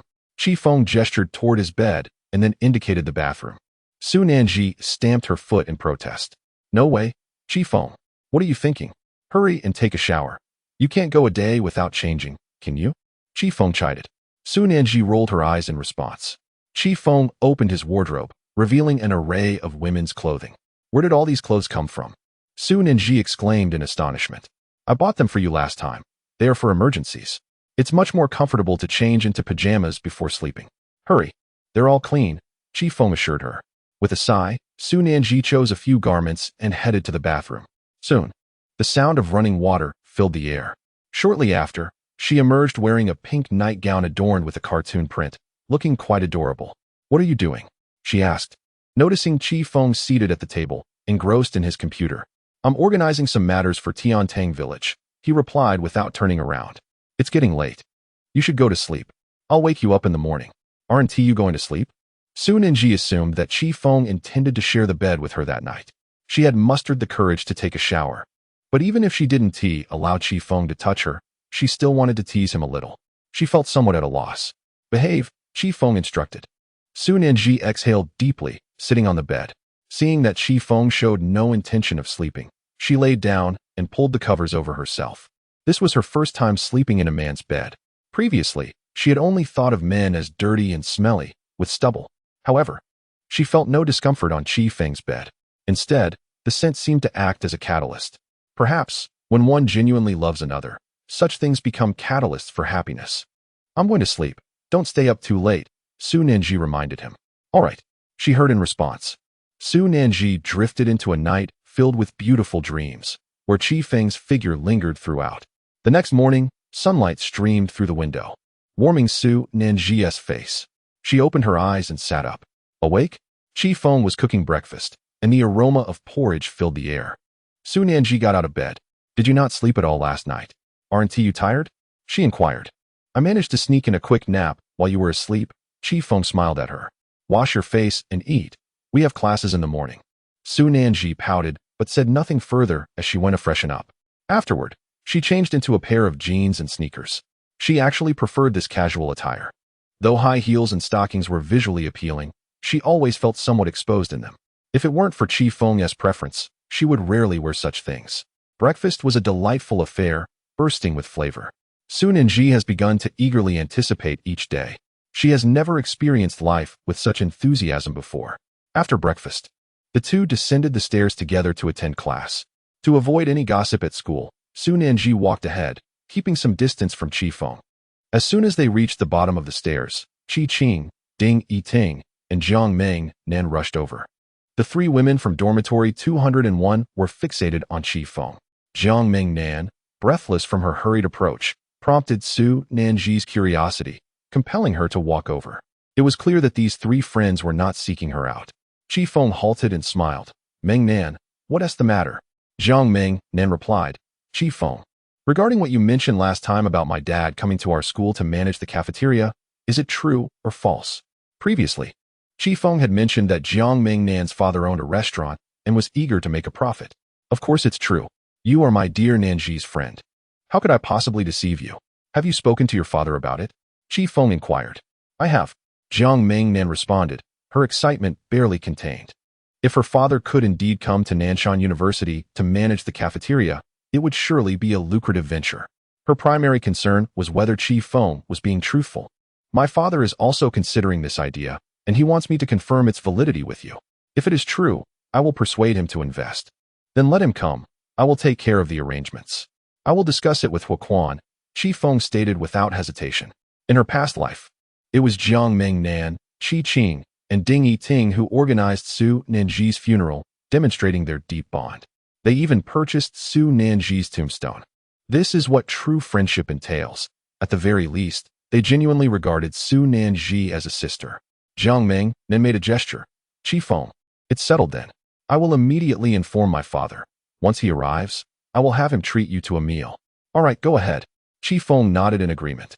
In the morning, they attended a class, and afterwards, Qi Feng and Su Nanji headed to the classroom, where Su Nanji felt immense joy over Qi Feng's assistance to Jiang Ming Nan. After all, Jiang Ming Nan was a friend she had made since arriving at school, and she had always treated her well. They enjoyed each other's company and had promised to stay in touch even after graduating from university. In essence, Qi Feng's help to Jiang Ming Nan was also in consideration of Su Nanji. Once the morning class concluded, Su Nanji departed with Jiang Ming Nan and the others. Qi Feng had matters to arrange in Paradise Village. Xiao Ruo Chu had already left early in the morning. Her efficiency as a secretary was commendable. Of course, Su Nanji felt she could not contribute to the affairs of Paradise Village. So the most important thing was to remain joyful. At noon, the girls dined at Beijing Han, enjoying fresh beef slaughtered that morning and vegetables harvested that very day. After their meal, the friends strolled through the streets. Su Nanji had money to spend, courtesy of Qi Feng, who encouraged her to indulge. Initially reluctant to spend, Ding Yiting spotted a dress she fancied. After rummaging through her pockets, she realized she was short on cash. Ding Yiting called her brother, Ding Ian. Do you have any money on you? Send me 200 yuan, quickly. Sister, I'm out of money. Ding Ian lamented over the phone. What about the money Dad gave you? Ding Yiting inquired. Having exhausted my funds, I am left with merely 30. Ding Jia, do not believe him. This rascal has topped up his card, and there is no stopping the voice of Huang Yuan from the other end. Huang Yuan, you scoundrel, you have caused me trouble. The call abruptly ended. Ding Yiting felt a wave of frustration. Her brother was bound to receive a good thrashing sooner or later. Beside her, Su Nanji chuckled softly, secretly wishing for a brother or sister. Alas, she was all alone. Yet, upon reflection, was she not fortunate enough to have a brother now? Yiting, here you go. Su Nanji said, handing Ding Yiting 1,000 yuan. Ding Yiting's eyes widened in disbelief, as did those of Jiang Mingnan and Qi Qing. Wow, Nanji, where did you acquire such a sum? Although it was not a vast amount, Su Nanji's family was not affluent. Her school fees were provided by the county. Su Nanji shrugged. Qi Feng gave it to me. He bestowed upon me 20,000, and I have yet to spend it. My goodness, he gifted you that much? Jiang Mingnan exclaimed, her eyes wide with astonishment. Isn't that rather extravagant? What a generous soul. The three women were taken aback. After all, 20,000 yuan was no small fortune. Their fathers earned less than that in a month. No, it would take 2 months to accumulate such wealth. Seeing the envious looks from her friends, Su Nanji could only manage a wry smile. Yiting, you should take it back. I won't buy the dress now. I cannot spend your money. However, Su Nanji's next words left the three women in utter shock. But Qi Feng told me to take this money and buy gifts for the three of you, to strengthen our bond. Su Nanji spoke the truth. Qi Feng had indeed said such things. The three women were left speechless. Was this boyfriend too good to be true? Was there truly such a wonderful man in the world? Wealthy, handsome, and so considerate. Oh my, Nanji, Qi Feng is not just your boyfriend. He is practically your father. Jiang Mingnan blurted out. Father. She had not called anyone father in years. Yet, despite this, Ding Yiting spoke up. Nanji, even if you do not give us gifts, we are still good sisters. Moreover, we have yet to present you with a gift. Indeed, Nanji, you should save the money Qi Feng gave you. Do not spend it frivolously. It may serve a greater purpose in the future, Qi Qing added. But Yiting, you have finally found a dress you like. You cannot possibly forego purchasing it, can you? Shall we buy it first and return later? Su Nanji inquired. Overspending is not a commendable habit, but I cannot resist. I must buy it, Ding Yiting declared, her determination evident. Buy? Su Nanji laughed. Let us each purchase an item and charge it to Qi Feng. Nanji, you are stunning. No, we ought to say Qi Feng is incredibly handsome. This is so heartwarming. The three women each bought a piece of clothing they adored. In the end, they spent less than 1,000 yuan for 3 items. However, they were quite happy, having strolled around the street before returning to school. Su Nanji had not seen Qi Feng all day. Aware of his busy schedule with the matters of Paradise Village, she refrained from disturbing him. She obediently had her meals, diligently attended her classes, and rested well. The driving practice was postponed to the afternoon, and Feng, being occupied, was accompanied by Ding Yiting and the others. Thus, another day came to an end. Throughout this day, Feng and Xiaoruochu remained together, busily attending to matters concerning the company. Su Li and Mu Xing were also quite occupied. A considerable number of personnel were dispatched from the Eastern Province office, with various departments being established. The company's office building was confirmed to be located at number 338, Nanshan District. The financial company would be overseen by Mu Xing, registered under by Jin Hong's name. It was not until evening that Feng and Xiaoruochu returned. They went to buy Jin Hong's for dinner. Xiaoruochu removed her high heels and sat on the sofa, rubbing her ankles. "I'm exhausted. Walking this far in high heels has nearly broken my feet. Today's business was successfully handled, and the major departments of the company have been formed. In 2 days, we will have the ribbon-cutting ceremony, marking the official establishment of our East Qi." Feng remarked with a smile. Xiaoruochu looked up, revealing a smile of her own. "However, you should be cautious. Your brother Qi Jin might cause some trouble." Feng replied. "If he doesn't show up, that would indeed be strange. This is just the beginning. There is still a long road ahead. I worry whether you can endure it. Aren't you here with me?" Feng chuckled. "So you truly trust a woman you have only recently met?" Xiaoruochu rolled her eyes. "In my eyes, you are no mere woman. What am I then?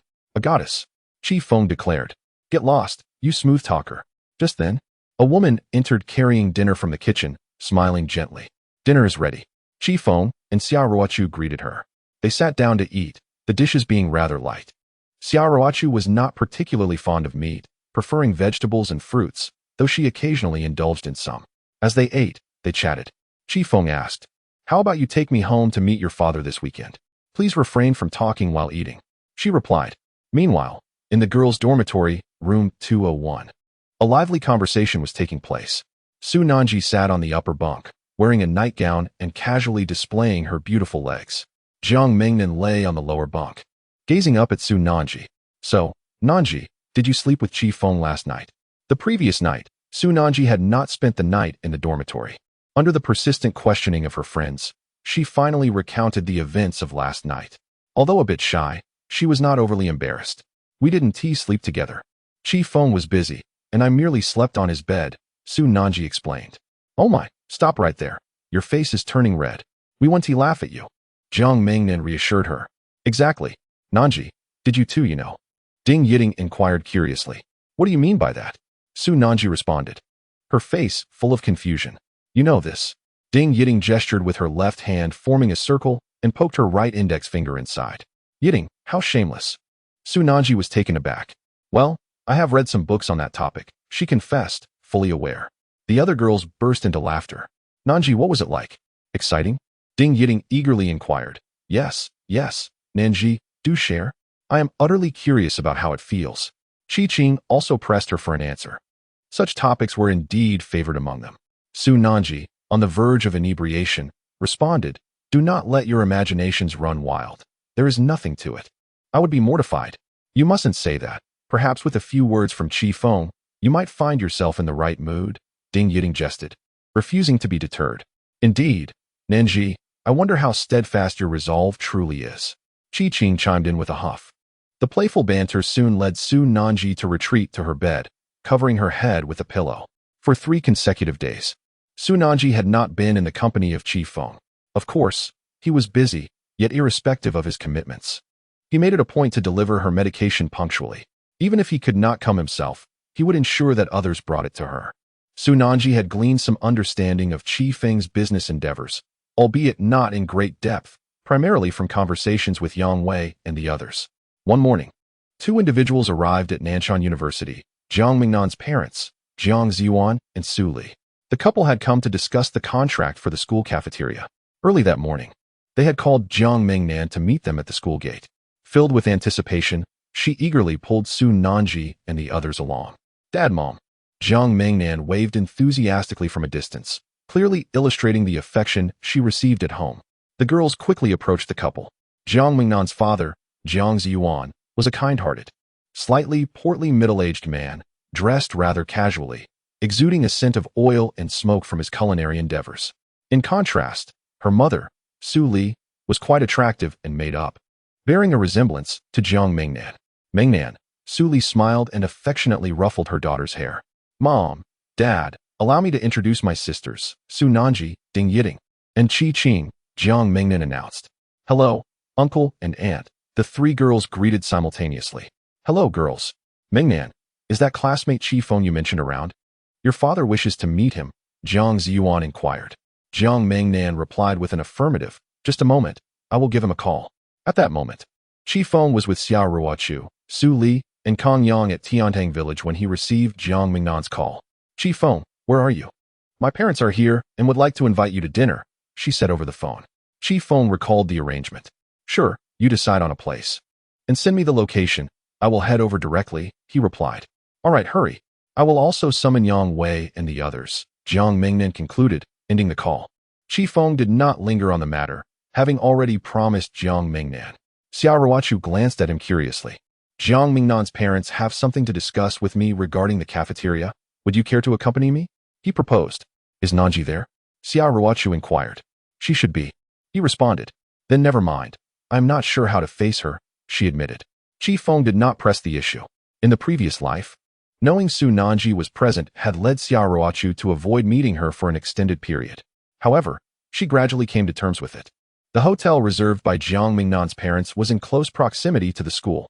By the time Qi Feng arrived, they had already settled at their table. Accompanied by Ma Xiaoyong, Yang Wei, Huang Yuan, and Ding Yan, Su Nanji was seated within. As Qi Feng approached, Su Nanji offered him a faint smile, exclaiming, You've arrived. Hurry up. Jiang Mingnan rose to wave him over. Father, mother, this is Qi Feng. He hails from Shangjing and is said to be the grandson of the esteemed Qi patriarch from there. He is exceptionally kind, Jiang Mingnan stated with a hint of pride. Jiang Ziyuan, clearly experienced, promptly shook Qi Feng's hand, saying, Hello, Qi Feng. I apologize for any inconvenience. There's no need for formality, Uncle Jiang. I am friends with Mingnan and the others. Let us sit and converse, Qi Feng replied amiably. Jiang Ziyuan took his seat, and Jiang Mingnan deliberately left a spot for Qi Feng beside Su Nanji. Upon sitting down, Qi Feng noticed that Su Nanji had not seen him for 2 days, perhaps missing him somewhat. Consequently, she gazed at him with a warm smile, exuding an affectionate demeanor. Uncle Jiang, is the funding sufficient for securing the cafeteria at Nanshan University? Qi Feng inquired. Jiang Ziyuan nodded vigorously. Indeed, the funds are adequate, but the connections, those are paramount, Qi Feng remarked. Raising his glass, Jiang Ziyuan said, Qi Feng, Mingnan has spoken highly of you, and though I may lack eloquence, I raise a toast to you. Su Li also stood, holding her glass. Qi Feng clinked glasses with Jiang Ziyuan, stating, As for Director Hua, I spoke with him yesterday. Tomorrow morning, I have arranged for the two of you to meet. Everything has been coordinated with Director Hua, who will handle the follow-up tasks. Rest assured, I will be here to support you. Just ensure the meals are fresh. Jiang Ziyuan chuckled. Naturally. My daughter is at the school. I would never allow her to consume subpar food. Qi Feng agreed. Indeed. You need not worry about anything else. The path is clear with Director Hua. Just bring your team along. Really? Jiang Ziyuan was astonished. What incredible connections you must have. Jiang Mingnan, overjoyed, felt a sense of accomplishment for having assisted her father so significantly. Qi Feng reassured him, Truly, Uncle Jiang, just focus on your work. Should any issues arise, feel free to reach out to me. Thank you, Qi Feng. Jiang Ziyuan responded gratefully. The meal extended for several hours before concluding. Afterward, Ding Yiting and the others, along with Yang Wei, departed, leaving Su Nanji in Qi Feng's company. With no other obligations, Qi Feng escorted Su Nanji back to school. Having not seen him for 3 days, Su Nanji felt a rush of emotions, shyly avoiding direct eye contact. What is the matter? Have you lost the ability to speak after 3 days apart? Qi Feng teased with a smile. Su Nanji blushed, covering her face with her hands. She longed to laugh, but felt bashful. Have your funds run out? Qi Feng asked her. Not yet, Su Nanji replied. The following day marked the grand inauguration of the Dongqi group, prompting Su Nanji to rise early. Adorned with a touch of makeup and elegantly dressed in black stockings and high heels, the excitement coursed through her veins, as this was an event of monumental significance that she had never witnessed before. Having roused her friends Ding Yiting and others, they descended from the girls' dormitory, where they were greeted by Chun Jio, who stood respectfully awaiting her arrival. "Miss Su," he greeted with utmost deference. "Where's Chi Feng?" Su Nanji inquired. "Young Master Chi has sent me to escort you, Miss Su. Please, let us proceed to Dongqi." Chun Jio gestured invitingly. Their acquaintance was not new, and the group quickly boarded the vehicle. Upon arrival at the entrance of the Dongqi group, Su Nanji was taken aback by the grandeur of the 32-story office building, the tallest structure in Nanshan. The scale of the company surpassed her wildest imagination, with luxury cars lining the entrance. Dressed in tailored suits, prominent figures such as Su Li, Mu Xing, Kong Yang, Lin Dong, Zhang Yuandong, and Bai Longjiang stood outside, welcoming the influx of dignitaries arriving to pay their respects. The entrance was graced by a host of charming receptionists, their smiles radiant. Over 200 luxury vehicles were present, with some guests journeying from the East Province while others hailed from local aristocracy, all eager to congratulate due to the influence of old Master Chi. Numerous journalists were also in attendance. Wow, this company is colossal, having entirely reserved a 32-story office building. My goodness. Ding Yiding exclaimed, nearly overwhelmed. Jiang Mengnan and Qi Qing were equally astonished by the spectacle. Su Nanji was utterly captivated, having never encountered such grandeur before. "Sister, Nanji, over there." Ding Yan waved at them from a distance, alongside Yang Wei and others in the crowd. "Nanji, let us go over," Ding Yiding suggested. "All right." The group made their way towards Yang Wei. Ding Yan grinned. "Sister, today is quite the spectacle. Did you see that business vehicle? It supposedly belongs to a prominent political figure in Nanshan. And that luxurious Mercedes, it's owned by a top local celebrity, though I can't recall his name. The scale of this event is truly remarkable. Only Chi Feng could orchestrate such a gathering." With old Master Chi still alive, news of the event reached the capital, prompting many to come and pay their respects, resulting in an impressive congregation of notable figures from various regions, including some from the East Province, and others who came out of regard for their second aunt. The crowd felt as if they were caught in a dream. Under ordinary circumstances, such grand spectacles were unattainable. Su Nanji had already lost herself in thought. She surveyed her surroundings, searching for Yang Wei and Chi Feng. "Where's Chi Feng?" Jiang Mingnan inquired, unable to spot him. "He is inside with Xiao Ruochu, meeting with the mayor of Nanshan City. He should be out shortly," Yang Wei indicated towards the company lobby. Just then, Chi Feng and Xiao Ruochu emerged from within. Chi Feng was impeccably dressed in a suit and tie, while Xiao Ruochu donned a fitted uniform skirt complemented by high heels. She possessed a refined and alluring figure. "Hi, Chi Feng," Ding Yiding called out, waving her hand. Upon noticing them, Chi Feng approached, with Xiao Ruochu by his side, greeting Su Nanji.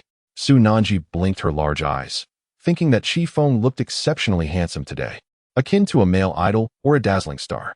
In contrast, she felt as if she were unworthy of such a man. "Nanji," Xiao Ruochu softly called, aware of some of Chi Feng's background and their relationship. "Senior Ruochu," Su Nanji responded. "Have you taken your medication?" Chi Feng asked, focusing his gaze on her.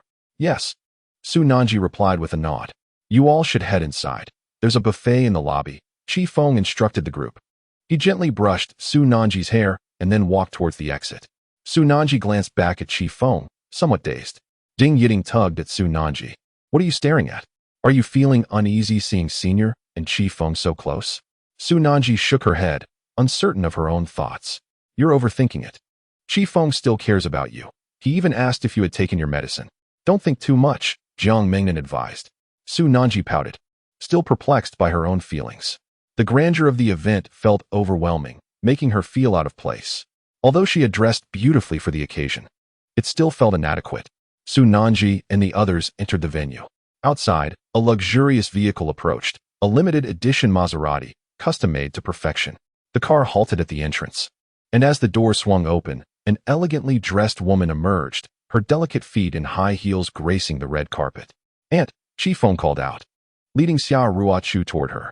The aunt had traveled from the eastern province specifically to attend Chi Feng's ceremony and brought along several nobles from that region. Upon alighting, she was greeted respectfully by Xiao Ruochu with a slight smile. The aunt nodded in satisfaction, her mood evidently buoyant, perhaps due to her pride in Chi Feng, who was no longer the reckless heir of the Chi family. He had performed commendably this time, deserving of praise. However, she cautioned him against complacency.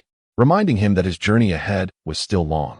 Though she said little, her piercing gaze warned him that any hint of negligence would not be overlooked. Feng responded with a wide grin. As Xiao Ruochu supported her second aunt, she spoke. "Aunt, let me assist you inside. The mayor of Nanshan is already here, waiting for you." "Huh, that old dang is still my high school classmate. It's been years since we last met, and he holds quite a respectable position now," the second aunt replied. Xiao Ruochu guided her into the building. Feng intended to return to the hall when another car pulled up at the entrance. This vehicle bore a Jing license plate, and without a doubt, Feng knew who had arrived. Big nephew.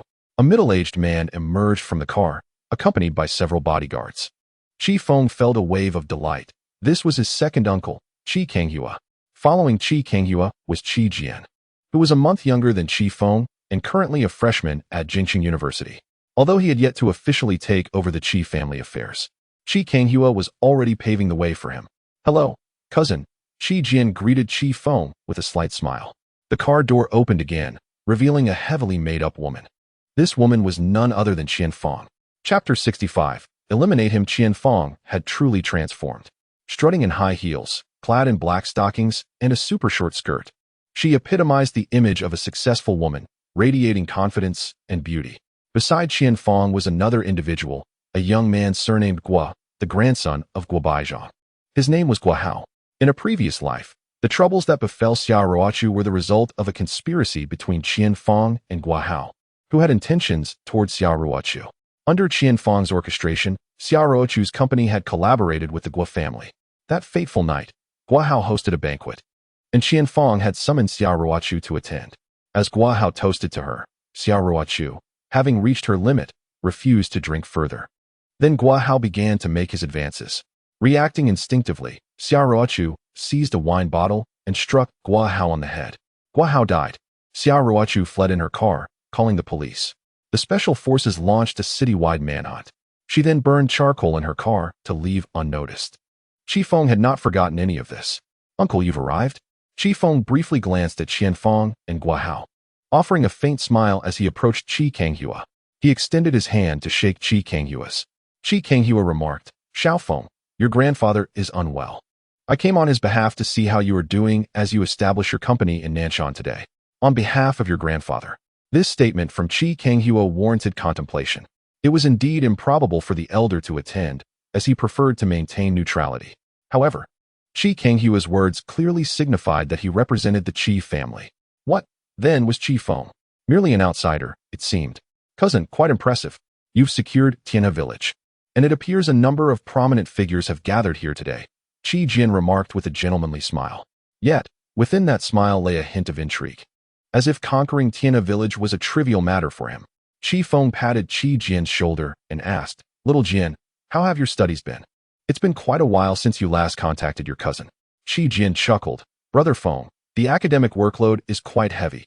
Nanshan University is not comparable to Nanshan, where the regulations are exceedingly stringent. My presence here today is solely due to my grandfather's influence." "Is that so?" Uncle Heir gestured for Feng. Qi Kanghua and Qi Jian stepped inside. At that moment, Feng and Gua Hao approached, sporting faint smiles. Without uttering a word, they entered the hall. "Have Su Li come over," Feng signaled to a bodyguard. The bodyguard nodded in acknowledgement. Shortly after, Su Li hurried over, looking somewhat disheveled. "Cousin, what is it? Do you see that individual?" Feng gestured towards Gua Hao. "Isn't that the grandson of Gua Beijing? What is the plan?"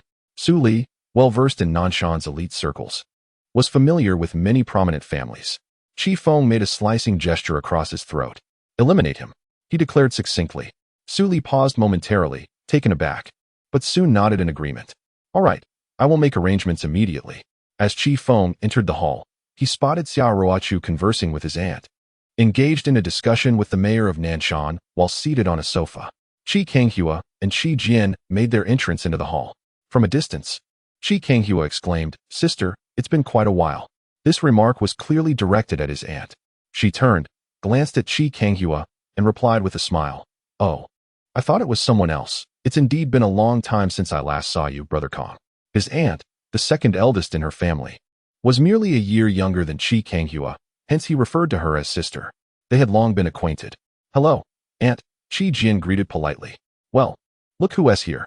Brother Kong, it seems this young master has become more refined, she retorted, showing no mercy towards Qi Kanghua. He, however, remained unfazed. Sister, your tongue is as sharp as ever, showing no mercy, Qi Kanghua replied. Indeed, my tongue has always been this way, but certain individuals should not harbor any thoughts. My nephew is off limits, she smiled. How would you know without trying? Qi Kanghua whispered, the tension palpable between them. At that moment, the mayor of Nanshan stood up, laughing heartily. So, you must be Mr. Qi from the Qi family? Please, both of you, take a seat. We are all family here. His aunt settled down, followed by Qi Kanghua. Meanwhile, Xiao Ruochu had noticed Qian Feng, who shot her a cold smile. Guahao, narrowing his eyes, surveyed Xiao Ruochu. Already aware of her status among the elite women in Jingqing, knowing she was a formidable presence. Sir? Just then, a waitress approached Guahao. He looked puzzled.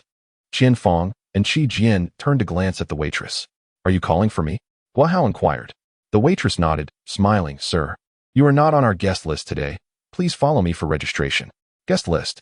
Guahao indeed accompanied the Qi family today, otherwise he would not have been able to enter this venue. What is this absurd regulation? I am Qi Feng's cousin. This individual is under my guidance. Qi Jian furrowed his brow. Sir, please do not put me in a difficult position. Today, we have an overwhelming number of distinguished guests, and we must ensure security. Anyone not on the list must be registered, the young lady stated. Qi Jian, infuriated, was halted by Guahao. Qi Xiao, let it go. This is merely a trick orchestrated by Qi Feng. It's just a registration. I will accompany her to sign in. Lead the way. Guahao followed the young lady as she strode forward. Soon, they arrived at an office. The young lady said, Sir, please step inside to register. Without hesitation, Guahao pushed the door open and entered. Bang! The young lady swiftly shut the door and locked it from the outside. Once inside the office, Guahao was momentarily stunned. There were over 20 individuals seated within, led by Su Li, along with Mu Xing, Lin Dong, and Chen Jiu, among others. They sat at the table, on sofas and chairs, grinning at Guahao. Momentarily bewildered, Guahao exclaimed, "Isn't this supposed to be a registration? What is going on here?" Su Li clapped his hands and stood up.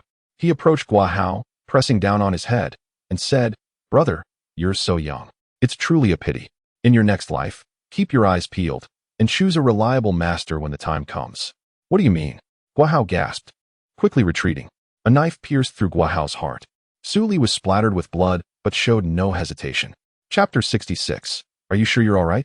Guahao's eyes widened, his entire being frozen in shock. He couldn't fathom the reason behind this, or what transpired here. Gazing at the cold-faced Su Li, Guahao attempted to speak. You all. Su Li covered Guahao's mouth. The latter slowly closed his eyes and collapsed into Su Li's embrace. It was certain that a life had been extinguished. Damn it.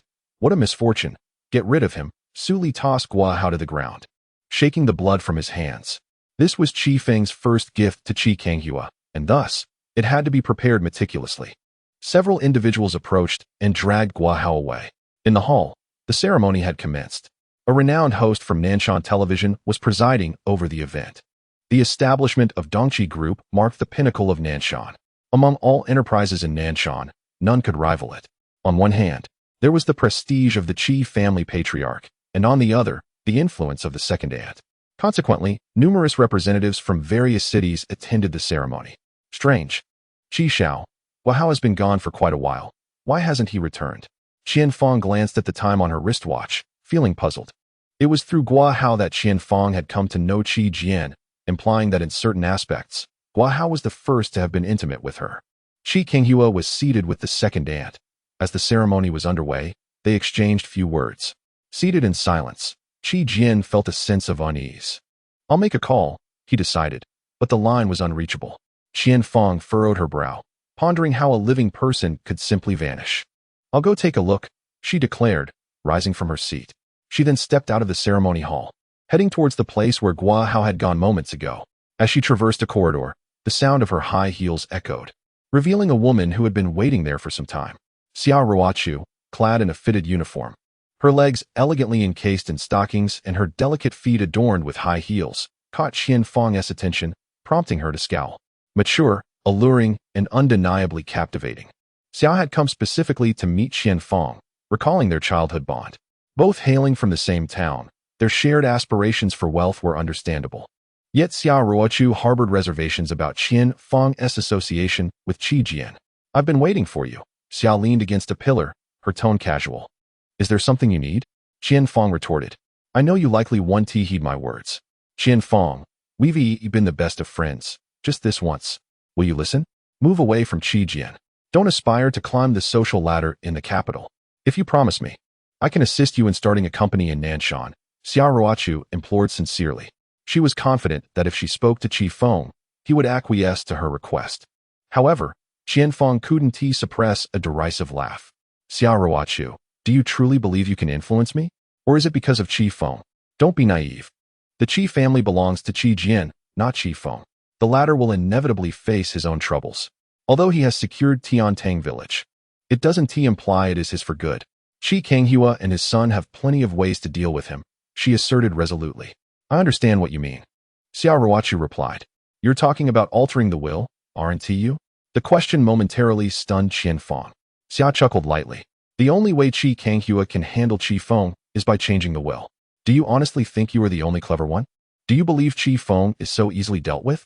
Qian Feng, don't be so naive. The waters of the Qi family in the capital run too deep for you to navigate." Xia Ruochu's confidence was palpable. If Qi Kanghua and his son remained so composed, it indicated they possessed the means to amend the will. This was beyond dispute. "You are mistaken, Xia Ruochu. Since you and I have chosen divergent paths, I have no further words. From this day forth, you are my adversary. The next time we meet, it shall be on the battlefield," Qian Feng declared, resolute in her decision. Ignoring Xia Ruochu's counsel, Qian Feng strode deeper into the venue. Suddenly, Xia called out to her, "Gua Hao is dead. You want to find him." Boom. Qian Feng halted abruptly, her eyes widening in shock as she turned to Xia. "What did you say?" Xia merely shook her head. "I hope you want to become the next Gua Hao. I've said all I needed to. I wish you good luck." With that, she turned and departed without another word. Qian Feng was left frozen in place. Gua Hao was dead? She picked up her phone and dialed several numbers, but none connected. "Ladies and gentlemen, I hereby declare the ribbon-cutting ceremony of Dongqi Group to commence. Please welcome Mr. Guo Penglin, the mayor of Nanshan City, Mr. Hua Tiannan, chairman of Xinghe Technology, Ms. Chang Shi, the project supervisor of Tiantang Village, and 16 other esteemed leaders from Nanshan, who will collectively inaugurate the Dongqi Group." The hall was filled with thunderous applause. After a lengthy ceremony, the moment for the ribbon-cutting arrived. As the host's voice echoed, numerous elegantly attired gentlemen and ladies ascended the stage amidst the applause. Seated in the audience, Qi Feng was approached by Xia Ruochu, who quietly took a seat beside him. She remained silent. Qi Feng glanced at her, inquiring with concern, "What's wrong?" Xia Ruochu shook her head gently, assuring him, "It's nothing." Qi Feng could easily surmise that it pertained to Qian Feng. He chose not to speak, resting a hand on Xia Ruochu's shoulder. "Nanji, what a lively event. Just look at your brother Qi Feng. He has gathered so many prominent figures," remarked Su Nanji from her seat alongside Jiang Mingnan, Qi Qing, and Yang Wei, all positioned at the back. As they observed the distinguished individuals taking the stage, Ding Yiting could not suppress her excitement. However, Su Nanji's gaze remained fixed on Qi Feng, particularly as she noticed him embracing Xia Ruochu. Her expression remained composed. Qi Qing, noticing the subtle shift, glanced at Su Nanji, who appeared somewhat disheartened. "Nanji, are you all right?" she inquired. Su Nanji snapped back to reality, offering a faint smile. "I'm fine." She recalled a notion from a video she had watched, pondering how swiftly wealthy men could replace partners. With Xia Ruochu sitting close to Qi Feng, who had his arm around her, Su Nanji felt a pang of naivety wash over her. Was this truly the end before it had even begun? "Nanji, are you certain you're okay?" Qi Qing pressed once more. "I'm fine," Su Nanji insisted, forcing a smile. Qi Qing refrained from further probing, recognizing that such sentiments were best addressed in private. Nevertheless, she understood that Su Nanji was undeniably affected. Women, especially those in love, are often sensitive. Ding Yiting and the others' attention was entirely captivated by the stage, leaving Su Nanji unnoticed. At that moment, she rose silently and discreetly exited the venue. Chapter 67. A little emotion by the time the ribbon-cutting ceremony concluded. It was already afternoon. As the event wrapped up, attendees began to depart in waves. "Dad, Gua Hao is missing," Qi Jian whispered to Qi Kanghua, drawing his attention with the troubling news. Qi Kanghua paused, taken aback by the revelation. Qian Feng approached, stating, Xiaoruochu informed me that he is dead. I have been unable to locate him. Hearing this, Qi Kanghua inhaled deeply. It was evident that Guahao's life held little value. Yet he was taken aback by Qi Feng's audacity. How had he failed to notice such a transformation in the young man? Qi Kanghua reflected on how Qi Feng had changed. Once a frivolous Scion, he had previously relied on his grandfather for protection, oblivious to the dangers surrounding him. Second uncle. Qi Feng greeted with a smile as he approached, accompanied by Xiaoruochu. Despite the fury bubbling within him, Qi Kanghua was compelled to wear a forced smile. Xiaofeng, it's getting late. There is nothing for me here, so I shall take my leave, he stated. Qi Feng offered a faint smile in response. Uncle, allow me to see you off, he said, gesturing politely. Suddenly, Qi Feng exclaimed in surprise, Oh, uncle, I remember you arrived with someone else. When did that person leave? Qi Kanghua remained silent, while Qi Jian furrowed his brow. Uncle, once school is out, let us enjoy a drink together, Qi Feng said, personally opening the car door for Qi Kanghua. Has this transformation begun? Qi Kanghua pondered, surprised by the change in Qi Feng, who seemed different from the person he once knew. Nevertheless, he thought it best to maintain composure. Xiaofeng, return home. No need to see me off further. I will take my leave, Qi Kanghua said, smiling as he rolled up the car window and the vehicle departed. Taking a deep breath, he said, Father, he has killed Guahao. Do not speak. Guahao disappeared on his own, Qi Kanghua replied.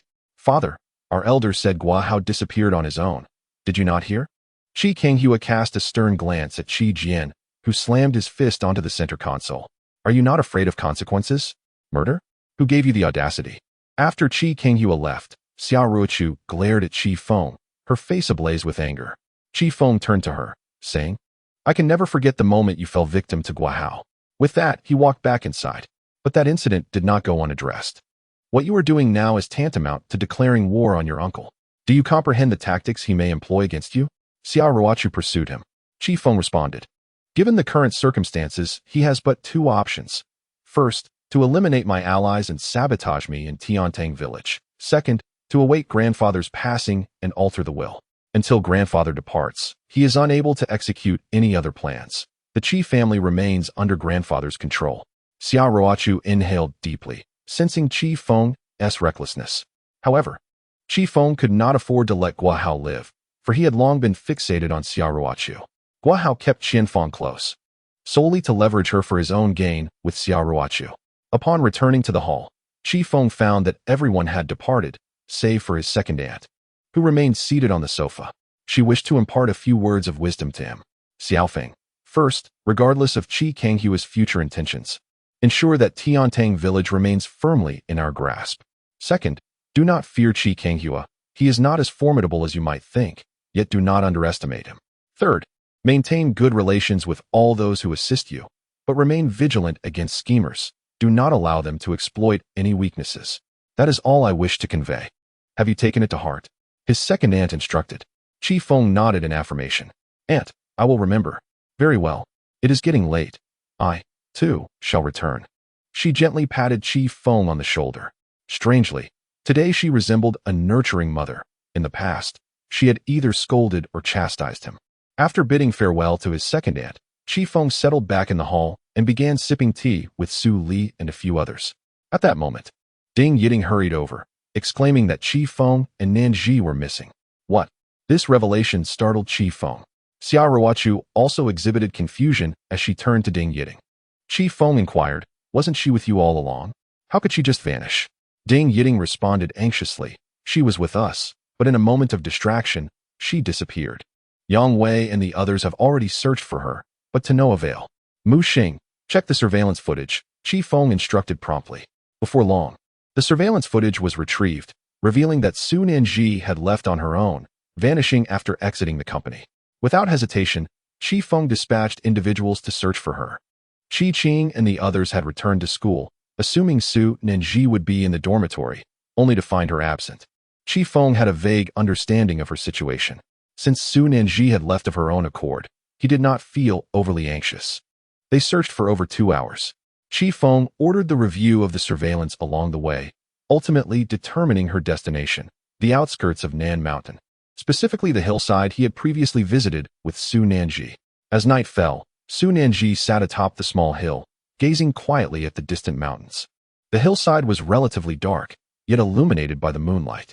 She hugged her knees, showing no intention of returning to school. She was uncertain of her feelings. Before arriving at Nan Mountain, her sole desire was to study diligently, secure a good job after graduation, and bring her grandmother to the city to live. Feng had treated her well, caring for her, and even assisting with her grandmother's hospital fees, which deeply touched her. However, that feeling of gratitude soon escalated. Faced with Feng's overwhelming demeanor, she felt utterly defenseless. That night, when she called out to him as brother, she realized she had already succumbed to her feelings. It seemed as though the heavens had opened a window for her, and that window was Feng. Indeed, with the loss of her parents, her grandfather, and her grandmother's grave illness, the doors of her life had closed. This window was a passageway opened for Feng. Yet, she found herself at a loss for words. Although she lived in a rural village, she was aware of certain realities. Wealthy men often changed their affections swiftly, just as she believed she could never part from him. She witnessed him embrace Xiao Ruochu. Nevertheless, Su Nanji remained composed, refraining from tears or screams. She simply sat there, reluctant to return to the dormitory for fear of ridicule from Ding Yiding and the others. Similar to her previous life, when Feng spoke of separation, Su Nanji sat silently for several days, refusing to eat or drink. In such darkness, was she not afraid to be alone? As she sat lost in thought, Feng's voice suddenly pierced the silence. Upon hearing it, she turned her head quietly. Chapter 68. He deceived me. Feng had arrived. Upon seeing him, Su Nanji maintained her calm demeanor, neither crying nor causing a scene. Yet, her expression betrayed the weight of her unspoken concerns. I've been searching for you for ages. Didn't you know? Feng settled beside her. Su Nanji merely shook her head, unwilling to engage in conversation. In a moment of uncertainty, she found herself at a loss for words. In the past, Su Nanji would have simply turned and walked away. However, during this period, she conceded that she had developed feelings for Feng. Is it because of the senior?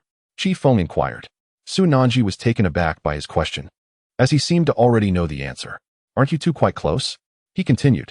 Su Nanji remained silent, which prompted Feng to chuckle softly. He settled beside her, draping his arm over her shoulder. When Su Nanji pushed him away, he merely repositioned his arm. After several repetitions of this playful exchange, Su Nanji eventually ceased resisting, allowing him to rest his arm upon her. Yet, Feng himself was at a loss for words. In his previous life, he felt no genuine affection for Su Nanji. It was merely a fleeting dalliance. But this life was different. Su Nanji had genuinely fallen for him, and he too found himself ensnared in the same emotions. They sat together in silence for a long while, neither speaking. It's getting late. We should return to school. Yiding and the others must be worried about you. Feng finally suggested after a considerable time had passed. Su Nanji remained motionless, her stubbornness evident. When faced with matters she could not comprehend, she would ponder them endlessly in silence, sometimes capable of sitting quietly for an entire day. You should head back. I'm fine on my own. I'll repay the money I owe you slowly after I graduate, Su Nanji suddenly declared. Look at you. So capable. Feng chuckled lightly. Su Nanji maintained her silence. With a sudden movement, Feng enveloped her in an embrace. She squirmed slightly, protesting, Could you not do that? I don't want it this way. Do you know why I insisted you go for a medical checkup on your first day at school? Feng asked, his unexpected question catching Su Nanji off guard.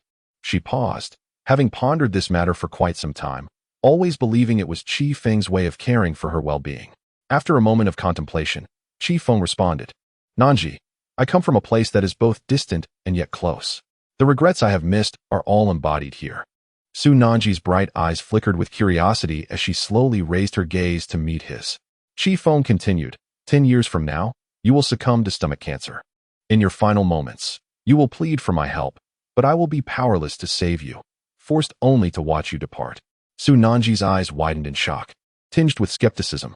What are you saying? She asked. I am quite serious, Feng replied, gazing intently into her eyes, his expression earnest. Su Nanji found no flaw in his demeanor. He appeared utterly sincere. You know I come from a wealthy family, right? Feng smiled. I have come here to atone for past sins. I don't understand. Su Nanji shook her head. I have died once, and so have you, as well as Senior Rushu. You all perished before my eyes, and despite my attempts to save you, it was too late. Thus, the heavens have granted me another opportunity, allowing me to return to the starting point of my life. Qi Feng gazed into Su Nanji's eyes. Rebirth? Although Su Nanji did not fully comprehend, she had encountered such narratives before. Qi Feng nodded. Do you believe it? I do not, Su Nanji replied. With a gentle smile, Qi Feng affectionately ruffled her hair. It's all right, Nanji. I apologize, but regardless of the circumstances, I will never abandon you. In the days to come, continue to study diligently, grow well, and eat heartily. The rest shall be entrusted to me. Su Nanji fell into a contemplative silence. She had not experienced these matters before, and thus, Qi Feng's words were naturally met with skepticism. She knew he was indulging in fanciful notions. Lowering her head, she recalled how Yi Ting and the others had warned her that one day she might face loss. Qi Feng, I don't want this. Let us not begin anything. Let us treat these past few days as a mere dream. Even if it is a dream, I wish to remain within it, Qi Feng asserted. Nanji, you are my girl. Unlike his domineering demeanor towards Xia Ruochu, Qi Feng displayed a gentler side with Su Nanji, who resembled a docile lamb. Have you ever considered what I might become if you were to no longer want me? Su Nanji averted her gaze from Qi Feng's face. Senior Ruochu is more suitable for you, beautiful, mature, and capable. I come from the countryside, knowing nothing and understanding even less. Qi Feng, I'm sorry.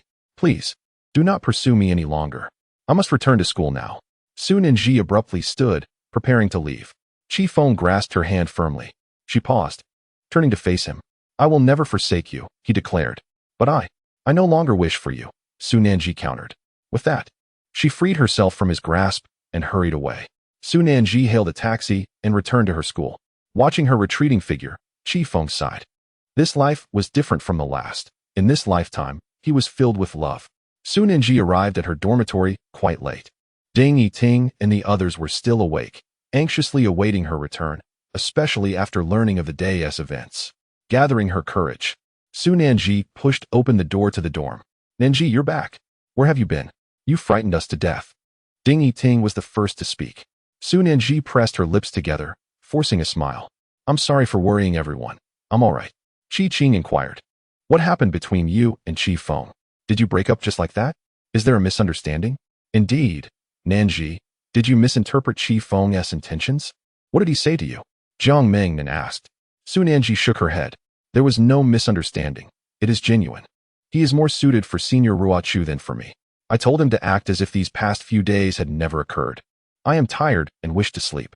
Tears welled in her eyes as she climbed into bed without even taking a shower. Ding Yi Ting found it hard to believe. How could this be? From his behavior these past few days, Qi Feng should prefer her. Yet, looking at Su Nanji lying on the bed, Ding Yi Ting felt a pang in her heart. Gritting her teeth, she resolved, Nanji, don't be afraid. Tomorrow morning, we will confront Qi Feng and demand justice for you. Indeed, perhaps there is a misunderstanding at play.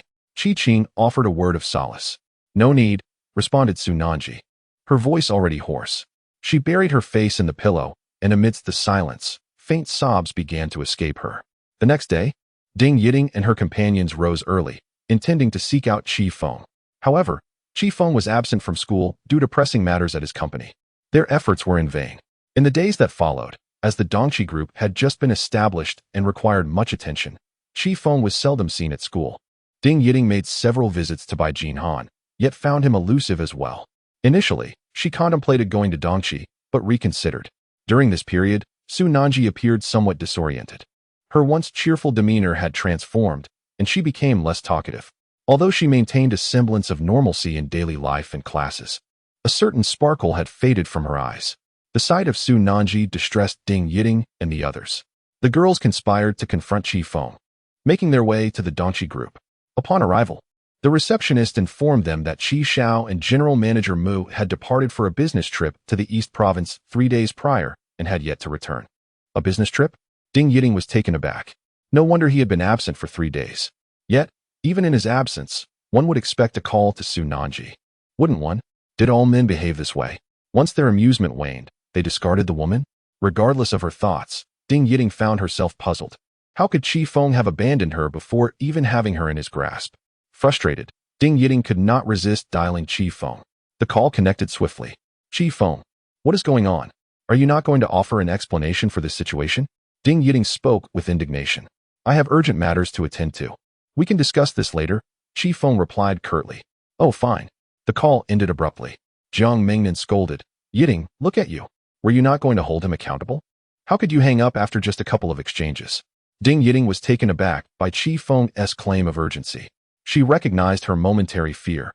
After all, Feng was a significant figure, and she dared not provoke him. Pathetic.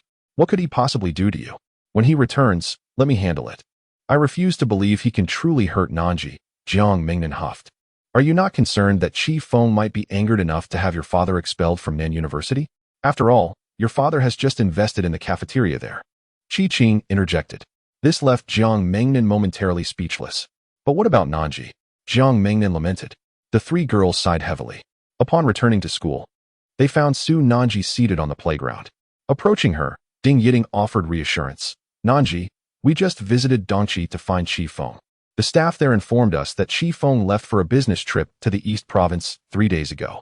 Do not worry, when he returns, we will ensure you receive justice. Yes, Nanji, please do not overthink this. I genuinely believe Feng is not that kind of person. Besides, he hasn't even been intimate with you yet. All that money spent would be in vain otherwise.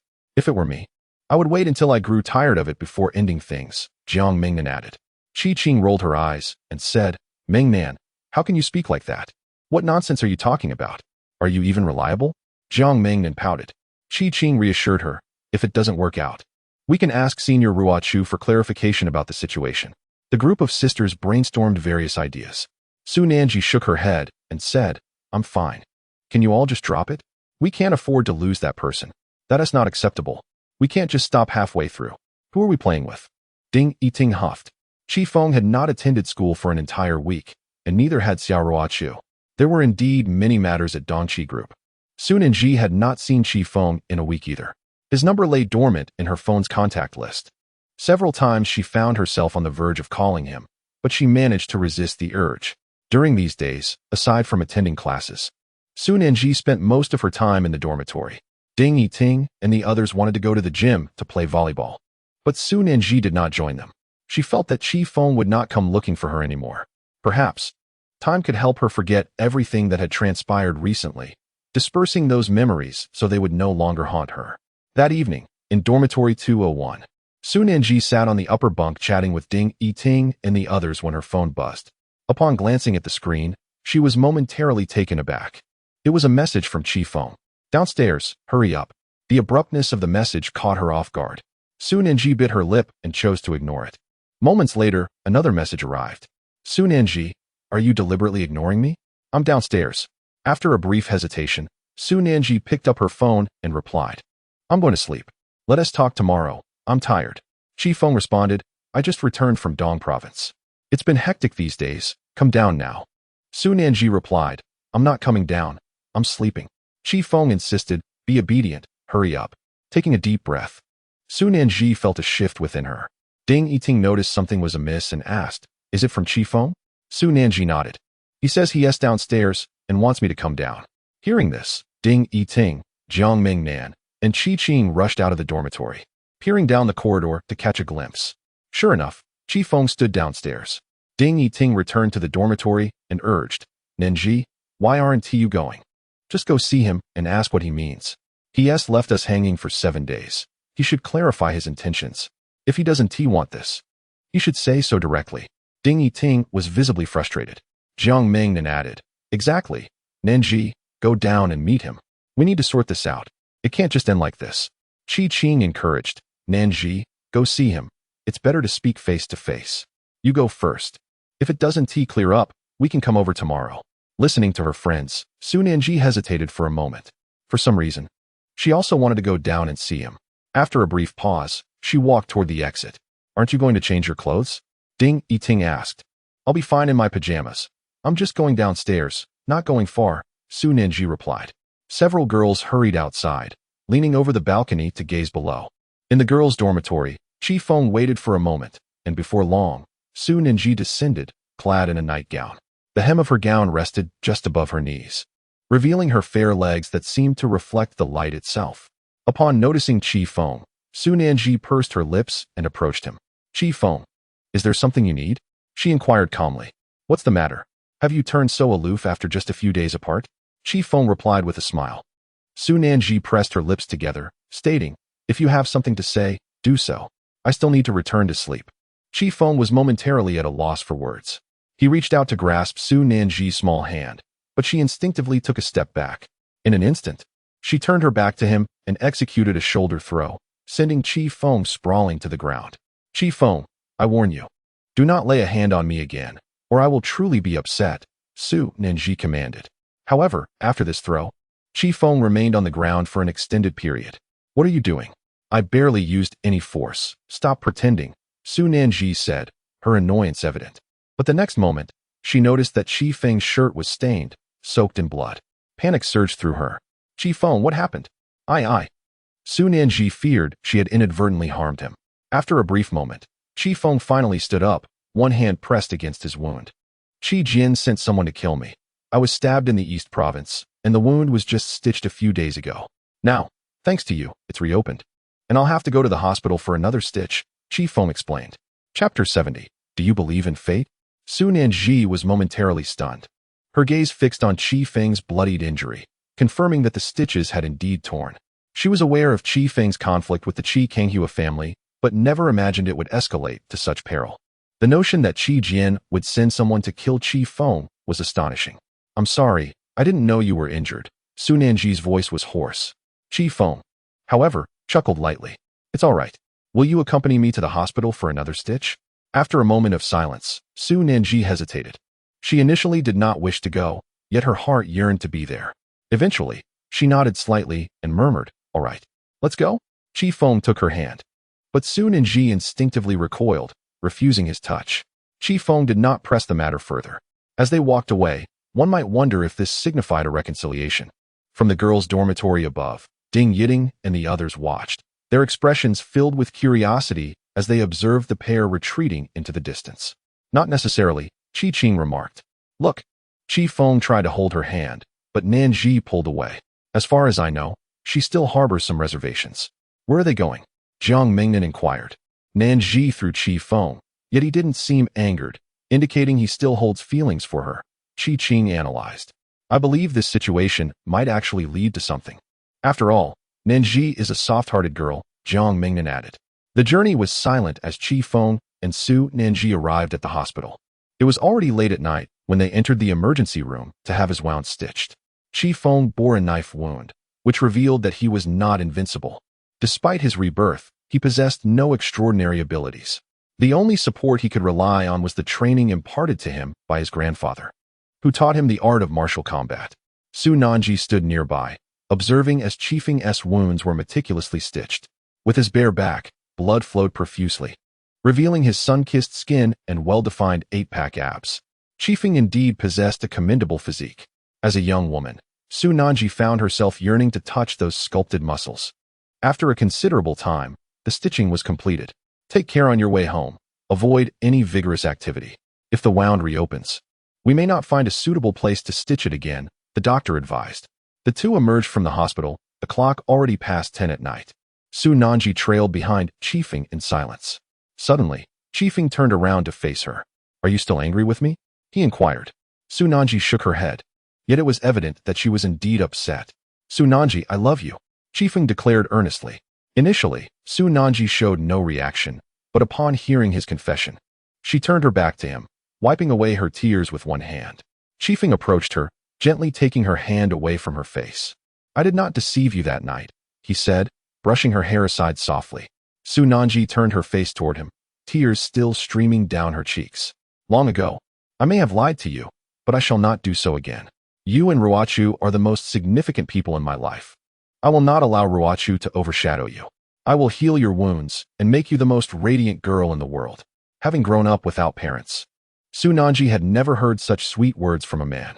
She admitted to herself that she was somewhat captivated, yet a sliver of her resolve remained. Do you also love senior sister? She asked through her tears. Feng nodded solemnly. She is like you. We have both faced death once.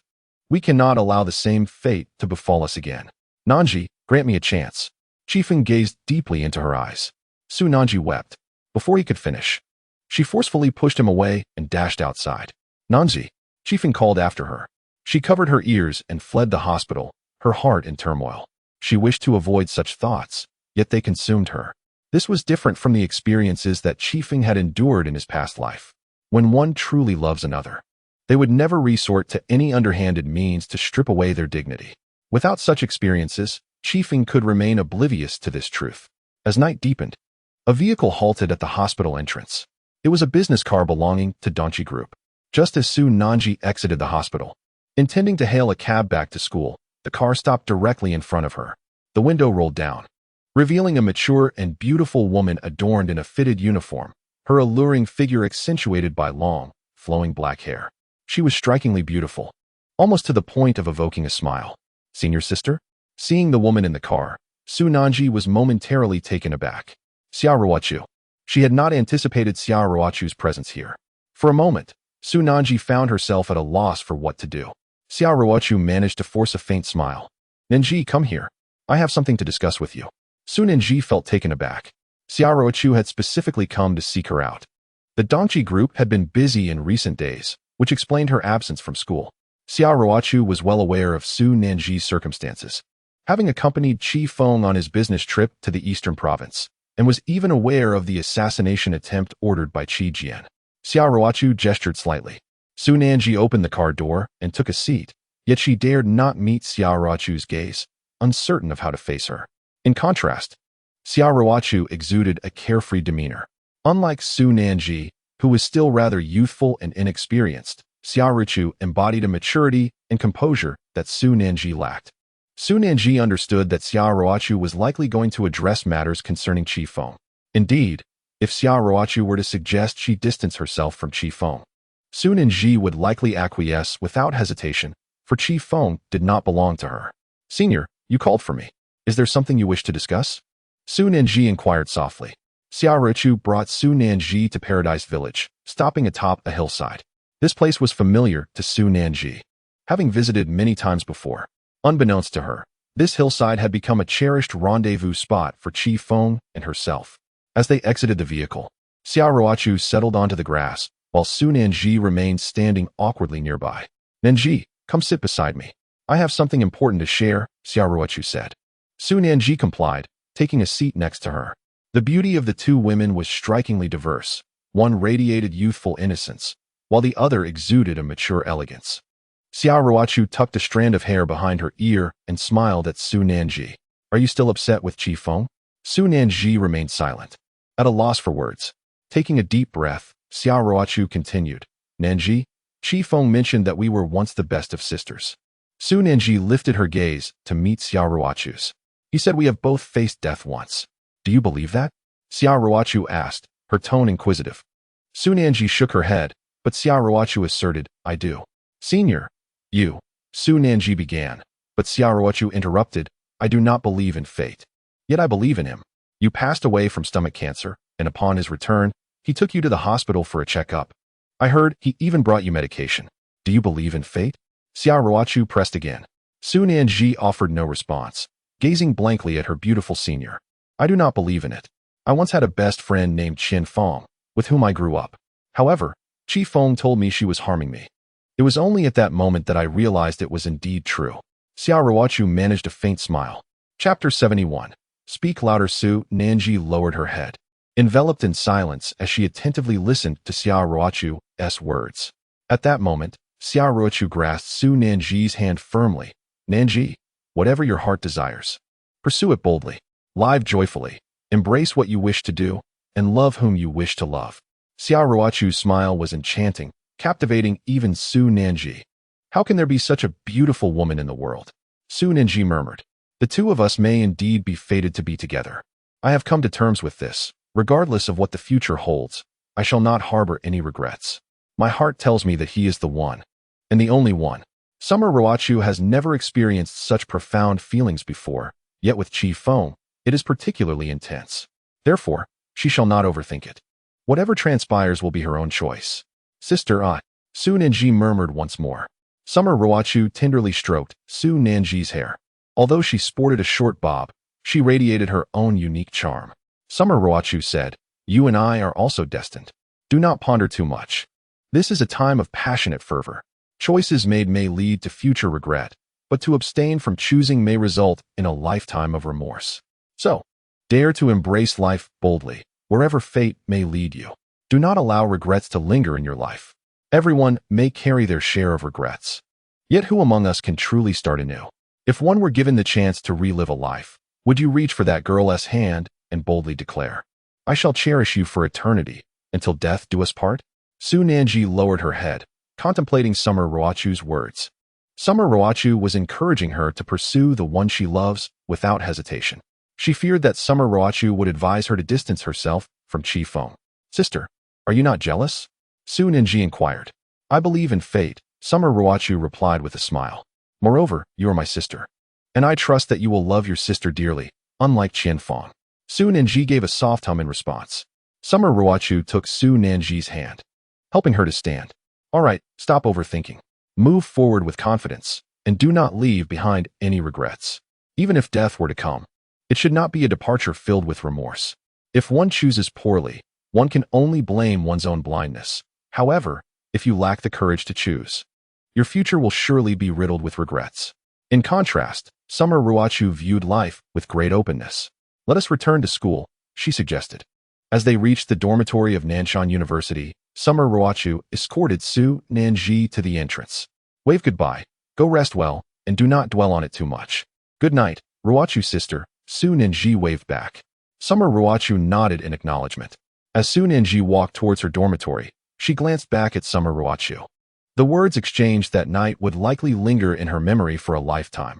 Do not leave regrets in life, even if a choice turns out to be wrong. That is a matter for the future. Upon returning to her dormitory, Su Nanji found Ding Yiting and the others already asleep. Her sisters had worried about her in recent days. She chose not to disturb them and quietly climbed into bed. The following morning, Su Nanji rose early. She donned a pair of shorts, slipped into stockings, and stepped into high heels. After a brief grooming session in the dormitory, she emerged transformed. "Wow, Nanji, why are you dressed so seductively today? Have you reconciled with him?" Ding Yiting exclaimed, her eyes widening at Su Nanji's stunning appearance. Blushing yet shy, she appeared like a flower ready to bloom. "Indeed, it seems last night was effective. Dressed so beautifully, it must be for Feng," Jiang Mingnan teased. Perched on her bed, giggling. "Ah, women are truly peculiar beings," Qing sighed. "I shall take my leave now," Su Nanji announced. "Is that all?" She had already descended the stairs. Arriving early at the base of Feng's residence, she stood waiting. Feng had yet to appear. Uncertain of whether Feng harbored any resentment towards her, she lingered, tapping her high heels against the ground, idly passing the time. The words spoken by Xia Roachu the previous night had brought her clarity. Before long, footsteps echoed from the staircase. Su Nanji quickly ceased her playful antics and stood still. Feng descended the stairs, his gaze immediately falling upon her. Today, Su Nanji exuded an alluring charm, clad in black stockings and shorts, her high heels accentuating her figure. She wore no foundation but had applied a hint of eyeshadow. Upon spotting Feng, she stifled a laugh, her gaze fixed on him, feeling a rush of shyness. "Are you no longer angry?" Feng inquired, noticing her demeanor as he approached her. Stifling her laughter, Su Nanji asked, "How is your injury? Does it still hurt?" Feng flexed his arm. "It does, but seeing you alleviates the pain." "You dressed so beautifully today just for me?" he teased. With a shy nod and a soft Su Nanji affirmed. Feng chuckled. "Shall we head to Platinum Han for breakfast? Your medication is finished, and the doctor advised a 2-week rest before a follow-up." Su Nanji replied affirmatively. Feng took her hand, and this time, she did not resist. They entered the car and made their way to Platinum Han. Xia Ruchu had already arrived early, having dined before heading to Paradise Village with Su Li. Feng and Su Nanji entered the restaurant. The breakfast atmosphere was as warm as ever. Throughout the meal, Feng's gaze remained fixed on Su Nanji, causing her to blush. After a while, she covered his eyes with her hand, saying, "You're so busy at the company. If you have no time, don't feel obliged to accompany me." Feng gently removed her hand, smiling. "Then you must focus on your studies. Once you graduate, you should join the company." Su Nanji replied softly. Feng affectionately stroked her hair. Suddenly, Su Nanji said, Close your eyes. Chi Feng was taken aback, but complied. As he did, a sweet fragrance wafted towards him. Su Nanji leaned in, her crimson lips brushing against his. Chi Feng opened his eyes, and Su Nanji's face flushed a deep crimson. Observing her expression, Chi Feng understood that she had found peace within herself. From this moment forth, she had entrusted her fate, her everything, to him. In his past life, he had betrayed her so easily. Taking a deep breath, Chi Feng looked at Su Nanji and said, "Tell me you love me." "Chi Feng, I love you," she whispered. Louder, Chi Feng playfully urged. "Chi Feng, I love you," she declared. Chi Feng smiled. "Call me brother." "Brother." Su Nanji obediently responded. Chapter 72. You go and talk to them, setting aside all else. Su Nanji was undoubtedly the most obedient. Her temperament was shaped by the absence of paternal and maternal love during her childhood, and it seemed that in Chi Feng, she had discovered a semblance of the affection she once lacked. Chi Feng gently brushed his fingers through Su Nanji's hair, causing her delicate face to flush a deep crimson. In 4 words, it could be aptly described as a dance of resistance and invitation. Young Master Chi, representatives from the 8 major banks in Nanshan have arrived, seeking an audience with you. Just then, Chun Jiu entered the room. Chi Feng offered a subtle smile. This was all part of the plan. They truly believed that the old master would not take action against them. After Chi Feng successfully acquired Tiantang village and utilized investments from the East Province to facilitate its relocation, the outcome was all but predetermined. Clearly, the old master had issued a message. For them, there were only 2 paths: compliance or departure. As long as the old master lived, he possessed the power to replace them, a fact beyond dispute. Hence, it was wise to heed the adage, sometimes one should not place too much faith in their own judgments. When it comes to alliances, one must remain discerning. Their current visit placed them in a somewhat precarious position. Chi Feng chuckled lightly. "Young Master Chi, shall we meet them?" Chun Jiu inquired. "Yes, of course we shall meet, but not at this moment. Let them wait." Chi Feng gestured. Everyone carries their own heirs. The circumstances had shifted since Chi Feng sought them out. Now, they were the ones pursuing him. An opportunity had been extended once before, and negotiations had opened. Below the Beijing building, Zhou Duanyang, leading the representatives from Nanshan Bank, waited anxiously. Fu Long from Tianan Bank was also present. He had previously knelt before Chi Feng, yet the old master had issued a warning to him as well. Now, the opportunity presented was singular, to leave or to remain. Should he choose to stay, he would lack any leverage. Yet, if he departed, he would forfeit everything. Fu Long, when you meet young Master Chi today, refrain from speaking. No matter what he says, simply offer your apologies, Zhou Duanyang cautioned. The old master had delivered a final ultimatum. If they could not secure young Master Chi's affirmation, none of them would remain in Nanshan. Fu Long dared not speak. His confidence evaporated. Several chairmen, Chun Jiu descended from upstairs, a faint smile gracing his lips. "Mr. Chun, what did young Master Chi say?" Zhou Duanyang inquired eagerly. "Gentlemen, young Master Chi is currently occupied. You will need to wait a while," Chun Jiu replied. "How long must we wait?" Lin Fu from Tianyuan Bank asked. "That is difficult to say. Young Master Chi is having breakfast with Miss Su upstairs, and I am unsure how long it may take. If any of you wish to leave, you may do so at any time." Chun Jiu did not obstruct their choice. Upon hearing this, the group inhaled deeply. They understood that Chi Feng was deliberately prolonging their wait. However, they had no option but to remain. "Very well, we shall wait," Zhou Duanyang responded. Meanwhile, in the upstairs dining area, Chi Feng continued to share breakfast with Su Nanji. She pouted slightly, gazing at him as she spoke. "If you have matters to attend to, you should go. I will return to school shortly. Why should you keep them waiting?" Su Nanji expressed, believing that Chi Feng intended to keep her company. Yet, she genuinely did not wish to hinder his affairs. Chi Feng poured himself a glass of water. These people believed that if he did not make them wait, they could easily manipulate him. It was only through waiting that they would come to appreciate the situation. Ultimately, it revealed their inherent disregard for the matter at hand. Su Nanji nearly burst into laughter. Chi Feng added, "In a moment, I will have Chun Jiu drive you back to school. I might not return until quite late." Su Nanji nodded and replied, "Is it not possible for me to return on my own? I am not a child." "In my eyes, you are," Chi Feng said earnestly. Su Nanji felt somewhat dissatisfied, but upon reflection, she realized it was perhaps true. In Chi Feng's view, she was merely a little girl. Unlike Su Nanji, Xiao Ruochu resembled an older sister. After finishing her meal, Su Nanji stood up and said, I shall head back to school now. All right, Chi Feng responded. She felt a twinge of reluctance and glanced at Chi Feng once more. Chen Jiu gestured courteously, Miss Su, please. Su Nanji pursed her lips and took Chen Jiu's car back to school.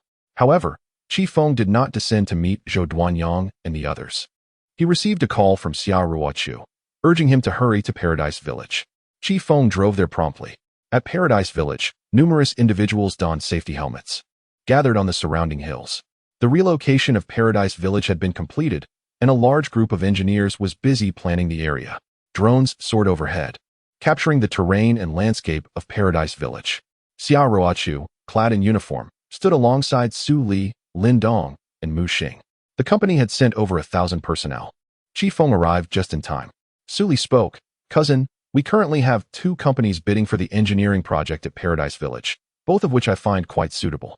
Please take a look and decide which one we should select. Xia Ruochu handed Chi Feng a document.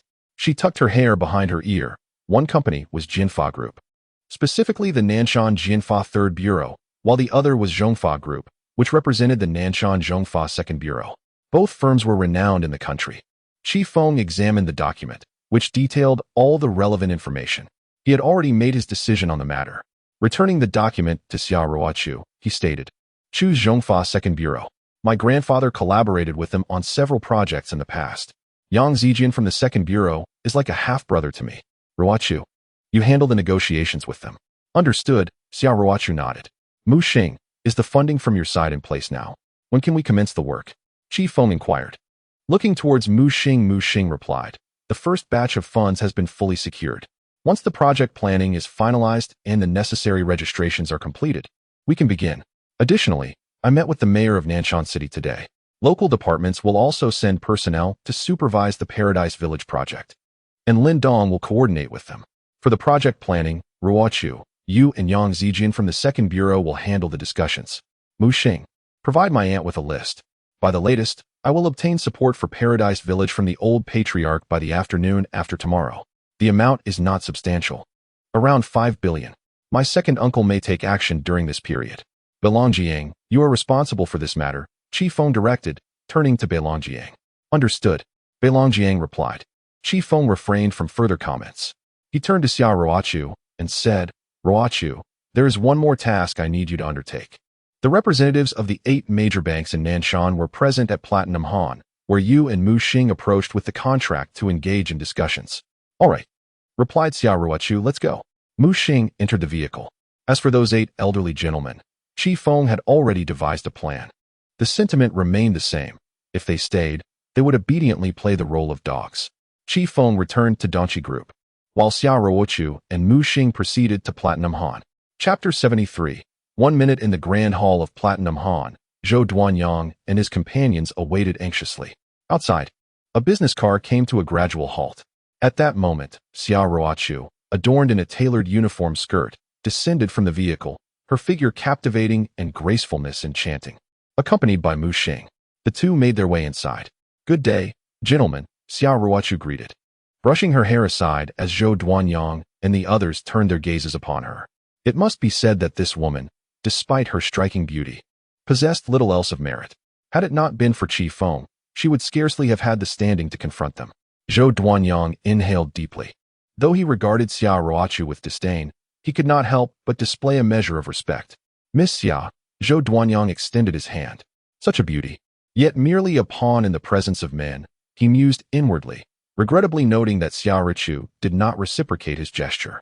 Young Master Qi is rather busy today. Allow me to convey a few words on his behalf, Xia Ruochu stated. Zhou Duanyang, Lin Fu, Fu Long, and the others furrowed their brows. Without hesitation, Xia Ruochu placed a contract upon the table. Peruse it at your leisure. If you agree, sign it. If not, feel free to depart. I shall not impede your exit, she declared. At this juncture, Mu Xing interjected, Honorable Chairman, it is imperative that you comprehend one truth. Nanshan cannot thrive without the 8 major banks.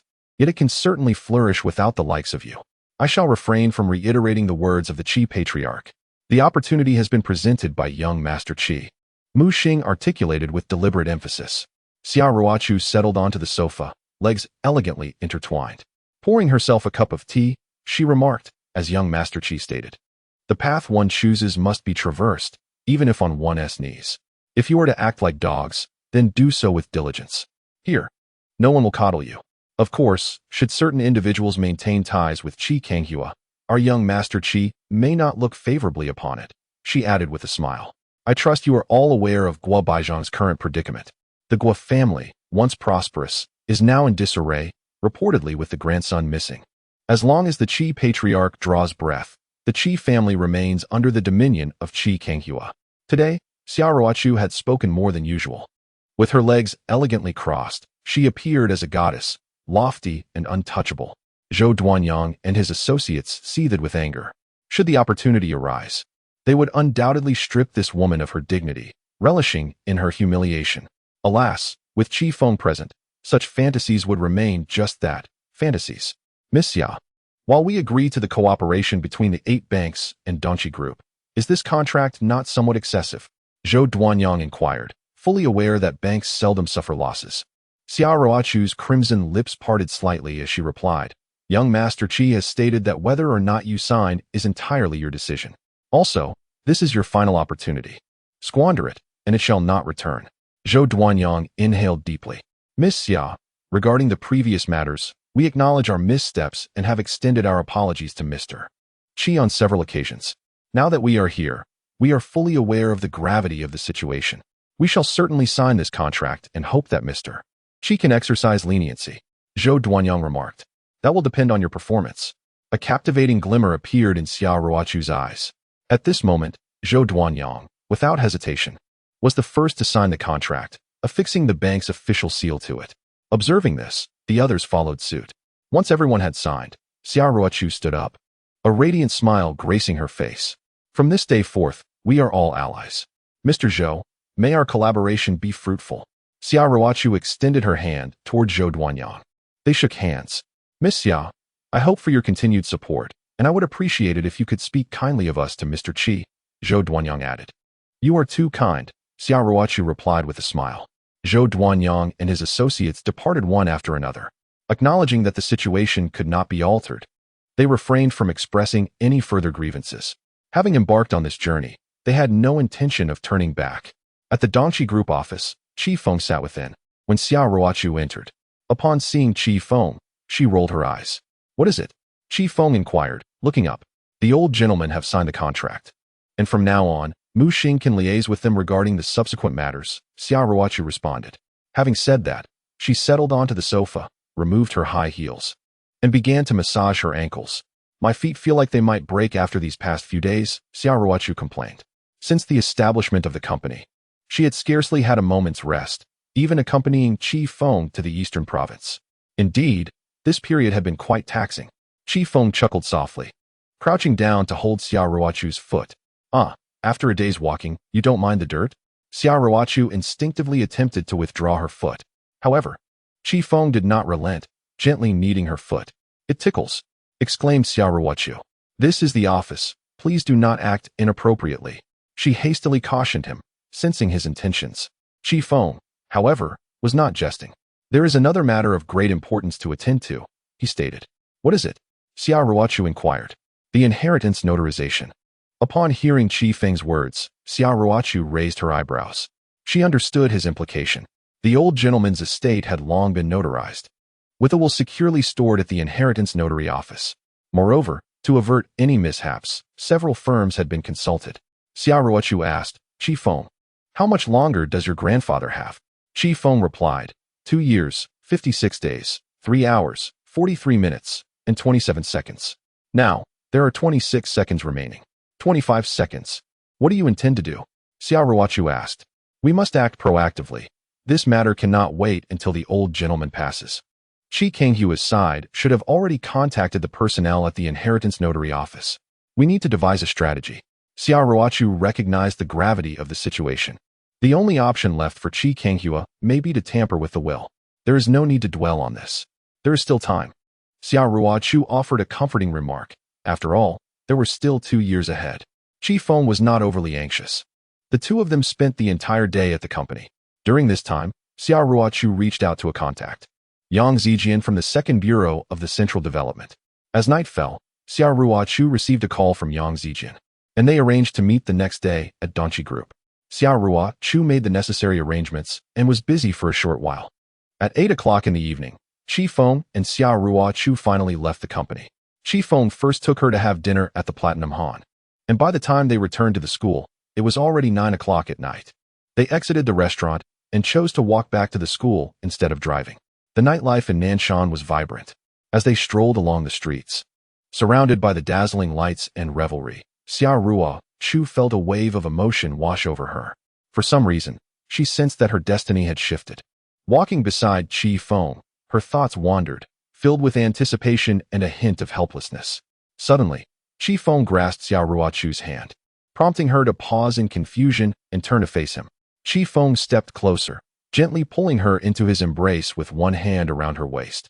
Xia Ruochu's heart raced as Qi Feng leaned in to kiss her. "Is this all right?" he whispered. Xia Ruochu, a bit flustered, tightly shut her eyes, neither agreeing nor objecting. "If you don't speak, I'll take it as consent," Qi Feng asserted. "But this is the street," she protested.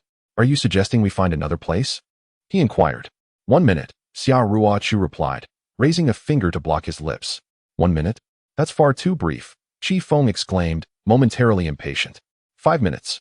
He began to negotiate with her. Xia Ruochu couldn't help but chuckle at his eagerness.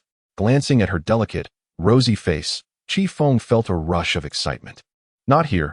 Follow me," Xia Ruochu urged, pushing him away and seizing his hand. The woman, in her high heels, began to run. Qi Feng's heart raced with exhilaration. Was this her way of agreeing? Where were they headed? They dashed into a dimly lit alleyway. Xia Ruochu tugged at Qi Feng, breathless from running. "Look," she said with a giggle, "this necklace my second aunt gave me glows at night." She revealed the necklace she wore around her neck. Qi Feng felt a mix of disbelief and amusement. "Xia Ruochu, did you bring me here just to show me the necklace?" he exclaimed, feigning annoyance. Her laughter at his impatience only made him more flustered. "What do you think?" Xia Ruochu countered playfully. "Xia Ruochu," Qi Feng stammered. "Do you want to kiss me?" she asked, her eyes sparkling with mischief. He nodded eagerly. "In your dreams," she replied with a teasing smirk. After years at Nanshan University, she had worked hard to reach this point. She wouldn't let it happen so easily. With that, she turned and walked away. "Are you really leaving?" Qi Feng was taken aback, standing there in disbelief. "Did we not agree on 5 minutes?" Qi Feng sighed, lightly tapping his forehead. In his previous life, he would have boldly embraced her by now. Noticing that Xia Ruochu had no intention of doing so, Qi Feng reluctantly followed her outside. However, just after taking a couple of steps, Xia Ruochu suddenly turned gracefully, her delicate form leaning back as she fell towards Qi Feng. Quick as a flash, he caught her in his arms.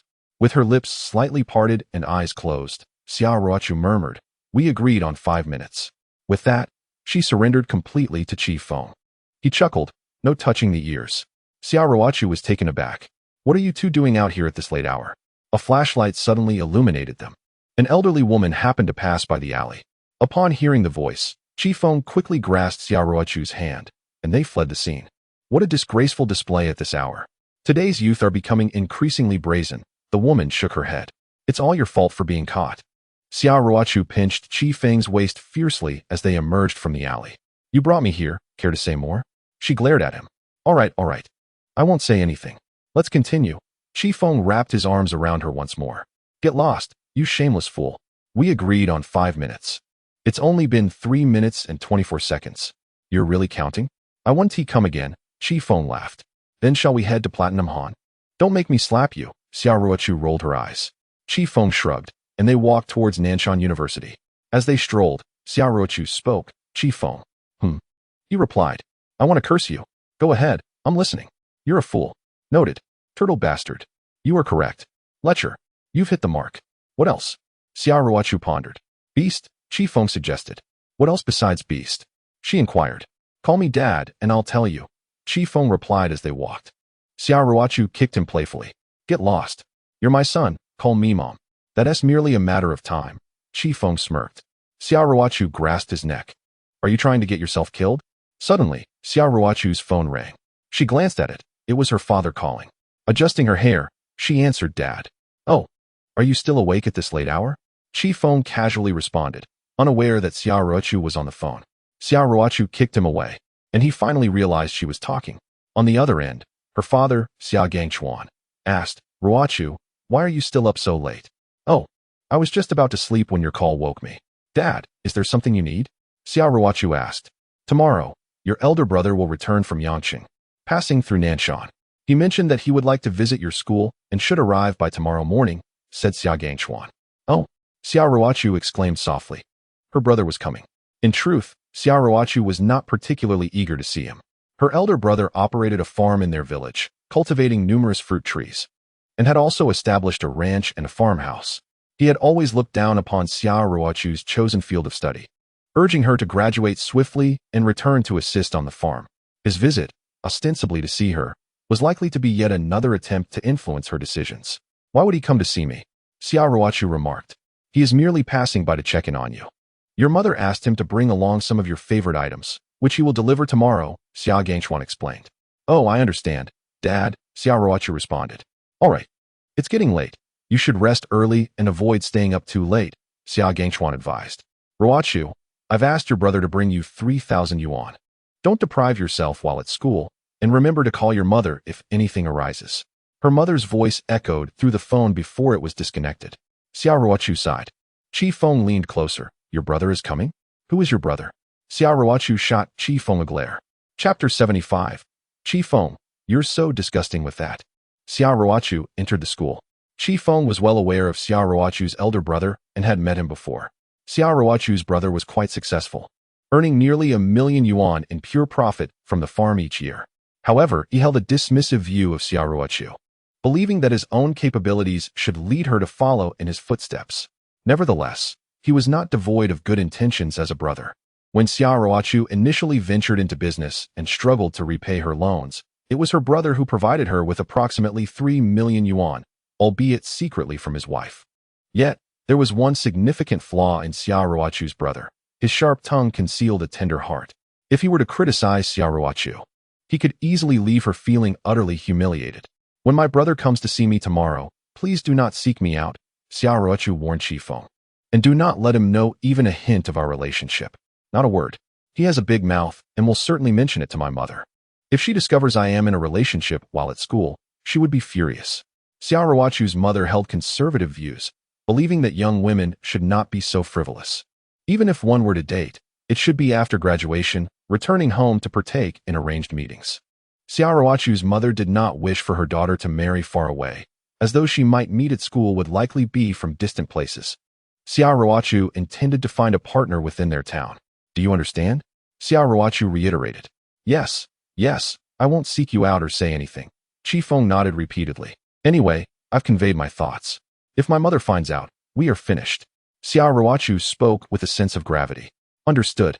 Chi Feng replied. All right, it's getting late. I shall return to my dormitory.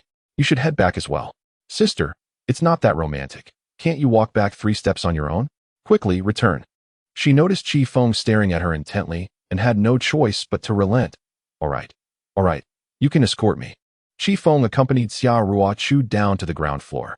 As she walked towards the dormitory, she turned back every few steps. Upon seeing Chi Feng still standing there, she couldn't help but chuckle. Are you a bit insane? Why aren't you leaving?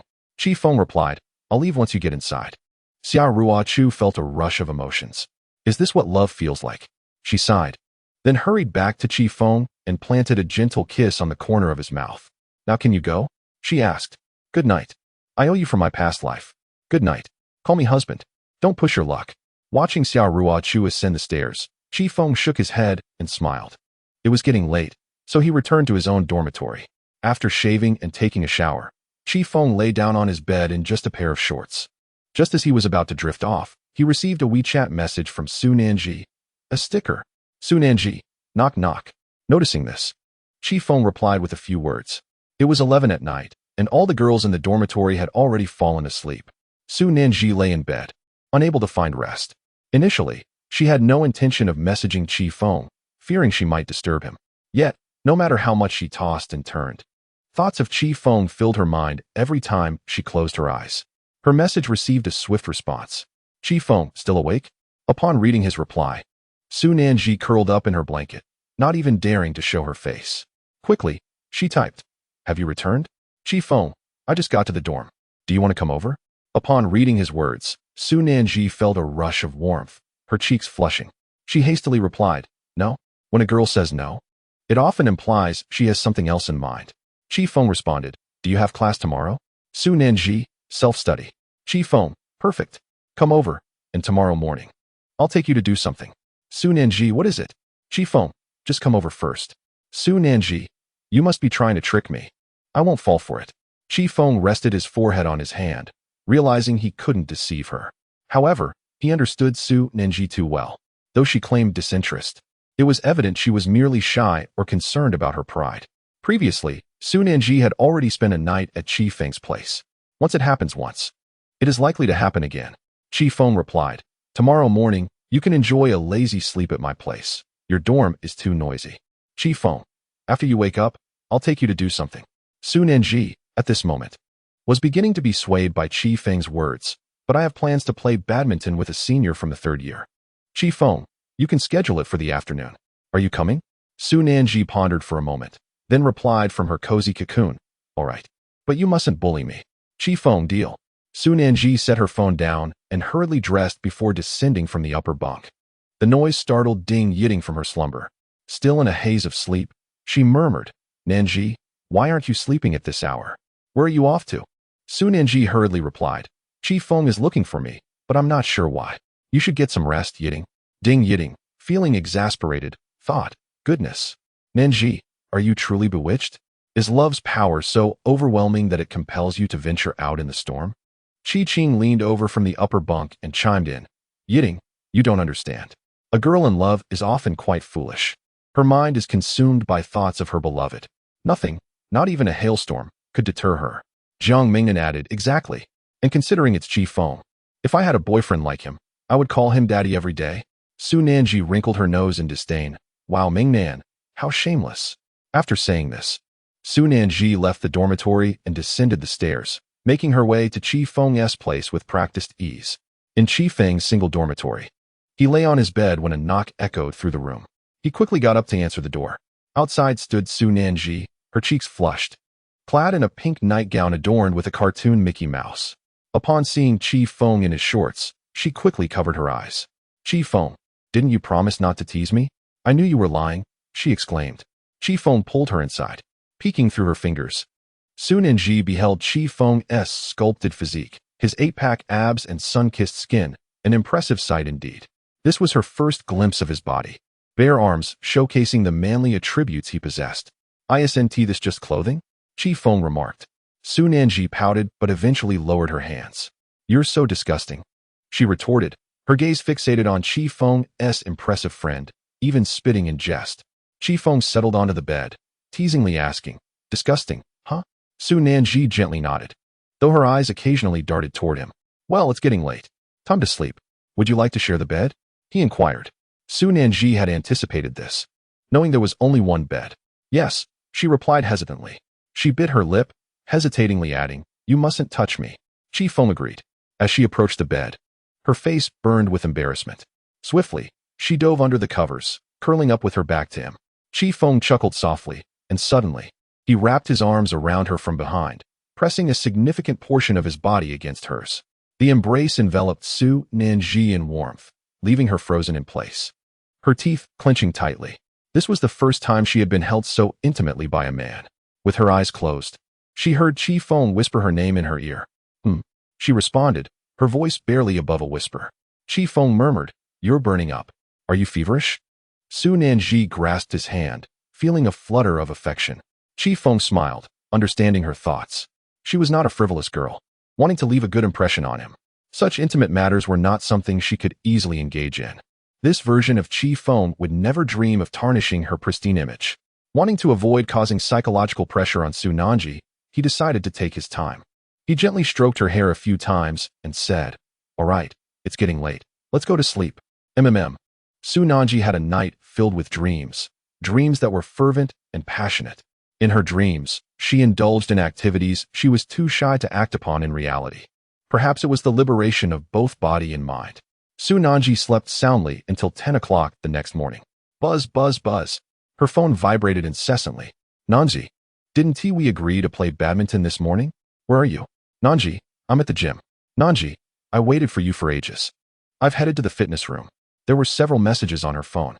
Blinking awake, Su Nanji picked up her phone and instantly felt alert. Oh no, I forgot to inform my senior last night. Glancing at the time, she realized it was nearly 11. Hastily, she sent a voice message. Senior, I'm so sorry. I overslept and feel terrible. I just woke up. Before long, her senior replied, It's fine, I figured it out. You must be on a date with your boyfriend, right? We can play another time. Su Nanji breathed a sigh of relief. Setting her phone down, she surveyed her room. It seemed she had slept too soundly last night. She had expected Chi Feng to take advantage of her, yet she found her clothes still intact. Chi Feng had behaved quite properly. Noticing the room was empty, Su Nanji called out, Chi Feng. Moments later, he entered, having just finished a phone call outside, careful not to disturb her slumber. Awake? Chi Feng smiled as he approached the bedside. Su Nanji nodded. Last night was their first time sharing a bed. Although nothing had transpired, there was an inevitable shyness upon their reunion. Why didn't you wake me after such a long sleep? Su Nanji pouted. Is my bed particularly comfortable? Chi Feng inquired. You stink. Su Nanji retorted, laughing as she added, Your bed reeks and sheds hair. She tugged at a strand of hair. Look, isn't this yours? Chi Feng asked. Puzzled. My hair is much longer. It couldn't possibly be mine. Besides, I don't shed hair. Su Nanji explained. This isn't hair, Chi Feng argued. If it's not hair, then what is it? Su Nanji was taken aback. Chi Feng stared at her intently, and she suddenly realized something. You idiot. With that, Su Nanji jumped out of bed, intending to throw Chi Feng over her shoulder. Suddenly remembering his injury, she halted immediately. Chi Feng fell back onto the bed, laughing. It's yours, not mine. Su Nanji was furious and raised her hand to strike Chi Feng. He didn't flinch, chuckling. Yes, it's mine. You haven't grown any. This statement left Su Nanji bewildered. Her hand froze in midair. Logically, she had never shown Chi Feng that. How could he possibly know? Such a private matter, Chi Feng. Su Nanji felt tears welling up. Had he secretly looked while she slept? The thought made her anxious. In a moment of urgency, tears streamed down her face as she exclaimed, You were peeking at me. Su Nanji was genuinely upset. Chi Feng, somewhat shameless, wondered how one could dare to spy on a girl.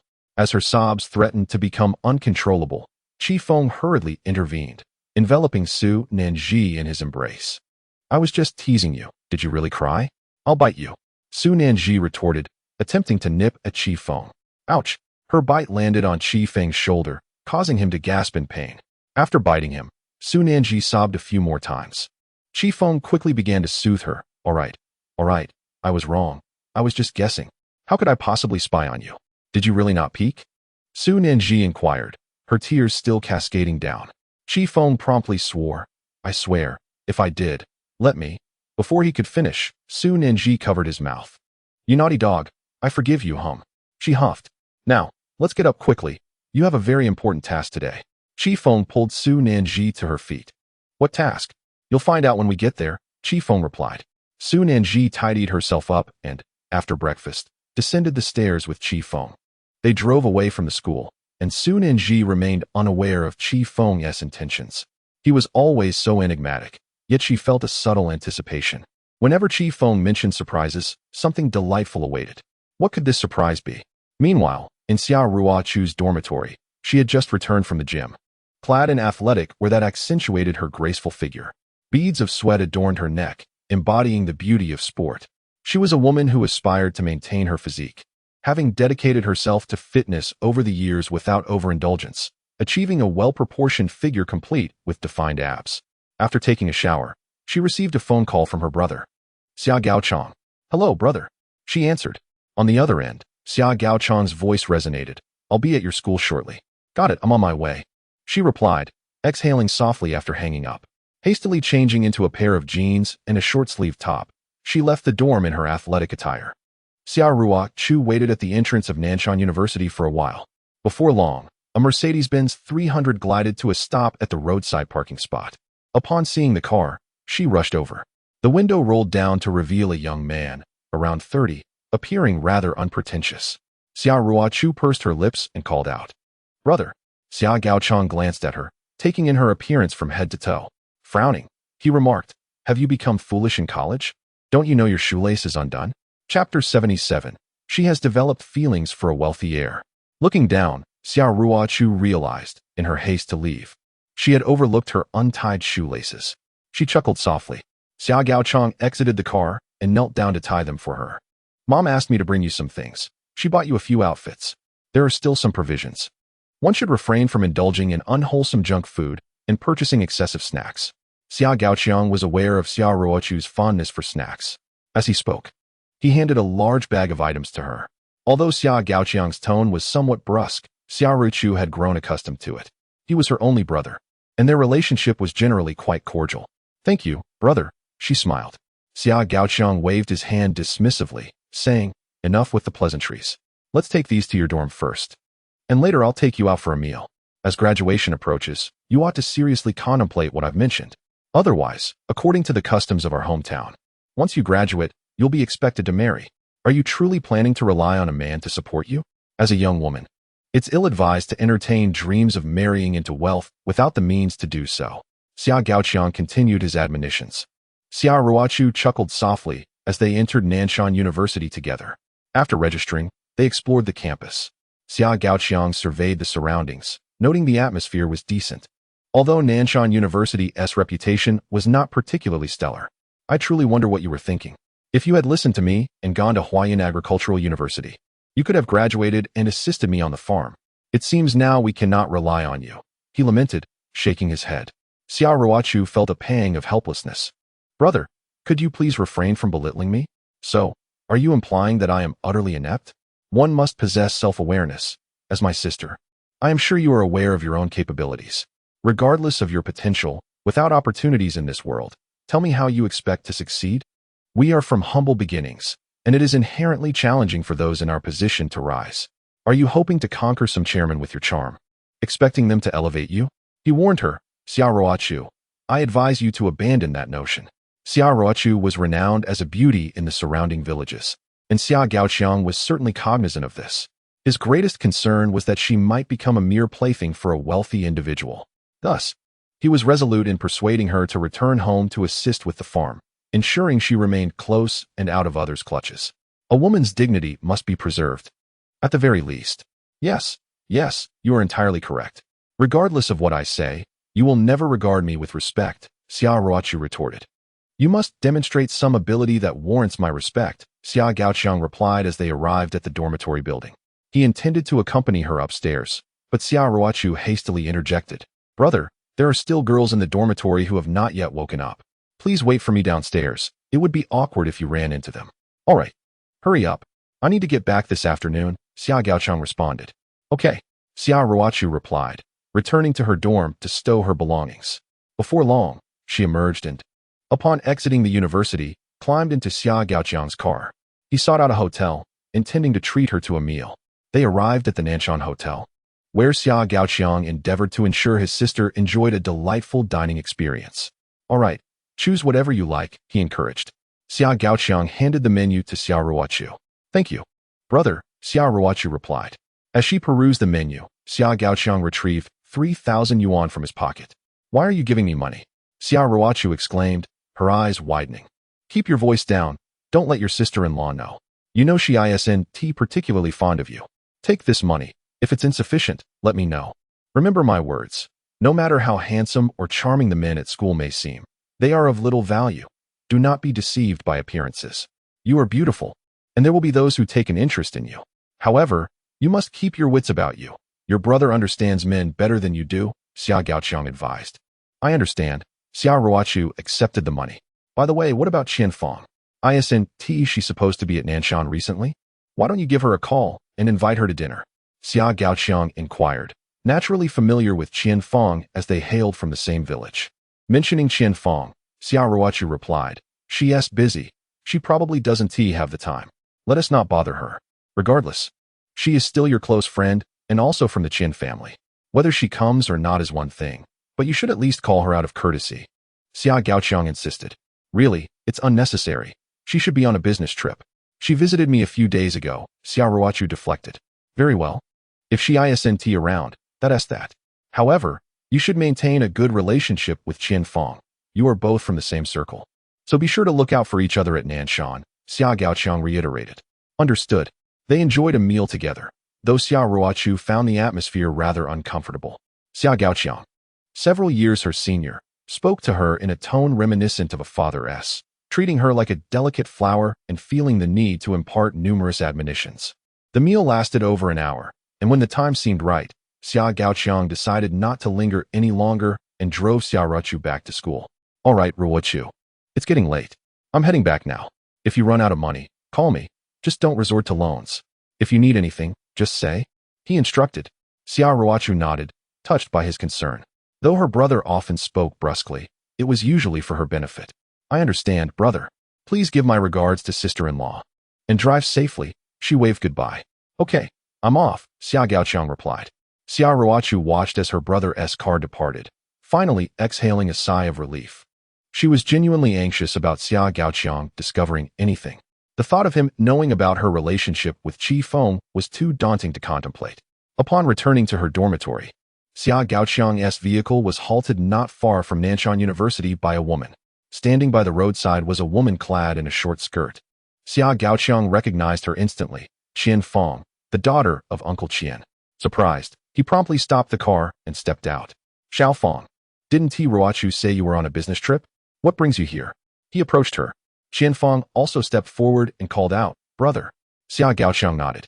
I didn't expect to find you at Nanshan. Ruochu mentioned you weren't around, so I didn't come to see you. Feng smiled. She heard from her father that Xia Gaoqiang had come to Nanshan. Thus, Feng had been preparing early in the morning, as she had come specifically to meet Xia Gaoqiang. Brother Gaoqiang, if Ruochu says so, it means she does not wish to see me. We have fallen out. Feng said. What? Xia Gaoqiang's expression changed dramatically. Fallen out? Xiao Feng, what happened? You and Ruochu were the best of sisters. He inquired, bewildered. Ruochu has fallen for a wealthy heir and has slept with him. I have advised her repeatedly, but she would not listen. Because of this, she no longer communicates with me, Feng explained, looking at Xia Gaoqiang. What are you saying? Xia Gaoqiang's body tensed, and he gasped sharply. Chapter 78. Photography-based Feng embellished the details surrounding Xia Ruochu's situation. She knew the Xia family all too well. If they were to discover that Ruochu was with Feng, it would surely lead to a dramatic turn of events. The Xia family's mindset would never allow such behavior to go unchecked. Brother Gaoqiang, this is the situation. That Feng is a wealthy heir from the capital. Yet he has achieved nothing and is targeted by the circles there. Ruochu has already slept with him, and Feng is simultaneously involved with several other women. Feng recounted, interspersing truth with exaggeration. However, some of it was indeed factual. Xia Gaoqiang took a deep breath, struggling to contain his anger. Throughout university, his greatest fear was that his sister would be lured away by a man. As a man himself, he understood men well. Xia Ruochu was beautiful, undoubtedly a coveted prize at school. It was his responsibility as an older brother to protect such a wonderful girl from being wooed away. I understand the situation now. Thank you for informing me, Xia Gaoqiang said. Brother Gaoqiang, you mustn't tell Ruochu that I was the one who informed you, or she will despise me. Feng added, still wishing to appear virtuous. Rest assured, I shall not reveal it. Xiao Feng, I must be on my way. Xia Gaoqiang replied as he got into his car. Watching him drive away, Feng smiled faintly. Ruochu, let us see how you handle this, she scoffed. At that moment, Feng had arrived at a location with Su Nanji, the Nanshan photography base. This was a significant feature of Nanshan. Established 5 years ago as a vast complex housing various outdoor and indoor luxurious photography venues. Many couples from afar would come here to capture photographs, portraits, and wedding pictures. Feng had arranged for someone in advance. With no pressing matters today, he intended to have Su Nanji photographed for a collection. This was one of Feng's regrets from his past life. Su Nanji also enjoyed being photographed, a desire that had gone unfulfilled in Feng's previous life. Upon arriving, Su Nanji was baffled and immediately asked, Feng, what are we doing here? With a smile, Feng took Su Nanji's small hand and said, you have a busy day ahead. I've arranged for someone to take several beautiful portrait shots of you. I've even envisioned it. Later, I'll buy a villa in Nanshan and adorn our living room and bedroom with your photographs. Feng was already planning for their future.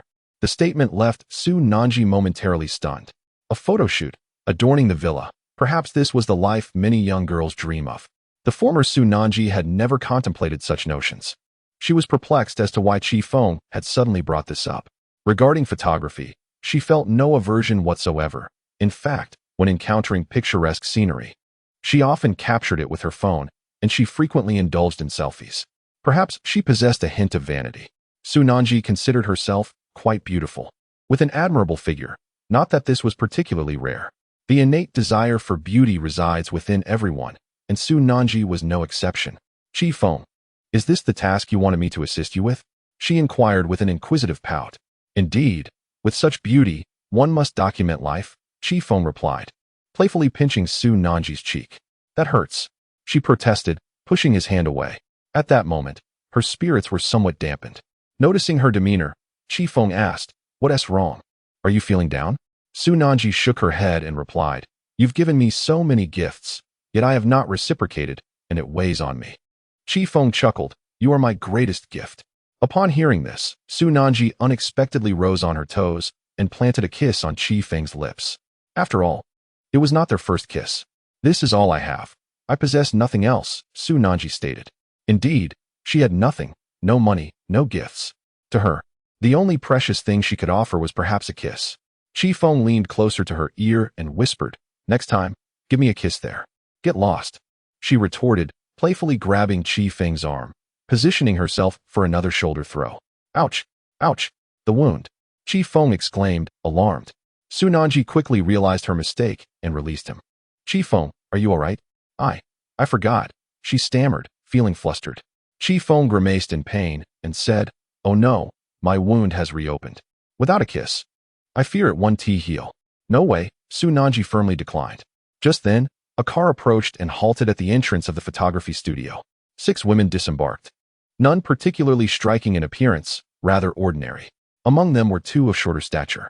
The women appeared relatively young, around 25 or 26. The one speaking was their leader, whom Feng recognized as Zhang Yuan, standing at a height of 170, with a well-proportioned figure that was fairly decent, though she paled in comparison to Su Nanji. Even with makeup, Zhang Yuan was a photographer, accompanied by her team consisting of a stylist, a makeup artist, a lighting technician, and a photography assistant. They formed a cohesive unit. Zhang Yuan's studio was renowned in Nanshan, often bustling with clients.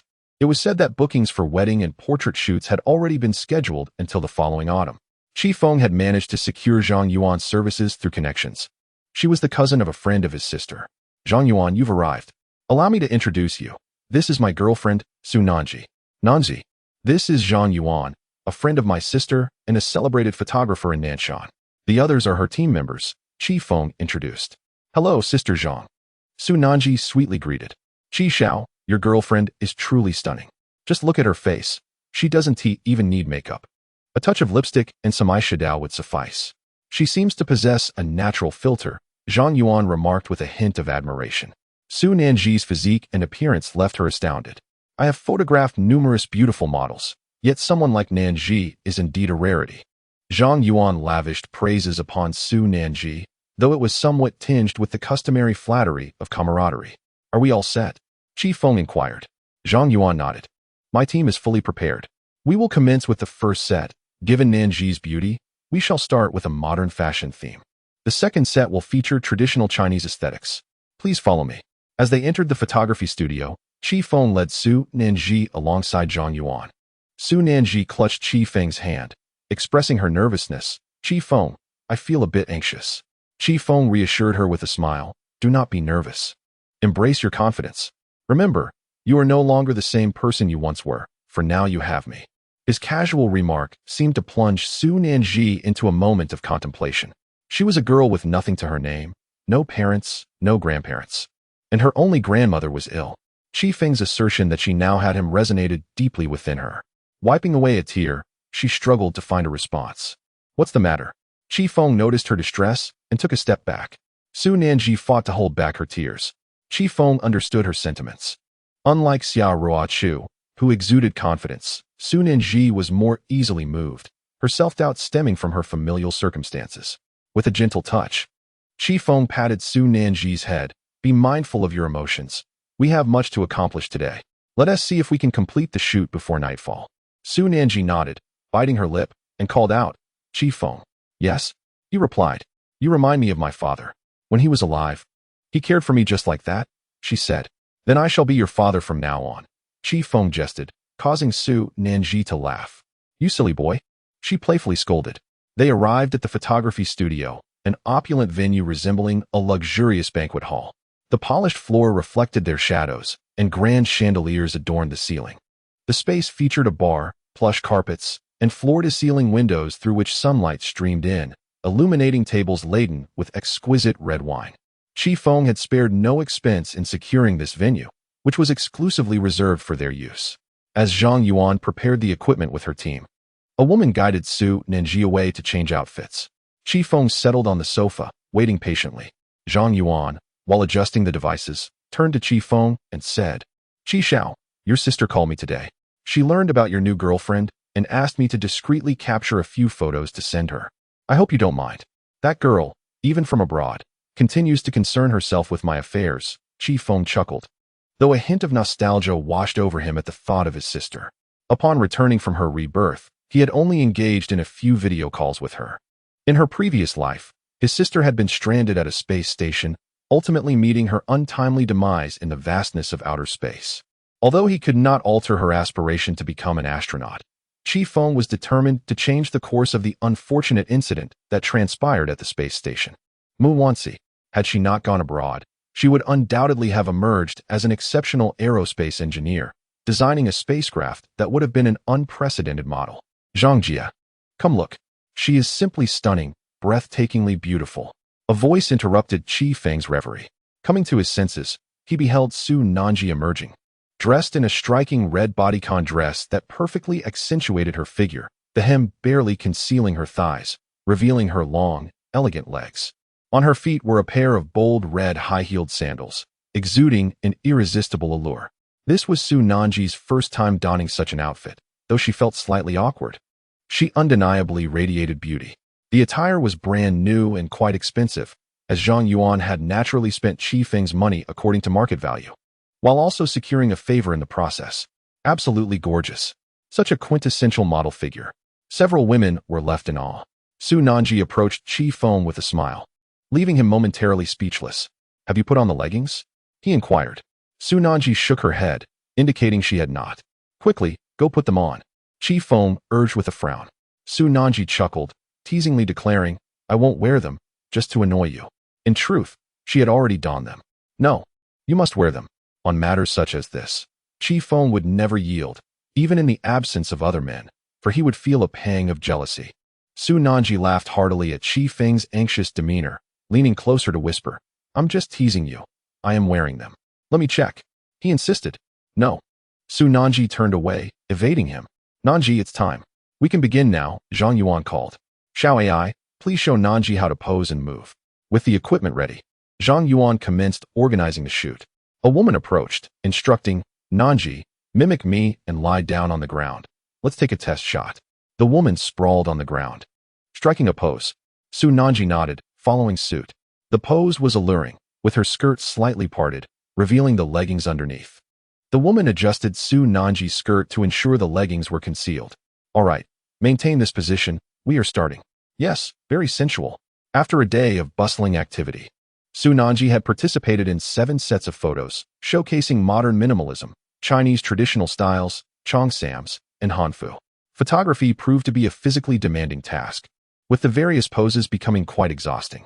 By the time everything concluded, it was already 8 in the evening. Su Nanji changed back into her own clothes, wiping the sweat from her brow. All done. I will process the photos and let you know, Zhang Yuan announced. Xiao, would you like to join me for dinner tonight? Feng noticed that Su Nanji was quite exhausted, so he declined the invitation, suggesting they enjoy a meal on the day of photo selection instead. I will take Nanji home to rest, he said. That sounds good. Zhang Yuan nodded in agreement. As Feng drove away from the photography studio with Su Nanji, he asked, Did you enjoy today? Su Nanji, filled with excitement, replied, Yes, I'm very happy. I've never worn such beautiful clothes before. Feng smiled, his face radiating affection. What would you like to eat tonight? He inquired. Barbecue, Su Nanji responded eagerly, her lips curling with anticipation. Feng shook his head, suggesting, Let us choose something else. How about lobster? Su Nanji countered, her eyes sparkling with hope. Call me something sweet, and I will take you there, Feng teased. Brother, Su Nanji obediently called out, her gaze fixed on his eyes. Feng felt his heart melt, and he headed straight for the Grand Hotel with her. Su Nanji could tell that Feng relished her affectionate address. Is this what they say online about providing men with emotional satisfaction? Or perhaps it gives them a sense of conquest. Maybe it is a combination of both. She recalled Jiang Mingnan's words from the previous night. If I had a boyfriend like Feng, I would call him daddy every day. This thought stirred excitement within her as she contemplated giving it a try. Summoning her courage, she turned to Feng and asked, would you like to hear something sweet? Feng, caught off guard while driving, replied, of course. What is it? Su Nanji covered her face with her hands, momentarily unable to utter the words. After a brief pause, she leaned closer to Feng's ear, whispering daddy. As soon as the words left her lips, Su Nanji could hardly contain herself. Feng did not hesitate. He slammed on the brakes. Let us head to the Platinum Han then. After their meal, they returned. And it was already 9 o'clock in the evening. Feng escorted Su Nanji to the entrance of her dormitory. Su Nanji shot him a glance, saying, you should head back now. I'll go upstairs. All right, Feng nodded. He had hoped Su Nanji would come to his place, but she declined, fearing she might lose control. After watching her ascend the stairs, Feng finally turned to leave. Having not seen Xia Ruochu all day, he wondered if her brother had left. Feng picked up his phone to call Xia Ruochu, but the call did not go through. There were 3 possibilities. The line was busy, there was no signal, or he had been blocked. Initially, Feng thought little of it and attempted to call several more times, but none connected. He soon realized that his number had indeed been blocked. Of course, Xia Ruochu would never do such a thing.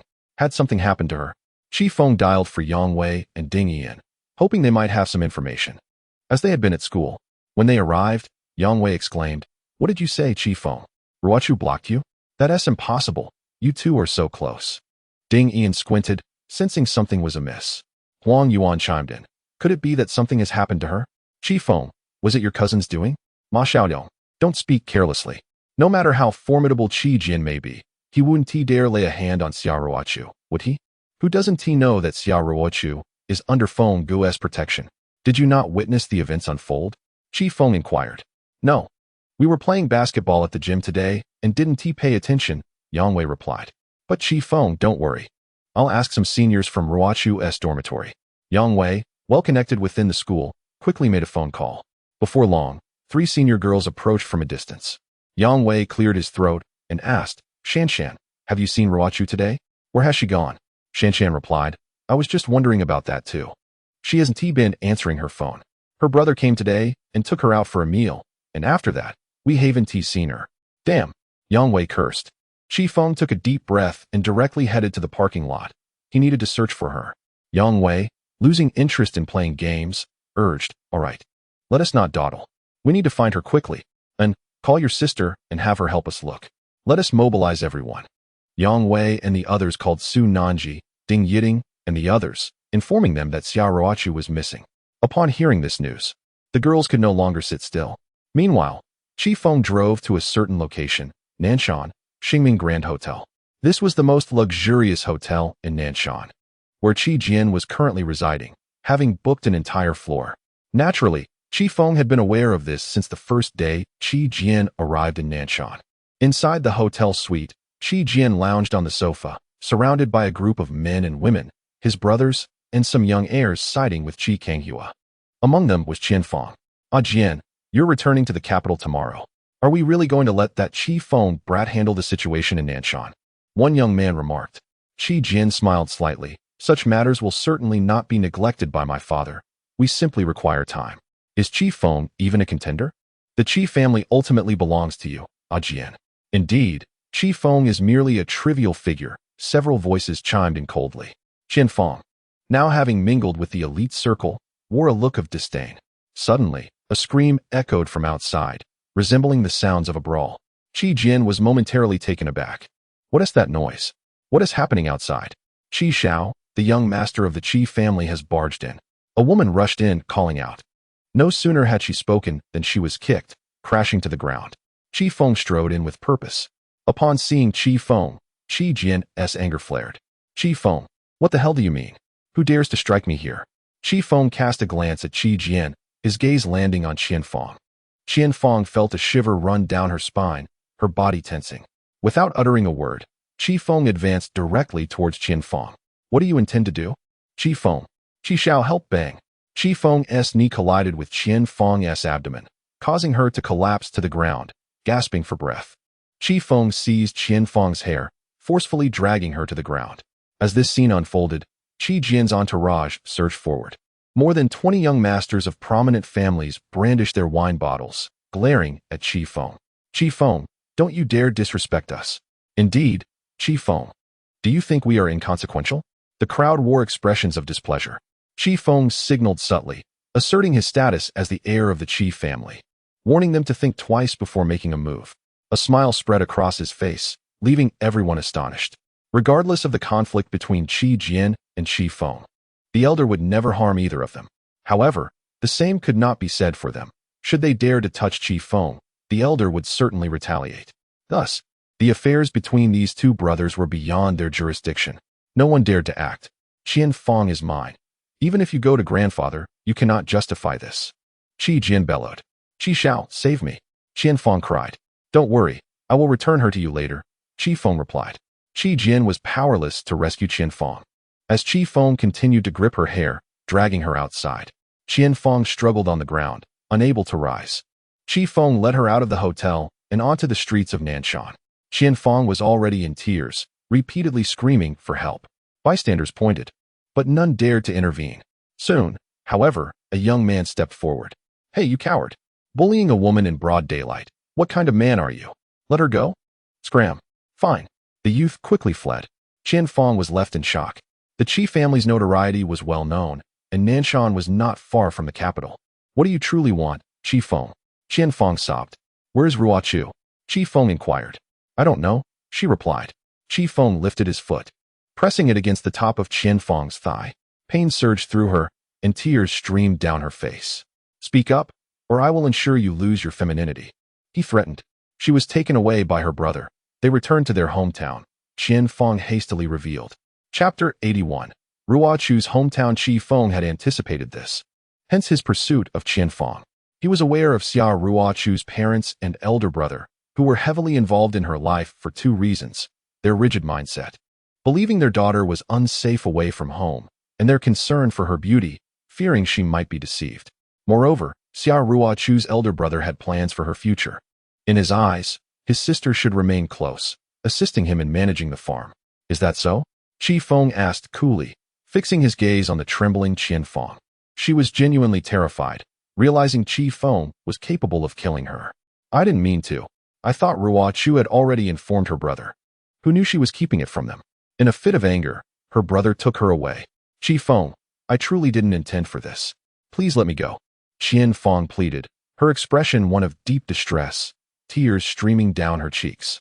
Qifeng applied more pressure to her foot, eliciting another scream of pain from Qianfeng. Qifeng, I was wrong. I was wrong. Spare me. I still wish to marry. You have crushed me. Qianfeng wept bitterly. You'd best not appear before me again, or you will truly regret it. Qifeng delivered another kick to Qianfeng's face, causing it to swell instantly. He left without lingering, uttering a final remark. Qi Jian cannot save you. Upon returning to school, chaos reigned among Yang Wei and the others, as they frantically searched for Xia Ruochu, having scoured the entire campus. Qifeng approached, and Su Nanji and Ding Yiting spotted him immediately. Qifeng, have you found the senior? Su Nanji rushed over, anxiety evident in her voice. Qifeng, we've searched everywhere in the school and haven't seen her. However, some classmates mentioned that a man came today and took senior Ruochu away. Ding Yiting quickly interjected. I found her. Her brother took her home. Thank you for your efforts. It's getting late. You should head back to rest. Qifeng replied. Upon hearing this, the girls breathed a sigh of relief. Ding Yiting called Ding Yin to inform Yang Wei and the others. Let us head back, she suggested, noticing that Qifeng had something to discuss with Su Nanji, and thus led the others back to their dormitory. Xia Ruochu had returned to her hometown, and Qifeng felt no worry. After all, her elder brother had taken her, and without a doubt, he cared for her deeply. Xia Ruochu's brother had no concerns except for the fact that he believed she had achieved nothing. Having some capabilities himself, he merely wished for her to follow in his footsteps, never considering whether she was willing to do so. Once the girls departed, Feng called Chenjiao. Chenjiao, book me a flight to Henan and arrange a car for me when I arrive. Feng intended to bring Xia Ruochu back. Since his parents were already aware, he felt there was no need to hide any longer. In his previous life, Feng had seen Xia Ruochu's parents from afar, but had never spoken to them directly. This was due to Xia Ruochu's reluctance to inform them, planning instead to reveal it after graduation. However, just as she was preparing to tell her parents, Feng had ended their relationship. Now, he had to courageously shoulder his responsibilities. Regardless of the circumstances, he was determined to bring Xia Ruochu back. Nanji, I must visit Senior Ruochu's hometown. I may be gone for several days, Feng informed Su Nanji. She nodded, pursing her lips. I understand, go ahead. Feng added, if you need anything, go directly to Chenjiao at Beijing Han. For other matters, call me, and I'll return swiftly. All right. Su Nanji responded obediently. Feng smiled, gently ruffling her hair. Remember to eat well. I'm not a child, Su Nanji protested, her cheeks puffing up. To me you are, Feng retorted playfully. Now, hurry along, and remember to bring the senior back. That will complete your mission.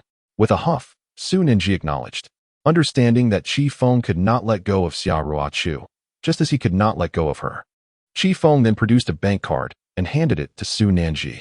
The black card from my company has an unexhausted balance, backed by the resources from Muxing. You can hold on to it and purchase whatever you desire. Su Nanji chuckled, casting a reproachful glance at Feng. You're not afraid of me frivolously spending it, are you? I could easily squander billions in a day. If I were to spend like that, it would indeed be insufficient. I haven't even exhausted the 20,000 yuan you previously gifted me. What I desire is not money, but you, Su Nanji asserted with fervor, her gaze firmly fixed on Feng. He smiled, replying, now that's more like it. Off you go, you're simply too enchanting. And, Feng added, what? Su Nanji squinted playfully. With utmost seriousness, Feng declared, during my absence, you are forbidden from indulging in snacks, staying out late, or conversing with unfamiliar men. I can agree to the first two, but the last one is a no-go. Su Nanji huffed. Then I want to go, Feng countered. Such behavior. Understood. I will only converse with you, for you are the one I cherish. My heart belongs to you for eternity. Su Nanji grasped Feng's hand tightly. All right. I shall take my leave now, she said. Be careful on your journey. Remember to message me. I find myself missing you, Su Nanji spoke earnestly. Upon returning to her dormitory, Feng drove to the airport. His flight was scheduled for 3 in the morning. After spending some time at the airport, he boarded a plane to Henan City. Xia Ruochu's hometown is in Henan, specifically in Chuan County, just north of which lies a quaint town called Lin Town. Xia Ruochu's brother has acquired significant land there, establishing a well-known farm, which was inaugurated with much fanfare by the county and town leaders. The following morning, Feng landed at Henan Airport. Upon exiting, he noticed a vehicle parked outside, a Cullinan. A young man emerged, approaching him with the car keys in hand. Are you Qi Xiao? The young man inquired. Feng nodded. Greetings, Qi Xiao. I am Wang Feng, a brother of Zhou Ge. He has arranged a vehicle for you, which I am here to deliver. Wang Feng handed over the keys. Thank you, Feng replied, then entered the car and drove directly towards Chuan County. Eventually heading to Lin Town, Wang Feng picked up his phone and called Chenjiao. Zhou Ge, I've met with the person and delivered the car. Good, stay there. Should Qi Xiao require anything, I'll contact you at any time. Wang Feng, being familiar with Henan after many years, felt well acquainted with the area. Meanwhile, in Lin Town, outside the grand entrance of a vast orchard, over 40 vehicles were parked, belonging to the farm workers. A middle-aged couple, appearing to be in their 50s, stood anxiously at the entrance, fixated on the road. Here they come, exclaimed the middle-aged woman. They're back. Just wait until I get my hands on her. Xia Gangchuan fumed, snapping a branch off a nearby tree. The woman quickly intervened. Old Xia, what are you doing? We don't even know what's going on yet. Put that branch down. This was Xia Ruochu's mother, Su Ping. Her dedication to her daughter is undeniably substantial. Throughout her life, Xia Ruochu has been perceived as a model child, excelling in both beauty and academics, and exhibiting remarkable obedience. Su Ping suspects a misunderstanding must be at play. Do not hinder me, Xia Gangchuan dismisses Su Ping's concerns. A Mercedes-Benz 300 comes to a halt at the entrance. The door swings open, and Xia Gaochang steps out of the vehicle. Xia Gangchuan strides forward, flinging open the passenger door, demanding, Xia Ruochu, get out. As he spoke, he raised a branch to strike her. Ah! Xia Ruochu shrieked. She exited the car and darted towards Su Ping, but was still struck by Xia Gangchuan, wincing in pain as she rubbed her backside. Mom! Xia Ruochu sought refuge behind Su Ping. Old Xia, cease this at once. What on earth are you doing? Su Ping shielded her daughter, preventing Xia Gangchuan from advancing. Mom, this is all your indulgence. Do you not know what she has done at school? If I do not discipline her now, it would be a grave mistake, Xia Gaochang retorted, his face flushed with anger. What have I done? I merely pursued a romantic relationship. Is that such a grave matter? Xia Ruochu cried, still concealed behind Su Ping. She continued, the daughter of San Ani had a child at 22. How old am I? What is wrong with dating? Xia Ruochu, I am not referring to your dating. Do you not grasp the implications of your actions? Xia Gaochang pointed at her. Come forth. If I do not teach you a lesson today, I shall be a father in vain. Xia Gangchuan's anger boiled over. Go ahead, strike me dead. Xia Ruochu stepped out from behind Su Ping. As Xia Gangchuan lifted the branch to strike, Su Ping intervened. Enough. Just because Qian Feng spoke a few words, you resort to beating your daughter? Have you even allowed her a chance to explain? I warn you, Xia Gangchuan, dare to strike her again, and I will have words with you. Su Ping, fiercely protective, stood her ground. Xia Gangchuan, exasperated, squatted down and lit a cigarette. Xia Gaochang remarked, Mom, indulge her if you wish. But Qian Feng told me everything. The boy she is seeing is involved with several other girls, and Ruochu is merely one of them. Moreover, she has even slept with him. Su Ping kicked Xia Gaochang, scolding, you foolish boy, what nonsense are you spouting? She is your sister. Speak of this elsewhere, lest outsiders hear. If this becomes public knowledge, what will become of her dignity? She is capable of such actions. What dignity does she have left? Xia Gaochang countered. Do not lecture me. I know my daughter well. None of you will interfere. I shall clarify matters myself, Su Ping asserted. With that, she took Xia Ruochu's hand, saying, Ruochu, there is nothing to worry about. Let us return home. Share anything with me. Xia Gangchuan rose, stating, if this is true, let her suspend her studies. We will find her a suitable match nearby and arrange a marriage. How dare you? Su Ping shot him a fierce glare. Xia Ruochu followed Su Ping into the farm. Xia Gangchuan, lowering the branch, glanced at Xia Gaochang, adding, this matter is not to be discussed with anyone. It must remain confidential to avoid any repercussions. With that, Xia Gangchuan departed. Xia Gaochang said nothing and returned to the farm to busy himself. Ultimately, this matter must have a resolution. However, the power of gossip is fearsome. In the orchard, several hired women were trimming branches and chattering away. Have you heard? Old Xia's daughter, Ruochu, is dating someone at school. It said she's involved with a rich second-generation heir, and they even slept together. Is that true? How do you know? It was said by old Qian's wife. Isn't his daughter, Qian Feng, with Ruochu? But Ruochu is already in her mid-20s. Isn't it normal to date? It is, but you don't know. Apparently, that rich heir is dating several women simultaneously, and Ruochu is one of 4 or 5 girls involved with him. Really? Is that true? It was said by old Qian's daughter herself. Good news seldom spreads, but bad news travels far. Inside a room on the farm, Su Ping led Xia Ruochu in. Xia Ruochu's face was streaked with tears. She felt that this was not a significant matter, yet to her parents, it seemed as grave as a transgression against divine law. Ruochu, please sit, Su Ping said. Xia Ruochu took a seat, wiped her tears, and took a deep breath. Clad in jeans and black high heels, her attire was quite ordinary, yet she radiated undeniable charm. Xia Ruochu knew Su Ping was about to question her. Su Ping sat down and asked, have you really started dating someone? Xia Ruochu turned her face aside and admitted, yes. Who? Su Ping inquired. She did not oppose her daughter dating. Her only concern was if the man was unreliable or if she would marry far away. Qi Feng, the eldest son of the Qi family from Beijing. Xia Ruochu revealed without any hesitation. From the capital? Is his family wealthy? Su Ping asked. The richest in the country. Su Ping gasped, unable to fathom it. Are you out of your mind? She whispered. Xia Ruochu understood her mother's astonishment, but it was the truth. So wealthy? Do you think there can be true love? With that kind of money, what woman wouldn't be interested? Xia Ruochu turned to Su Ping and said, have you ever asked me what I think? Do you know what's in my heart? You only see my brother. You're a girl. And what of being a girl? Xia Ruochu retorted. Should a girl simply obey her parents and do as told? Does my brother even respect me? Do you know what I want? Xia Ruochu cried. These words pierced Su Ping's heart. She and Ti realized the depth of her daughter's turmoil. Su Ping replied, I want to interfere, but let me ask you, is what Feng said true? Do you believe me or her? Xia Ruochu countered. Already aware of what Xia Gaoqiang had revealed about Feng's claims, she said I was with several girls, accompanying that rich heir to bed. Though that may be a possibility, it hasn't happened yet. You are my daughter. Of course I believe you, Su Ping assured her. Feng wants to harm me. I've fallen out with her, and she wishes for my downfall, Xia Ruochu said. What did you say? In the beginning, what exactly is going on? I thought your relationship was quite amicable.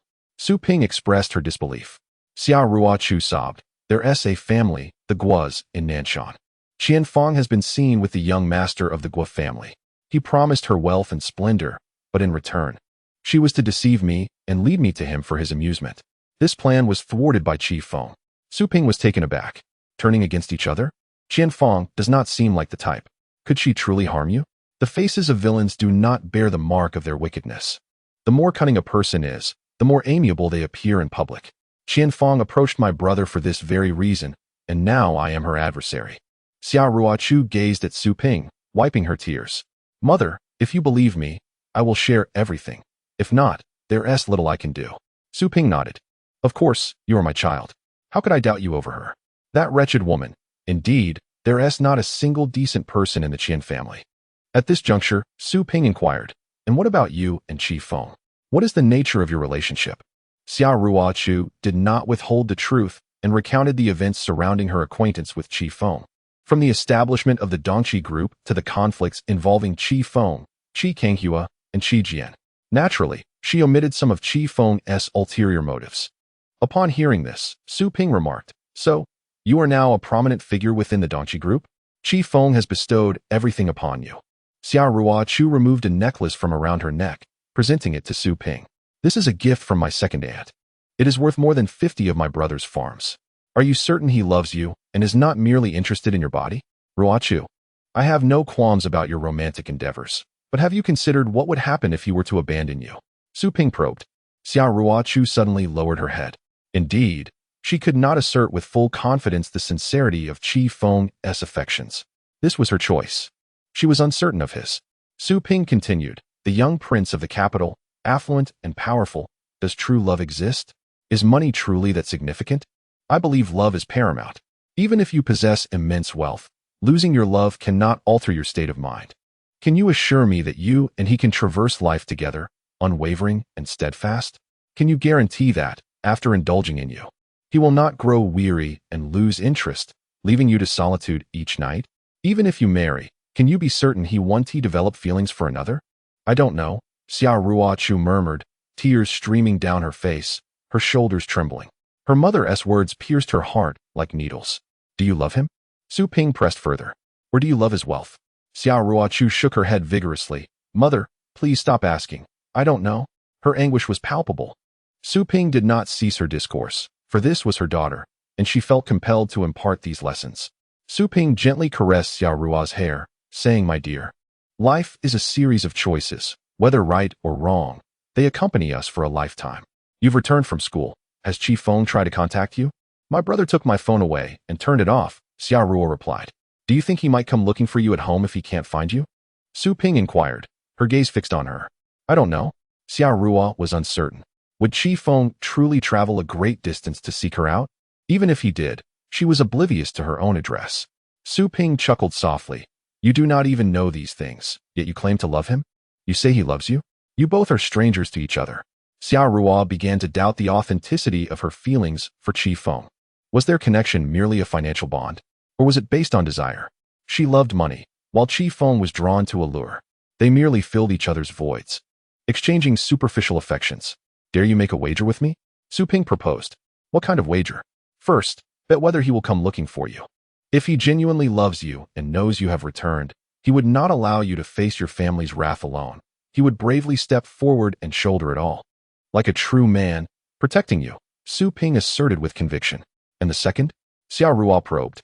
The second, if he truly loves you, he will sacrifice everything for you, including his pride. If he can achieve this, I shall believe that he genuinely loves you. How do I prove it? Xiao Rua asked. Let us see if he can fulfill the first condition. If you win the bet, I shall grant you your freedom. If you lose, you must sever all ties with him.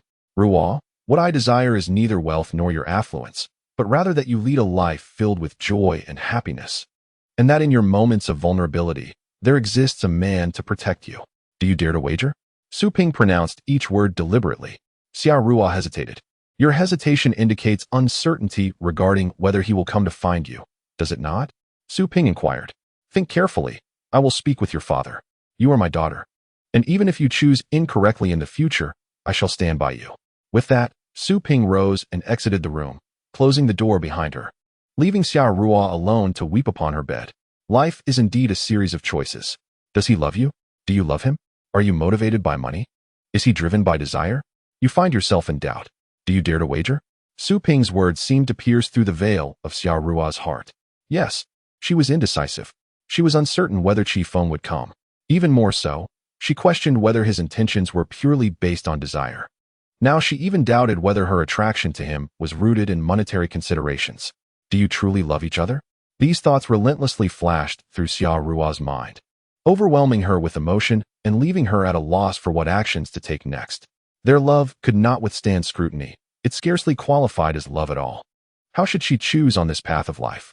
Did she choose correctly, or did she choose poorly? She had once comforted Su Nanji, yet now, Xiao Rua Chu found herself in a state of confusion. The sky darkened swiftly. Xiao Rua Chu, along with Su Ping and Xia Gangchuan, departed from the farm and returned to the village. The farm belonged to Xia Gaochong, and due to his marriage to her sister-in-law, Xiao Rua Chu's family did not reside with him. They lived in a modest house within the village. Call her for dinner, Xia Gangchuan said, seated in the living room. Leave her be, let her have some peace. A girl should not be disciplined in the same manner as a boy. Hitting her will not yield results. She must come to realize whether the person she has chosen is truly worthy of her lifelong commitment, Su Ping replied. Listening to her parents' conversation from the living room, Xiao Rua Chu stepped out of her room and walked through the courtyard, making her way down the familiar village path. The night had fallen, and lights illuminated the homes around her. This path, reminiscent of her childhood, once saw her and Qian Feng, both with ponytails, walking hand in hand to school. Rua Chu, what do you want to be when you grow up? Qian Feng had innocently asked her then. I don't know. I'm unsure about what I want to do, the young and naive Xiao Rua Chu had responded. I want to earn a lot of money, Qian Feng declared. Money? Hee, but I don't think I like money very much, Xiao Rua Chu replied. Your family is wealthy.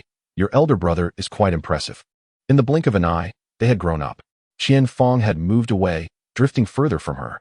The adult world was a realm Xiao Rua Chu never anticipated would be so filled with despair.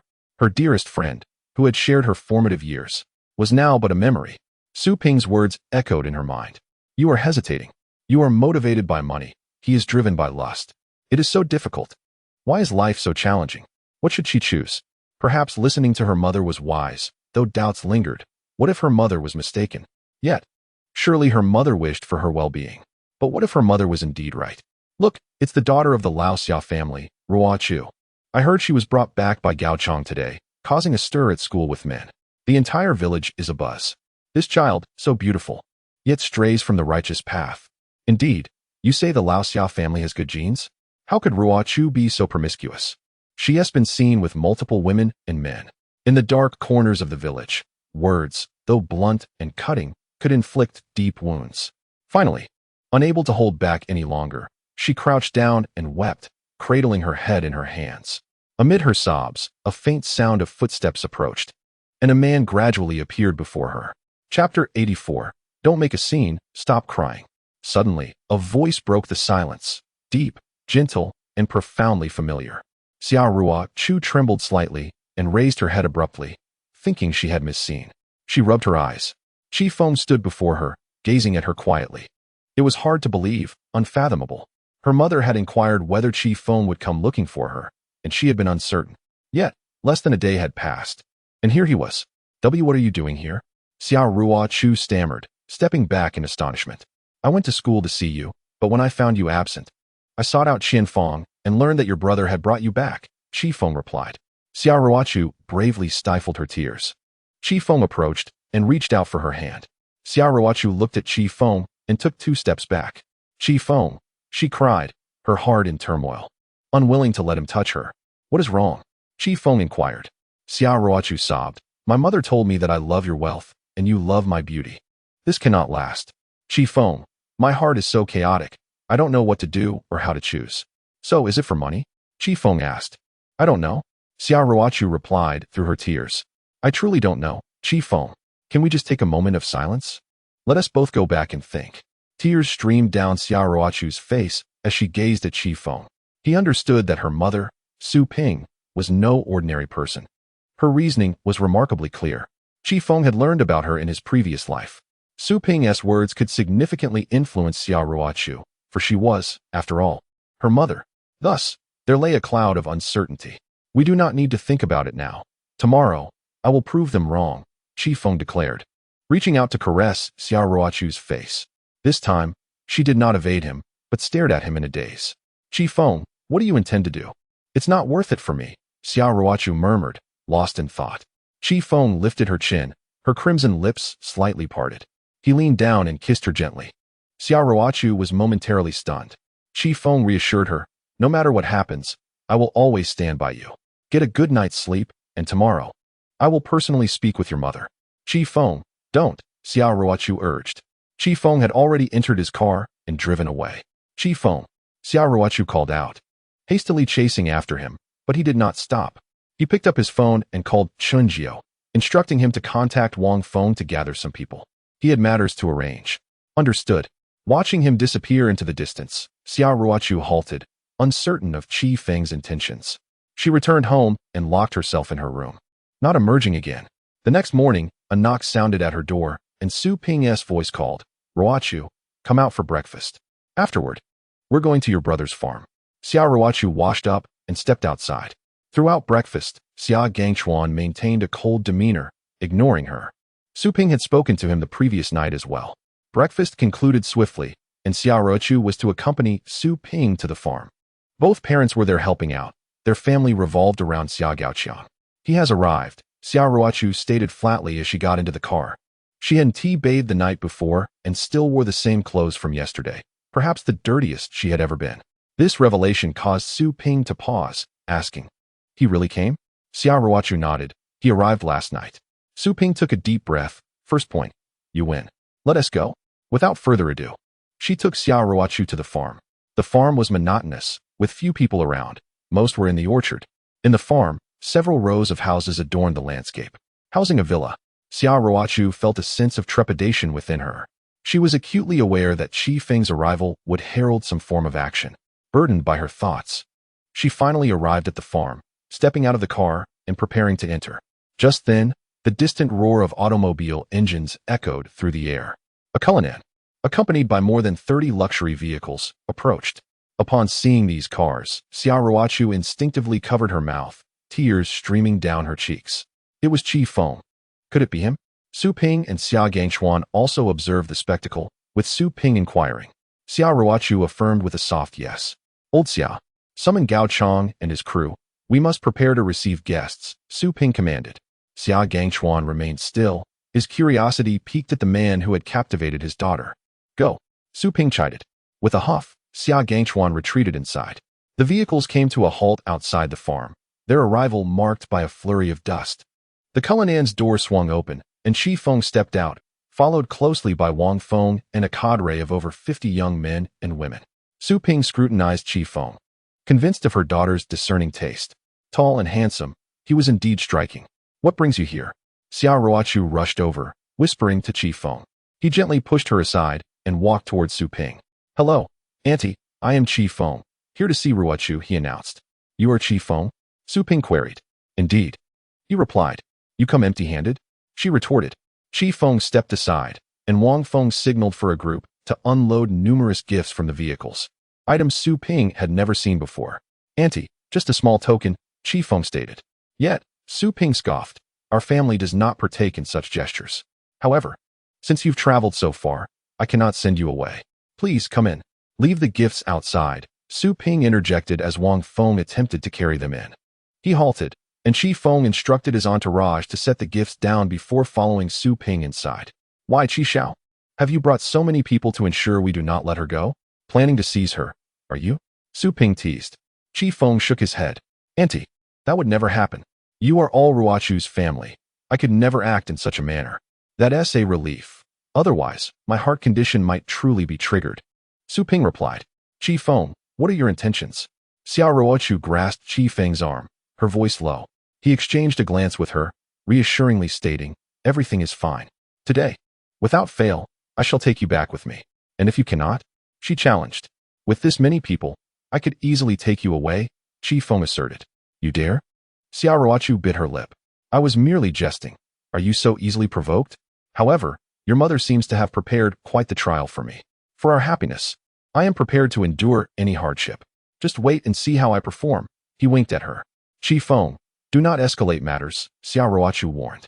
Chapter 85. The frenzied Xiao Ruochu. Qi Feng said little more and strode confidently inside. As they entered the farm, Xia Gaoqiang and Xia Gangchuan emerged, accompanied by a formidable entourage of over 50 individuals, evidently intent on confronting Qi Feng. Which one is Qi Feng? Step forward, Xia Gaoqiang bellowed. Instantly, dozens encircled Qi Feng and his companions. Wang Feng furrowed his brow, preparing for a confrontation, but Qi Feng restrained him. Xia Gangchuan addressed Qi Feng. You are Qi Feng, correct? You deceived my daughter, and you dare to come to my home? Hello, uncle. Qi Feng greeted him. Do not call me uncle. I do not know you. Xia Gangchuan replied curtly. Father, how can you say that? Qi Feng is a guest. Xiao Ruochu expressed her discontent with her father's words. Silence. Xia Gangchuan roared. It's fine. Do not concern yourself, Qi Feng said, gently pushing Xiao Ruochu aside. Mother, look at my father. Xiao Ruochu implored. Su Ping remained silent, turning her gaze to Xia Gaoqiang. Gaoqiang, why have you brought so many people? Is there not enough chaos at home? Xia Gaoqiang coldly responded, Mother, this matter is none of your concern. He has deceived my sister, and I shall not let him go unpunished. Qi Feng is it? If you wish to enter my home and take Ruochu with you, you must first pass my test. Xia Gaoqiang remarked. You did not even call Ruochu your sister this time. Qi Feng remained composed. How shall we proceed? Xia Gaoqiang gestured, and a young man handed him a stick. He swung it a couple of times and coldly declared, You have caused my sister great distress. Theoretically, I should break your legs. If I do not beat you, I cannot vent my anger. Stand there and let me relieve my frustration. Xia Gaoqiang, do you dare? Xiao Ruochu exclaimed, genuinely shocked by her brother's intent to strike Qi Feng. Qi Feng queried, If I allow you to hit me, will that mean I can take Ruochu away? Xia Gaoqiang scoffed. You overestimate yourself. If you lack the strength to endure this, how can you claim to love my sister? If you are a man, then stand there and do not move until I have had my fill. You've lost your mind, Xiao Ruochu shouted. Very well, strike me. Qi Feng declared without hesitation. Upon uttering those words, Qi Feng removed his shirt, standing bare-chested, the wounds on his back still unhealed. At that moment, Su Ping's expression shifted, and Xia Gaoqiang was momentarily taken aback. Tears welled in Xiao Ruochu's eyes as she cried out to Xia Gaoqiang, dare you strike him? Qi Feng, you are insane, aren't you? He shouted at Qi Feng. If it means taking you away, I would welcome death, Qi Feng proclaimed, casting his shirt to the ground. You truly dare? Xia Gaoqiang frowned. I am a man, Qi Feng asserted. Very well, I shall grant you this chance to be the hero, but do not regret it. Xia Gaoqiang warned. Regret is for the weak. Qi Feng remained steadfast. Do not.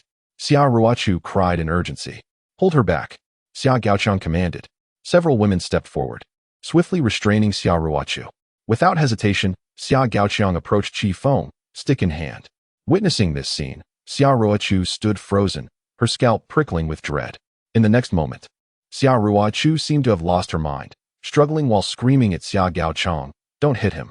If you dare to strike him even once, I will sever our sibling ties. Her voice was hoarse with desperation. Hearing her words, Qi Feng realized that his presence was not in vain. Su Ping, witnessing this scene, took a deep breath. Xia Gaoqiang, with a blank expression, raised the stick in his hand, poised to strike Qi Feng. Yet, Xiao Ruochu felt numb. Qi Feng was already injured. Silence enveloped the moment. Only Xiao Ruochu continued to scream frantically. As Xia Gaoqiang prepared to act, tears streamed down Xiao Ruochu's face as she cried, Brother, please don't hit him. I beg you don't. While sobbing, she struggled fiercely. Hearing his sister's heart-wrenching cries, Xia Gaochang's heart quivered. Nevertheless, he still swung the stick towards Feng. Let me go? Xia Ruochu screamed. She was unaware of where the strength came from as she broke free. Rushing forward, she wrapped her arms around Feng's neck, placing her body in front of him. The stick swung down.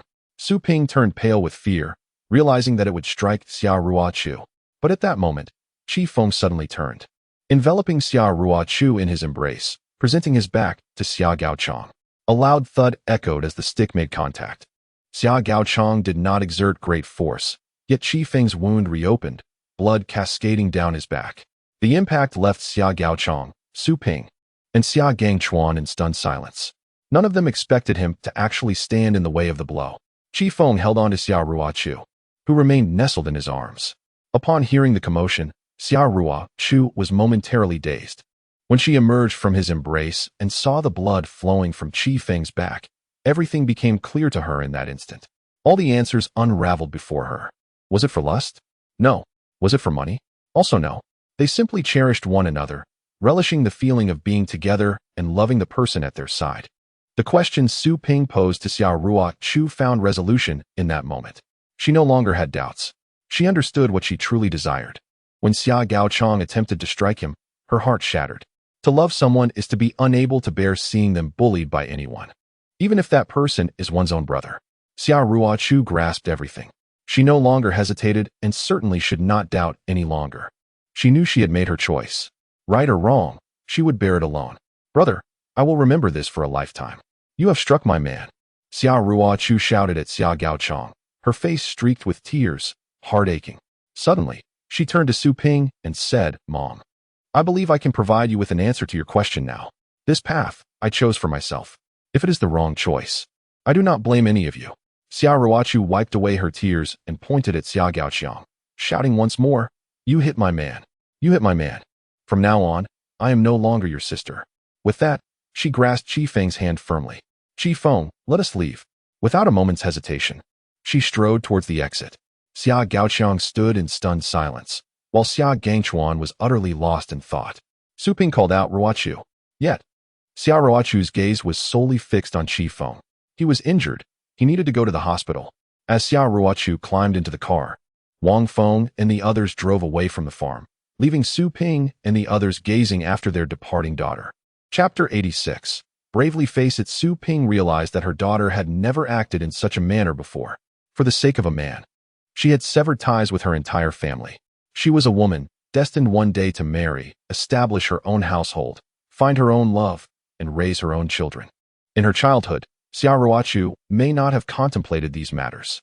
However, one day when she matured, perhaps it would no longer be Su Ping's concern. The chaotic events involving Xia Gaochang inadvertently made Su Ping aware of a significant truth. Her daughter was no longer that little girl. What a mess you've created.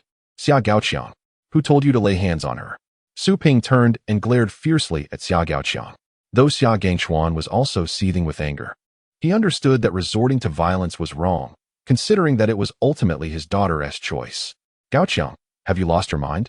Xia Gangchuan said. Xia Gaochang took a deep breath, unprepared for the gravity of the situation. His intention had merely been to intimidate, to make the other party retreat. No one anticipated that it would escalate to actual violence. Had he refrained from striking, it would have meant conceding defeat. Yet, he had not foreseen that Xia Ruochu would rush to protect him, just as he was endeavoring to shield her. I will bear the consequences of my actions, Xia Gaochang said, his brow furrowed. Even if a confrontation is necessary, it should be your father who intervenes. Do you wish for your sister to harbor resentment for a lifetime? Su Ping retorted angrily. Humph. Xia Gaochang scoffed. At the hospital in Chuan County, a doctor voiced his frustration. I'm not criticizing you, but this is the second time you've had to be stitched up, and both times it's come undone. It's quite challenging to find a place to sew it up properly. Feng sat on a stool as the doctor examined his back, grumbling incessantly. The blood had been cleaned, and the doctor prepared to disinfect the area. A sharp sting coursed through Feng, causing him to gasp sharply. Xia Ruochu clutched his hand tightly, tears streaming down her face, filled with concern. That blow should have struck me instead. Doctor, could you be a bit gentler? Xia Ruochu implored, noticing Feng's furrowed brow. I would prefer to be gentle, but I need a suitable area to stitch. If it tears again, it will be impossible to sew, and it will leave a scar. The doctor replied. It's all right. Just proceed with the stitching, Feng responded. The suturing process took considerable time. Xiao Ruochu's tears nearly dried, yet she held onto Feng's hand, reluctant to let go. At last, the stitching was completed. The doctor stated, all done, the stitches are in place. However, your wound has reopened multiple times. You must receive intravenous fluids to prevent inflammation. An infection would be troublesome, especially since this is the third time it has been stitched. After spending over 3 hours in the hospital, Feng finally completed his 4-drip. He and Xiao Ruochu emerged from the hospital. Xiao Ruochu, linking her arm with Feng's, fought back tears and said, let us return to Nanshan. It's getting late. She had made up her mind to go back with him, not wanting his trip to be in vain. Regardless of the circumstances, she needed to ensure her own return home. As for the matters at home, she would explain to her mother later. However, Feng showed no intention of leaving. He turned to Xiao Ruochu, observing the fluctuating emotions on her face, and asked, return now? What about your family? What do you mean, Feng? Xiao Ruochu inquired. Feng smiled gently. Your parents are only concerned for your well-being. If I take you away just like that, it would weigh heavily on their hearts. After raising a daughter for so long, how could they not feel sorrow if I simply whisk you away? He gazed at her intently. Xiao Ruochu was taken aback.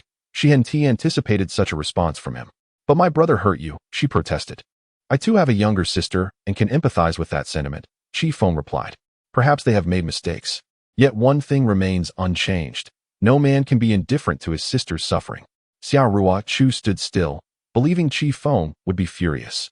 Leaving with him was also a means to avoid further confrontation with her family. Feng gently brushed her hair and said, Ruochu, I will never allow you to suffer, nor will I bring sorrow to your parents. This time, we shall resolve the situation and leave joyfully, for they are your family, not my enemies. His tone was tender. Tears streamed down Xiao Ruochu's face once more. Even if she returned to Nanshan with Feng, her heart would remain heavy. The issue with her parents was not yet settled. Feng's implication was clear. He intended to stay and address the family matters. In that moment, she felt a touch of gratitude. Feng had not retreated. He did not selfishly whisk her away, disregarding her family. Suddenly, Xiao Ruochu embraced him tightly, her eyes closed, and hoarsely declared, no matter what happens in the future, I will face it with you. Even if you are not the heir of the Qi family, even if you lose the battle against Qi Jian, I will stand by your side and start anew. She held on tightly. Feng leaned closer to her ear, wrapping his arms around her waist, and said, I want you to be happy forever. No matter how your family treats me, I will not simply take you away. Right now, we will return together and face them. Okay, Xiao Ruochu responded softly. Feng and Xiao Ruochu got into the car and returned to the farm. The people in the orchard buzzed with discussions. But such chatter would not alter Xiao Ruochu's decision. She resolved to follow her own path, leaving the rest to time. Su Ping sat in the living room, lost in thought, while Xia Gangchuan squatted nearby, smoking. Dad, Mom. Xiao Ruochu entered, her arm linked with Feng's, her lips pressed together in a thin line. Upon seeing them, Xia Gangchuan rose to his feet. Su Ping, without turning her head, spoke with a heavy heart. My daughter has already agreed to leave with you. What more do you seek here? Just take her away. I will consider that I have never given birth to this daughter. She waved her hand weakly. A gesture of resignation. Perhaps those who are not mothers can never truly comprehend the depths of Su Ping's sorrow. Witnessing Su Ping's frailty, Xiao Ruochu could no longer contain her emotions. She broke down once more, kneeling on the ground. Mom, Xiao Ruochu cried out. With a sigh, Xia Gangchuan expressed his helplessness. Su Ping covered her face with her hands, and it was evident that she was also weeping, as if her heart were shattering. Seeing her mother in tears sent Xiao Ruochu into a spiral of despair. She knelt before Su Ping, weeping, Mom, please don't do this. It pains me to see you like this. Su Ping had never imagined that one day her daughter would bring home a man from school. She did not wish for her daughter to marry far away, and furthermore, the world outside was treacherous. She feared her daughter would be deceived in love and return home alone in despair. Yet how could she prevent this? Xiao Ruochu had won their 2 wagers. She thought he would not come, yet here he was, enduring this without complaint. Su Ping felt utterly at a loss for words. If blame were to be assigned, it could only be directed at her unfortunate fate. Mom, I beg you, please don't cry, Xiao Ruochu pleaded. Holding onto Su Ping's hand as she knelt on the floor, her heart shattered at the sight of her mother's tears. Chapter 87. You pick it up and fight back. Su Ping remained silent, while Xia Gangchuan rose and said, Ruochu, you should return to school. Do not let this disrupt your studies. Your mother and I can manage without your concern, and your brother is here as well. Xia Gangchuan felt utterly drained. Xia Gaoqiang stood outside the door, but made no move to enter. Hearing these words, Xia Ruochu felt like a wayward daughter. Her parents had bestowed upon her countless expectations and affection throughout her life, yet she had caused her mother to weep. Uncertain of what to do, she knelt there, her face awash with tears, her body trembling. At that moment, Feng approached Su Ping and gently helped Xia Ruochu to her feet. Addressing Su Ping, he spoke calmly. Auntie, I can understand your feelings, as it is indeed difficult to see a daughter raised with such care taken away by a man you do not approve of. My parents, much like yourselves, were strict with my sister, especially in today's society where beautiful girls often attract the wrong kind of attention. His words were steady, and both Su Ping and Xia Gangchuan remained silent. Feng continued, My father and mother are special forces. I seldom saw them growing up. And my sister and I were raised by our grandfather. My parents held high expectations for my sister, providing her with an excellent education, while I was largely cared for by my grandfather. Later, they made the ultimate sacrifice, and since then, my sister's character has transformed. Listening to Feng's words, Xia Gangchuan was slightly taken aback. Su Ping also paused momentarily. Xia Gangchuan inquired, Are your parents special forces? Feng nodded, My father is a combatant, and my mother is a soldier in the 4th Army Brigade. They met through my grandfather. My sister is currently abroad, studying aerospace engineering, and I seldom see her. What does your grandfather do? Xia Gangchuan asked. His identity is quite confidential, but he is already retired. Our Qi family has flourished under his guidance, Feng replied. However, he hesitated and continued, My family's situation is rather unique. My parents passed away, and my second uncle wishes to inherit all my grandfather's wealth. My sister and I are not favored by them. My grandfather is aware of this and has always hoped that I would possess the capability to stand against my uncle. I met Ruochu at school. She is the most virtuous and gentle girl I have ever encountered. As he spoke, Feng gazed at Xia Ruochu, who was wiping her tears with her sleeve. At that moment, Su Ping finally lifted her head. Why do you insist on choosing Ruochu? Su Ping asked. Because she is my everything. I also wish to give her my all and walk alongside her, regardless of whether we are rich or poor, Feng responded. Have you considered that she may not be worthy of you? Given your family's status, what kind of girl could you not have? Ruochu is merely a country girl. Su Ping remarked. Feng shook his head. She is not a country girl, but an angel, my angel. Aunt, please do not harbor prejudice against me because of my background. I am different from them. As long as I am alive, I will never allow Ruochu to suffer any grievances. I know this feeling, as I have a sister. Feng continued. Su Ping fell silent. Xia Gangchuan lit a cigarette and said nothing further. Xia Ruochu looked at Su Ping, waiting for her response. After a while, Su Ping asked, Do you not regret it? Both of you? You are not young anymore. Love is not child's play. Feng grasped Xia Ruochu's hand. She held onto his hand in return. The two exchanged a smile, as if solidifying their resolve. Mom, I do not regret it, Xia Ruochu declared. Feng earnestly said, Aunt, please grant me this opportunity to prove myself to you. If you ever feel that I have treated Ruochu poorly over the years, you can take her away at any time. I ask for just one chance, one. Feng looked intently at Su Ping. Su Ping took a deep breath. She then turned to Feng and said, Your parents, sister, and family are all so exceptional. Ruochu, she does not match your family status. It is not that I harbor prejudice against you, but rather that you are not from the same world. Feng replied, If we are not from the same world, why are we together? Aunt, Ruochu is truly remarkable. It is only that you perceive her as lacking. A girl's worth is not solely measured by her abilities. You have raised her well. Ruochu is indeed a wonderful girl, and you underestimate her. This marks the first time in history that anyone has praised Xia Ruochu for her excellence. Previously, her only merit lay in her beauty. She did not gain admission to a prestigious university and possessed no remarkable talents. Feng's words seemed to awaken something within her. Her daughter is indeed exceptional. However, in the eyes of her parents, she may forever remain the girl who has achieved nothing. Sighing, Su Ping expressed her sentiments. Xia Gangchuan rose to his feet and approached Feng. He looked at Feng, pondering what would happen if he caused her distress.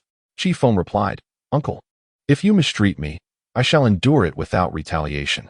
Xia Gangchuan asserted. Should you cause her any grievance, I will personally go to the capital to confront your grandfather and seek justice from the Qi family. Qi Feng responded earnestly. My grandfather resides at Haibin Building in the capital. You may visit him at any time. Though he is protective, he is reasonable. If I am in the wrong, he would not hesitate to chastise me. Hearing this, Xia Gangchuan turned to Su Ping, awaiting her response. Su Ping sighed and said, Well, our daughter has grown up. I can no longer control her. If you are both inclined, then go ahead. She waved her hand dismissively. Upon hearing her words, Xia Ruochu was filled with excitement. She hurriedly squatted before Su Ping, tears of joy streaming down her face. Mom, is this true? Do you truly agree? Seeing her daughter's elation, Su Ping smiled. After all, her greatest wish has always been for her daughter to live a joyful life. Presently, she is engaging in an act of happiness. How could she possibly hinder that? It was also Qi Feng's words and actions that revealed something extraordinary to her. Yes, I agree. But you must promise me one thing. If he ever causes you distress, do not keep it to yourself. You must tell me, Su Ping said with a smile. Yes, I promise, Mom. Xia Ruochu exclaimed, overcome with joy. Su Ping nodded. In a burst of exuberance, Xia Ruochu threw herself onto the sofa, laughing. Mom, I love you. Thank you so much. Observing her daughter's delight, Su Ping wiped her tears and gently stroked Xia Ruochu's hair. As long as you are happy, that is what matters. You have grown up. I can no longer control you. Now that you have made your choice, no matter what happens, do not harbor regrets. Su Ping comforted her. Xia Ruochu responded with enthusiasm. She then turned to Qi Feng, her eyes brimming with affection. Qi Feng smiled back at her. Xia Gangchuan interjected, All right. I will prepare some food and drinks for lunch. You two should return to school in the afternoon. Do not let your studies suffer. He clapped his hands and stepped outside. Xia Ruochu approached Qi Feng and took his hand. At that moment, Xia Gaoqiang walked over and tossed a stick onto the ground. Xia Ruochu was momentarily taken aback, looking at her brother. Brother, Mom and Dad have agreed. What else do you want? Xia Gaoqiang gestured toward Qi Feng. Just because my parents agreed does not mean they approve of you. I am rather straightforward. If I strike you once, I will give you the chance to retaliate. The stick is here. Pick it up and hit me back, he declared. Chapter 88. This is not my fault. Hearing Xia Gaoqiang's words and observing his demeanor, Xia Ruochu was slightly stunned. She turned her head and gazed at Qi Feng. Xia Gaoqiang urged him to retaliate. Such was his nature, blunt and straightforward. His disdain for his sister was genuine, yet so was his affection. He cared for her and provided her with financial support, albeit with a few jabs at her expense. Xia Gaoqiang, who was married, harbored a certain dislike for his sister-in-law, Xia Ruochu. Much of his private savings had been allocated to Xia Ruochu, a trait that might offend many. Perhaps this was simply the essence of Xia Gaoqiang. Xia Ruochu's brother exchanged a brief glance with Qi Feng, who bent down to retrieve a stick from the ground. Xia Ruochu, in a state of urgency, whispered, Qi Feng, do you dare? Yet Qi Feng merely smiled, replying, You are Ruochu's brother, and your actions are ultimately for her benefit. If my sister were to suddenly bring home an ambiguous man, subject to the judgment of outsiders, I wouldn't just confront him, I would eliminate him. Brother, I do not hold it against you, Qi Feng added, giving Xia Gaoqiang a pat on the shoulder. These words stirred tears in Xia Gaoqiang's eyes. Turning away, he discreetly wiped them, revealing his inner turmoil. Perhaps no one truly understood how deeply he cherished this sister. Brother, Xia Ruochu approached and grasped Xia Gaoqiang's arm. Do not cry. I apologize for my earlier impulsiveness. I should not have spoken to you that way. You are my brother, and regardless of your actions, you will always be my brother. Xia Gaoqiang took a deep breath. While that may be true, I still struck you. If you choose not to retaliate, even if you do not harbor resentment towards me, I would carry the weight of guilt, provided you ensure my sister's happiness. If you retaliate, we shall consider this matter settled, and as long as you protect my sister from harm, I shall acknowledge you as my brother-in-law. Qi Feng understood that this was a matter of a man's dignity. He chuckled softly, lifted the stick, and lightly tapped Xia Gaoqiang. The impact was so gentle that it barely registered as pain. All right, brother, I've returned the favor. We are even now. It's not that I wish to hold back, but I recently had stitches in my back, and exertion could cause them to unravel. Xia Ruochu quickly nodded. I can attest to that. He has had over a dozen stitches. Xia Gaoqiang smiled and extended his hand to Qi Feng. Xia Ruochu took Qi Feng's hand and joined the handshake. If my sister finds happiness, you will be considered part of my family. Should she suffer, however, my stick will find its way to you. You too have a sister. You understand that a man may go to great lengths for his sister. I empathize with your feelings. I feel the same. Chi Feng beamed. Well then, let bygones be bygones. It's not easy for you to visit, so let us not linger on this any longer. Call Lianrong over. We shall have lunch together. Su Ping approached, adding, Mom, I'll help in the kitchen. Xia Ruochu smiled, linking her arm with Su Ping's. You needn't concern yourself. Spend time with Chi Feng. The cooking is something I and your sister-in-law can manage. Su Ping replied with a grin. Xia Ruochu felt a surge of happiness. Xia Gaoqiang then said, Ruochu, take Chi Feng around for a bit. I'll call you both when it's time to eat. Here is your phone back. He handed the device to Xia Ruochu. Thank you, brother, she exclaimed as Xia Gaoqiang stepped outside. Chi Feng, come with me. Xia Ruochu pulled Chi Feng into the farm. Everywhere they looked, fruit trees flourished, displaying a myriad of varieties, some laden with fruit. Not a soul was in sight. Upon arriving, Xia Ruochu turned and wrapped her arms around Chi Feng's neck. How did I perform just now? Chi Feng inquired with a smile. Exceptionally well. You even moved my mother. You're quite the smooth talker. Xia Ruochu giggled. As she spoke, she stood on her tiptoes and kissed Chi Feng on the lips. That was a reward from your sister. Are you happy? She asked. Could I perhaps receive another reward? Chi Feng leaned closer to Xia Ruochu's ear, whispering, I want to see. PFF, Xia Ruochu blushed, leaning in to whisper back. You're thinking too much. Chi Feng chuckled and embraced Xia Ruochu. She tightened her grip around his neck and murmured, Chi Feng, I've entrusted my entire life to you. I believe in you. Here's another chance. Don't abandon me again. Chi Feng nodded earnestly. Never. For a lifetime, for 10 lifetimes, forever and always. You are my treasure. Xia Ruochu softly agreed. But what else with this sister business? Chi Feng questioned. Sister. Xia Ruochu replied lightly. You should refer to yourself as my wife, Chi Feng suggested. Get lost. Call me husband, he urged. Old, little brother. Xia Ruochu covered her mouth, laughing. You'll have to call me that sooner or later. Then just wait. I want to fall for that, she huffed, taking a few steps back and running deeper into the orchard. Chi Feng called Wang Feng to arrange a few matters. Xia Ruochu returned, exclaiming, You little rascal. Why aren't you chasing me? I want to see Chi Feng in action. Here? He asked. Yes, she replied. Go away. Who were you just talking to? Xia Ruochu asked. Nenji? No, you'll find out soon enough, Chi Feng said, refusing to divulge. Such behavior. With that, Xia Ruochu dashed into the orchard, calling over her shoulder, If you catch up to me, I'll let you have a glimpse, just a glimpse. I'm coming. Chi Feng chased after her. Eventually, Xia Ruochu grew tired and fell to the ground. Seeing Chi Feng approach, she was frightened. Don't come any closer. But Chi Feng continued to run towards her. I caught you. Will you show me? No. Xia Ruochu declared resolutely. Chi Feng seized her waist and playfully tickled her. Ha! Stop it. Wrong. Let me see. Husband, let me see. Xia Ruochu nearly laughed herself breathless. Chi Feng ceased his antics. Xia Ruochu softly said, We agreed, just a glance. Chi Feng nodded repeatedly. In the distance, Su Ping's voice called, Ruochu, bring Chi Feng over for dinner. This isn't my fault. Xia Ruochu said, pushing Chi Feng away and fleeing. Chi Feng shrugged and followed after her. Slow down, don't fall again. It was evident that after clarifying matters with her parents, Xia Ruochu was particularly joyful. Xia Ruochu returned first, while Chi Feng made his way to the entrance. Before long, Wang Feng drove up, unloading some gifts from the car. Young Master Chi, everything you requested is prepared, Wang Feng said. Chi Feng nodded, expressing his gratitude. Chapter 89. Brother, I am frightened. Chi Feng hurried back.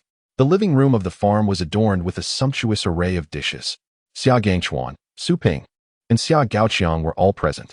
Seated at the table was a young woman, approximately 30 years old, cradling a 2-year-old son, with a 5-year-old daughter beside her. The young woman's name was Li Lianrong, the wife of Xia Gaoqiang, and those two were their children. Chi Feng, allow me to introduce you. This is my sister-in-law. And these are my nephew and niece, Xia Ruochu said as she held Chi Feng's hand. Chi Feng smiled. Greeting, sister-in-law, good day. Li Lianrong nodded at Chi Feng, scrutinizing him closely. She had previously quarreled with Xia Ruochu, which made their relationship rather strained, yet they were still family. You must be Chief Feng, right? Please, take a seat. There's no need to be formal, Li Lianrong said. Chief Feng nodded and handed a few packs of cigarettes to Xia Gangchuan, saying, Uncle, I know you enjoy smoking. These are specially sourced, a gift from my connections. Please accept them. Xia Gangchuan was taken aback and reached out to accept them. This must be quite expensive, huh? He remarked. Xia Ruochu squinted slightly, surprised at how thoughtful Chief Feng was. Chief Feng chuckled. Under normal circumstances, these are hard to come by, but they aren't excessively pricey. Do try them, and if you like them, I shall bring you more on my next visit. Wonderful. Xia Gangchuan laughed. Aunt, this is for you. I wasn't sure what you would like, so I chose a gold necklace. Chief Feng said as he handed a jewelry box to Su Ping. Su Ping was astonished. You've already spent so much on us upon your arrival? What prompted this? Chief Feng replied, just a token of my appreciation. You raised Ruochu with great effort and bestowed her upon me.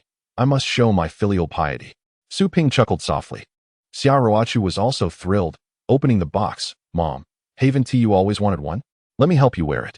Su Ping adorned herself with the necklace. Feeling a bit bashful, Chief Feng, you really shouldn't have. Chief Feng shook his head and turned to Li Lianrong, sister-in-law. This is for you, a makeup set. My sister uses this brand and says it's quite good. I have a gift as well. Li Lianrong said, somewhat surprised, hastily putting down her chopsticks. This makeup set isn't inexpensive, is it? I haven't seen it in the market. Some items are indeed hard to find, but I have my channels. Chief Feng replied with a smile. Thank you very much. And this is for my nephew and niece, Chief Feng added, handing over 2 more boxes. Upon opening them, they revealed 2 gold locks. Li Lianrong beamed with joy, gratefully accepting them. Finally, Chief Feng presented 2 bottles of wine to Xia Gaoqian. Brother, this wine is also specially sourced. My grandfather enjoys it. Please give it a try. Watching this scene unfold, Xia Ruochu looked at Chief Feng with eyes brimming with affection. She had feared he would resent her family, but to her surprise, he had prepared gifts for everyone. Chief Feng had transformed the atmosphere entirely. The entire dinner became imbued with warmth. Su Ping inquired about Chief Feng's family, while Xia Gangchuan asked about work matters. The meal lasted for over 3 hours. After finishing their meal, Chief Feng and Xia Ruochu prepared to return to school, having been away for 2 days. Xia Ruochu could not afford to neglect her studies, especially as graduation approached. This time, Xia Ruochu was in high spirits. Su Ping and her family accompanied the two to the door. Before getting into the car, Xia Ruochu gently caressed Su Ping's face, saying, Mom, I have worried you. Thank you and Dad. Take care of yourself at home, and I will return to keep you company as soon as I have a break. All right. Make sure to get along well with Chief Feng. If anything arises, call me, Su Ping replied. She then turned to Chief Feng. I entrust my daughter to you. Don't forget your promise. When the holidays come, return with Ruochu and stay for a few days. Rest assured, Auntie, I will take good care of her. Chief Feng assured her. Okay, be safe on your way back. Call me when you arrive at school. Su Ping waved goodbye. Dad, brother, I'm off. Xia Ruochu called out to Xia Gangchuan and Xia Gaoqian. Sister-in-law, goodbye. She waved to Li Lianrong. The group exchanged smiles as Xia Ruochu got into the car, with Wang Feng at the wheel. Seated in the back, Chief Feng and Xia Ruochu shared a moment, with Xia Ruochu resting her head on Chief Feng's shoulder. Her spirits high as she stole glances at him. My parents have finally agreed. Now it all depends on your performance. If you don't do well, don't blame me for turning my back on you, Xia Ruochu teased. Chief Feng embraced her gently. Wang Feng, noticing the affectionate scene, cleared his throat. Chi Xiao. There are others present, so take it easy, will you? Don't act as if I'm not here. Xia Ruochu burst into laughter. Let us head to the airport. We can reach Nanshan before nightfall. Chief Feng instructed Wang Feng. The drive to the airport took several hours. From Nan to Nanshan, they arrived just before dark. Exiting the airport, Xia Ruochu tossed her hair, still feeling as though the past 2 days had been a dream. What about you, Chi?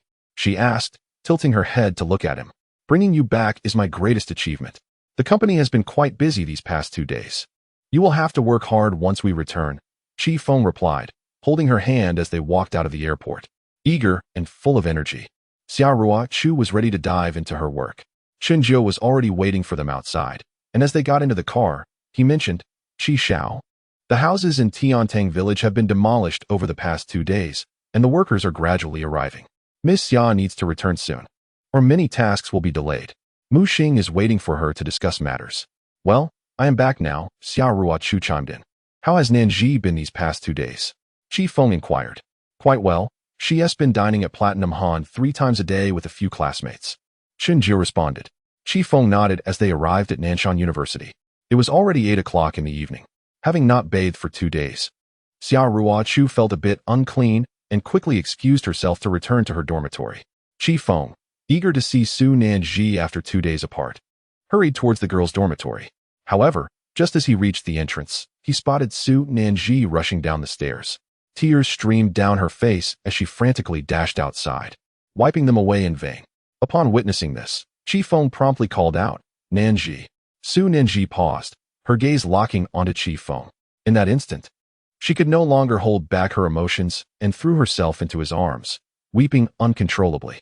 Chi Feng took a deep breath, gently patting her back while tenderly stroking her hair. "Nanji, dear, what troubles you? Why are you crying so fiercely?" he asked, a sense of urgency in his voice. With her tear-streaked face tilted upwards, Su Nanji sobbed. "The hospital called. My grandmother's condition has worsened. Brother, I am terrified." Chapter 90. The rope always breaks at the thinnest point. What? Chi Feng was momentarily taken aback by her words. He had anticipated that an elderly person suffering from a cerebral hemorrhage meant that her time was limited, but he hadn't expected it to come so swiftly. Seeing Su Nanji's tear-stained visage, he inquired, "Do not cry, Nanji. What did the hospital say?" He tirelessly wiped her tears, yet no matter how much he tried, they remained unceasing. "The doctor said I must return quickly to see her one last time. She has suffered a second hemorrhage and is now in a coma." With no hope left, Su Nanji lamented, her body trembling violently. At that moment, she could barely stand, her entire being quaking, relying solely on Chi Feng for support. Chi Feng understood the profound significance of her grandmother in Su Nanji's life. With her parents long deceased and her grandfather gone, her grandmother was her sole remaining family. She had vowed to study diligently, secure a good job upon graduation, and provide for her grandmother, ensuring her a comfortable life filled with filial piety. However, fate often strikes hardest at the most vulnerable, and now she was on the verge of losing her grandmother. "Ah!" Su Nanji cried out in a frenzy, her screams piercing the air while tears streamed down her face, seemingly impervious to any attempts at wiping them away. Chi Feng held her tightly, offering her solace.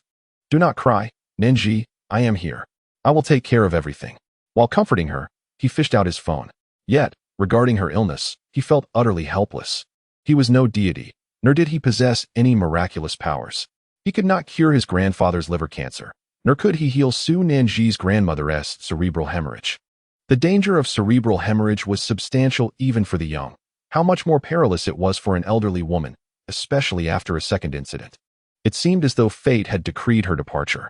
But what would become of Su Nanji in her absence? Chi Feng dialed the number. "Hello, Feng? You've been doing well, I hear. How is the situation in Tiantang village?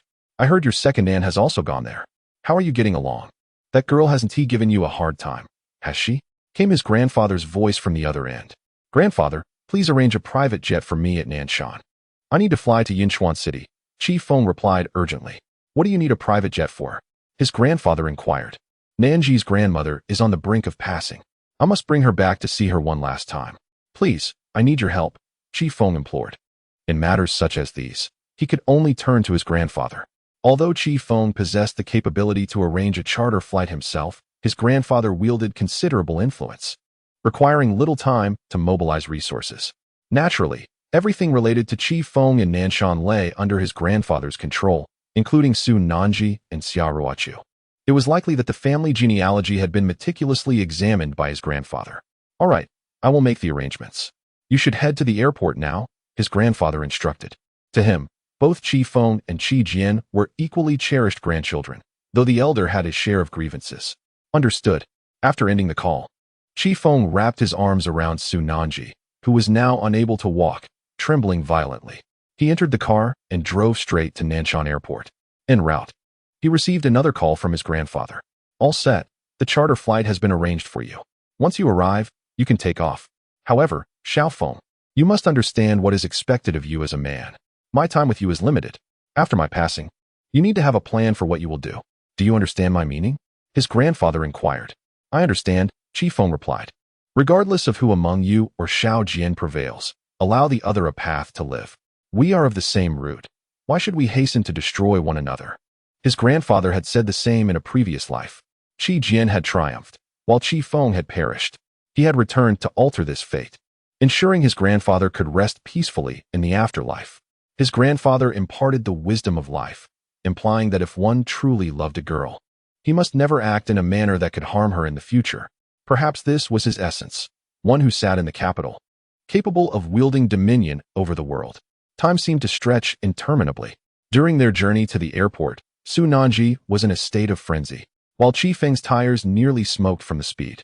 After concluding the call with his grandfather, he received yet another call. It was from Bai Longjiang. Young Master Qi. Bai Longjiang spoke. Xiaojiu mentioned that you have returned to Nanshan. An issue has arisen with the project in Tiantang village, and your attention is required. What sort of issue? Qi Feng inquired.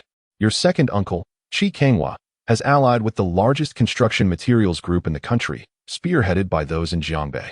They are refusing to sell us the necessary materials for our development, citing a shortage. Bai Longjiang continued. Lin Dong and the others have attempted negotiations multiple times, but Qi Kanghua has a firm grip on this matter. The Jiangbei area was the nation's largest supplier of construction materials. Should Qi Kanghua successfully unite 10 construction companies to impose a blockade, the timeline for Tiantang village's construction would be severely delayed. Consequently, Qi Feng would deplete his finances before the project could be completed. Let the mayor of Nanshan handle it, Qi Feng suggested. It wouldn't be effective, Bai Longjiang replied. I currently lack the time. Have Suli take a team over to negotiate with them again until I return. While the company was undeniably important, witnessing Su Nanji in tears, Qi Feng was unwilling to leave her with regrets. I want to see Grandma one last time. Su Nanji, aware of the circumstances, wept. Qi Feng, if you have matters to attend to, you need not accompany me. I can return alone. Qi Feng shook his head resolutely. He would never allow Su Nanji to go back by herself. She no longer has any family left. All that remains is herself. Qi Feng turned to Bai Longjiang and instructed Su Li to inform them that Qi Kanghua could not control the overarching matters of the Qi family. Not wishing to make a misstep, he suggested they sit down for a serious discussion. All right, Bai Longjiang replied. Qi Feng then picked up his phone and called Xia Ruochu. At that moment in her dormitory, Xia Ruochu had just finished her shower and was chatting with a few friends. Ruochu, why did you suddenly return home with your brother? Did something happen at home? Yes, we thought you were missing. We searched for you everywhere. Several friends expressed their concern for Xia Ruochu. She briefly explained her return to her hometown and apologized to the girls. Just then, her phone rang. It was Qi Feng. Hello, Qi Feng. Xia Ruochu said as she tucked her hair behind her ear. I'm bringing Nanji back to Yinchuan. There have been some issues with the construction materials in Tiantang village. You need to find Qi Li first thing tomorrow morning. Qi Feng's voice conveyed urgency. What happened to Nanji? Xia Ruochu asked anxiously. Her grandmother is in critical condition.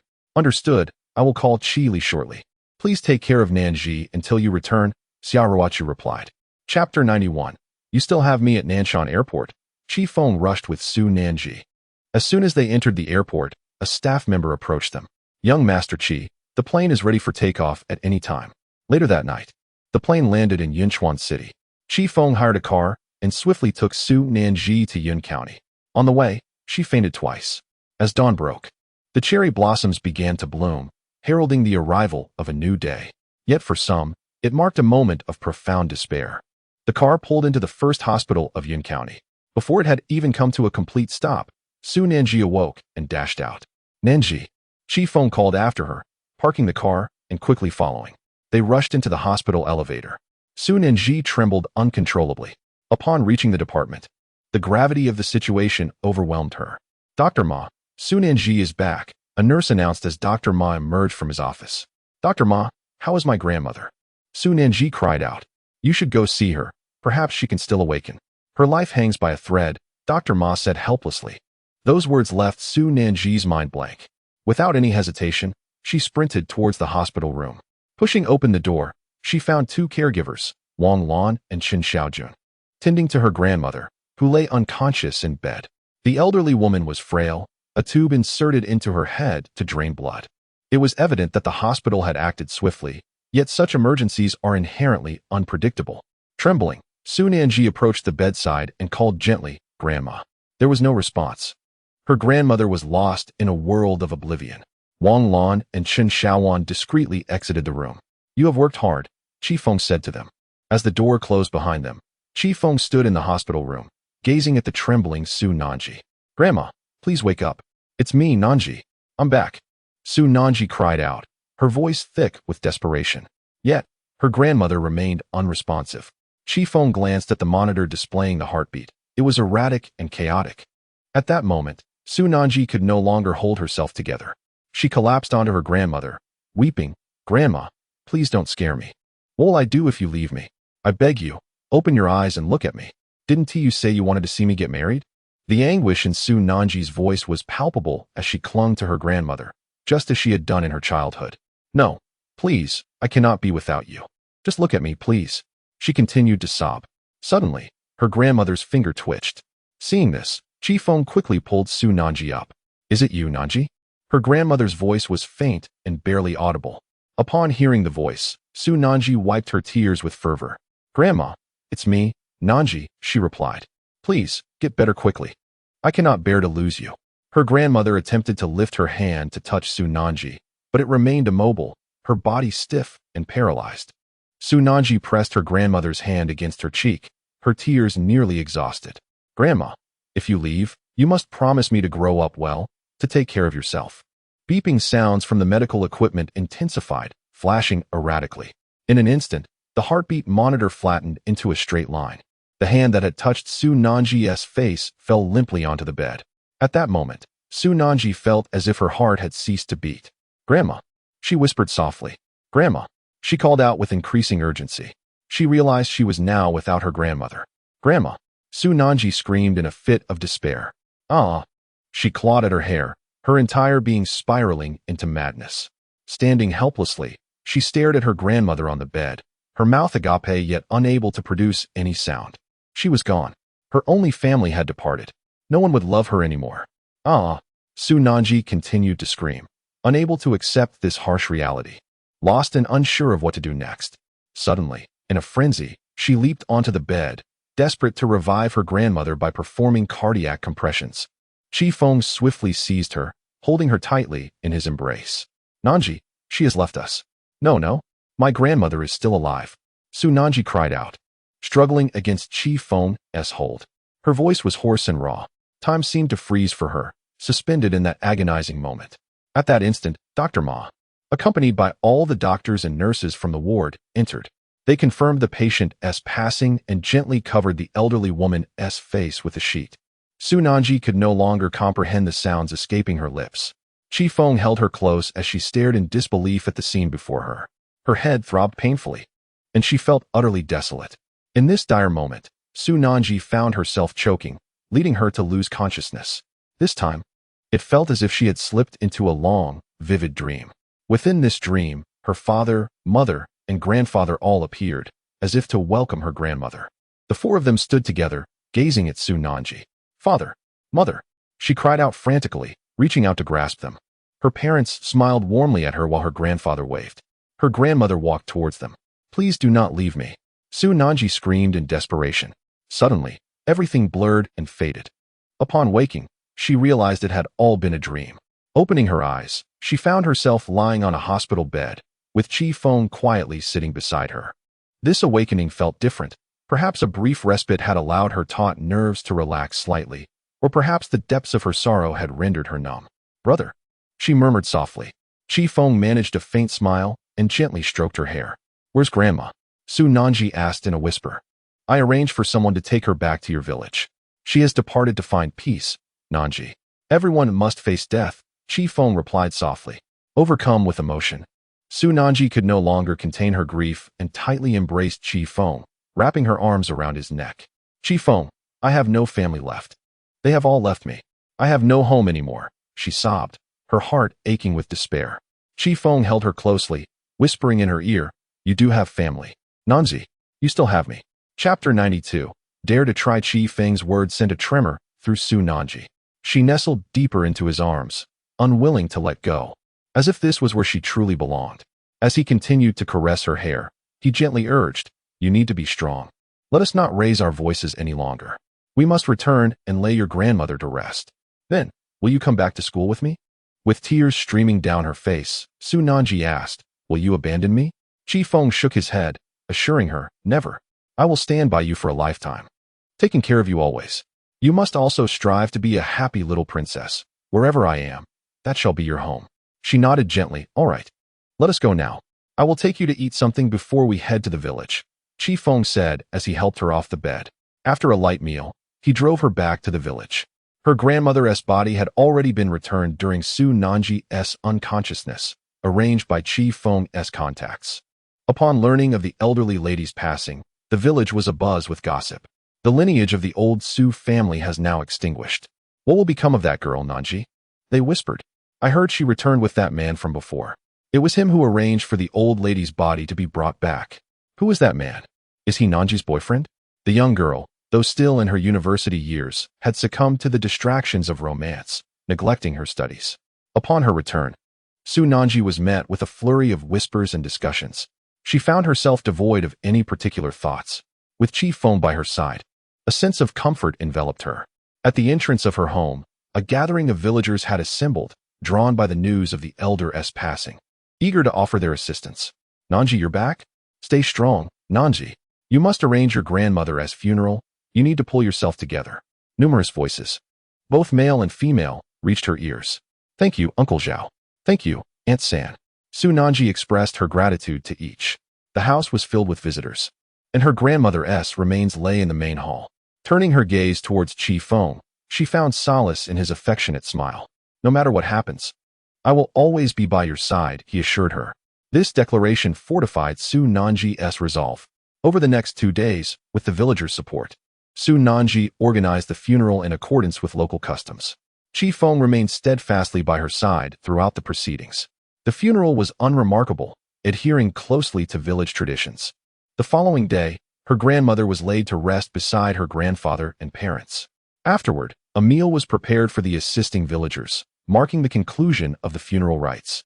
As the villagers gradually departed for their homes, Su Nanji's humble abode fell into an eerie silence. It all felt like a fleeting dream, leaving her with nothing but haunting memories. In the future, she would have no maternal home to return to. All that remained were endless reminiscences. Once the villagers had left, Su Nanji stood alone in the main hall, gazing vacantly at the photographs of her parents and grandparents. After a lengthy moment, she retreated to her room to gather her belongings, signifying her impending departure from this home. She would return to Nanshan, to school.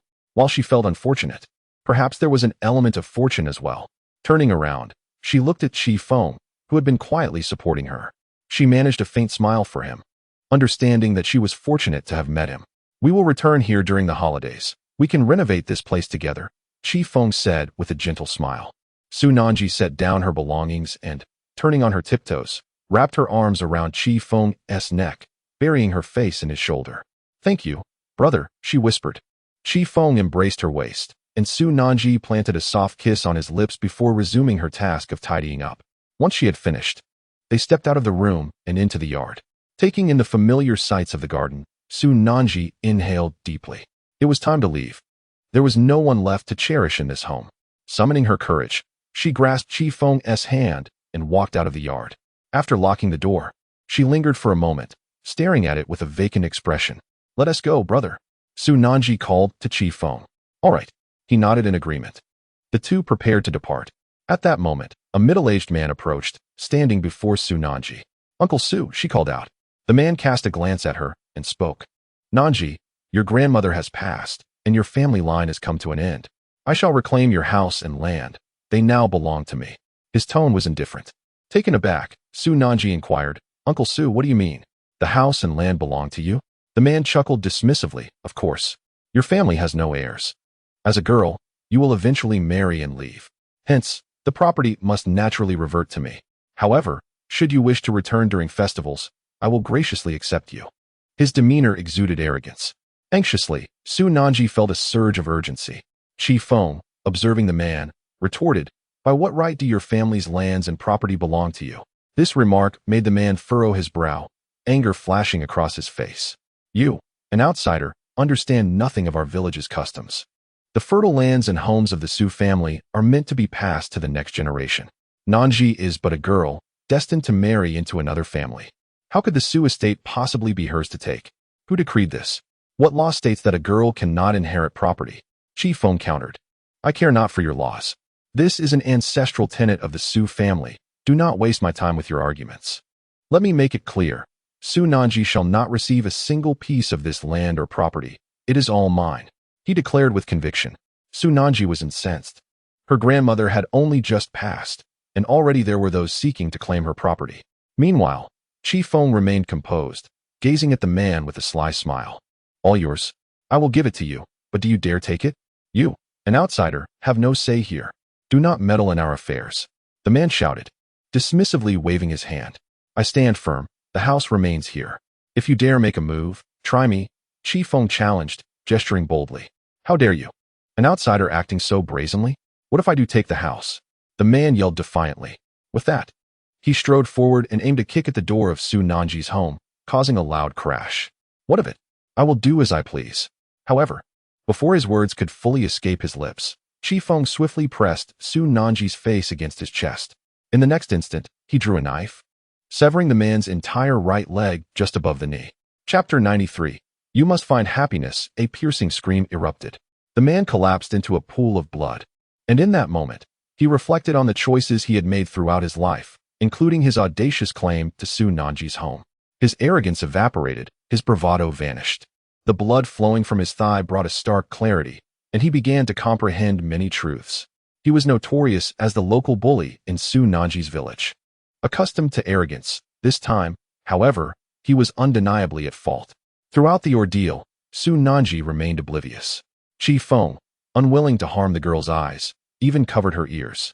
My leg, my leg. The cries echoed. Blood continued to pour forth. If the bleeding was not staunched immediately, a life would be lost. Are you comfortable?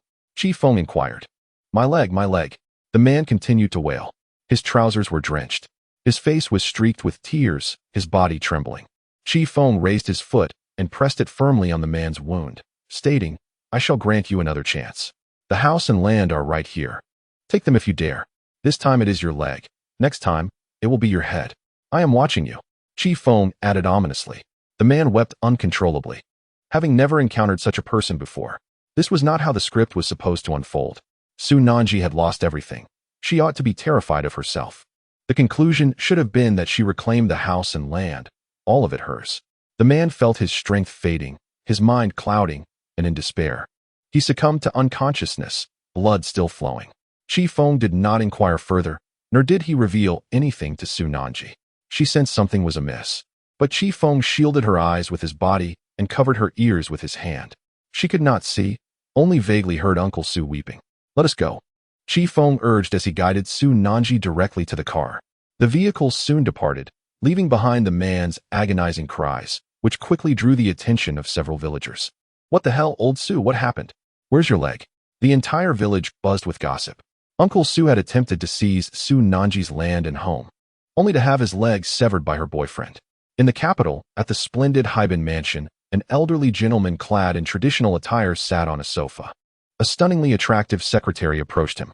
Sir, we have just received news that the young master has injured someone in Chuanxian, severing a leg. The individual is currently in the hospital. Upon hearing this, the old gentleman inhaled deeply. Ever since his grandson enrolled at Nanshan University, he had changed. The Feng of old was not like this. Though once a wayward youth, he had never resorted to such cruelty. This child has transformed remarkably. Has Nanshan University altered him? The old gentleman mused.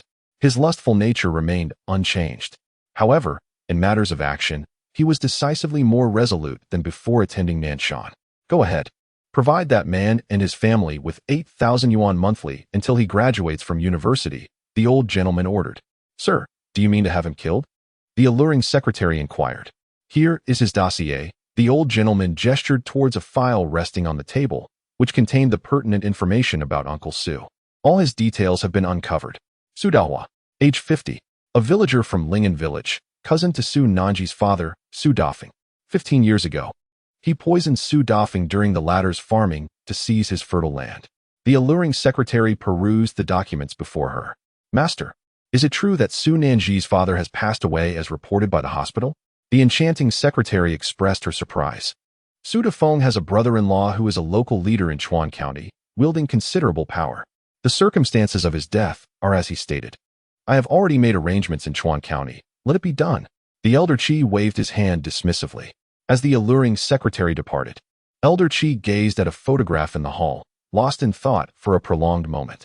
It depicted his son and daughter-in-law, both adorned in military attire. He softly pondered, has Nanshan University truly transformed him? Or was it those two young women who brought about the change? Once aimless, Feng now possessed a clear purpose. The wind howled as trees swiftly blurred past on either side of the road. Driving from the village to the county town, Feng was accompanied by Su Nanji, who had her window rolled down, gazing intently at the passing scenery. Every sight, every flower, and every blade of grass was familiar to her. At the tender age of 19, this was the place she had called home for nearly 2 decades.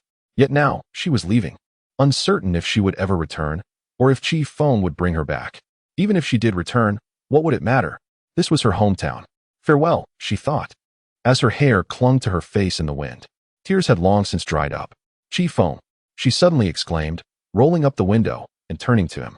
Feng looked at Su Nanji, inquiring, what is it? Could you take me somewhere? I wish to see someone, she replied. Certainly. Half an hour later, they arrived at Chuan County, outside the gates of a technical college.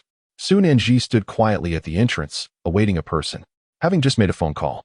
She waited anxiously. After about 5 minutes, a girl, approximately 19 years of age, dashed out of the school, breathless and eager. However, she could not exit completely. The technical school was under closed management, and they could only meet through the fence. Nanji. The girl hopped in excitement, reaching her hand through the fence. Su Nanji hurried over. Qian. Tears welled in her eyes. The girl was named Li Qian, a friend from Su Nanji's childhood. Li Qian had not been accepted into university and was attending the technical school instead. She envied Su Nanji for the opportunity to attend Nanshan and experience the world beyond. Although she had not returned to school, Li Qian had heard about the passing of Su Nanji's grandmother. Nanji, are you all right? I can't get out of school, Li Qian said urgently, wanting to comfort her friend but unsure how. Qian, I came to say goodbye, Su Nanji replied, her eyes reddening. Goodbye? Are you leaving? Li Qian stood frozen, staring at Su Nanji. Where are you going? Will you not come back? Nanji, I will miss you, Li Qian said. Su Nanji pressed her hand tightly over her mouth and shook her head. I don't know. I no longer have a home. It may be a long time before I return. Qian, take care of yourself. Li Qian anxiously exclaimed, I will miss you. When we get married, we still need to be each other's bridesmaids. Are you truly not coming back? Su Nanji was uncertain. Qian, although life is quite challenging, you must find happiness. When I have the chance, I will certainly return to see you, she could only say. Take this money. It will help you a great deal. Su Nanji offered Li Qian 20,000 yuan, a sum she had been reluctant to spend, gifted to her by Feng. Li Qian tossed the money to the ground. I don't want the money. You must come back. I cannot bear to part with you. Su Nanji glanced at Li Qian, who nodded, tears brimming in her eyes, before turning away towards the car. In a panic, Li Qian attempted to exit the school, but was stopped by the security guard. Watching Su Nanji walk away, she called out, Nanji, I will never forget you. Nanji, call me, and I will come find you. You must find happiness too. Chapter 94. Some heartfelt words to share listening to Li Qian's voice. Su Nanji pressed her hand over her mouth, afraid to turn around. She feared that if she did, she would be unable to contain her tears any longer. Li Qian was her closest friend, having been together since childhood. Li Qian's family was better off than Su Nanji's. She could afford vocational school, while Su Nanji feared failing to enter university and being left to work or marry. Let us go, Su Nanji urged, as Feng drove away. Inside the school, Li Qian ran along the fence, chasing after Su Nanji's car. As she ran, she shouted, Nanji, although life is not as we wish, you must be strong. Your grandmother wouldn't want to see you in despair. Nanji, whether or not you return, you will always be my best friend. Please, don't give up on yourself. I still care about you. Li Qian ran for what felt like an eternity until reaching the end of the playground, where the fence met a wall. As Su Nanji's car disappeared from view, she stopped, bending over to catch her breath. Meanwhile, Su Nanji curled up in the car, her shoulders shaking uncontrollably. Feng and Su Nanji returned to Nanshan in the afternoon. On the flight, Su Nanji remained silent, nestled in Feng's embrace, occasionally dozing off only to awaken shortly after. Upon arriving at Nanshan Airport, Chunjio's car was waiting outside. Qi Feng assisted Su Nanji into the vehicle, and they headed back to school. How are the discussions regarding the building materials going? Qi Feng inquired of Chunjio. Su Li and his team went, but they couldn't reach an agreement. The other party is quite firm, claiming that even if young Master Qi personally went, they would not supply us with the materials, Chunjio replied, shaking his head. These past few days, Qi Feng has been occupied with the arrangements for Su Nanji's grandmother's burial, causing many matters at the company to be delayed. Miss Ya and Su Li are brainstorming solutions, he added. Qi Feng nodded, remaining silent. They soon arrived at the school, where Yang Wei, Ding Yiyun, Huang Yuan, Ma Xiaoyong, Jiang Mingnan, Qi Qing, and Ding Yiting had been waiting for quite some time. Ding Yiting and her companions arrived to comfort Su Nanji upon learning of her grandmother's passing. They understood the profound sorrow she must be experiencing and were eager to offer solace. Nanji, Nanji. The car halted, and Ding Yiting and the others rushed over, eagerly opening the door. Qi Feng and Su Nanji descended from the vehicle. Nanji's eyes were devoid of light. She gazed at Ding Yiting and her friends, wanting to weep but unable to shed a tear. Without hesitation, Ding Yiting embraced her, saying, Nanji, it's all right. Life encompasses birth, aging, illness, and death. Be strong. You still have us, your dear friends. Indeed, Nanji, we missed you so much these past few days, another chimed in. By the way, our school cafeteria has reopened, and Ming Nan's father's dishes are simply exquisite, Qi Qing added. Let us head back to the dormitory. Jiang Mingnan grasped Su Nanji's hand. The group escorted Su Nanji back to the dormitory, while Qi Feng called out to Ding Yiting. Ding Yiting paused, and turned to Qi Feng. What is the matter? She inquired. I have an urgent matter to attend to, Qi Feng replied. Please take care of Nanji for me. Stay with her constantly. She should not be left alone, as she is currently facing significant emotional distress. Ding Yiting gestured reassuringly. Rest assured, we will look after her. Qi Feng promptly entered the vehicle and departed for Dongqi Group. At Dongqi Group, in the conference room, Zhang Guobei expressed his disdain. That scoundrel is merely a lapdog for Qi Kanghua. One can only wonder what benefits Qi Kanghua has bestowed upon him. If Lin Zhang Building Materials attempts to undermine us, I shall simply gather a few individuals and have him abducted. Lin Dong, the second young master of Dong Province, lounged at the conference table, grinning lightly as he remarked. The wealthiest in Dong Province, Crown Prince Kong Yang, interjected, that is not the case. With Qi Kanghua backing us, our family's reputation is also at stake. They are not unwilling to sell. Rather, they claim their warehouse is out of stock and cannot fulfill the order. Zhang Gua, the future heir of Dong Province International, asserted. In such a vast market as Jiangbei, who would believe that building materials are out of stock? Qi Kanghua is attempting to leverage building materials against us, while the majority of the domestic building material business is under Jiangbei's control. As they deliberated, their gazes shifted towards Su Li, who then turned to Xia Ruochu. Sister-in-law, what is your perspective? He asked. Xia Ruochu, brushing her hair back, replied, employing forceful measures will undoubtedly prove ineffective, especially considering Jiang Guobei's formidable nature. However, there are alternatives. My only concern is the lack of suitable candidates. What alternatives? Su Li inquired. Sister-in-law, please do not keep us in suspense, the others urged. Jiang Guobei controls Lin Jiang Building Materials, which in turn dominates the majority of building companies in Jiangbei. It is common knowledge that the business world resembles a battlefield. Jiang Guobei seeks to gain advantages from Qi Kanghua, but those benefits may not necessarily trickle down to his subordinates. We can shift our strategy and target his subordinates. Xia Ruochu proposed. Ruochu is correct. We can approach Inshan Building Materials, Longzhou Building Materials, and Xingqing Building Materials directly. By circumventing Jiang Guobei and collaborating with these three companies, we can offer them profits that far exceed those of Jiang Guobei. This would sufficiently support the development of Tiantang Village. Just then, Qi Feng's voice resonated. Young Master Qi. Young Master Qi. Several individuals stood upon the sight of Qi Feng. Xia Ruochu inquired, how is Nanji? There is nothing to worry about. She has already returned to school, he replied. Zhang Yuandong. This matter should be within your capabilities. Please assist me in locating someone. Qi Feng's gaze settled upon Zhang Yuandong of Yuandong International. Zhang Yuandong had spent the longest time in Nanshan. Young Master Qi, who are you looking for? His name is Shun Yin, codenamed Kue Long. He was once a member of the Falcon Assault Team, and after retiring, He has been living in seclusion in Nanshan. Help me find this individual, Qi Feng instructed. Zhang Yuandong nodded in acknowledgement. Understood. Qi Feng continued. Jiang Guobei merely relies on our need for him, intending to leverage this to manipulate Qi Kanghua against us. However, we can cleverly shift our approach, as Ruochu suggested, by bypassing Jiang Guobei altogether. If that is the case, locating Kuei Long is essential. He is the son-in-law of the Anshan building materials. Suli squinted. Old friend, I have heard of Kuei Long as well. He was once a comrade of your father, but this fellow is rather difficult to handle. Will he assist us? Suli queried. Qi Feng assured. I possess a method to earn his allegiance and compliance. Furthermore, as we contend with Qi Kanghua in the future, we will require Kuei Long's capabilities. Zhang Yuandong. I entrust this matter to you. Very well, Zhang Yuandong affirmed. After a few more instructions from Qi Feng, the meeting dispersed, and the attendees gradually exited. Only Xia Ruochu and Qi Feng remained in the conference room. Xia Ruochu cautioned, you must keep an eye on Nanji. Do not let anything happen to her. With Ding Yiting and the others present, there is no cause for concern. She is stronger than you might imagine. Qi Feng proposed, Ruochu, let us take a walk. There are some matters I wish to discuss with you.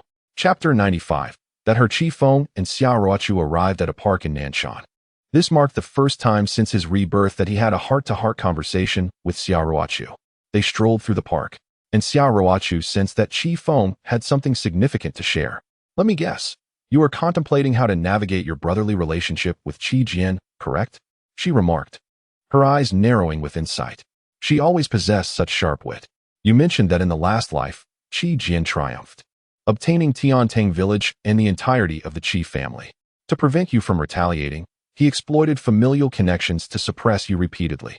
Ultimately, this led to your inability to secure employment and the loss of your loved one. Xia Ruochu mused, brushing her lips. Your rebirth remains a topic worthy of scrutiny. However, if you were to acquire the Qi family, how do you intend to deal with your second uncle and Qi Jian? She countered. You are already so astute. Yet you still ask me? Qi Feng laughed, playfully tugging at Xia Ruochu's ear. In truth, it is not I who is pondering this, but my grandfather. Both sides are dear to him. Regardless of who emerges victorious, he hopes to provide the other with a path to survival. Qi Feng elaborated. It is akin to the ancient struggles for the throne. You have numerous examples to draw upon. Perhaps you might learn from Zhu Yinjun? Xia Ruochu jested. Eliminating them would render me untenable in the capital. Qi Kanghua's companions, along with the families in the capital, would not support me. Qi Feng decisively negated. Deep down, you already possess the answer. You simply question whether it is the right course of action, do you not? Xia Ruochu inquired. Qi Feng retorted. Do you know what I am thinking? Xia Ruochu smiled and replied, I do.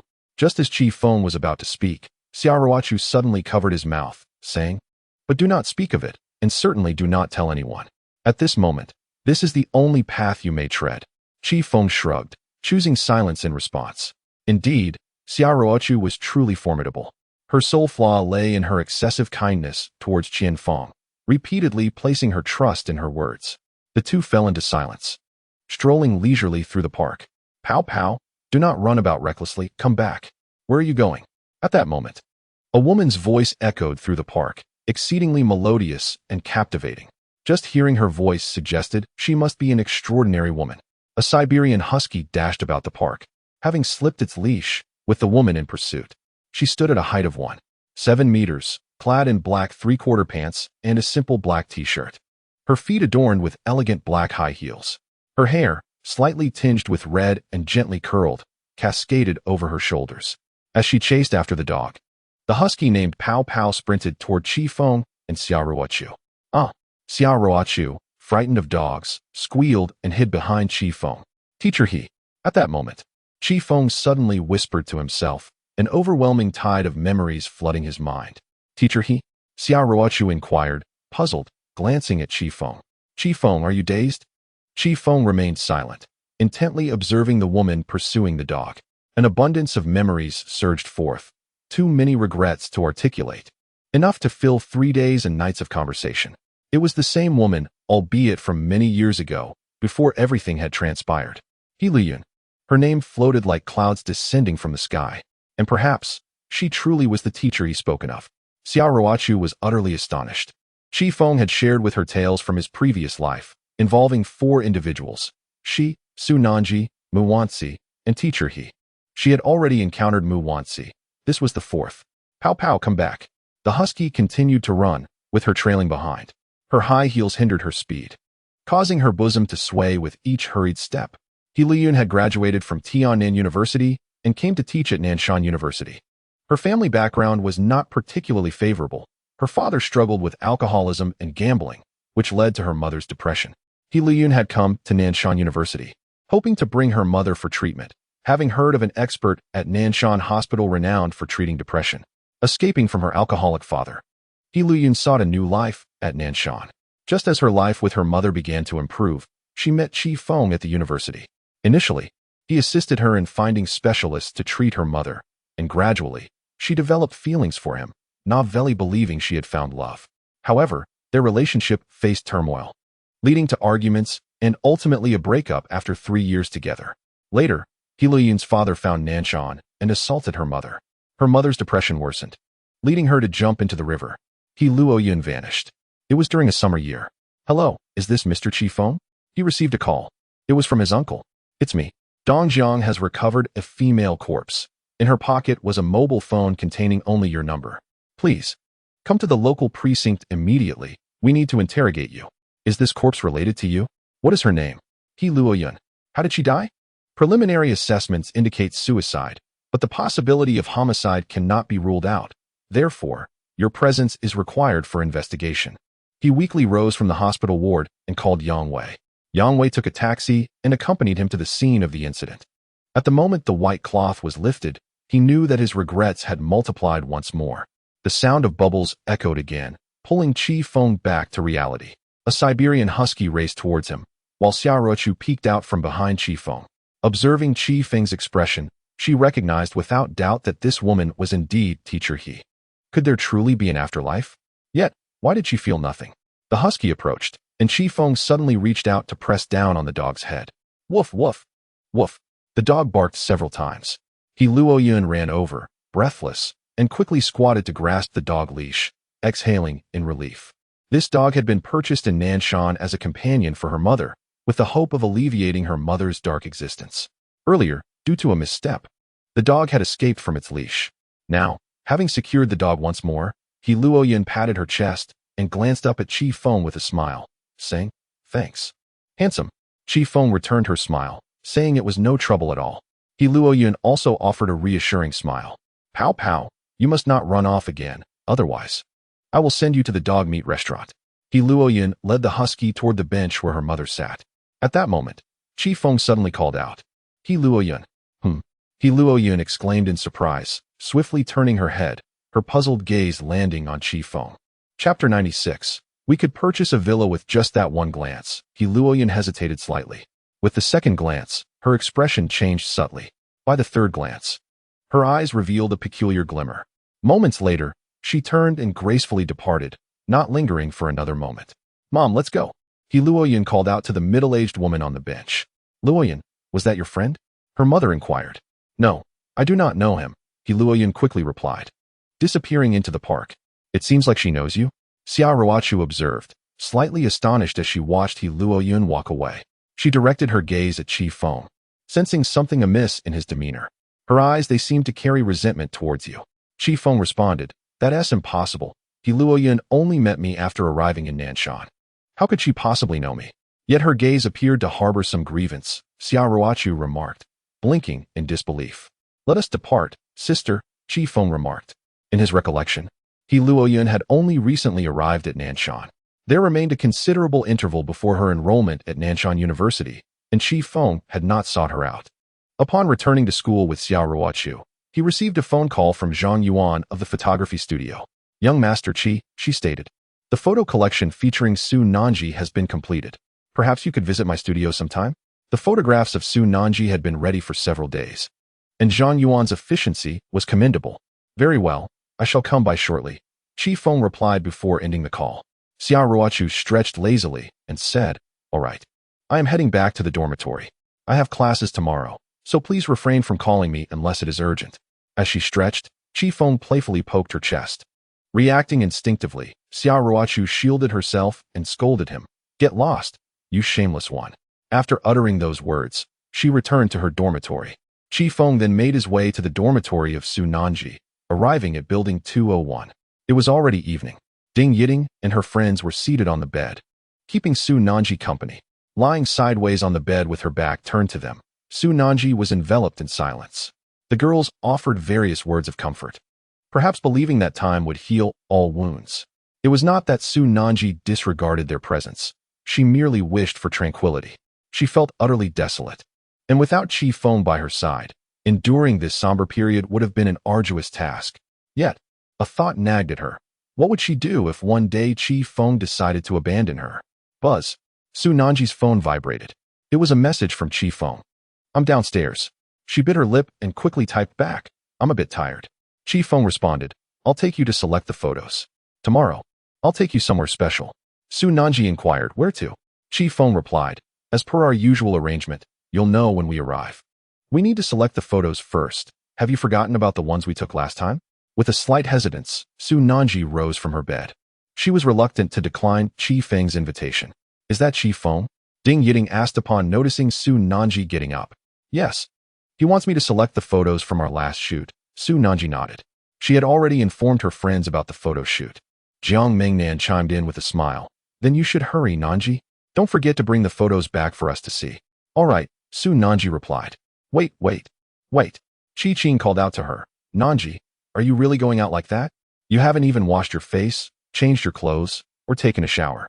How can you go out on a date looking like this?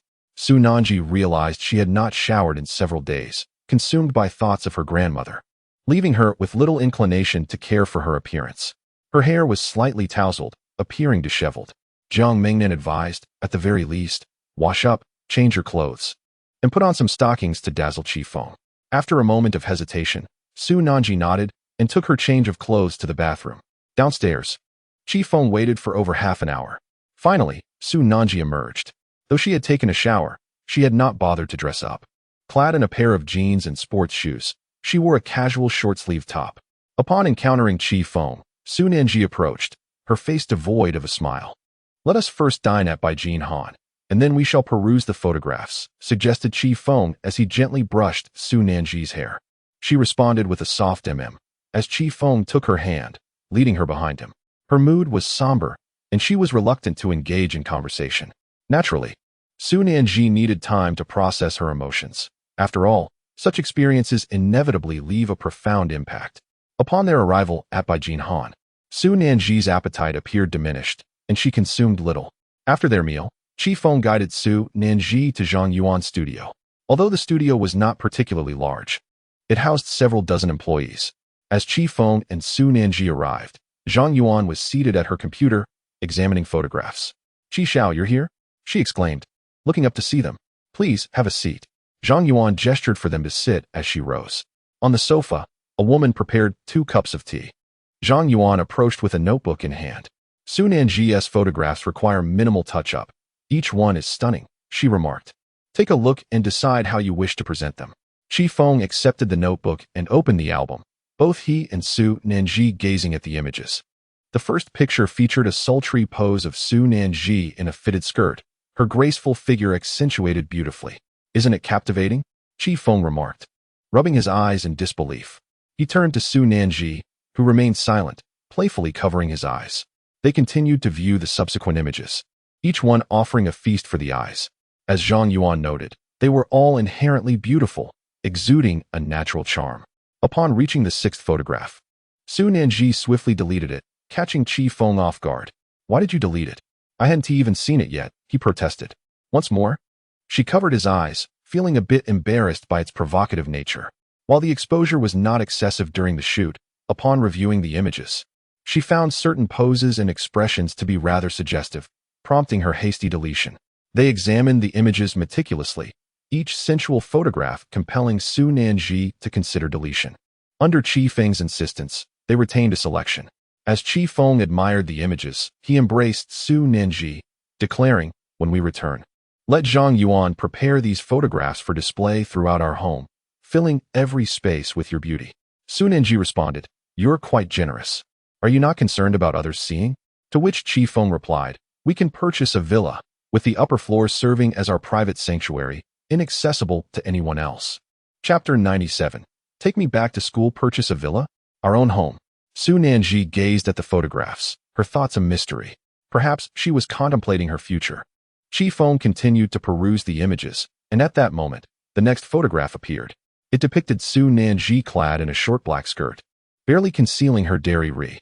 Her slender legs, adorned with knee-high black stockings, intertwined as she sat on the sofa. As she reached out to delete the image, Feng intervened. Why delete it? He inquired. It's too risky, Su Nanji replied, her cheeks flushed. I like it, Feng responded, with a sense of righteousness. Su Nanji called out to him. Feng chose to retain the photo, and Su Nanji opted not to pursue the matter further. These photographs captured Su Nanji's beauty, showcasing the vibrancy of her youth. Each one was utterly enchanting. After viewing all the images, Feng instructed Zhang Yuan to have them all printed. As he had stated, they were to adorn their room. Upon exiting Zhang Yuan's studio, it was already past 9 in the evening. Feng did not allow Su Nanji to return to her dormitory. Instead, he took her to his place.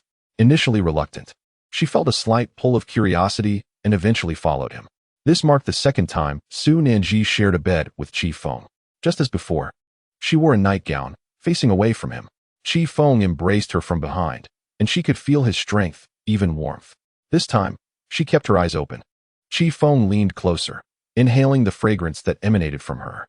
Su Nanji's scent was distinct from that of Xiao Ruochu. It possessed a youthful freshness. Let us sleep well tonight. Tomorrow, I will take you somewhere, Feng whispered in her ear. Where?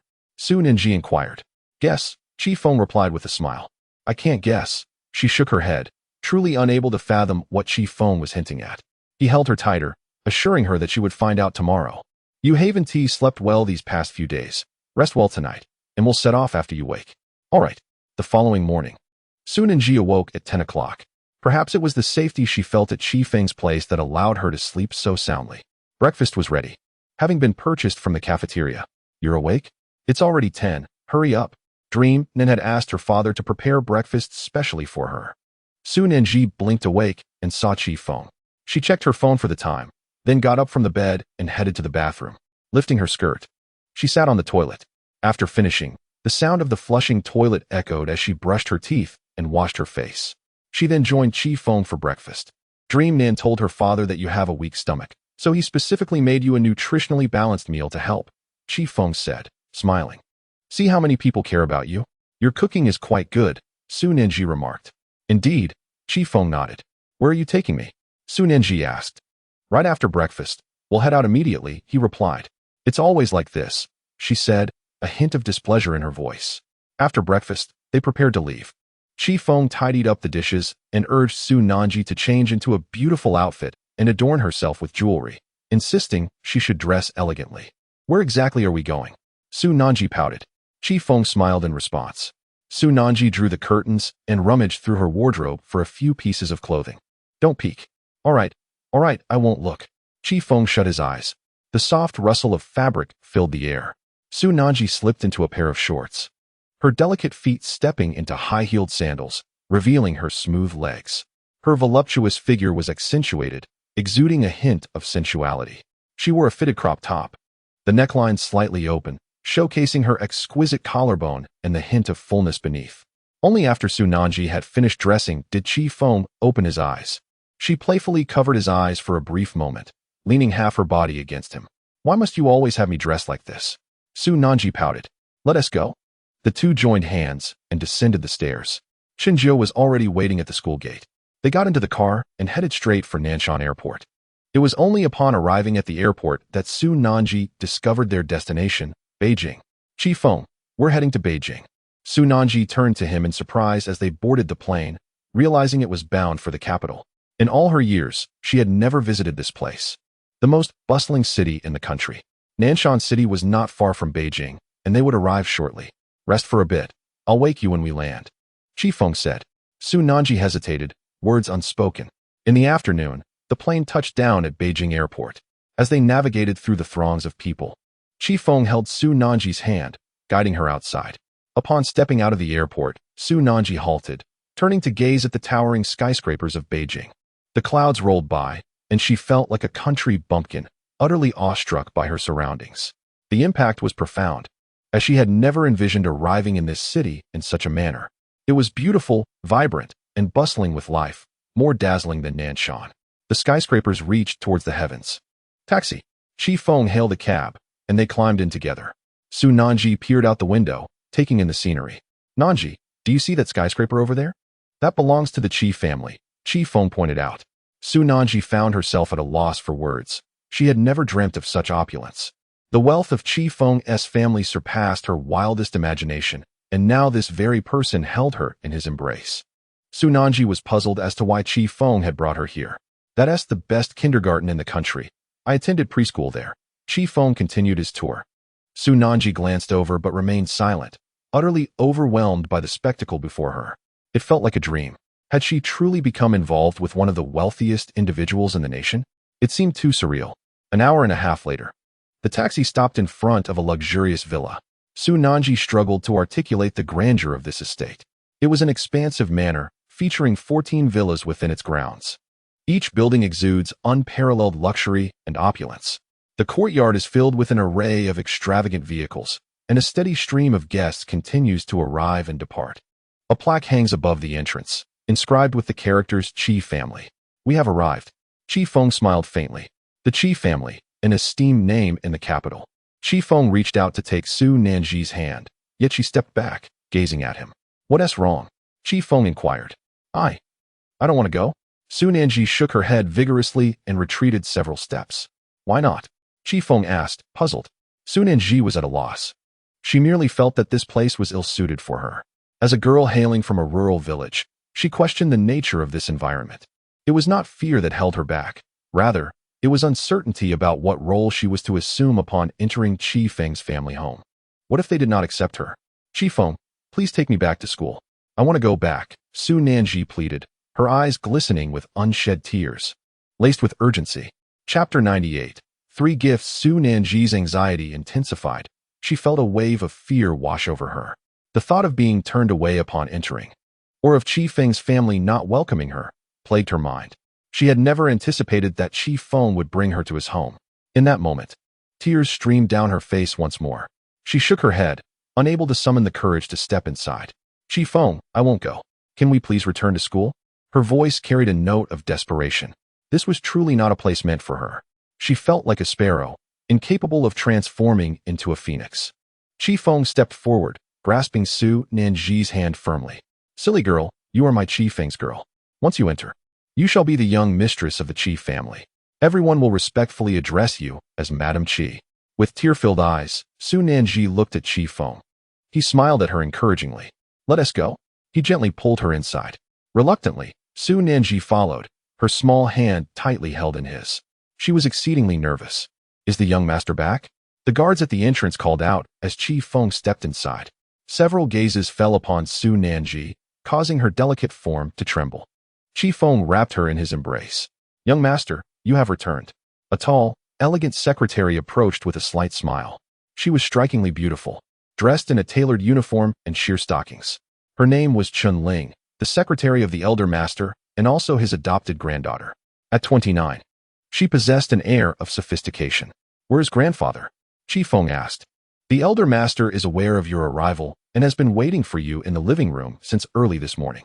This must be Nanji, Chunling remarked, glancing at Su Nanji. Hello. Su Nanji greeted her hastily. Chunling smiled gently. Young master, please, you both should go in. Su Nanji followed Feng into the grand hall, which radiated with splendor. The opulent space was adorned with a floor that seemed capable of reflecting shadows. Covered by a carpet of indiscernible material, various ornaments, unseen by Su Nanji, filled the vast expanse of the hall, rendering it extraordinarily opulent. Opposite the ornate sofa sat an elderly gentleman, probably in his 70s, clad in traditional Tang attire, engrossed in a book. He emanated an air of authority, perhaps even a hint of menace. He had fought in battles and taken lives. Yet, amidst that sternness, there lingered a trace of warmth, evoking both respect and trepidation. Su Nanji, trembling in fear, hid behind Feng. Grandfather, the young master has returned, Chunling whispered as she approached. Bodyguards stood vigil around the room. Feng led Su Nanji to face the elder. Grandfather, he called out. The old man lifted his gaze, setting aside his book. Initially, he glanced at Feng, but his eyes soon settled on Su Nanji. Cowering behind Feng, she dared not show her face, gripping his arm tightly. "Is this Su Nanji?" the elder inquired. Feng nodded. He slightly turned his head, urging, "Nanji, greet your grandfather." At Feng's words, Su Nanji stepped forward, though she could not muster the courage to meet the elder's eyes. Nervously, she stammered, "Grandfather." Leaning back on the sofa, the elder commanded, "Come closer, so I may see you." Trembling with anxiety, Su Nanji took a few tentative steps forward, still avoiding the elder's gaze. "Lift your head so I can see," he instructed. Slowly, she raised her eyes, on the verge of tears from the tension. She had never encountered someone of such stature and was utterly unaware of the elder's thoughts. The elder scrutinized Su Nanji carefully. After a prolonged silence, he remarked, "You possess a fair appearance, a well-mannered young lady. This is your first visit here, I presume?" "Yes, grandfather," Su Nanji replied. "Is there anyone else in your family?" the elder inquired. She shook her head. "No, my grandmother passed away a few days ago, leaving me all alone," she confessed. In truth, the elder had already thoroughly investigated her lineage, including the status of her ancestors. What Su Nanji remained oblivious to, he knew all too well. After a moment of silence, the elder continued, "So, you are now an orphan." Su Nanji nodded, her gaze evasive.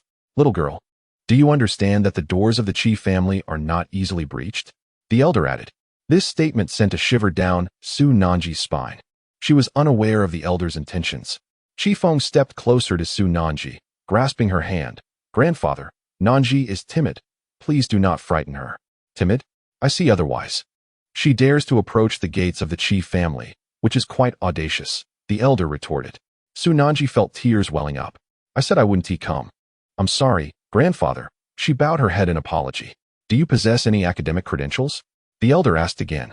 Su Nanji shook her head. "Do you hail from a distinguished lineage?" She shook her head once more. "Are you particularly talented in any field?" She continued to shake her head. "Then I ask you, what do you possess that grants you entry into the Qi family's abode?" inquired Elder Qi once more. "Is it merely your beauty?" "Our family is not lacking in lovely maidens." Su Nanji found herself at a loss for words. In a fluster, she exclaimed, I like Brother Feng. Do you covet his wealth?" Elder Qi queried. "No." Su Nanji replied softly. "You cherish him for who he is?" Su Nanji nodded. "Do you not find that absurd? The children of the Qi family are affluent. What kind of girl would they not be able to attract? Do you truly believe he could experience genuine love for you?" Tears threatened to spill from Su Nanji's eyes as she bowed her head in silence. Elder Qi waved his hand dismissively. "Enough. Ling, provide her with 30 million and see her on her way. She is not suited for this family." "Yes," Ling responded, gesturing for Su Nanji. "Miss Su, please follow me." Su Nanji remained motionless. Noticing this, Elder Qi raised his teacup and asked, "What? Do you intend to linger?" Su Nanji shook her head. "Then what do you wish to do?" Elder Qi inquired. Su Nanji continued to remain silent. Elder Qi set down his teacup and chuckled. "Are you not afraid I might cast you out?" Su Nanji hid behind Feng, unable to meet Elder Qi's gaze. This action elicited a quiet chuckle from Ling. Feng turned to glance at Su Nanji, gently stroking her hair. "Grandfather, that's enough. You've truly frightened her," he said. Elder Qi laughed heartily. He beckoned to Su Nanji. "My grandson is quite anxious. Come here. Nanji, is it? Join me." Su Nanji glanced at Feng, then at Elder Qi. Slowly, she stepped out from behind Feng and approached the elder. "Sit beside me," Elder Qi instructed, patting the sofa beside him. I dare not," Su Nanji replied. "Do sit." Elder Qi insisted once more. Eventually, Su Nanji took a seat beside him. Elder Qi scrutinized the young girl, shaking his head with a smile. He looked at Ling, who immediately signaled for 3 alluring women to enter, each carrying a delicate tray. Upon the trays lay 3 gifts. Chapter 99, The Elder's Arrangements. Su Nanji lifted her gaze, observing the 3 women and the gifts they bore. A sense of confusion washed over her. Elder Qi stood up, prompting Su Nanji to rise as well. Feng, step outside. I wish to have a word with Miss Su alone," Elder Qi chided Feng. Feng offered Su Nanji a reassuring smile, nodded, and exited the room. "Come with me, Miss Su," Elder Qi said, leading her to a study. The women presented the trays and then retreated, leaving only Su Nanji and Elder Qi in the room. "On our first meeting, I have little to offer you. An old relic like myself is nearing the end of days. I can only hope that you young ones live vibrantly, Elder Qi remarked. Retrieving the first gift from the tray, Su Nanji stood by the sofa, biting her lip. The gift was a beautifully crafted bracelet. Su Nanji could not discern the material, yet it was undoubtedly of considerable value. Old Master Qi held the bracelet, gazing at Su Nanji, stating that it had once adorned the wrist of Qi Feng's mother during her lifetime. She had instructed him to bestow it upon a girl of her choosing. I am advanced in years and do not know how much longer I have to live. If I do not pass it on now, I may lose my chance. He lamented, gently taking Su Nanji's hand and fastening the bracelet onto her wrist. It seemed a perfect match, fitting her precisely. Su Nanji lifted her gaze to old Master Qi, softly murmuring grandfather. He smiled in return. Following Qi Feng has not been easy for you. You young ones must tread the path you choose with conviction. Remember, once you make a choice, walk it boldly and do not leave behind any regrets. Su Nanji raised her hand to admire the bracelet, lost in contemplation for an extended moment. Old Master Qi turned and retrieved a second gift. This time, it was a bank card. He pressed it gently against her fingertips. Startled, Su Nanji looked up at him. Do not touch this card unless you are utterly without options, and certainly do not reveal it. The information pertaining to the card is contained within the third gift. He whispered into her ear. Su Nanji stood frozen in place. Old Master Qi then presented the third gift, a property deed, purchase certificate, and a set of keys. I have procured a residence for you in Nanshan. This is a gift from your grandfather to his future granddaughter-in-law.